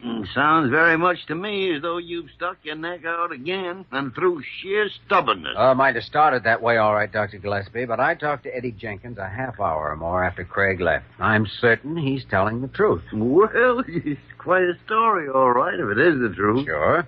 It means that fire was started deliberately. Arson. Now, that's what Craig ought to be investigating. Well, maybe so. But in view of the facts and the Jenkins boy's record for truancy and so on, I'm afraid he's in a jam. I doubt if there's much you can do for him. I know. As soon as Craig talks to the police, they'll have the same idea. Ought to be something we could do. Wait a minute, you can't go in there now. Let go my coat, Miss Parker. Hey, what's going on? Gillespie, I told him to stay out. Wayman, you're an ambulance driver. What are you doing up here? Oh, now you'll catch it. Oh, dry up. What? No. Not you, Doc. No. I mean, sir? Wayman, what's the idea of the monkey wrench? Well, Doc, I'm looking for a character named Craig. Maybe after I tap him one, real gentle-like, he won't be so anxious to shoot off his big mouth. Big mouth. Sure. Ha, look who's talking. Parker, shut up and get out of here. Well, I don't see why you have to pick on me. Out. Oh! Wayman, what's the trouble? What's this all about? Well, Doc, I just been talking to my pal, Eddie Jenkins. The kid's up there crying. Says this here Craig guy talked tricky to him and called him a liar. Oh, it wasn't really Craig's fault, Wayman. He has a job to do. Well, he ain't got no right to talk like he done. Well, Jimmy, looks as though you've acquired a supporter. So it does, only, Wayman, I don't think the situation calls for using a monkey wrench. At least not right at present. It don't? Oh, I wanted to tap that guy once. Well, if that should seem to be the only solution, I'll let you know. Oh, gee, thanks, Doc. And meanwhile, Wayman, get down to the basement where you belong. Okay, Doc. No, that is, yes, sir. There goes a perennial juvenile delinquent if ever there was one. Tap somebody with a monkey wrench. Well, I know how he feels. Well, you better forget it, Jimmy. If the boy is telling the truth, it's just too bad. But I don't see anything to do about it. One thing I think I can do. Prove he wasn't lying about those headaches. Well, what of it? It's got nothing to do with the fire. No, but it'll show that one unbelievable part of his story is true, and that may influence Craig a little. There are other ways of using a monkey wrench, you know. You can throw it in the machinery.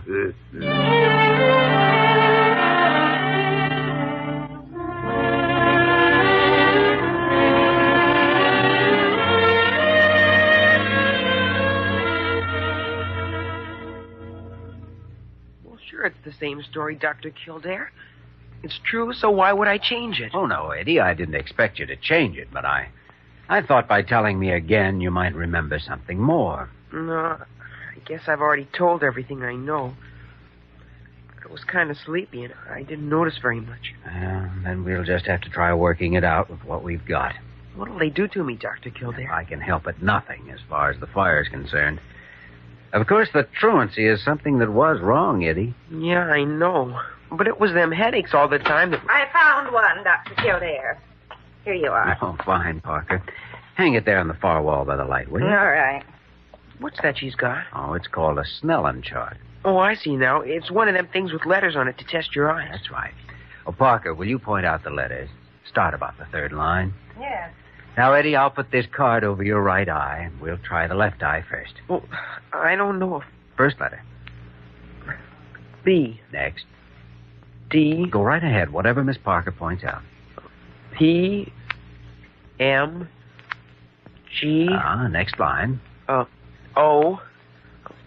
E. No, F. Maybe it's R. All right, Parker. Hold it. All right. Eddie, haven't you ever been given an eye examination in school? Yes. Well, they had a chart down in the gym, but I'd always memorize it ahead of time. I see. I suppose you didn't want to wear glasses, that is? They're a nuisance. And those headaches weren't a nuisance? Well, I'd only get them whenever I'd read. So you played hooky. That led to some serious trouble.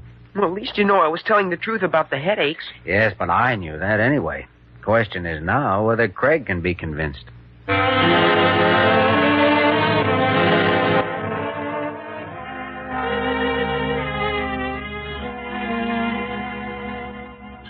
All right, gentlemen, I believe your clinic's report and your own opinion. The boy is suffering from hyperopia and astigmatism. So, where does that put us? Well, for one thing, Mr. Craig, it means he did have headaches in school. And it means he was telling the truth about his reason for playing hooky. All right, I'll buy that, too. But I'm not the truant officer, gentlemen. I'm investigating a fire that caused a man's death and $500,000 loss, and that's something else again. Well, the rest of Eddie's story could be true, you know. A lot of things could be, Dr. Kildare, but I work on probabilities. Now, if the boy hadn't been present, the number one probability would be accidental cause. So far, we found nothing to back that up. And furthermore, Eddie was present. So the first probability is that he said it accidentally. Second, he may have said it deliberately. Pyromania. Ridiculous. He doesn't show one symptom of it. Now, if I accept the Jenkins boy's story, I'm forced into a line of investigation I don't believe at the moment. Arson. Criminal intent by persons unknown. Probably the collection of insurance. It's been done before. In this case, it doesn't make sense. The gasoline warehouse wasn't insured for enough to pay for the pier and the building. But the Maxon Importing Company next door was. Only that isn't where the fire started. It's where Eddie heard those voices. Dr. Kildare, you're a stubborn man. All right. Suppose I say I'll give some thought to that angle. That's a start, at least. I don't know whether you've thought of this. If the boy's on the level, he's the only witness, and the arsonist, if there is one, has already committed one murder. Yeah, you're right. I should have thought of that. The boy's room ought to be guarded, just in case. It will be. Ambulance garage, Joe Wayman took. Oh, Wayman. Get someone to relieve you and meet me up in 421 Eddie Jenkins' room right away. Gotcha, boss. What's up? I'll explain when you get there. Okay. Oh, yes. Bring that monkey wrench.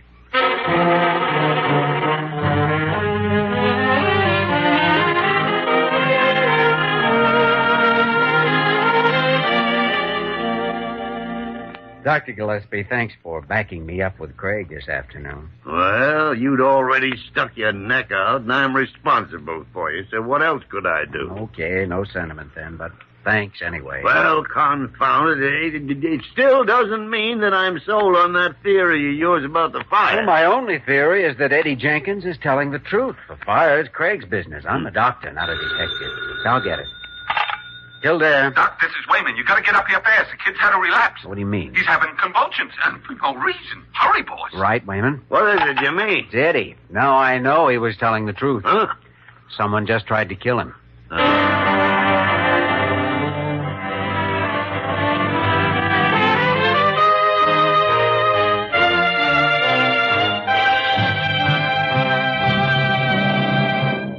We return to the story of Dr. Kildare in just a moment.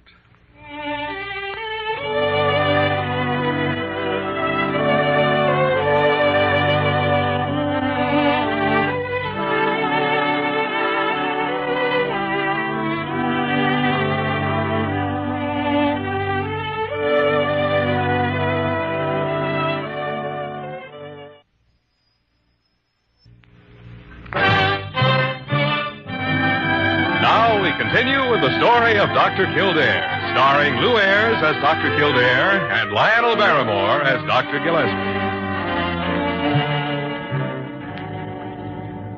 Here's some more hot tea, Dr. Kildare. Well, thanks, Parker. Set it there by the bed. Shall I see if he'll drink any more? Yes, the more the better. Jimmy, we can discontinue the chloroform now. Muscular spasms seem to be over. Good. All right, now, come on, Eddie. Let's try just a little more now. What is it? Hot tea, Eddie, and good for you. Come on, have a try at it. All right. I think we caught it in time, Dr. Gillespie. Yeah, but none too soon. Wayman. Yes, sir? Where did this box of chocolates come from?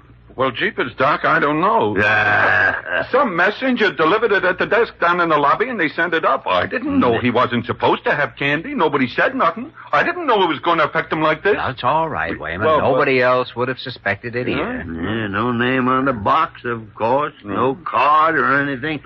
How many chocolates did he eat? Well, 3, I guess.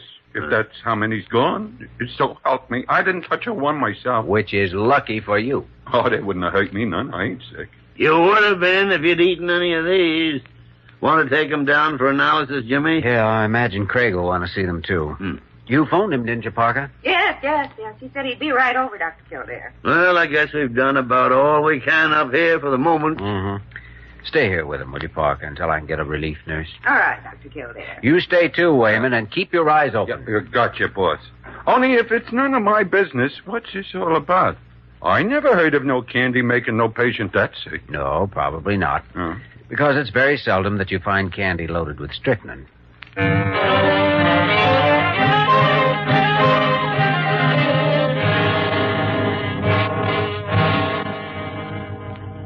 No wrapper, no card, not a single identifying mark of any kind on the box.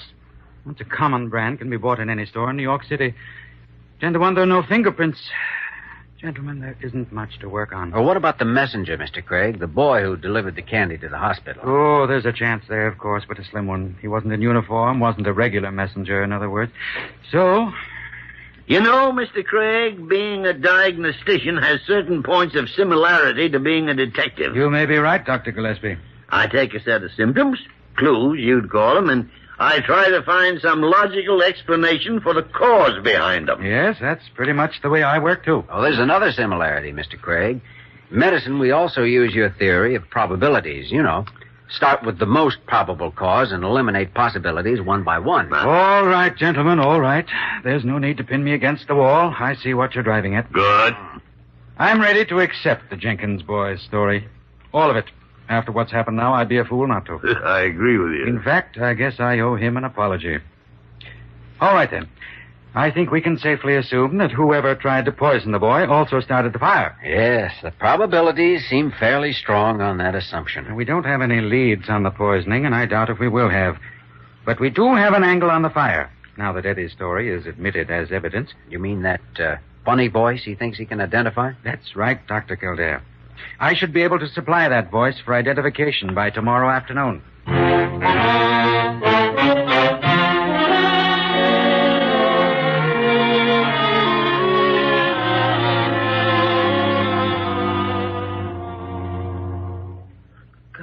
kind of scared, Dr. Kildare. If that guy done all you said he did, I don't want to try and identify his voice. There's nothing to be scared of, Eddie, and the sooner he's put where he belongs, the sooner you'll be safe. Yeah, but meeting him face to face, maybe he'll do it again. Try to kill me. Don't worry, he won't. In fact, I doubt that you'll really meet him face to face. But you said Mr. Craig was bringing him here. Not him, his voice. Yeah, but how can you do that? You can't just bring him. Come in. Jimmy, here we are. Oh, come in, Dr. Gillespie, Mr. Craig. Let me get this thing through the door. Here we are. What's that thing? A portable tape recorder, Eddie. I told you he was probably bringing a voice instead of a man. Yes, and I'm not even sure it's the right voice. I guess I can plug this in here. Take a second to warm up. Of all the confounded fiddle-faddle, I'll be glad when this thing is straightened out so I can go back to the simple business of practicing medicine. I'm with you there, Dr. Gillespie. Ma. Now, Eddie, there are several voices recorded on this tape. One of them may be the man you heard in the warehouse just before the fire. Or maybe not. But listen carefully and tell me what you think. You understand? Yes, sir. Okay, let's go. It's been reasonable enough, in my opinion. I think it's time now that your company began negotiations for settlement with my client. Well, that really isn't my function, Mr. Everett. I'm an investigator, not a claim adjuster. My primary function is to determine what Mr. caused Craig. the fire in the I know first his place. voice. I don't know of any further way we can help you in that, Mr. Craig. My client was unfortunate enough to occupy the building next to somebody who was careless, that's all. Well, I understand that, but still... I think I see Mr. Craig's position, Everett. That's him. If I were faced with paying out $500,000, I would check all the blind alleys, too. It's the same one. Now, let us You're all sure be that is? reasonable. Yes. I'm in no hurry to start a big uproar about... Well, that's that. Whose voice was it? The man who's insured with us. Maxon of the Maxon Importing Company. So what's the next move? Call in the police and then go pick him up. As simple as that.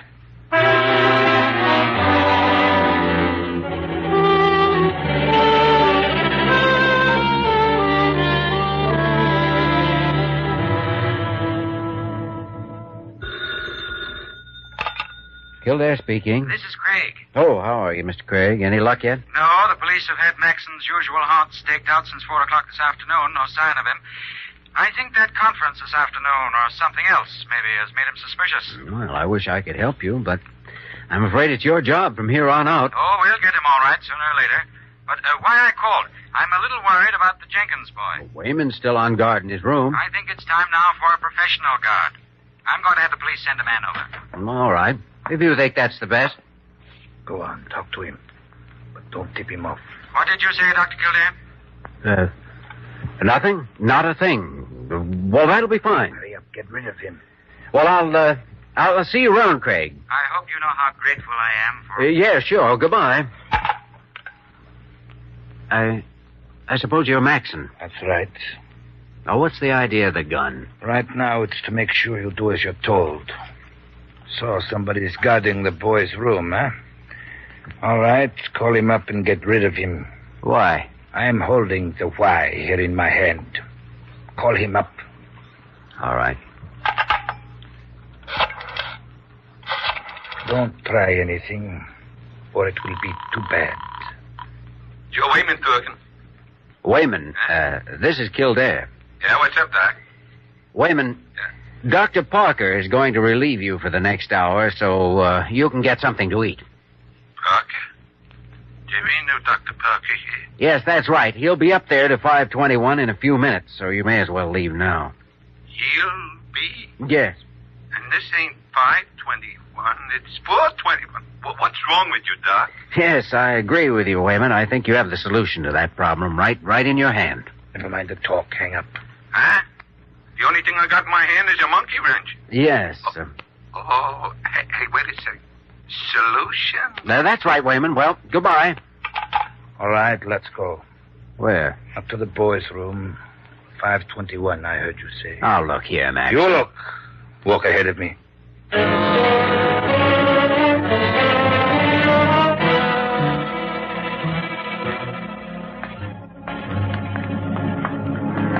.521 is just around the corner there. Third door along the side corridor. Keep walking. Now, you say it's the third. Well, Jimmy, What are you doing up here in the... Good evening, Dr. Metchnikoff. Metchnikoff? You'll have to excuse me, Doctor. I have a serious emergency here in 521. Jimmy, what the tarnation... All right, whoever you are, get in there with him. What? He's got a gun, Dr. Gillespie. You better come on. It's Maxim. Get inside, both of you. Well, apparently there isn't much choice. It's dark in here. I'll get a light on. It's over by the bed. Well, hurry it up and don't try anything. I'll wait here. I got him, Bud. Nice going, Wayman. Hey, let me turn the light on. There. Get his gun. I got it. Would somebody mind explaining what this means? Well, for one thing, I think Wayman ought to be given an honorary medical title. What are you talking about? I've been treating a patient for 4 days without improving his chances very much. Wayman takes one swing with a monkey wrench and my patient is out of danger. It's amazing.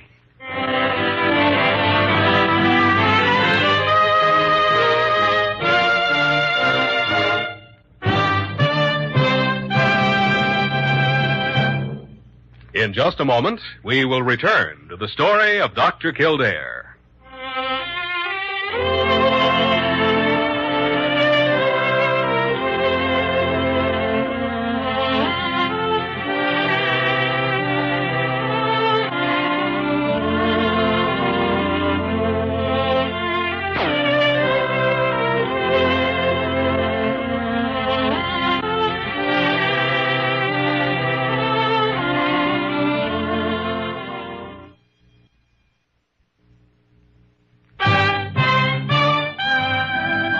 Now, once again, the story of Dr. Kildare, starring Lou Ayres as Dr. Kildare and Lionel Barrymore as Dr. Gillespie.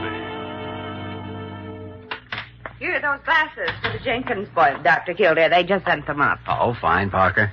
It's going to be a job getting him to wear them, though. Oh, it's only for reading, Jimmy. And after what he got himself into, maybe he'll listen to reason. Yeah, I suppose. He's ready to check out, by the way. Better send him home in an ambulance, I guess. He'll get a kick out of it even if he doesn't need it. Ambulance garage. Dr. Wayman talking. Oh? It's Dr. Wayman now. Oh, you don't say. Dr. Wayman. This is Dr. Metchnikoff, head of the medical board. Oh, gosh. How do you do, Doctor... Sir? Dr. Wayman. We were wondering if you could deliver a lecture for the board meeting Tuesday night. Well, I'm pretty busy, sir. A lot of operations, stuff like that, you understand? Oh, that's too bad. We hoped you'd talk on cardiac tamponade. Your specialty, I believe. Cardiac tamponade? Yeah, of course. I suppose you read my book about that. Your book? By the great horn spoon. By the great horn... Hey, that's what... Is this Dr. Gillespie? Yes, confound you. Oh, brother. Oh, brother. Jimmy, I think Dr. Wayman just resigned from the Medical Association.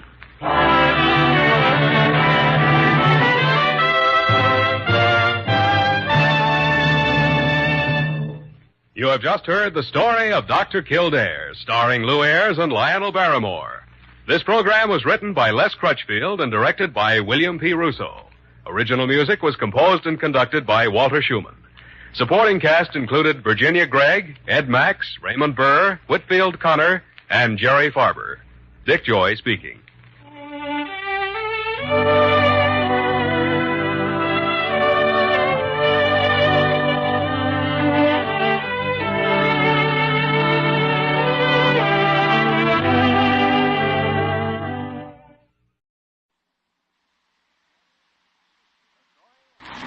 The story of Dr. Kildare.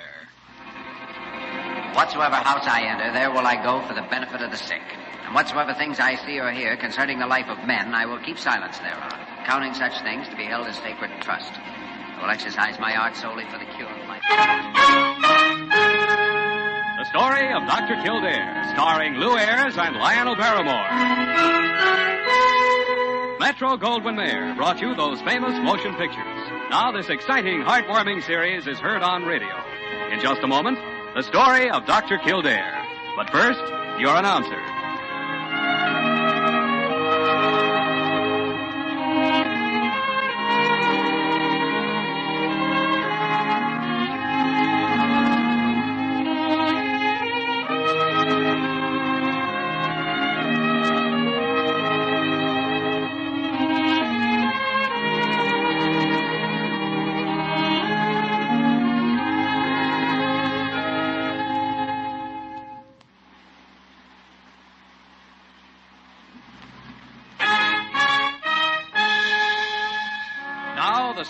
of Dr. Kildare, starring Lou Ayres as Dr. Kildare and Lionel Barrymore as Dr. Gillespie.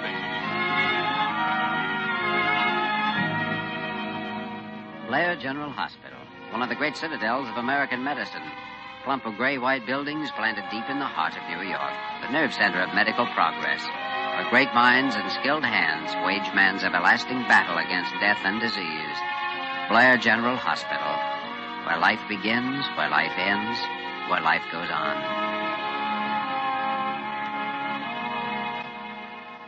There's one more thing, gentlemen. I want to be told the facts. All the facts. Well, we seldom deal in imaginative flights of fancy here at Blair Hospital, Mr. Bradley. Oh, I'm sorry, Dr. Gillespie. I mean, I don't want the picture colored. I want the truth. In other words, you're afraid you may be in bad shape, and if so, you want to know about it. That it? Dr. Kildare, I believe that whether you're building a $5 million bridge or buying a nickel cigar, you can't make a logical decision unless you first have all the pertinent facts. And any time you try to dodge a fact, you're only handicapping yourself. That's a good theory. Happens to work in medicine as well as engineering. Well, Dr. Gillespie, since you're the diagnostician, maybe... No. Go ahead, Jimmy, now. We're in full agreement on this case. Mm-hmm. Well, then let's look at some of the facts that brought you here last night, Mr. Bradley. And see, you arrived on a plane from Mexico City, went straight into a 6-hour conference with your board of directors, took a taxi home at midnight, ran up the steps of your apartment, and collapsed. Those, of course, are obvious facts. Go on. Well, behind them is another very important fact. You are 54 years old. Therefore, your heart is 54 years old. Well, that would seem obvious, too. Obvious, yes. But it's the most important fact of all, Mr. Bradley. That heart of yours has been working away steadily without a single pause 54 years, pumping 4,000 gallons of blood a day. Now, add it up. That's quite a job, especially for a machine that's never needed any repairs. There's the point. You see, to some extent, the heart does repair itself, but there are some cumulative changes with increasing age that can't be repaired. Mainly, they involve the coronary arteries that furnish the blood supply to the heart muscle itself. What kind of changes? Well, they're involved with the process of atherosclerosis, hardening of the arteries. The walls of the arteries thicken and limit the flow of blood. Under ordinary conditions, there are no symptoms, but overexert, get worked up emotionally, and angina. Sharp pain in the chest shooting down the left arm. And that means what? Your heart's worn out? You're done for? Oh, ridiculous. Why, I've had hardening of the arteries for 25 years, Mr. Bradley.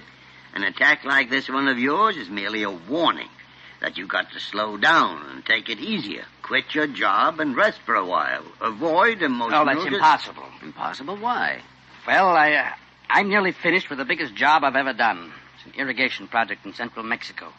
My stockholders are expecting completion on the specified date. Several thousand farmers down there depending on the water. I'll take it as easy as possible, gentlemen, but I can't quit. Keep on at your present pace, and you'll be back here within 3 months. Dr. Kildare, when I promise something, I deliver it. In 3 months, the job will be finished. Well, giving you the facts apparently hasn't done any good. You're making the wrong decision in spite of them. Well, at least I'm able to figure my chances, so I know what I'm doing. In this case, Mr. Bradley, I'm afraid you don't know.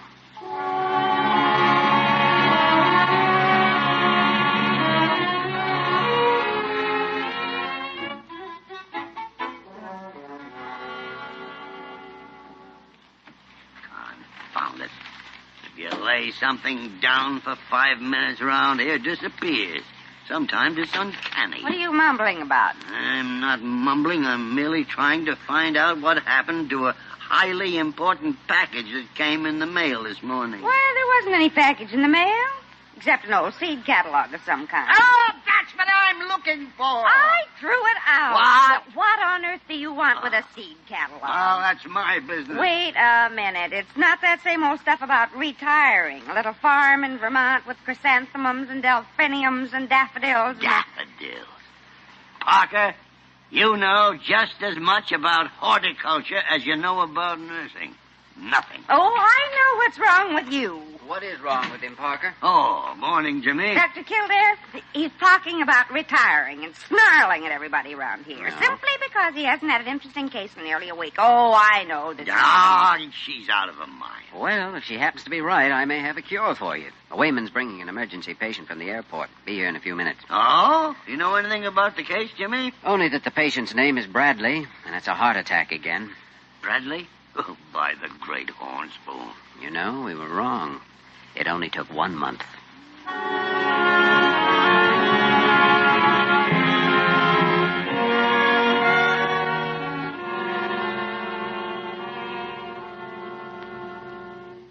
You were right, gentlemen, and I was wrong. Well, the construction job's near enough done now, so it doesn't need pushing. It was quite a gamble, Mr. Bradley. Your life against the completion of a job. I've always kept my promises, Dr. Kildare. Anyway, I won the gamble. Well, now, that still remains to be seen. Hmm? A coronary thrombosis, when it isn't fatal, sometimes leaves the heart permanently damaged. I see. This coronary thrombosis, exactly what is it? Well, it involves those diseased coronary arteries I told you about before. For some reason we don't know, a blood clot forms in one of the constricted spots and blocks off the blood supply to a part of the heart muscle. Result, heart attack. Felt pretty much like the other attack, the one you called angina pectoris. Well, they're a lot alike, but a thrombosis is more serious. In some cases, yours, for instance, there's enough collateral circulation to keep the heart going on short rations until the thrombus is eliminated. But can't anything be done to prevent it? Yes, it can. Yep. Anybody who was warned by a mild attack of angina can have sense enough to change his way of life. Slow down. Take it easy. All right, Dr. Gillespie. I'm ready now to buy that advice. Come in. Oh, hello, Diana. Jimmy? Dr. Gillespie? Mr. Bradley, this is Miss Werner. Hello, Mr. How do you do? She'll be your nurse during the various tests we're going to make. Well, what have I done to deserve the prettiest nurse in the hospital? Why, thank you. Ah, easy now, Mr. Bradley. You've got a heart condition, you know. All right, Dr. Kildare. And anyway, I saw that look she gave you. Well, Dr. Kildare, I came to let you know the electrocardiograph is set up whenever you're ready. Good. We're ready now. Will you send for an orderly? Of course. Right away. Electrocardiograph. Sounds complicated. It is complicated, Mr. Bradley, but it's one very good way of getting some facts.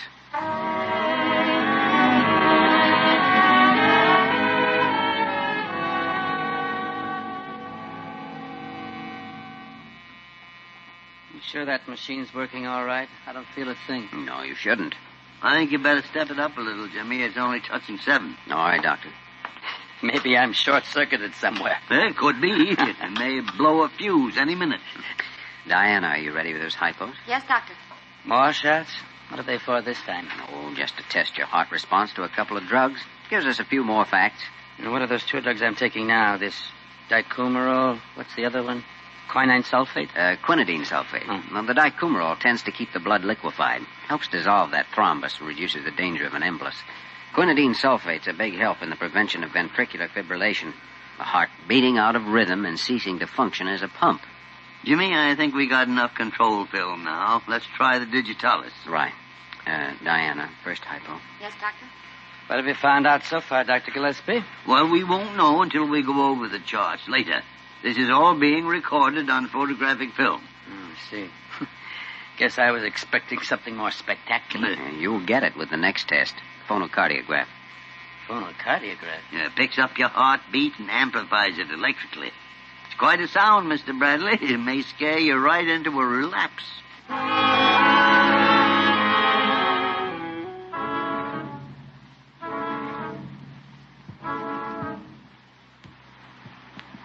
Well, there's an irregular slur on the recovery beat, Dr. Gillespie. Notice it? Yes, I did, Jimmy. Interesting.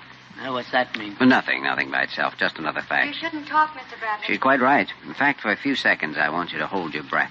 All right. Yeah, there it is. I can't quite understand it, Jimmy. All right, Mr. Bradley, that's enough. How many more of these tests are you going to have to make? Oh, this is only the beginning. What's coming up next?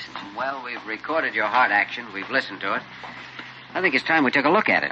No, wait a minute. Oh, you can relax. We'll use a fluoroscope. We don't have to take it out to look at it.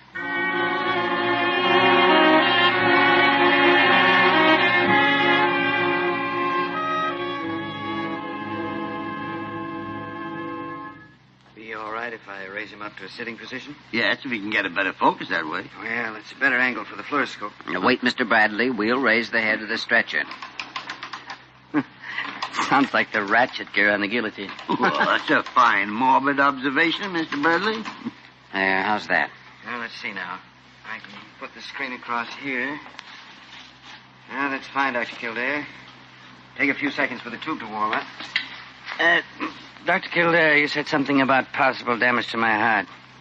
Exactly what did you mean? Well, when the blood supply to some area of the heart muscle is temporarily interrupted, that area may die and be absorbed. It's replaced then by a scar tissue. Mm-hmm.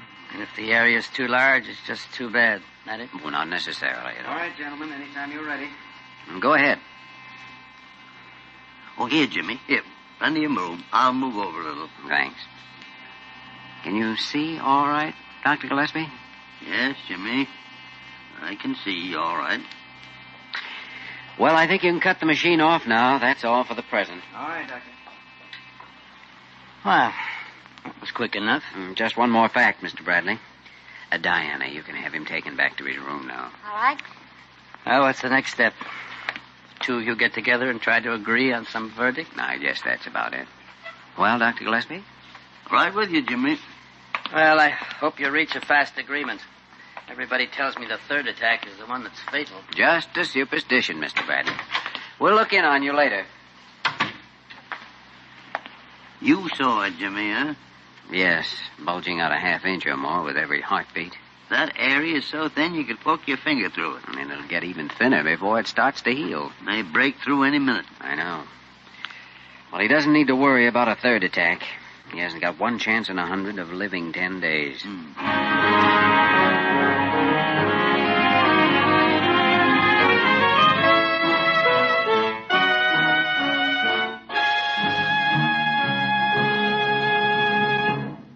We return to the story of Dr. Kildare in just a moment.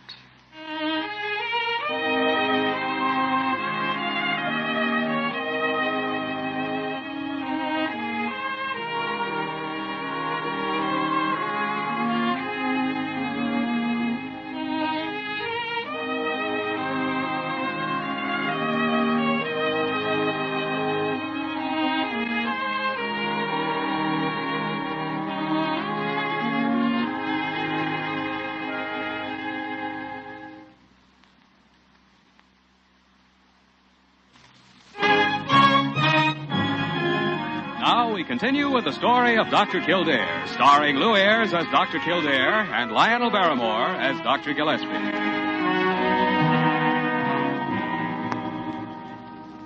Parker, don't stand there and tell me you don't know where he is. With that long nose of yours poking around through the corridors, you're bound to know. Well, I guess my nose is quite normal, thank you. Huh? Would be on an anteater. Oh. Kildare hasn't left the hospital. Therefore, he's in the hospital.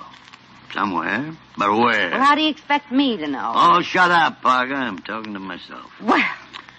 It's too bad you can't do some useful snooping once in a while instead of... Kildare. Dr. Gillespie? Parker? Hello. I've been looking all over the hospital for you. Oh? Well, I was up in the library file room reading case histories. Something on your mind? Yes, Bradley. I've thought of one possibility that might save him. My dear Dr. G, so have I. Ah? What's yours? No. You first, Jimmy. Well, the Beck operation. Opening his chest, grafting a fascia over the weak area of the heart muscle. Hey, pretty dangerous, Jimmy. As it now stands, he has practically no chance. Well, the wall may hold out and heal by itself. You know it won't. Well, it does happen sometimes. If this were 4 or 5 days from now, maybe. But his heart's going to get worse before it even starts to heal. Yeah, I know, but nevertheless, Jimmy... I've gone through every case history in the library dealing with these so-called heart aneurysms, and you know the chances involved both ways. You've never performed a Beck operation? It's no tougher than a patent ductus, and I've had fair luck with those. Yes, you have. I don't see any other possibility, Dr. Gillespie. It's the only way. Let's go and talk to Mr. Bradley.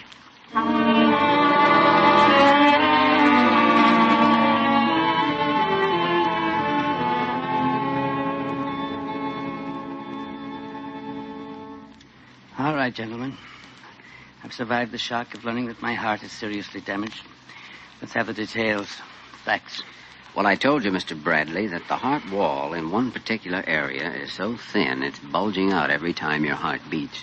It's like an automobile tire, Mr. Bradley, with the inner tube pushing out through a worn spot in the casing.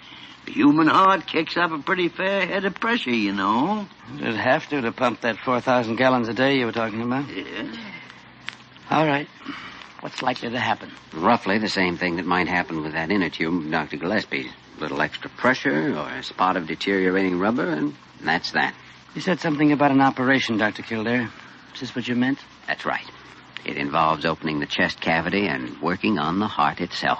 Grafting a kind of a patch over the weak spot to prevent a blowout and give the muscle a chance to heal itself. Sounds like a fairly rough deal. Oh, it's been performed successfully in many cases. And you're advising it in my case? Yes. Do you agree, Dr. Gillespie? I do. As far as I can see, there's only one thing to consider. Without the operation, you have about a 1% chance of pulling through. What chance with it? Well, very good. Exactly how good? Better than 50-50.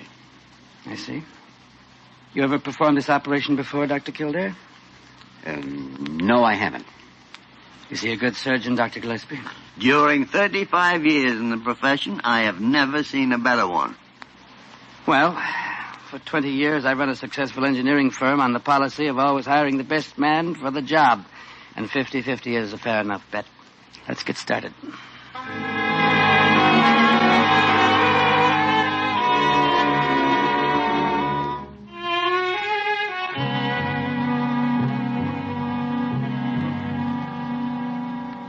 I've scheduled operating theater number 6 for 9:15, Dr. Kildare. It was the best I could do on such short notice. 6 is fine, Parker, thanks. Now, what about personnel?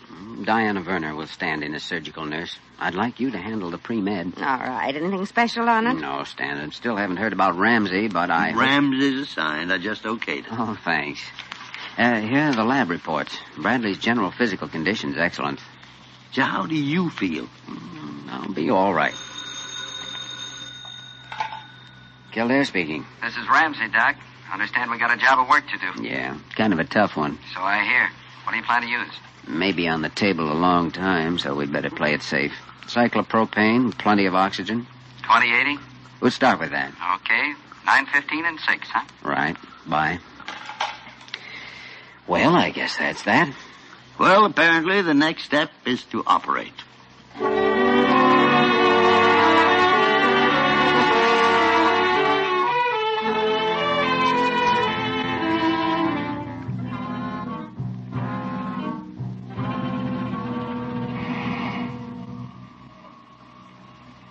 Pulse 64, Doctor. I won't need these other clamps, Miss Werner. Very well, Doctor. Short forceps, please. Here you are. Amazing vitality. Muscle tone is marvelous. Sponge, please. Yes, Doctor. Pulse 63. What oxygen balance are you using now? Still 80-20. Good. Sponge, please. Thanks.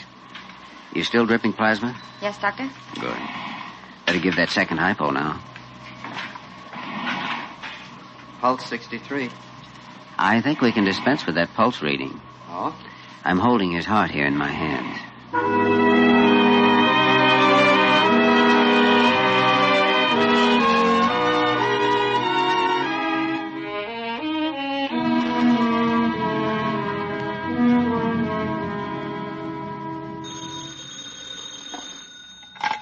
Miss Parker speaking.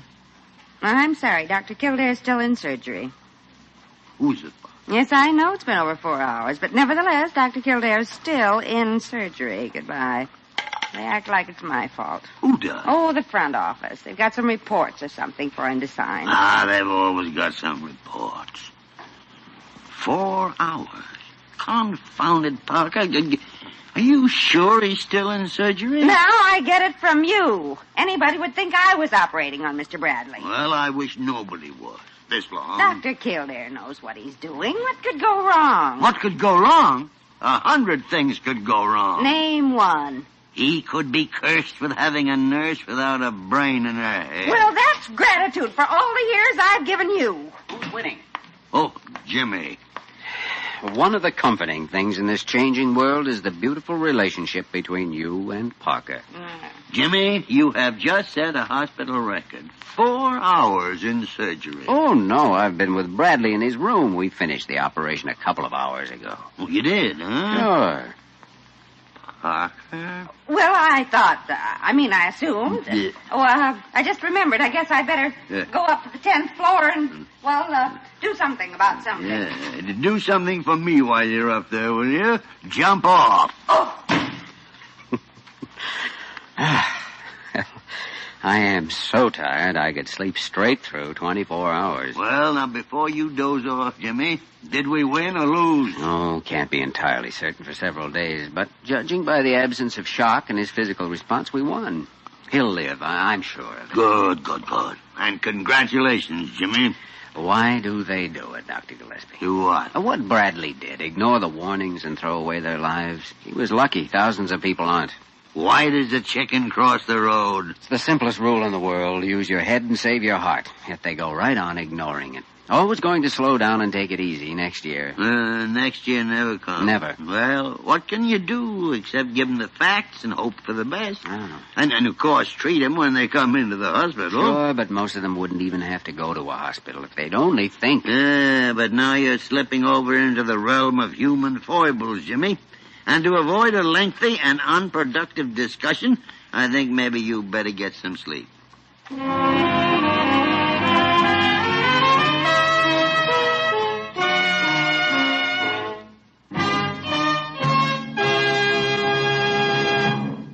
In just a moment, we will return to the story of Dr. Kildare.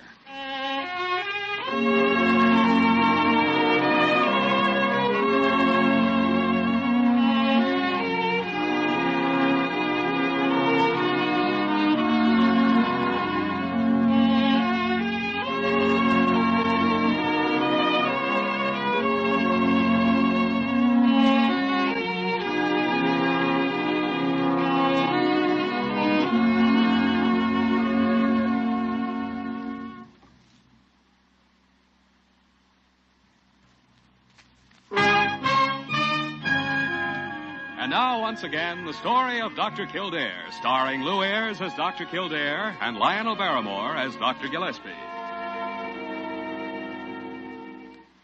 I don't know, gentlemen. I suppose everybody's glad to leave a hospital. But I'm especially happy to be walking out instead of being carried. It's up to you from here on, Mr. Bradley. You can take it easy and live 20 years or more.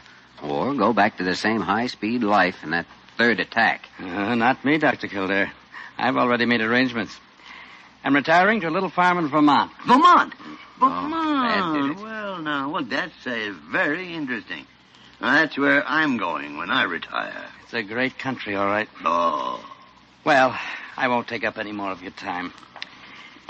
You know, you can't really thank anyone for saving your life, so I'll just say goodbye. Goodbye. A farm in Vermont.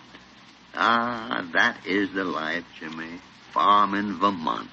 Raising flowers and vegetables. You wouldn't retire if you were 120 years old, and you know it. Next year, maybe. Away from all this madhouse. Nothing to worry about. Dr. Gillespie, I want... Well, Parker, what do you want? Well, it's these new hot water bottles. There's something wrong with them. Look, I filled this one with water and it bulges. Bulges, huh? Bulges. Well, now, that's right down Kildare's alley. He's an authority on bulges.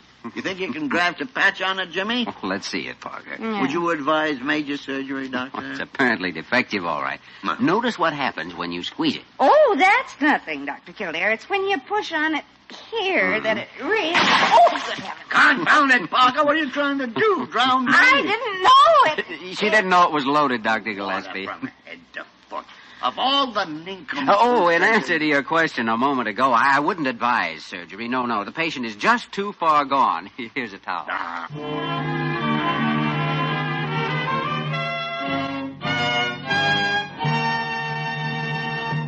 You have just heard the story of Dr. Kildare, starring Lou Ayres and Lionel Barrymore. This program was written by Les Crutchfield and directed by William P. Russo. Original music was composed and conducted by Walter Schumann. Supporting cast included Virginia Gregg, Georgia Ellis, Wilms Herbert, and Vic Perrin. Dick Joy speaking.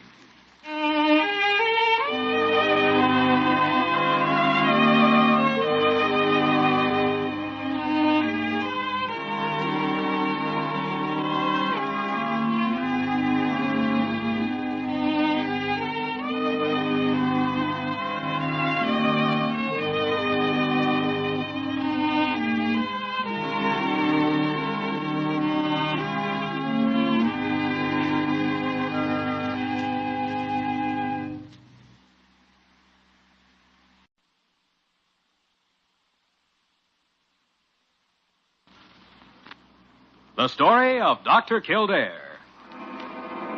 Whatsoever house I enter, there will I go for the benefit of the sick. And whatsoever things I see or hear concerning the life of men, I will keep silence thereon, counting such things to be held as sacred trust. I will exercise my art solely for the cure of life. The story of Dr. Kildare, starring Lou Ayres and Lionel Barrymore. Metro-Goldwyn-Mayer brought you those famous motion pictures. Now this exciting, heartwarming series is heard on radio. In just a moment, the story of Dr. Kildare. But first, your announcer.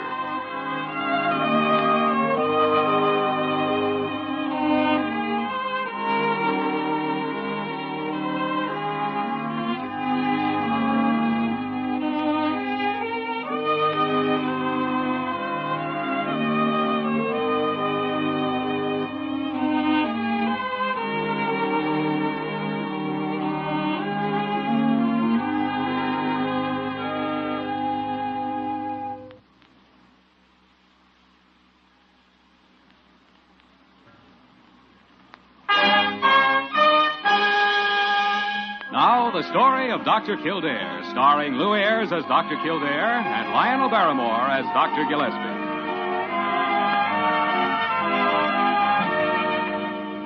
Blair General Hospital, one of the great citadels of American medicine. A clump of gray-white buildings planted deep in the heart of New York. The nerve center of medical progress where great minds and skilled hands wage man's everlasting battle against death and disease. Blair General Hospital, where life begins, where life ends, where life goes on.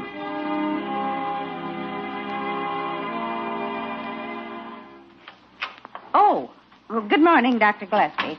Parker, did I or did I not have an appointment to assist the Red Cross in the opening of their new East Side Blood Donor Center? Oh, yes. Now, let me see. I have it right here. Yes. Oh, yes. You're due there at 10 o'clock Wednesday. Yes. Oh, good heavens. Exactly. 10 o'clock yesterday morning. It just happened to slip my mind. I can explain the whole thing. You idiot. With accident victims dying every day because of the shortage of blood for transfusions, you forget what day it is. It could happen to anybody, Dr. Gillespie. I've just been so busy that I haven't... With the Red Cross trying every way it can to get private citizens to donate blood, you can't bother to remember what day the center opened. Well, when you come right down to it, I imagine they got it opened all right without you. No, that's quite beside the point. At the moment, I am dealing with the fact that you are an incompetent, scatterbrained, unornamental, and utterly useless nincompoop. Well. Now give me my hat. Here, take it. I've got to go over there and apologize for a fault that wasn't even mine.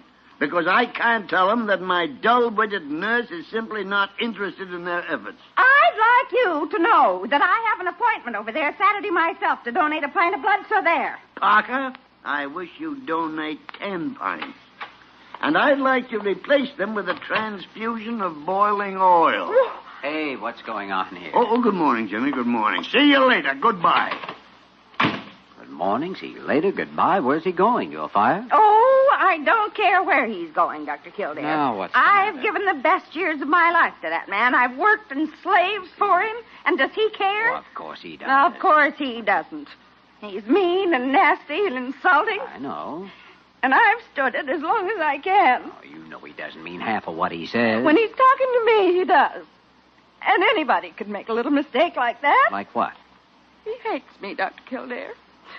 And he always has. Oh, no, he doesn't. Now, you know that isn't true. What? And another thing, Parker. I think your mind is slipping. You ought to do something about it. Shock treatments or occupational therapy. Oh! Goodbye. You see what I mean? I've never been so insulted in my life. Now, wait a second. You know, he may have something there. Dr. Kildare. No, I don't mean that your mind is slipping, but the occupational therapy part, a hobby, in other words, might be a good idea.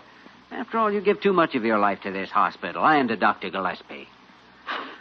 Well, I only try to do my duty. You need an outside interest. Anybody would, working around him all the time. Well, I did used to enjoy corresponding with Lonely Hearts Club. Oh, that's good. Maybe there's some field of art or music. And I've always wanted to take up folk dancing. Folk dancing, huh? course, I have heard that bird watching is nice. Well, there's no doubt of that. Highly entertaining. I really think the Lonely Hearts Clubs are the most fun, though. Yes, I imagine. Well, I guess hobbies are always a matter of personal preference. Just don't be hasty, Parker. Just think it over.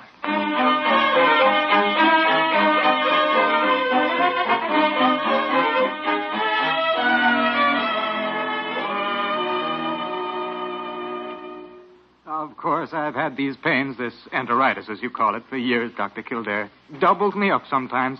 But lately they've gotten really bad. That's why I decided to enter the hospital for an examination. I see. Well, in a few days, we ought to have a good idea of what's wrong with you, Mr. Kramer. What's his temperature, Miss Werner? 98.1. And I seem to have lost my appetite, too.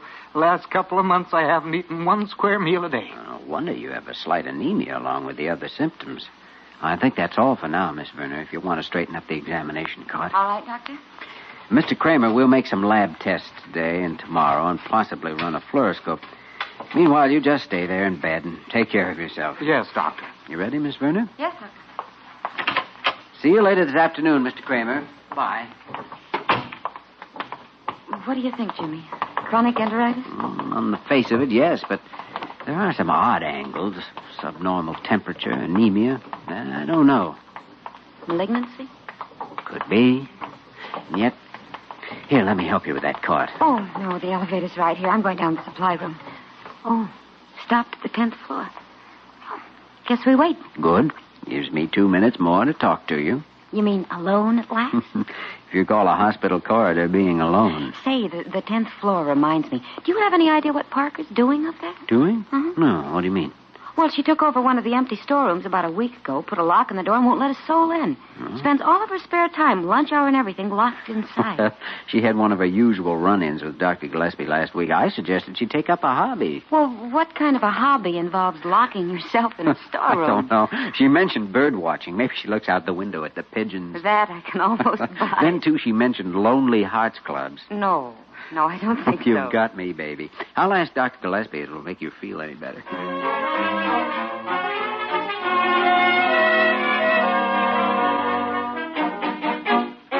No, confound it, Jimmy. I wish I did know. She's up to something, all right, but I can't find out what it is. But you have been trying. Well, naturally. I'm concerned with the activities of my assistants and feel responsible for them. To be sure. But I can't find out a thing. Tried asking her? Certainly not. That's precisely what she wants. And just how have you gone about it? Ooh, various methods. Somewhat unorthodox, perhaps, but never... ethical and honorable? Oh, Jimmy, now, how could you ask? I've seen you in action before. Necessity supersedes all ethics. And curiosity does, too. Is that it? Well, confound it, she comes in here with packages and bundles all wrapped up and then hides them up there in that storeroom. Well, who wouldn't be curious? I still think you ought to try asking her. I couldn't ask her if I wanted to. All right, then how about taking a look at this case report on a patient of mine? All right, let's see it. Oh, it's Kramer, huh? I've already seen it, Jimmy. A case of chronic enteritis, no doubt about it. But what about these symptoms I've underlined? They don't fit. Psychosomatic complications, that's all. He's had the same trouble for years. Not quite the same. Some of these symptoms only started a couple of months ago. Now you're on that hobby of yours. Obscure symptoms, things other doctors overlook. Come in. Miss Parker. Inasmuch as you're employed in this office, knocking before you enter is quite unnecessary. I prefer it that way, Dr. Gillespie. Yeah. The keys you ordered were just delivered. Here they are. Keys? Why, I don't know what you're talking about. You know very well what I'm talking about. You had them made from a wax impression of my storeroom key. Ridiculous. It certainly is. Because I put a new lock on the door last night. Are you actually implying that I might go snooping up there behind your back? I am. By the great horn spoon. I wish you'd find some new expression, Dr. Gillespie. That one gets so monotonous.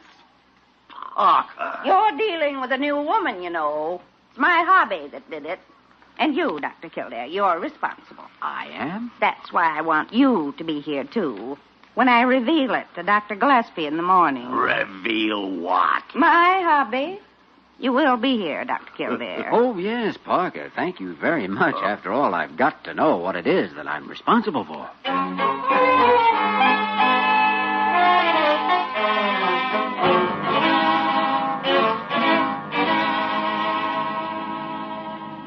o'clock. Confound it. She said 10 o'clock. Why isn't she here? Relax. She'll be She's here. due any minute, Dr. Gillespie. She had to wait for the freight elevator, so I came on ahead. Come in. Good morning, all. Well, Miss Parker, I'm glad you... What's the hammer for? Hey, now, wait. Oh, don't be silly, Dr. Gillespie. I'm just going to drive a nail in the wall. Here, in front of your desk. There. Well, by the... Don't you dare say by the great horn spoon. Tarnation. Wait just a second now, everybody. I have it right outside the door. Better brace yourself, Jimmy. I've been braced since yesterday. Now, don't anybody look till I get it hung up. Yes, about... Yeah. Well, there it is. What is? My hobby. My first oil painting. It's called The Operation. Like it? By the thunderation. Mr. Cuddlepot was absolutely amazed. Cuddlepot? My instructor. Cuddlepot. Cuddlepot. Parker, is that thing supposed to be regarded as a painting? Why, of course. You see, it's my impression of an operation. This blob down here is a kidney. Ooh. And these are scalpels. And this is an ether mask. It's all sort of modern. Modern, yes, to be sure, yes. And is it your intention to hang this painting here in my office? Oh, yes, I did it for you. And I'm expected to sit here and face it 7 days a week after week? Nah, I guess that's right. Do you really like it? Like it? Parker, I have never before seen a more hideous monstrosity in my whole life.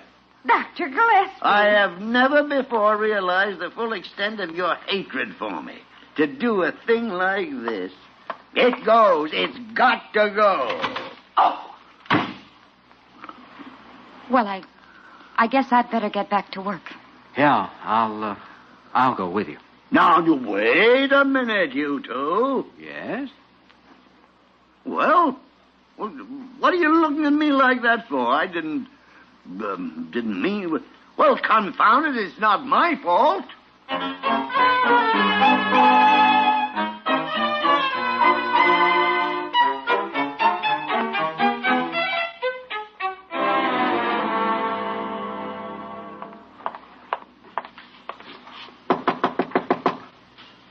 Dr. Gillespie.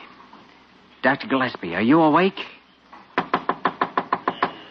Who is it? It's Kildare. Come on, open up. If you wake me up in the middle of the night merely to continue the discussion of my crude and unpleasant disposition, then to help me... Now, wait a minute. It's nothing like that. I've talked to Parker that way for years. And if she suddenly decided to get injured feelings over it, well, it's not my fault. Not your fault. And I absolutely refuse to go the rest of the night lying here awake and feeling like a heel. So that's what you've been doing. I have not. A guilty conscience. Poppycock. You're not concerned about her at all, I suppose. Not even slightly. Then I guess I'd better go on over by myself. Over where? Nurse's dormitory. Diana just phoned and said Parker's been taken suddenly ill. Sounds fairly serious. Oh, well, wait a minute, Jimmy. Wait till I get my pants. All right, but hurry up, you heel.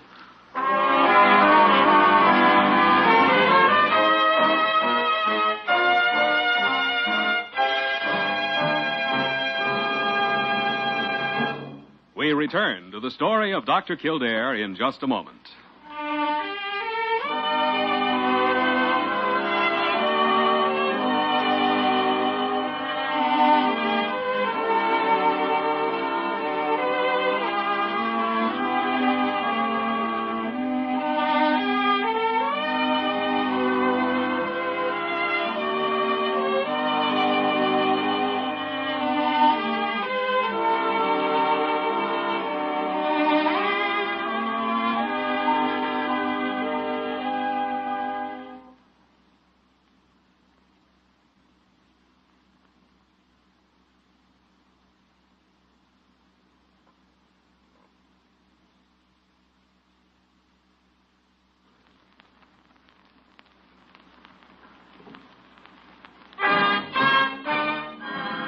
Now we continue with the story of Dr. Kildare, starring Lou Ayres as Dr. Kildare and Lionel Barrymore as Dr. Gillespie.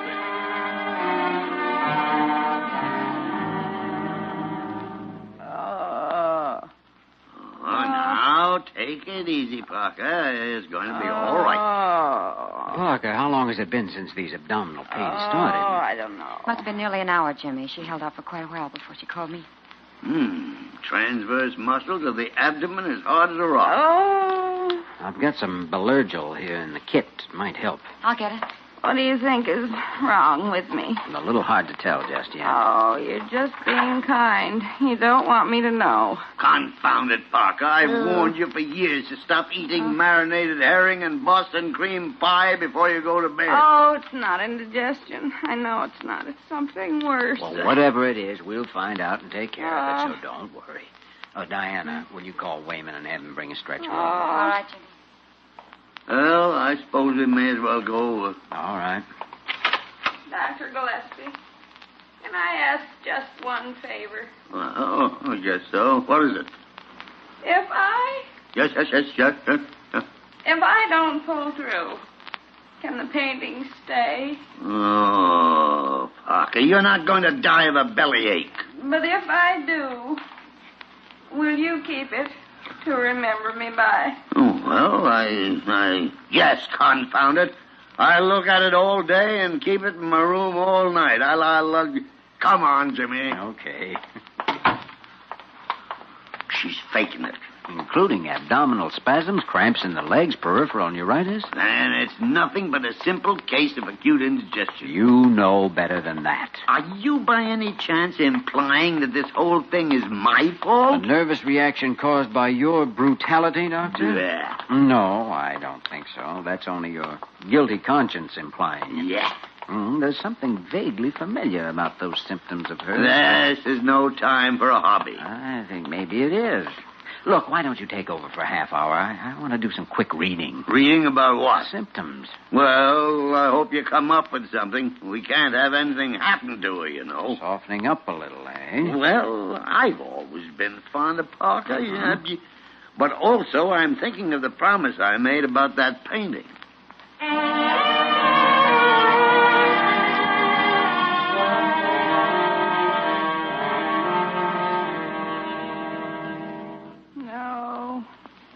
How's my pulse now, Dr. Gillespie?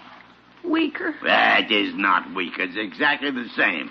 And furthermore, those cramped muscles have loosened up a little. That's only because I'm drugged. Parker, you are not drugged. You're so kind, Dr. Gillespie. Kind. Trying to keep it from me this way. Oh, Jimmy. Well, it's about time.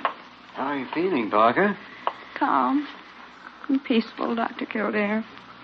It's the lull before the end. Oh, tarnation. Well, before you cross the bar, suppose we have a little talk about painting. Yes.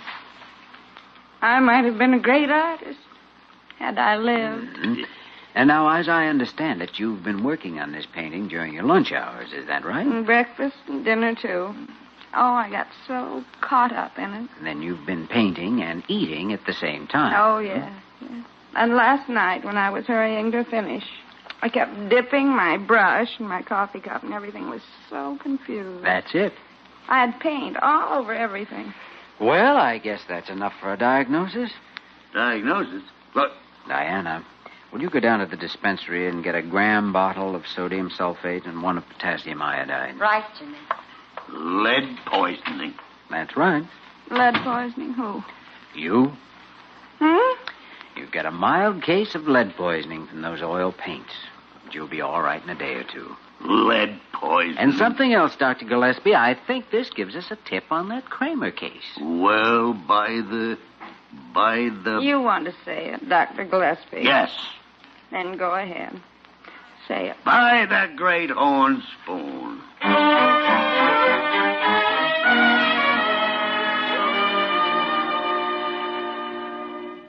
Why, yes, Dr. Kildare, I have noticed peculiar cramps in my legs during the last 2 months, but I assumed it was just a new pain from the same old trouble. Mr. Kramer, did you change occupations by any chance a couple of months ago? Take up a new hobby or anything of that sort? Why, no, the only new thing I did 2 months ago was to install a processing furnace to treat floor sweepings. Oh? Yes, from the different jewelry plants around the city. There's always a lot of gold and silver filings in the stuff, but still not enough to pay the individual plant to process its own. Just what is this process, Mr. Kramer? I mean, How do you go about recovering the metal? Well, I burn the sweepings first to get rid of the combustible stuff, and then I mix the ashes with litharge and charge it in... Litharge? Red lead oxide? That's right. The melted lead picks up the filings and it dissolves them. All right, Jimmy. You win. Mm-hmm. Chronic lead poisoning. You mean that's what's the matter with me? That's right, Mr. Kramer. The symptoms were hidden by this long-standing enteritis of yours, and that's your trouble. There's no doubt of it. Well, can you cure it? Yes, we can take care of the poisoning by a few days' treatment with sodium sulfate and potassium iodide. And then I think we can break down that enteritis. All of which leads us to one conclusion, Mr. Kramer. What conclusion, Dr. Gillespie? That you and I ought to take up a hobby.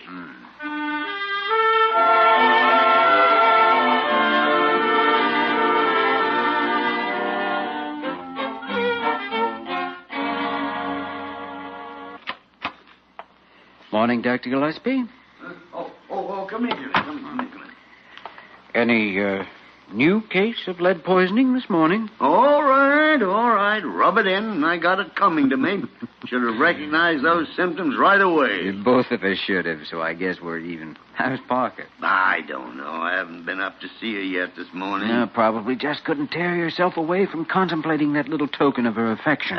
Jimmy, if I have to sit here and look at that confounded painting one more day, I'll have lead poisoning. That's a fine attitude when she risked her life to paint it for you. She could have died, you know. All right. I have treated her with a certain lack of consideration in the past. That's an understatement. And I felt guilty thinking about it the last couple of days. So? So I'm going to change all that when she comes back to work. I'm going to be kind to her, courteous, friendly, and considerate. Dr. G of the Beaver Patrol. Yes. Good morning, Dr. Gillespie. Parker. Dr. Kildare? Why, Parker? You shouldn't be out of bed this soon. I didn't expect you back before the end of the week. Well, that's awfully kind of you, Dr. Gillespie. But duty calls, you know. Oh, nonsense. There's no duty as important as your health and well-being. Oh, you're so considerate. Isn't that the truth, Parker? I've often noticed it myself. Jenny. Sometimes when I've said things to you that I didn't mean, well, I could just bite my tongue off. I know exactly how you feel, Parker. I've done it, too. And to one of the most competent, charming, and intelligent women I've ever known. Thank you, Dr. Gillespie. Would anyone mind if I opened a window? And, Parker, I insist that you go back to bed and take care of yourself. Well, I still feel a little shaky. So if you really do insist. I do. All right, then. And I'll arrange to have the painting taken out this afternoon sometime. Well, I know you don't like it. Oh, no, Parker. Why, I think it's a most amazing piece of work. Marvelous technique, delicate sensitivity. Dr. Gillespie. Are you sure you're not just saying that? Of course I'm sure. Personally, I love it. I'd hate to see it go, but... Then it doesn't go. Huh? Since you like it that much, it stays no matter what anybody says. Yes, but... Are you with us, Dr. Kildare? With you. I'm way ahead of you, Parker. We'll all stick together like the Three Musketeers. No, wait. When a man loves a work of art as much as Dr. Gillespie loves that painting, why, it would be criminal to tear it away from him. Kildare. In fact, Parker, you might paint another one for the wall opposite there. Jimmy. I've even got an impressionistic title for it. Oh, good. What is it, Dr. Kildare? Well, it's By the Great Horn Spoon.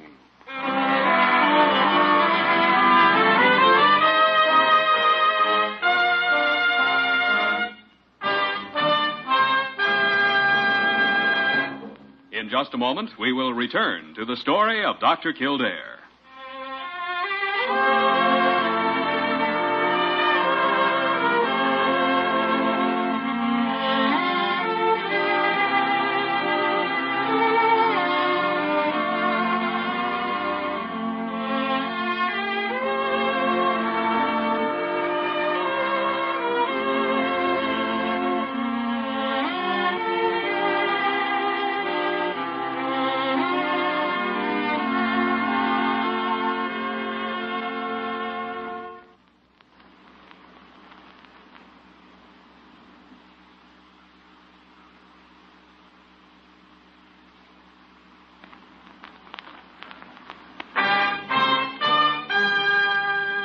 And now, once again, the story of Dr. Kildare, starring Lou Ayres as Dr. Kildare and Lionel Barrymore as Dr. Gillespie.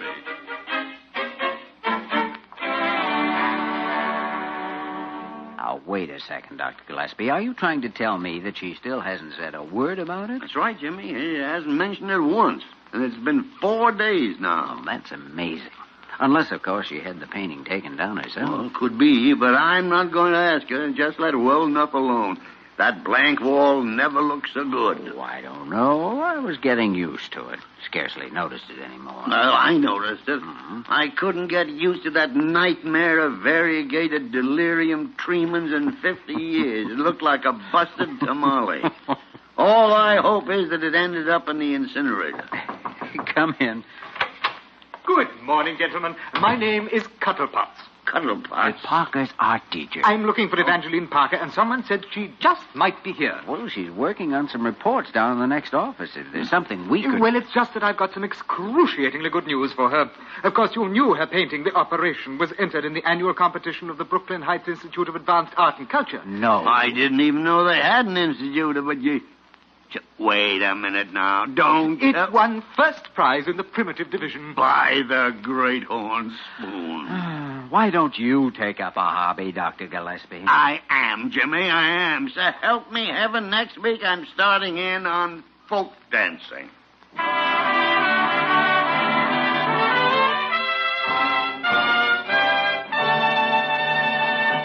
You have just heard the story of Dr. Kildare, starring Lou Ayres and Lionel Barrymore. This program was written by Les Crutchfield and directed by William P. Russo. Original music was composed and conducted by Walter Schumann. Supporting cast included Virginia Gregg, Georgia Ellis, and Ben Wright. Dick Joy speaking.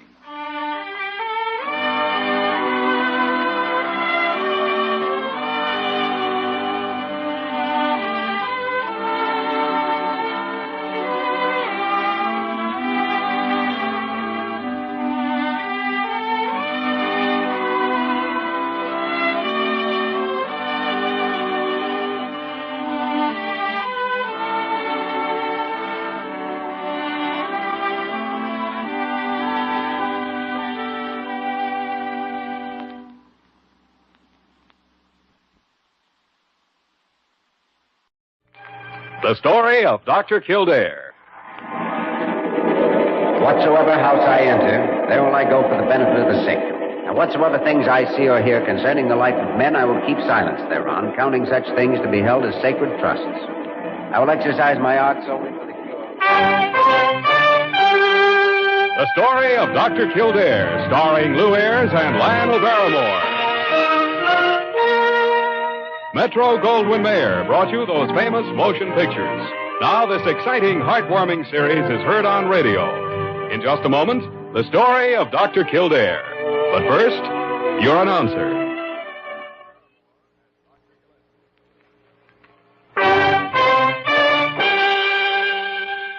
Now the story of Dr. Kildare, starring Lou Ayres as Dr. Kildare and Lionel Barrymore as Dr. Gillespie.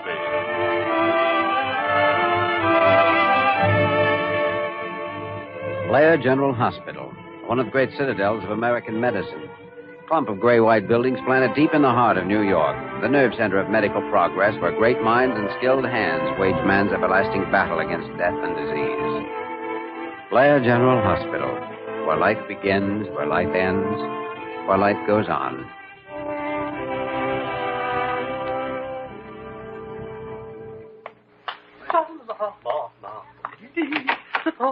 Oh, good morning, Dr. Carew. Good morning, Miss Parker. Isn't it an enchanting morning this morning? Not especially. Well, maybe it's just me then. Oh, there's good news today. There is? Oh, yes, indeed. Guess who's writing?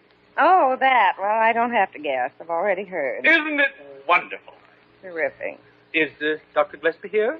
Yes, he's there in his office. Dr. Kildare's with him. Well, I'll just go right on in and surprise them. Oh, they're going to be happy to hear about this. I wouldn't bet on it. Top of the morning to both of you gentlemen. Well, now, what's all this, Dr. Carew? You're walking about 2 feet above the carpet. Jimmy, it's one of two things, vitamins or Benzedrine. Now, Dr. Kildare, Dr. Gillespie, don't start twitting me. You'll be just as excited when you find out about it. Find out about what? About the arrival from England on the 11 o'clock plane of Lady Dunabee. Lady Dunabee? Yes. I just sent Wayman to bring her from the airport. You mean she's back again this year for another one of those month-long rest cures? Now, Dr. Kildare, let's not be facetious. She's entering their hospital for observation and examination. Observation and examination. She merely comes here to recover from the year's social whirl. She wastes our time and takes up a suite that could be used by someone who really needs it. Carew, you must have a hole in your head. Oh, I did so hope you'd act differently about it this year. Different about it? Why doesn't she go to a hotel like anybody else? Oh, dear. Dr. Carew, would this attitude of yours have anything to do with that donation you tried to get from Lady Dunabee last year? Dr. Kildare, must you be so insufferably blunt? By the tarnation. That's it. Mm-hmm. Well, after all, this hospital does need funds, you know. And no one knows it better than we do, Dr. Carew, but do we have to take in boarders in order to raise money? Oh, now, that is a complete misinterpretation, Dr. Kildare. Aside from the question of money, Lady Dunabee does suffer ill health, and I feel we are honored to have such a charming young woman. Ah, young woman. According to rumor, Lady Dunabee, before she managed to hook Lord Dunabee in a weak movement, was one of the original Floridora gals. Yeah, third from the end, as I heard the story. Oh, dear, it's just no use trying to reason with you two. It's just no use at all. Carew, suppose we make a bargain with you. A bargain? Yeah.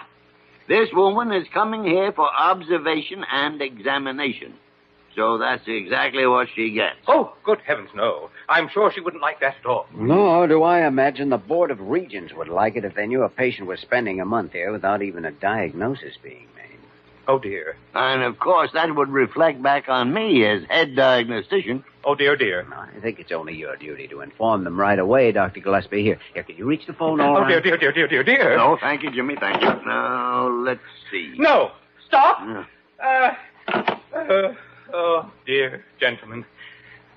You will be as easy on her as possible. Now, just relax, Carew. Don't worry about it. You know us.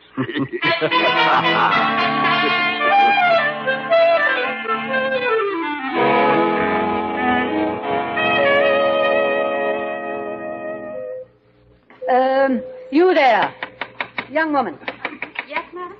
I assume you're employed here from that get-up you're wearing. That's right. I'm a nurse, Diana Werner. Is there something I can do for you? You certainly can.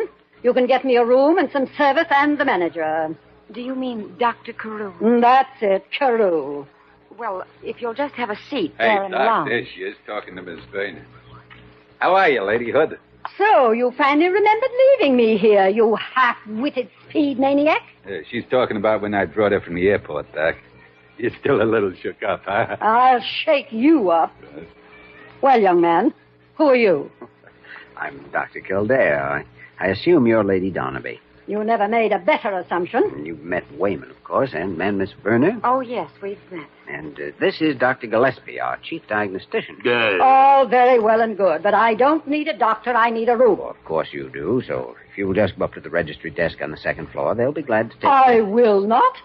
I have never registered in this hospital before, and I won't start now.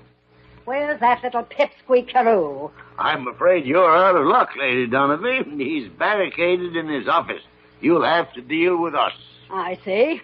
All right, let's start dealing. I demand that you have my luggage brought from the airport at once. I demand a suite within 5 minutes. I demand the presence of the hospital dietitian within 10 minutes. Lady Dunabee, shut up. What? In this hospital, I give the orders, not the patients. Well. And you can take one or two choices. Either get up there and register or call a taxi and get out. Now make up your mind. Shall we go, Jimmy? Right. See you later, Diana. Okay, Jimmy. Well, now, you don't find a man like that very often these days. He's quite a lad. Well, I think so. Knows his own mind. He can be awfully stubborn when he thinks he's right. And he's not too bad looking either. Most people think Dr. Kildare is rather handsome. Kildare? Well, who said anything about Kildare? Oh, now, where did Dr. Gillespie tell me I must go to register?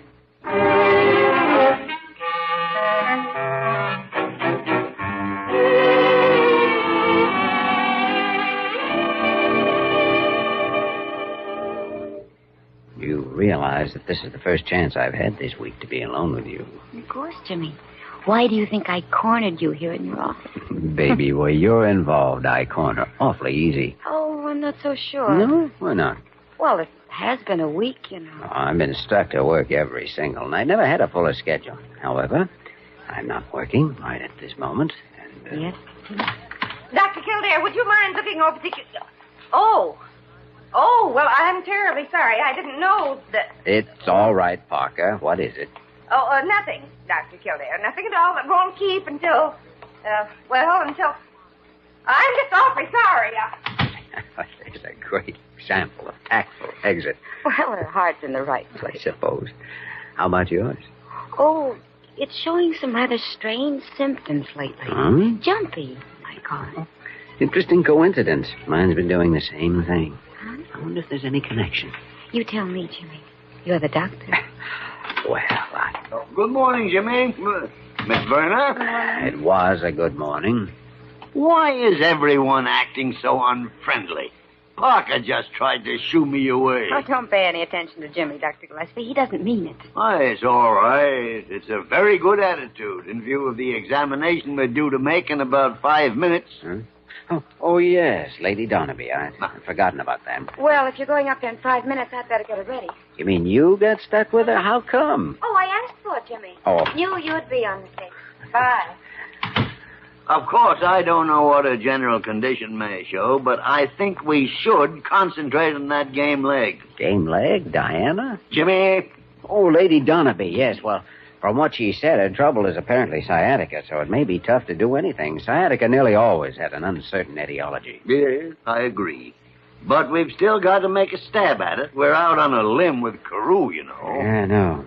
All right, Doctor. Lioness lurks in her den.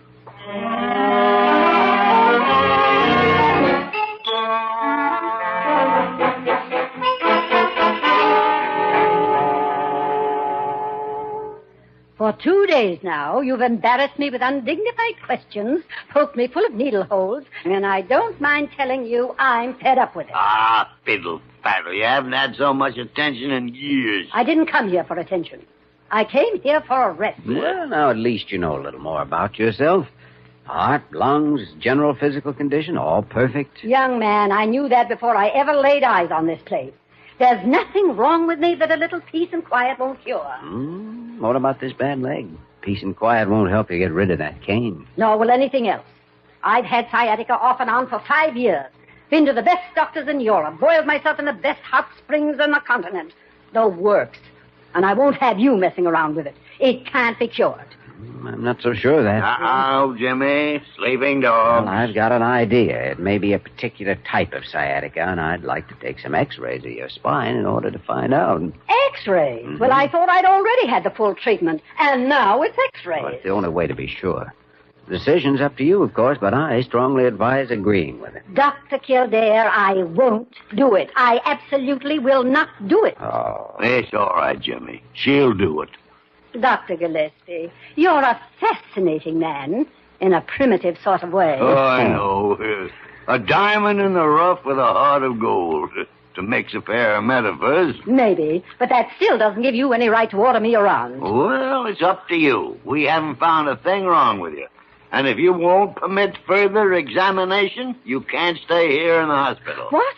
So I might as well call the front office and arrange to have you released at 2 o'clock this afternoon. Now, wait a minute, boys. Let's not be too hasty about this. Come in. Hiya, boss. I got the stretcher here to take her down to X-ray. They got the machine all set up and waiting. Well, now, somebody must have been pretty sure of himself. I guess it's one of two choices again. Taxi to a hotel or Wayman's stretcher down to X-ray. I'll push it slow, Your Excellence. Honest, I will. My arm, Lady Dunabee. Thank you. Here, Wayman. You take her feet.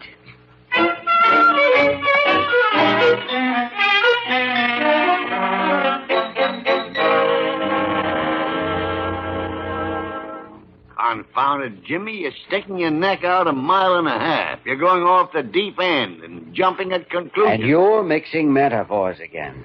No, I started on a hunch, all right, thinking maybe it was something we could diagnose definitely, but now I'm sure of it. Well, I'm not. No, there's no doubt of it. It's a herniation of the nucleus pulposus. It's a wild guess, tied up with wishful thinking. Why? Everything points to it. The fact that only one leg is affected, that the pain is intermittent, disappears suddenly sometimes. Well, that's insufficient evidence. Doesn't mean a thing. Well, I'll go on record with it. Well, sure neck, Jimmy. I'll wait for the x-rays. All right. Take a look at these. By the great horn spoon, a double cross. Yeah, I'd already seen them. It was a dirty trick. Here, look at this one. Notice the cartilage disc between the last lumbar vertebrae and the sacrum. Yeah. There's a crack, all right, on the left side. And the pulposus is protruding into the spinal canal, pushing against the nerve root. And there's your sciatica. Why argue, Jimmy? You're right. No doubt about it. We're lucky. This is one we know what to do about. Well, now you are jumping at conclusions. She's a hard-headed dame, and there's a limit to how far you can push her. Furthermore, she's had the opinions of the best doctors in Europe. Jimmy, you'll never convince her. No, I think I will. In fact, I'm not only going to convince her, I'm going to operate on her. And I'm going to cure her. Now, you wait and see. The works.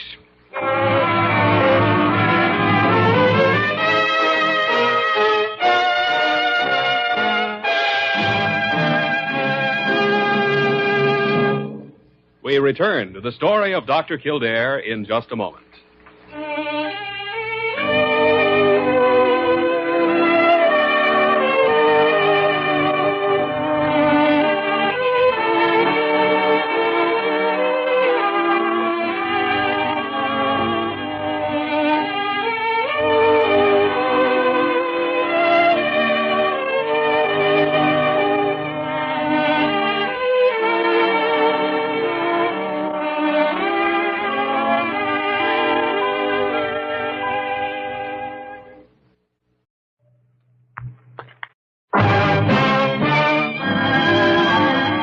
Continue with the story of Dr. Kildare, starring Lou Ayres as Dr. Kildare and Lionel Barrymore as Dr. Gillespie.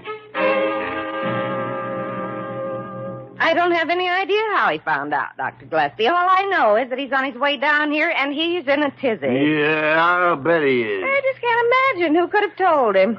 Come now, Parker. I can imagine very easily. Really, who? You. Huh? You confounded idiot shooting off that big mouth of yours all over the hospital. I did not. One of these days, I'm going to remove that flapping tongue of yours and pickle it. Well, I like that. Hey, what's going on here? Oh, come in, Jimmy. Come in. Old blabbermouth here has managed to let CAREW find out the whole story on the Dunabee diagnosis. He's on his way down now. Dr. Kildare, I did not. And I won't stay here and be insulted. I only told 3 of the nurses, and I swore them to secrecy. So there. That woman is a positive genius at doing the wrong thing. Oh, I don't think it did any real harm. Why, you'll blow his top. I know. But I think I can cork him up again. Well, I hope so, Jimmy. Come in. Dr. Kildare. Oh, I hope I'm here in time. In time for what, Dr. CAREW? Dr. Kildare, you haven't told Lady Dunabee your diagnosis. No, not yet. Thank heaven. Any reason I shouldn't? Of course there is, can't you see? Why, she'll blame us for recommending an operation. We didn't give her sciatica. That is not the point. She'll still remember Blair's, the place that wanted to operate on her. And we won't have the slightest chance of getting any financial... Dr. Kildare, I absolutely forbid you to say a word to her about the diagnosis. All right, you're the boss. What? You mean you're going to be reasonable about this? Yeah, I'm amazed myself. Why not? It isn't my responsibility. Well... Of course, some other doctor will probably make the same diagnosis sometime. Oh, yes, possibly, but that's no concern of ours. And we are on record here as having made a thorough examination, complete with x-rays. Yes, we're noted always for our... What do you mean? A wealthy woman like Lady Dunabee undoubtedly has very competent legal advisors. I'd say they'd probably sue for $50 or maybe $100,000. Oh, dear. I never thought of that. Something else, Jimmy. There'll probably be a lot of notoriety. She's prominent enough. Oh, dear. Oh, sure. I can see the headlines. Society doctor indicted in malpractice conspiracy. Oh, dear. Head of Blair Hospital begins prison term today. See page 2 for pictures. Oh, dear.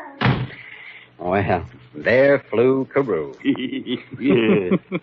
But I'm afraid we're going to find Lady Dunabee a whole lot tougher.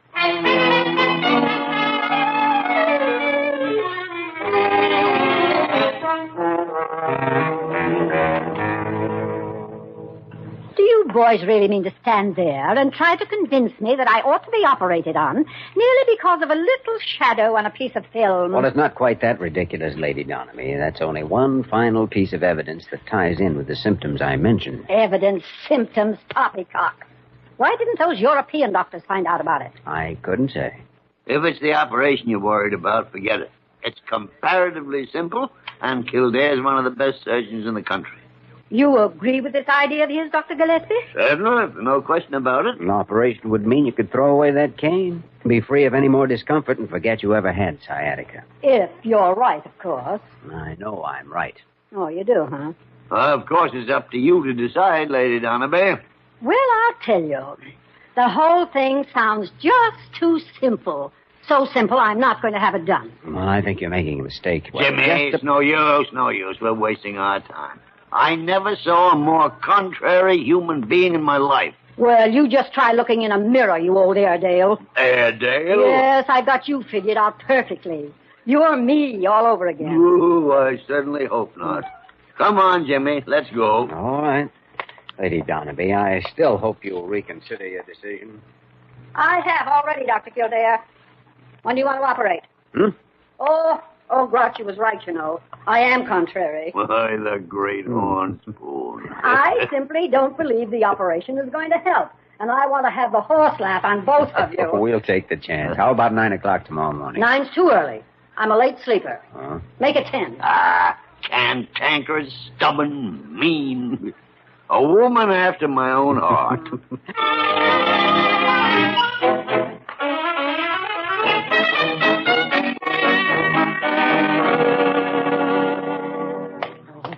Oh, dear.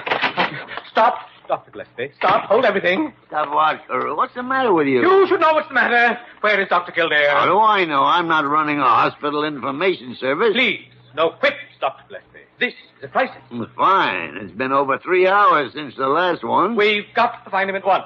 Well, I'll look through my desk if you like. Miss Parker said the last time she saw him, he was headed for surgery. Well, that's quite possible. But that's exactly what we've got to stop. All right, go stop it. I'm busy myself. Dr. Gillespie, I do wish you'd learn to cooperate. Cooperate, Dr. Gillespie? Are you causing trouble again? Kildare. Oh, good. We're saved. I didn't even know we were lost. Dr. Kildare, I have made a final and absolute decision. The Dunabee operation must be cancelled.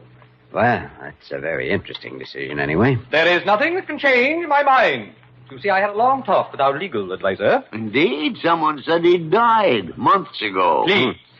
Now, as for all those terrible things you said might happen, our attorney advises me that they were nothing but, well, to put it baldly, flim-flam. That's certainly bald, all right. So, I think it's time both of you listen to reason. Oh, that's too much to hope for.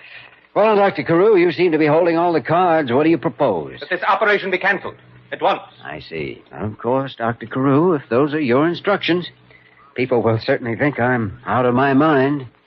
I don't see why. You will when I tell you I operated on Lady Dunabee 2 hours ago. Oh, no. Oh, yes. Oh, dear. Where the tarnation did I put those smelling salts? Oh, never mind, Dr. Gillespie. Here, I'll just wave a dollar bill under his nose.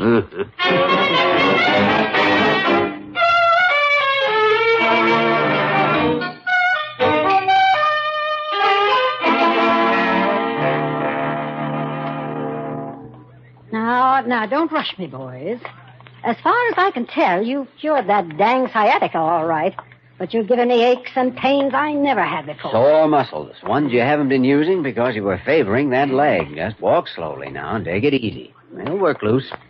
And you know, you ought to stop every few steps now and give us the horse laugh. Oh, be quiet, you old billy goat. If I hadn't been confident, I wouldn't have agreed to the operation, no matter what I said. I think we'd better head back to your room now, Lady Dunabee. You've been walking nearly half an hour. Yeah, doing very well at it, too. Why, we'll have you dancing by the end of the week. That's a good idea. I'll take you up on it. Oh, well, I only meant that... I don't care what you meant. I've already accepted. Well, that's what I like in a woman. Subtlety. Piffle. Well. Now, isn't this a happy little group? Good morning, Dr. CAREW. You're looking much better this week. I feel fine, Dr. Kildare. Good morning, my dear Lady Dunabee. Mr. Carew, stop nibbling my hand. Oh, forgive me, your ladyship. It's just my exuberance at seeing you looking so well. Your old charming self again. But that's their hospital. We always get results when we go into action. Well, I don't know about that we stuff, but actually I have changed my mind about this place. Always regarded it as a glorified rest home. And I'm a little amazed to find at least a couple of the staff are medically competent. Boys, you've got more important work than walking an old woman up and down the hall. Mr. Carew will take me back to my room. He's not doing anything. Well, now I mean, of course. Delighted. Don't forget that date of ours, Dr. Gillespie. Oh, to be sure, yes. My arm, Lady Dunabee. Thank you. You call this an arm? I found bigger muscles in clam chowder. Well, now, Dr. K, how does it feel to be Royal Court physician? It's like riding a merry-go-round backwards, Dr. G. Ask me the next time I come past. I'm still spinning.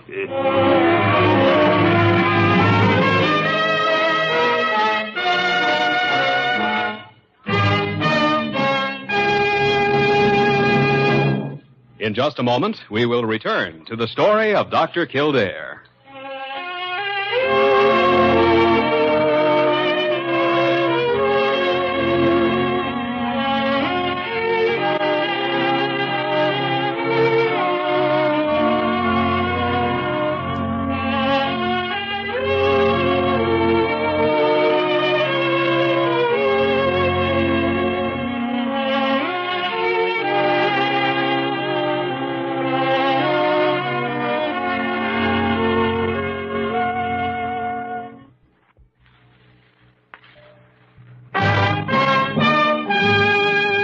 And now, once again, the story of Dr. Kildare, starring Lou Ayres as Dr. Kildare and Lionel Barrymore as Dr. Gillespie.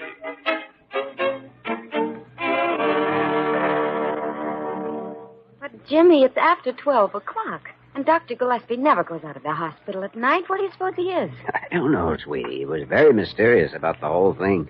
Slipped out around 7 o'clock without a word to anybody. Well, after all, something could have happened to him, you know. Well, if he can't take care of himself at this age, there's not much use in it. Here we go. Hey, what's all this? Oh, hiya, Doc.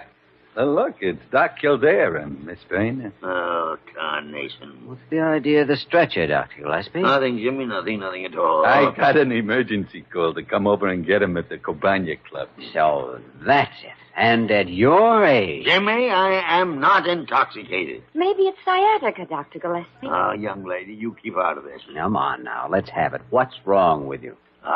Confound it. I am merely suffering from a well-known tropical disease called the conga. The conga?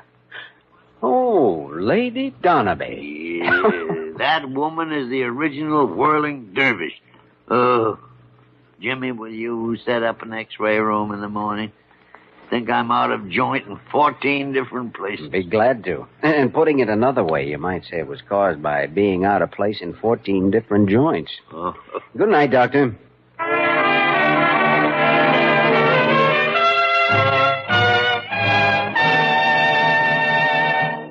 You have just heard the story of Dr. Kildare, starring Lou Ayres and Lionel Barrymore. This program was written by Les Crutchfield and directed by William P. Russo. Original music was composed and conducted by Walter Schumann. Supporting cast included Virginia Gregg, Ted Osborne, Georgia Ellis, Ed Max, and Isabel Randolph. Dick Joy speaking.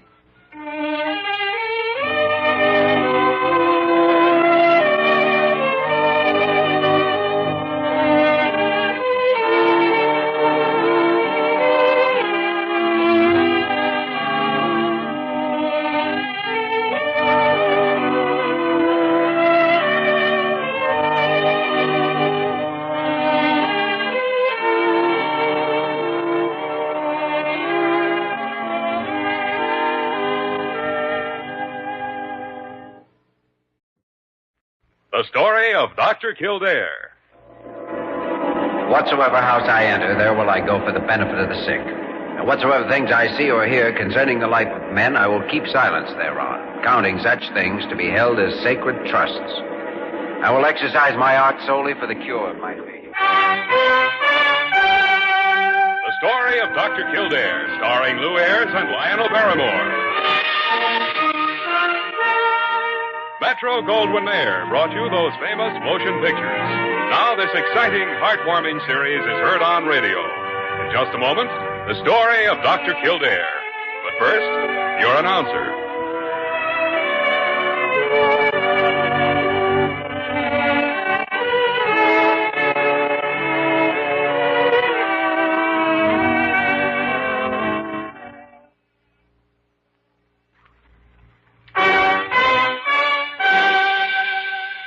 The story of Dr. Kildare, starring Lou Ayres as Dr. Kildare and Lionel Barrymore as Dr. Gillespie.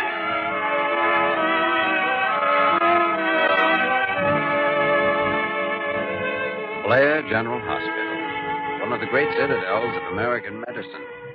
A clump of gray-white buildings planted deep in the heart of New York, the nerve center of medical progress, where great minds and skilled hands wage man's everlasting battle against death and disease. Blair General Hospital, where life begins, where life ends, where life goes on.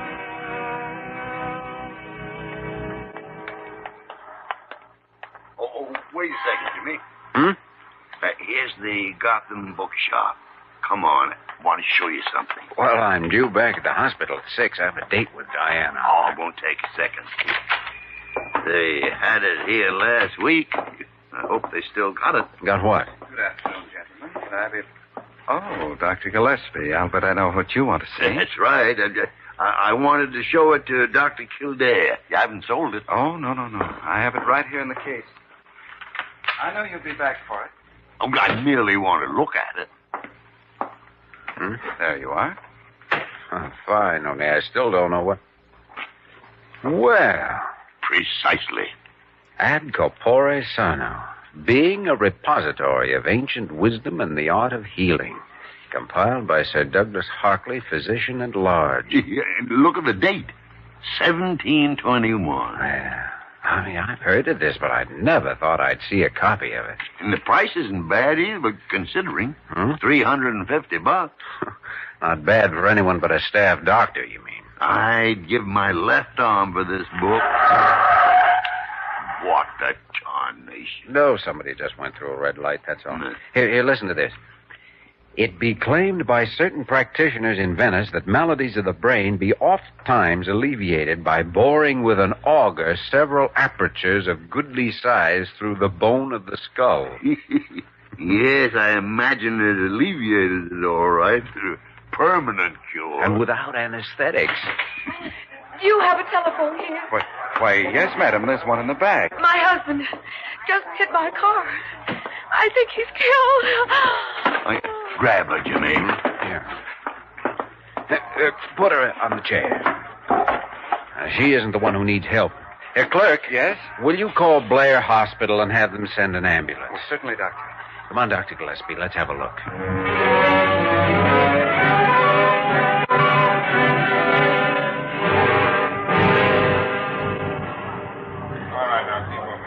His heart's holding up pretty well. He's got at least one broken rib. Arms and legs seem to be okay, though.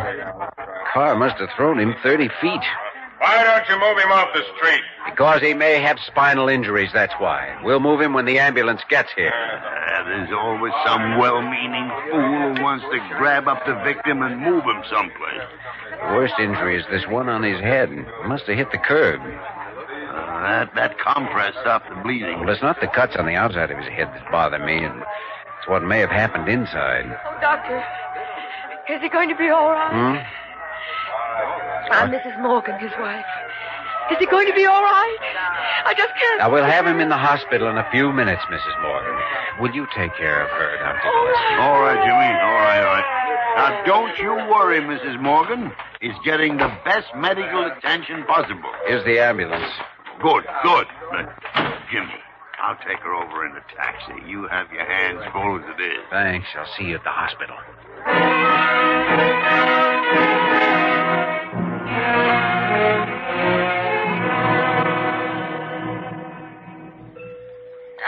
McDonald, check with the reception desk, please. Check They're with the taking it reception straight desk. on up to surgery, Diana, operating theater 7. Oh, I'd like you as surgical nurse. All right, Jimmy.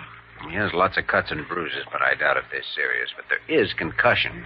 How bad, I don't know yet. Then you want intravenous glucose. Yes, and plasma. I've already given him 1 plasma concentrate to hold down intracranial pressure, but you'd better have a rack set up. All right, Jimmy. I'll go on up and start things moving. Be there in a couple of minutes. Oh, I'm sorry about the date. This is a date, Jimmy. An important one.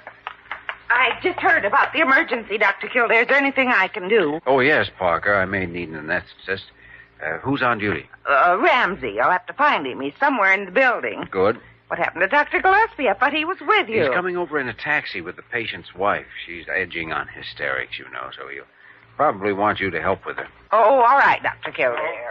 Dear. Dr. Kildare, why didn't someone tell me sooner? Had you what, Dr. Carew? About the accident. Oh, I do hope we're adequate to the crisis. Crisis? Well, this sort of thing happens every day. It does? Oh, of course it does. Well, it's just that Dr. Gillespie and I were in on this one, as you might say. That's Blair Hospital. Always right in the thick of it. Well, now I hardly think... Oh, here's Dr. Gillespie with her now. She seems to be holding up fairly well. How's it look, Jimmy? Just going up there. Everything's set. Good. Mrs. Morgan, this is Dr. Carew, hospital superintendent. How to do? Dr. Kildare, how is he? Holding his own so far. He'll be all right. Mr. Ramsey, report to Dr. Kildare in surgery at once. Surgery? Emergency. Oh, Dr. Kildare, you're not going to operate? No, we always use an operating room for accident cases. It reduces the chance of infection. But he'll die if you operate. I know he will. No. Operations are horrible, always. They're worse than not doing anything. Now, Mrs. Morgan. Dr. Gillespie, will you take care of her, please? I'm going with you, Jimmy. You look after her, Dr. Carew. Oh, dear. Well, I'm not sure that... Parker will be here in a couple of minutes, Dr. Carew. Oh, all right. Tell me, Mrs. Morgan, have you read any good books recently? Oh, no. Oh, someday I still hope to find one thing that idiot can do right.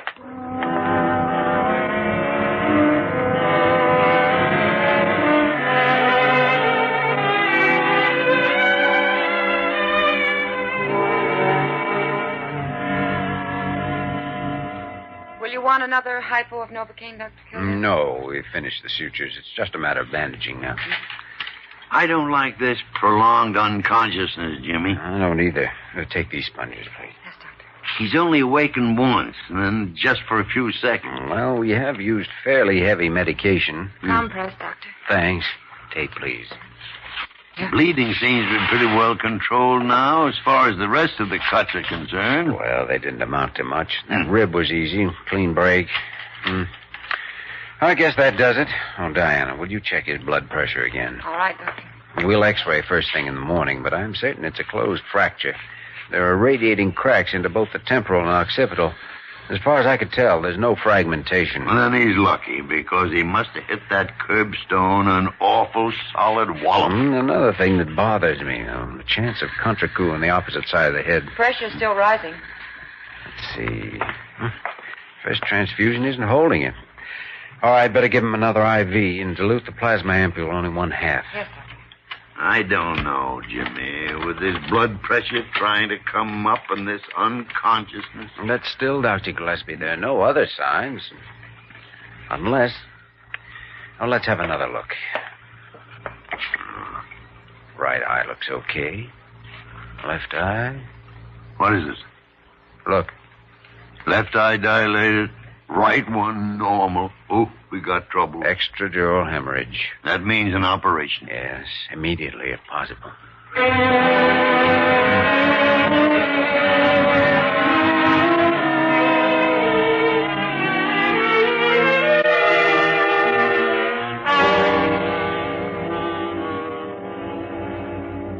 But I don't understand, Dr. Kildare. I don't understand at all. You said it wasn't really a skull fracture. Then why must you operate? Well, Mrs. Morgan, sometimes a concussion can be worse than a fracture. You see, the skull surrounds the brain like a closed box, and a severe blow can damage arteries and tissue inside even when the bone isn't broken. Well, that's what's happened in your husband's case. But why an operation? What good does that do? Well, it's the only thing that does any good, Mrs. Morgan. It gives the doctor a chance to repair the damage, tie off ruptured arteries if necessary, and so on.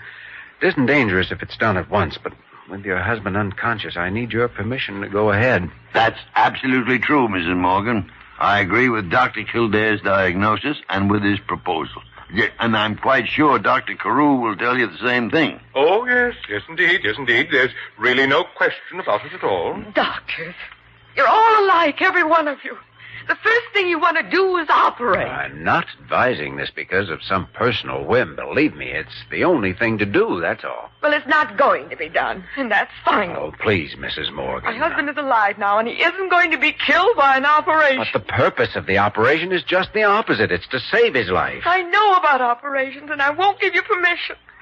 I won't sign anything, and that's all there is to it. Well, Dr. CAREW, as superintendent of the hospital, will you authorize an emergency operation without consent? Well, now, Dr. Kildare, I really couldn't. After all, there are strict rules about these things. Sure. But I do advise you to reconsider, Mrs. Morgan. That's my professional opinion, you know. I'm sorry, but I can't see it. Confounded tarnation. Kildare speaking. Dr. Kildare, this is Parker. I think you'd better come up here right away. What's wrong? His blood pressure's still rising. It's up to 220 now. All right, Parker, be right there. And have Diana set up equipment to make a spinal tap. All right, Dr. Kildare. Goodbye.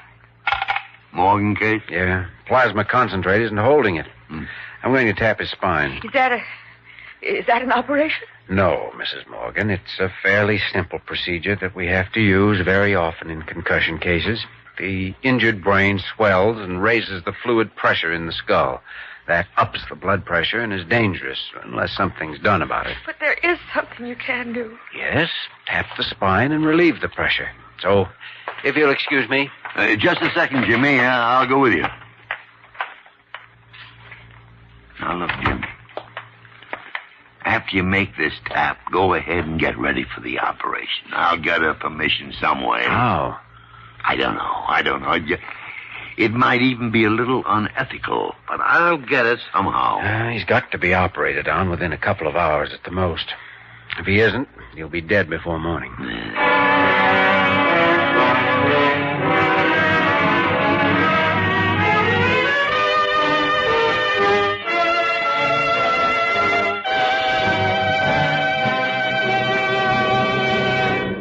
We return to the story of Dr. Kildare in just a moment.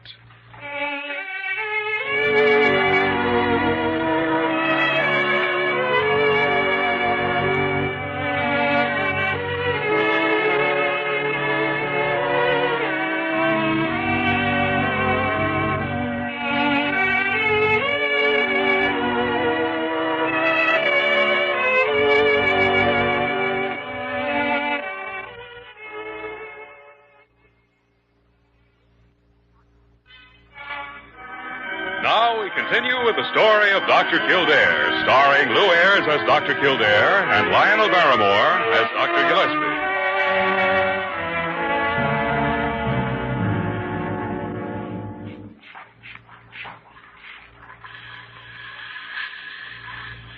Blood pressure's 230, Jimmy. All right, let's have the second spinal needle. Here you are. Now, we'll just... Two of them ought to do it. What about her refusing to permit an operation? What are you going to do? I don't know. Dr. Gillespie thinks he can manage somehow to change her mind. He'd better. Otherwise, we're just wasting time with this. I can't understand her reasoning. Well, that's it. She's not reasoning. I run into one like her now and then with a morbid fear of surgery, even when there's no cause to justify it. I hope she changes her mind. Yeah. The irony is that even if it were a serious operation, with odds 10 to 1 against pulling through, it would still offer a better chance than just doing nothing. Check his blood pressure, will you, while I get the needles out? All right, Doctor.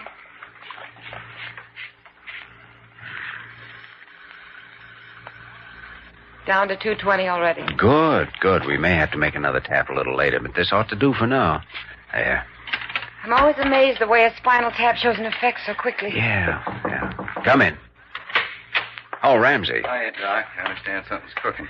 Yes, I want an operating theater set up. Is 6 ready? It will be in 5 minutes. What is it? Intracranial, extradural hemorrhage. This the patient? Yeah.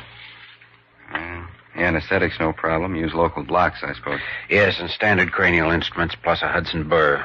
Just set up and stand by. All right. But, Jimmy, suppose Dr. Gillespie doesn't get permission. Well, at least we'll be ready if he does. Of course, you could go ahead without it, as long as you're sure. I know. No, it's a risk, though. There's always that one chance of something going wrong. Well, we can't do anything else here for the next 5 or 10 minutes. Do you suppose there's any hot coffee in the ward room? I bet you. You got a bet.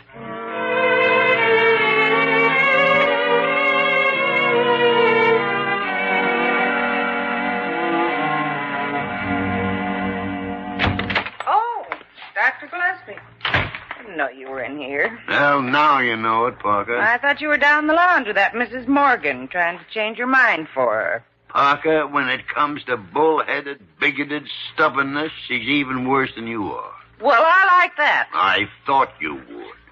Confound it, I've weakened her a little, but that's as far as she'll go. Well, seems like there ought to be some way. For instance? Well, I don't know. Of course you don't know. How could you think of anything when I can? Well, at least I wouldn't give up and walk out on it. Nor have I. I've tried every single argument I could think of, and some of them that didn't even make sense. Oh, that I can believe. The only 3 things I have not used are drugs, hypnotism, and torture. And I'm considering all 3 at the moment. Well, I still think if I put my mind to it, I could come up with something. After all, she's only a woman. Precisely, Parker. Only a concentrated bundle of sheer cussedness, that's all. And you say she's weakening, so just some little thing ought to do it. By the tarnation, Parker. Sometimes I think you must have a permanent concussion. Well... It's the only way to account for some of the stupid remarks that you... Wait a second. Parker? Oh, no, you don't. Whatever it is, no. Absolutely not. Parker, do you happen to have any civilian clothes here at the hospital? Yes, I do. But I'm telling you now, Dr. Gillespie, Shut up. Has Mrs. Morgan seen you in your uniform? Why, no, but I'm not going to get mixed up in anything to do... Parker, hand me that roll of gauze bandage and the tape. Here, what are you going to do? Let me see now. I used to wind a pretty mean cranial bandage in my day. Huh? We are about to present a little drama, Parker, in which you play the role of a patient. Your name is, Miss Busterly. Busterly? Here, now. What are you doing? Don't help me, Parker. If you don't sit still, I'll shave your head before I put this on. Stop squirming.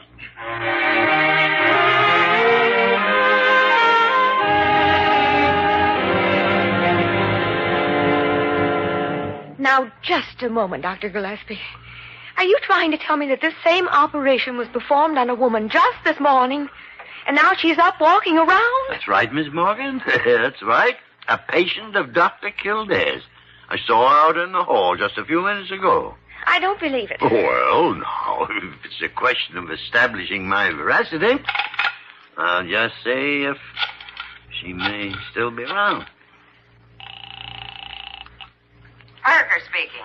Oh, Miss Parker, this is Dr. Gillespie. Yes. I wonder if you'd see if Miss Busterly is out in the hall and ask her to step in here. Oh, I'll step in there, all right, but I'll get even someday. This bandage is killing me. Yes, she was there a moment ago, Miss Parker. Yes, thank you. I just can't believe it. It couldn't have been as serious an operation as this one that you're... Yes, just exactly the same. Concussion and extradural hemorrhage. If you'd fallen out of a second-story window, or was it a third story? It was Kildare's case anyway, you understand? That's fantastic. Oh, happens all the time. All the time. Brain surgery has come a long way since the days of Sir Douglas Hartley. Hartley? English doctor, published a book back in the early part of the... Come in. Oh, why, it's Miss Busterly. Come right in. Come in. This is Mrs. Morgan. How do you do? Dr. Gillespie, I want to go home tonight. I've got a dozen things to do, and Dr. Kildare says I have to stay here until 9 o'clock in the morning. Well, now, it's a good idea not to be too hasty, Park. Hey, Miss Bustley, how do you feel? Wonderful. I could lick my weight in tomcats. Wildcats. I've never felt better in my life. Busterly, do you mean to say that you underwent brain surgery just this morning? Oh, yes. They made a little hole here in my head and did something rather, but it was nothing. Nothing at all. But I always thought that well... Mrs. Morgan, you're basing your ideas on medicine as it was years ago. It's quite different today. Well, I had heard there'd been amazing advances, but... And you say my husband is in serious danger if this operation isn't performed immediately. Oh, there's no doubt of that. Oh, I guess maybe I've been acting like a fool. Here's the release form, Mrs. Morgan. You sign on the bottom line. Fountain pen? On the bottom line? Yes. Oh, yes. There. Thank you. Oh, run along, Miss Bustley. Run along now. Well... let me have that phone. I got to call Kildare right away. May I see you out here, Doctor? Oh, Jimmy. Here is the release. Signed, sealed, and delivered. Good. I guess I'm lucky. You are, Jimmy. Go on up and operate. Operate? Oh, I already did that. What? 20 minutes ago. Patient's doing fine.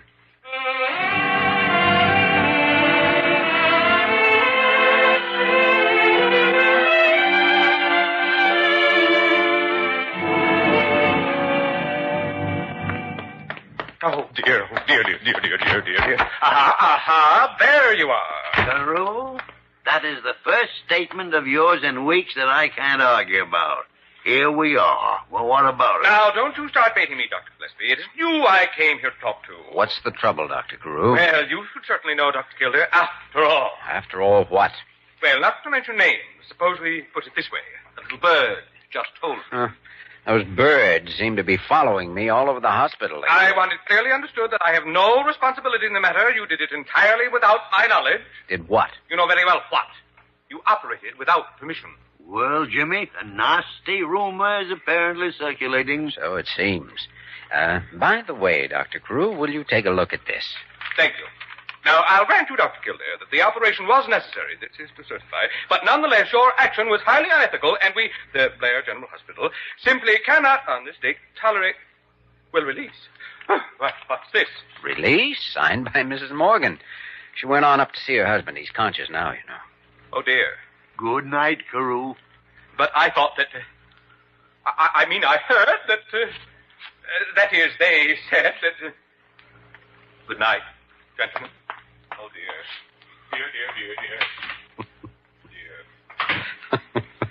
Dear. Well, there goes nothing with a gardenia in its lapel. By the way, Jimmy, I found out the reason for Mrs. Morgan's attitude. Her mother died in 1919 from an infection following an operation for brain tumor. 1919, the year 20 BA. Before antibiotics. We've come a long way since then. And an even longer way since Hartley. I wonder where we're going from here. Well, I don't know where you're going, but I'm going to bed. Good night, Dr. G.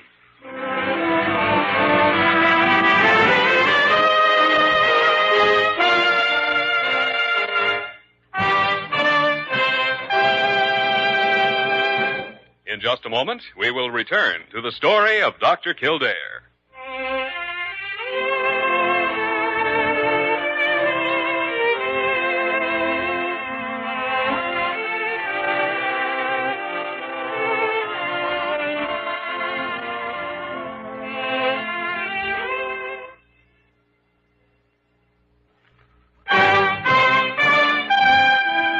And now, once again, the story of Dr. Kildare, starring Lou Ayres as Dr. Kildare and Lionel Barrymore as Dr. Gillespie.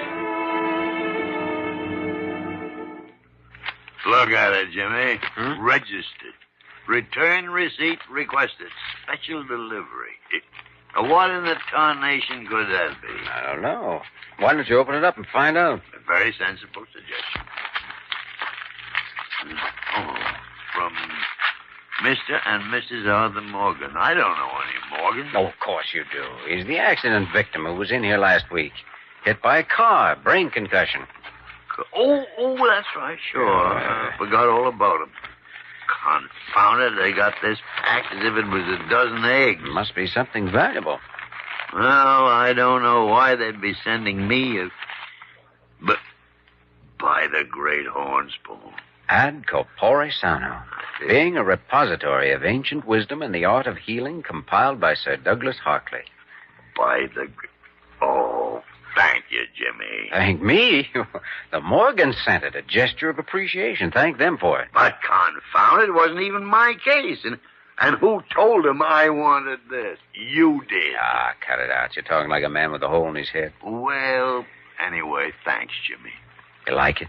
I don't know when I ever wanted anything in my whole life as bad as I wanted that book. Well, now you've got it, so everything's fine.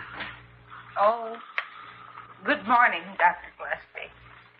Dr. Kildare. Well, Parker, how come all the bandages? Oh, confound it, Miss Busterly. You can drop the act now. That was last week. And what makes you think that this is an act? Parker, you don't mean... Yes. Last night I slipped in the bathtub and... Well... Oh, no. Operating room 7. Here we come.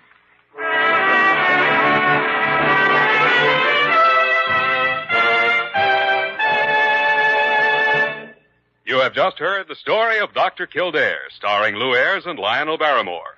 This program was written by Les Crutchfield and directed by William P. Russo.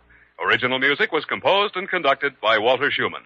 Supporting cast included Virginia Gregg, Ted Osborne, Georgia Ellis, Vic Perrin, and Lorene Tuttle. Dick Joy speaking.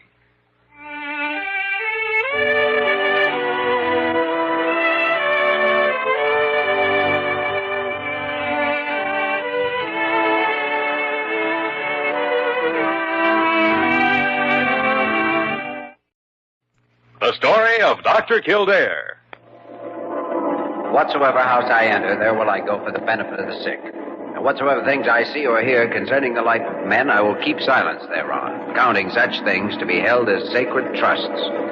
I will exercise my art solely for the cure of my faith. The story of Dr. Kildare, starring Lou Ayres and Lionel Barrymore. Metro-Goldwyn-Mayer brought you those famous motion pictures. Now this exciting, heartwarming series is heard on radio. In just a moment, the story of Dr. Kildare. But first, your announcer.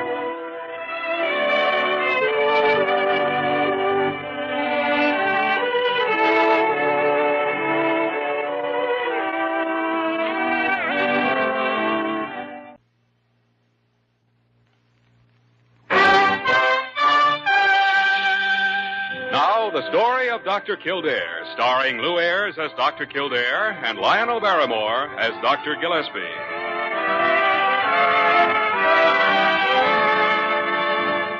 Blair General Hospital, one of the great citadels of American medicine, a clump of gray-white buildings planted deep in the heart of New York, the nerve center of medical progress where great minds and skilled hands wage man's everlasting battle against death and disease. Blair General Hospital, where life begins, where life ends, where life goes on.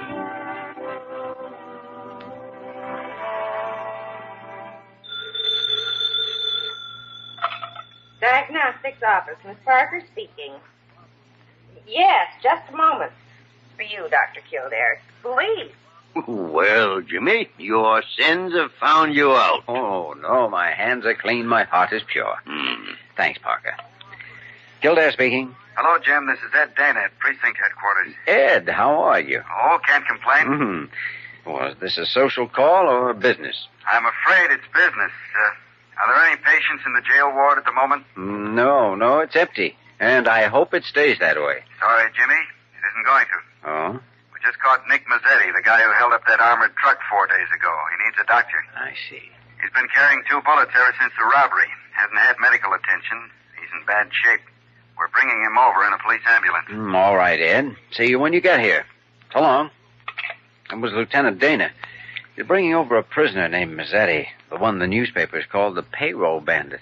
Is he shot up? 2 bullet wounds that happened during the holdup. He hasn't had a doctor. Oh, that could be bad. Yeah. Parker, you better set up an emergency operating room. Oh, all right, Dr. Kildare. A police case is always bad, Dr. Gillespie. Means armed guards on the 9th floor, and you never know what the patient's going to try. You work your head off to pull him through, and then turn him over to the state. Well, at least he lives a healthier life in his cell. Not in this case. Payroll messenger was killed during the robbery. He's up for first-degree murder.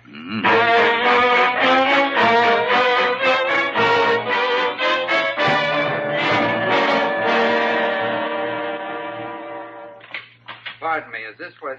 Yeah, come on in, Ed. Oh, hello, Jim. I didn't recognize you. All you guys look alike in those uniforms. Guess we do. Dr. Gillespie, Lieutenant Dana. Glad to meet you, Doctor. How are you, Lieutenant?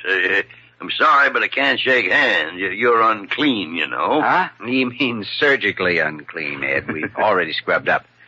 Now, what's the location of those bullets? I haven't seen the x-rays. Well, one's high up in the left shoulder. Mm-hmm. The other one's in the chest, the area right around here. Oh, yes. You probably call it by some name a yard long. That's the only thing that gives the medical profession any position of prestige, Lieutenant Dana.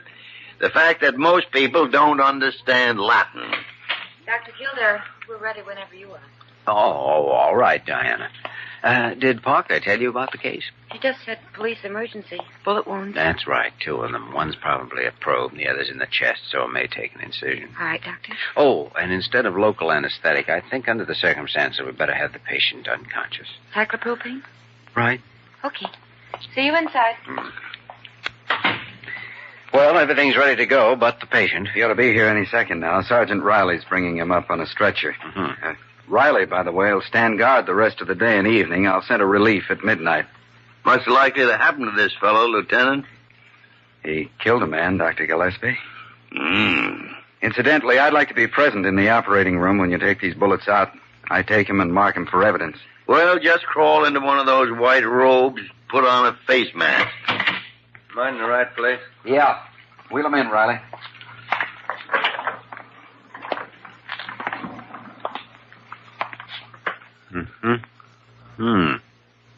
Well, heart seems to be holding up all right. His color's good. You really like it, huh? Oh, you're conscious. How do you feel? Fine. How do you feel? He's a tough cookie, Jim. I don't think you'll get far talking to him. Lousy copper. Why don't you drop dead? Like that payroll messenger. Lousy copper. Well, now that the social amenities are taken care of, let's go to work.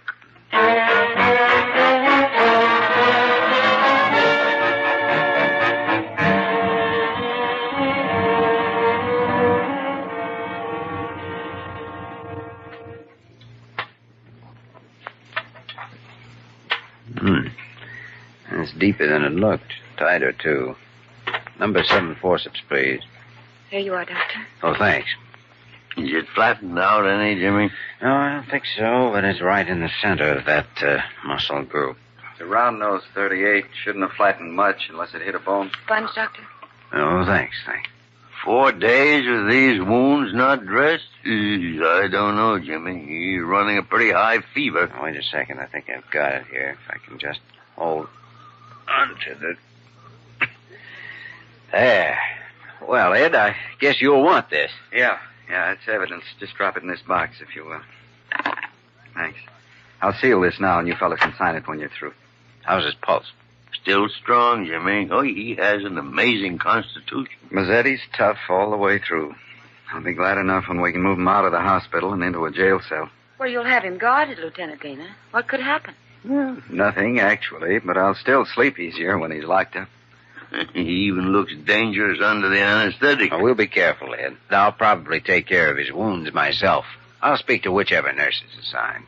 You can speak to her now if you like. I'm it. You? Oh, now, Diana, I'm not sure that I think You heard what that's... the lieutenant said?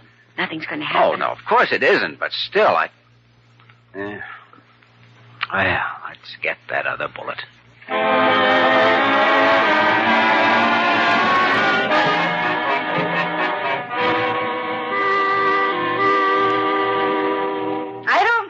what you say, Dr. Gillespie. May be silly, but it's dark outside, and I won't walk across the street to that lunchroom alone. All right, Parker. All right.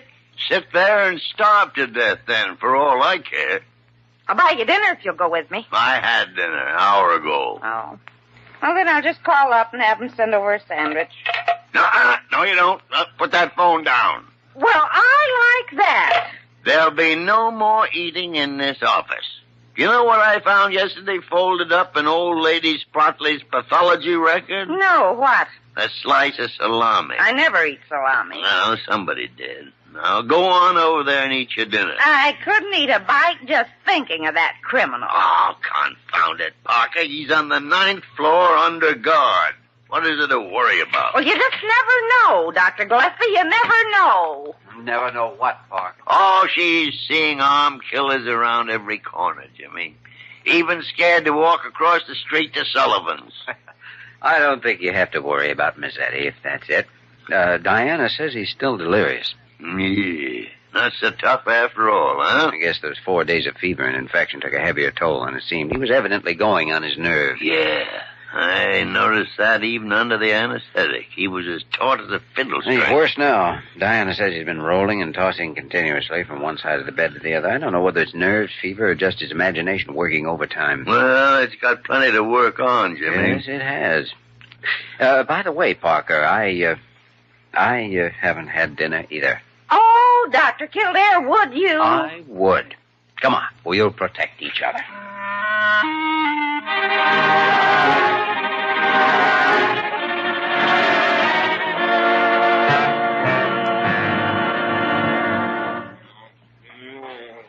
Mr. Mazzetti, you've got to lie still. You keep irritating those incisions.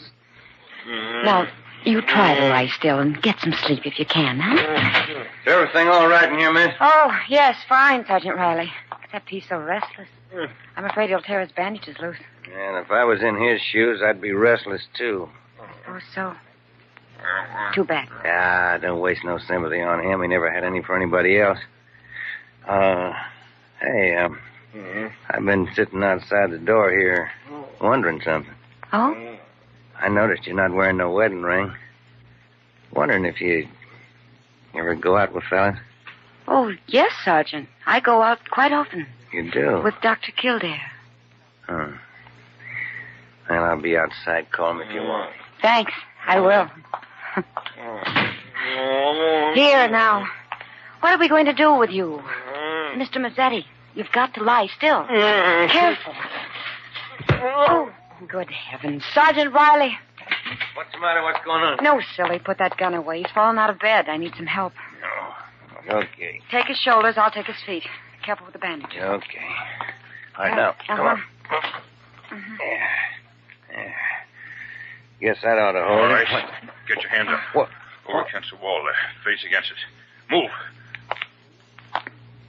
Shut that door, sister. Don't try anything. All right. Okay, over there beside him. Thanks for the gun, Flatfoot. Thought I was through, huh? What are you planning to do? Well, I think the first thing is to get rid of the cop. Oh! That's the most brutal thing I ever saw. And keep remembering it. We'll get along better that way. What are you going to do? I mean, what are we going to do, baby? We're playing together now, just you and me, all alone. Cozy, huh?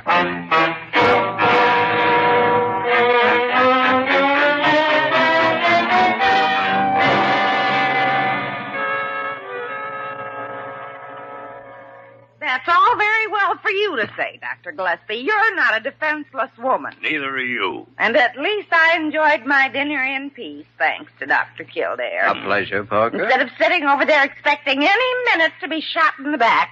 Parker, it would have to be in the back. That face of yours would stop the most hardened desperado. Well, I like that. You wouldn't if you had to look at it every day. I don't mean that. I don't... Oh... Kildare speaking. What? Yes, I'll be right there. Dr. Gillespie. What's wrong? The night supervisor just found Mazzetti's guard slugged, lying in the room. What? Mazzetti and Diana are gone. By the great horn spoon. Parker, call Lieutenant Dana at precinct headquarters and tell him to get over here fast.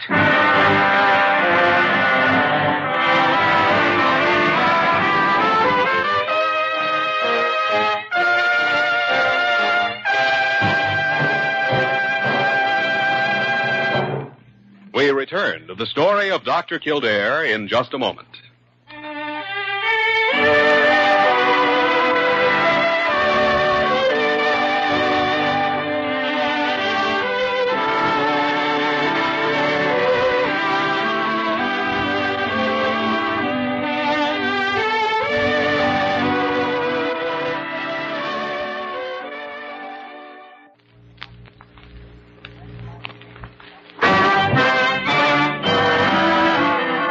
Continue with the story of Dr. Kildare, starring Lou Ayres as Dr. Kildare and Lionel Barrymore as Dr. Gillespie.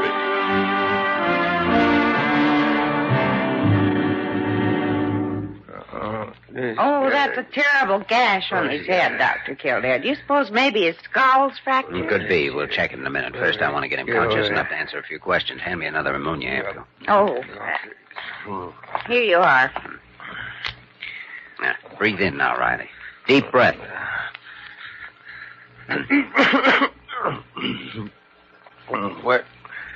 Where am I? You were knocked out, Riley.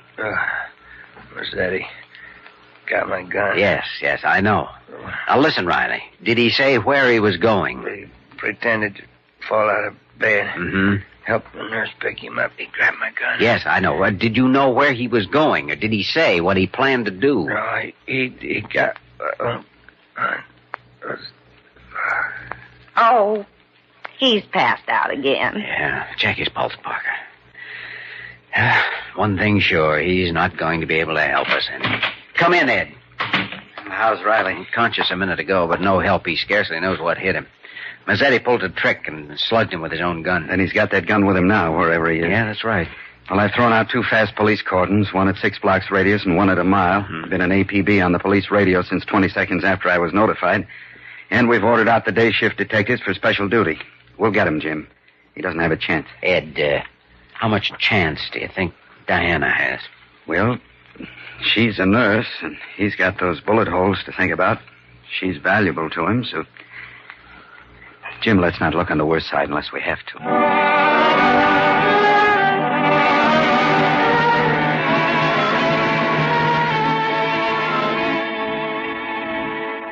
Jimmy, everything's being done that can be done. All you can do now is wait and try and relax. Oh, it's an easy medicine to prescribe, but it's a hard one to take. You're not very relaxed yourself, you know. Well, I feel the same way you do, Jimmy. I couldn't love that girl anymore if she was my own daughter. But our hands are tied. I know one thing, Dr. Gillespie. I'm a physician, and I've always believed in protecting life and saving it. But if he harms Diana in any way, so help me. Oh, no, Jimmy, that kind of thinking doesn't lead anywhere. And Lieutenant Dana said himself... Any word yet? No, not a thing. What are you carrying there, Parker? Oh, this you mean. Oh, it's a nurse's cap. The janitor found it a little while ago. I guess one of the girls... Let me see that. Well, yes, of course, Doctor. Jimmy? I'd know that perfume anywhere. It's Diana's. Huh? Parker, do you know where he found it? I mean, exactly where. Why, yes, in front of the door of the pathology lab, but Dr. Gillespie, she dropped it on purpose, and they're still here in the building. No wonder the police hit a dead end. You mean Diana and that killer are right here in the hills? Let her lie there, Jimmy. If we revive her, she'll only have hysterics. Yeah. Look, will you call Ed and have him get over here with some men? I'm going down to that lab. Might be a little dangerous. If the police try to take him, someone will get killed. Alone, I may have a chance. I'll see you later.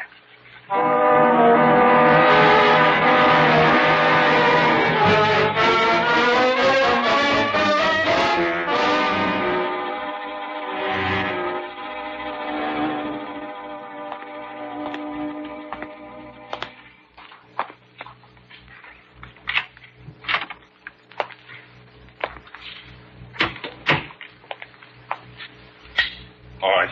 Get your hands up. Oh, Mazzetti. Jimmy. You all right, sweetie?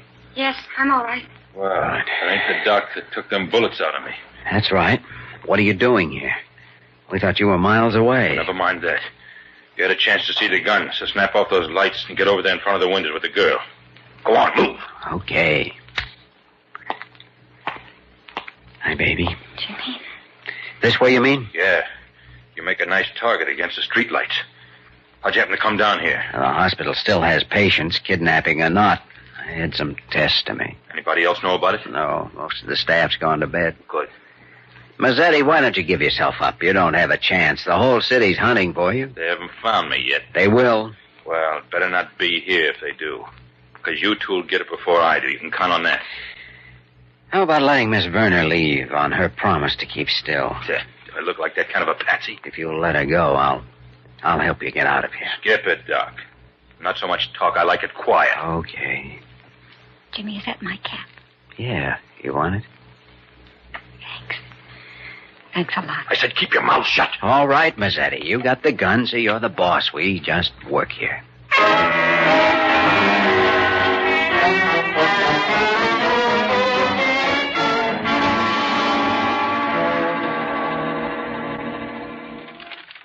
Well, there's the floor plan of the lab section. Lieutenant, you can block off that corridor at each end and put men on the ground below the windows. No other way out. So I see. Well, I'll have the boys keep out of sight and just stand by, Dr. Gillespie. But if something doesn't break in the next 10 minutes, we'll have to move in regardless. Oh, but my dead body... Now, be reasonable, Dr. Gillespie. You said yourself he didn't even have a plan when he went down there. Well, he will have, though. Just give him time. I'll give him all the time I possibly can. He's a friend of mine, too, you know. Well, he's more than a friend to me. He and Diana Werner are the two people I love most in the world. And so help me, I'm not going to have him killed through some more police bungling. Well, you hit a sore spot there. We did bungle on it. All right, what do you suggest? That we stand by, Lieutenant. That's all. Just stand by.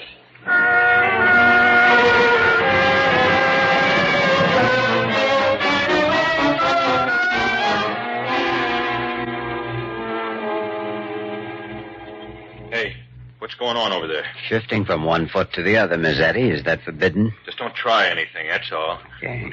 Can we have the light on? No. Couldn't be seen from the corridor if that's what bothers you. You'll attract more attention if you knock over something else. Like that bottle you broke. I said no. Bottle? What bottle? I don't know. It was one of those on the specimen table. Well, be careful moving around. There's some fairly rough stuff in these bottles. What do you mean, rough stuff? No, bacteria, germ cultures, virus specimens. It's a pathology lab, you know. There isn't really much danger as long as no one gets caught on the broken glass. You, nurse, you go on over and turn on the light. Just turn it on and go right back where you were. Okay. Now stay there. Doc, take a look at that broken bottle and see if you can tell what was in it. Sure. Don't know what you've got in mind, but...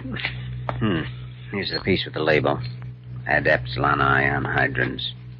Well, Mazzetti, you picked the worst specimen in the lab to knock over. Yeah? What's it mean? Leprosy. Leprosy? You'd both better stay away from the table. One sliver of this glass, and it's just too bad. Yeah. Look at your hand. Yeah, I cut it when I broke that bottle. What? Let me see that. Uh-oh. Doc, I'm not going to get leprosy, am I? How long ago did this happen? Oh, I don't know. It was when we first came in here. It's been almost 4 hours now, Jimmy. But not quite 4 hours, huh? No. All right. Diana, make a 3 cc aqueous solution of panopon hydrochloride. It's in the middle cabinet there. All right, Jimmy. Now, there should be a case of hypos here in the table drawer. What's the pitch, Doc? Is there any chance? Is there anything you can do? Yes, if it hasn't been 4 hours yet, there's a good chance. No, here we are. Here's the solution, Jimmy. Oh, thanks. Now, I'll fill this syringe. Look, Doc, if you're trying to pull something, don't forget I got a gun on you. Mazzetti, I don't care whether I give you this hypo or not. It's entirely up to you. Okay, go ahead. But just don't try nothing. All right. Now, let's have your left arm. Tourniquet? Yeah, thanks. Now, we'll find a vein. This needle's going to sting, so be careful with that trigger. Go ahead. Okay. There. That ought to do the job. The fee is $5. Send the bill to the police commissioner. How much longer are we going to have to stay here? Until I get ready to leave. That may be any time from now until... Oh, you may be a little dizzy from that shot, but it'll pass over in a few seconds. Yeah, I feel like... like... Doped me. That's ridiculous. Double cross. Watch it, Jimmy. He's going to shoot. Yeah, I've got him. You missed, Mazzetti. You doped me. Well, we can breathe easy, maybe. He's out cold. Jimmy. All right, Mazzetti. Over. Come on in. It's unlocked. Where is he, Jim? There on the floor. Asleep. Asleep? What happened, Jimmy? Oh, he cut himself on a broken lanolin bottle and for some reason got the idea he had leprosy. Leprosy? That's right, Ed. Noticed the cut on his hand, and when Diana said he'd broken a bottle, I played a hunch. You see, he doesn't understand Latin. Yeah, we cured him with a shot of morphine. Come on, Jimmy. He certainly looks cured, all right. He sure does. Only confounded, Jimmy, I still don't understand what lanolin bottles got to do with the fact that he... Lieutenant, which way'd they go?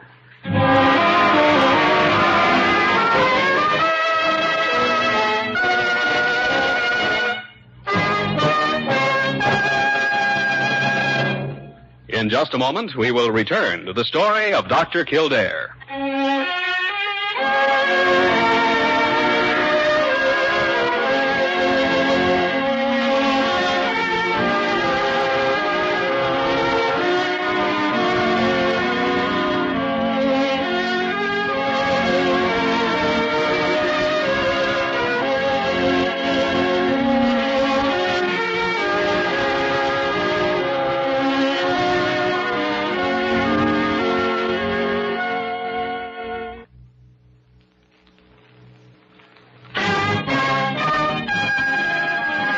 Once again, the story of Dr. Kildare, starring Lou Ayres as Dr. Kildare and Lionel Barrymore as Dr. Gillespie.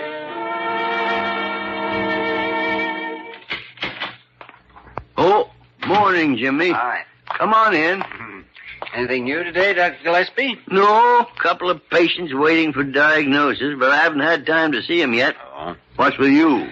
I was just up the 9th floor checking the Mazzetti setup. Ed's certainly taking no chances this time. Oh? He's using 3 guards, 1 inside the room and 2 outside. And the door stays open all the time. I imagine. Good morning, Dr. Gillespie and Dr. Kildare. Good morning, Parker. By the way, Parker, here are the assignment sheets for nurses on the Mazzetti case. Mm-hmm. Give them to Molly Bird, will you? All right, Dr. Gillespie. 8 a.m. to 4 p.m., Miss Brawley. 4 to midnight, Miss Jenkins. Of course, from midnight on is the Miss Parker. Yeah, that's right, Parker. All alone up there in the darkness. With well, by the great horn spoon. Jimmy, will My dear Dr. G, I'm way ahead of you. Here's the smelling salts.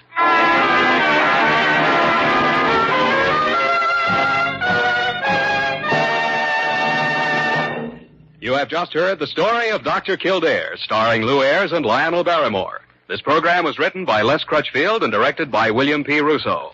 Original music was composed and conducted by Walter Schumann. Supporting cast included Virginia Gregg, Georgia Ellis, Barton Yarborough, Barney Phillips, and Vic Perrin. Dick Joy speaking.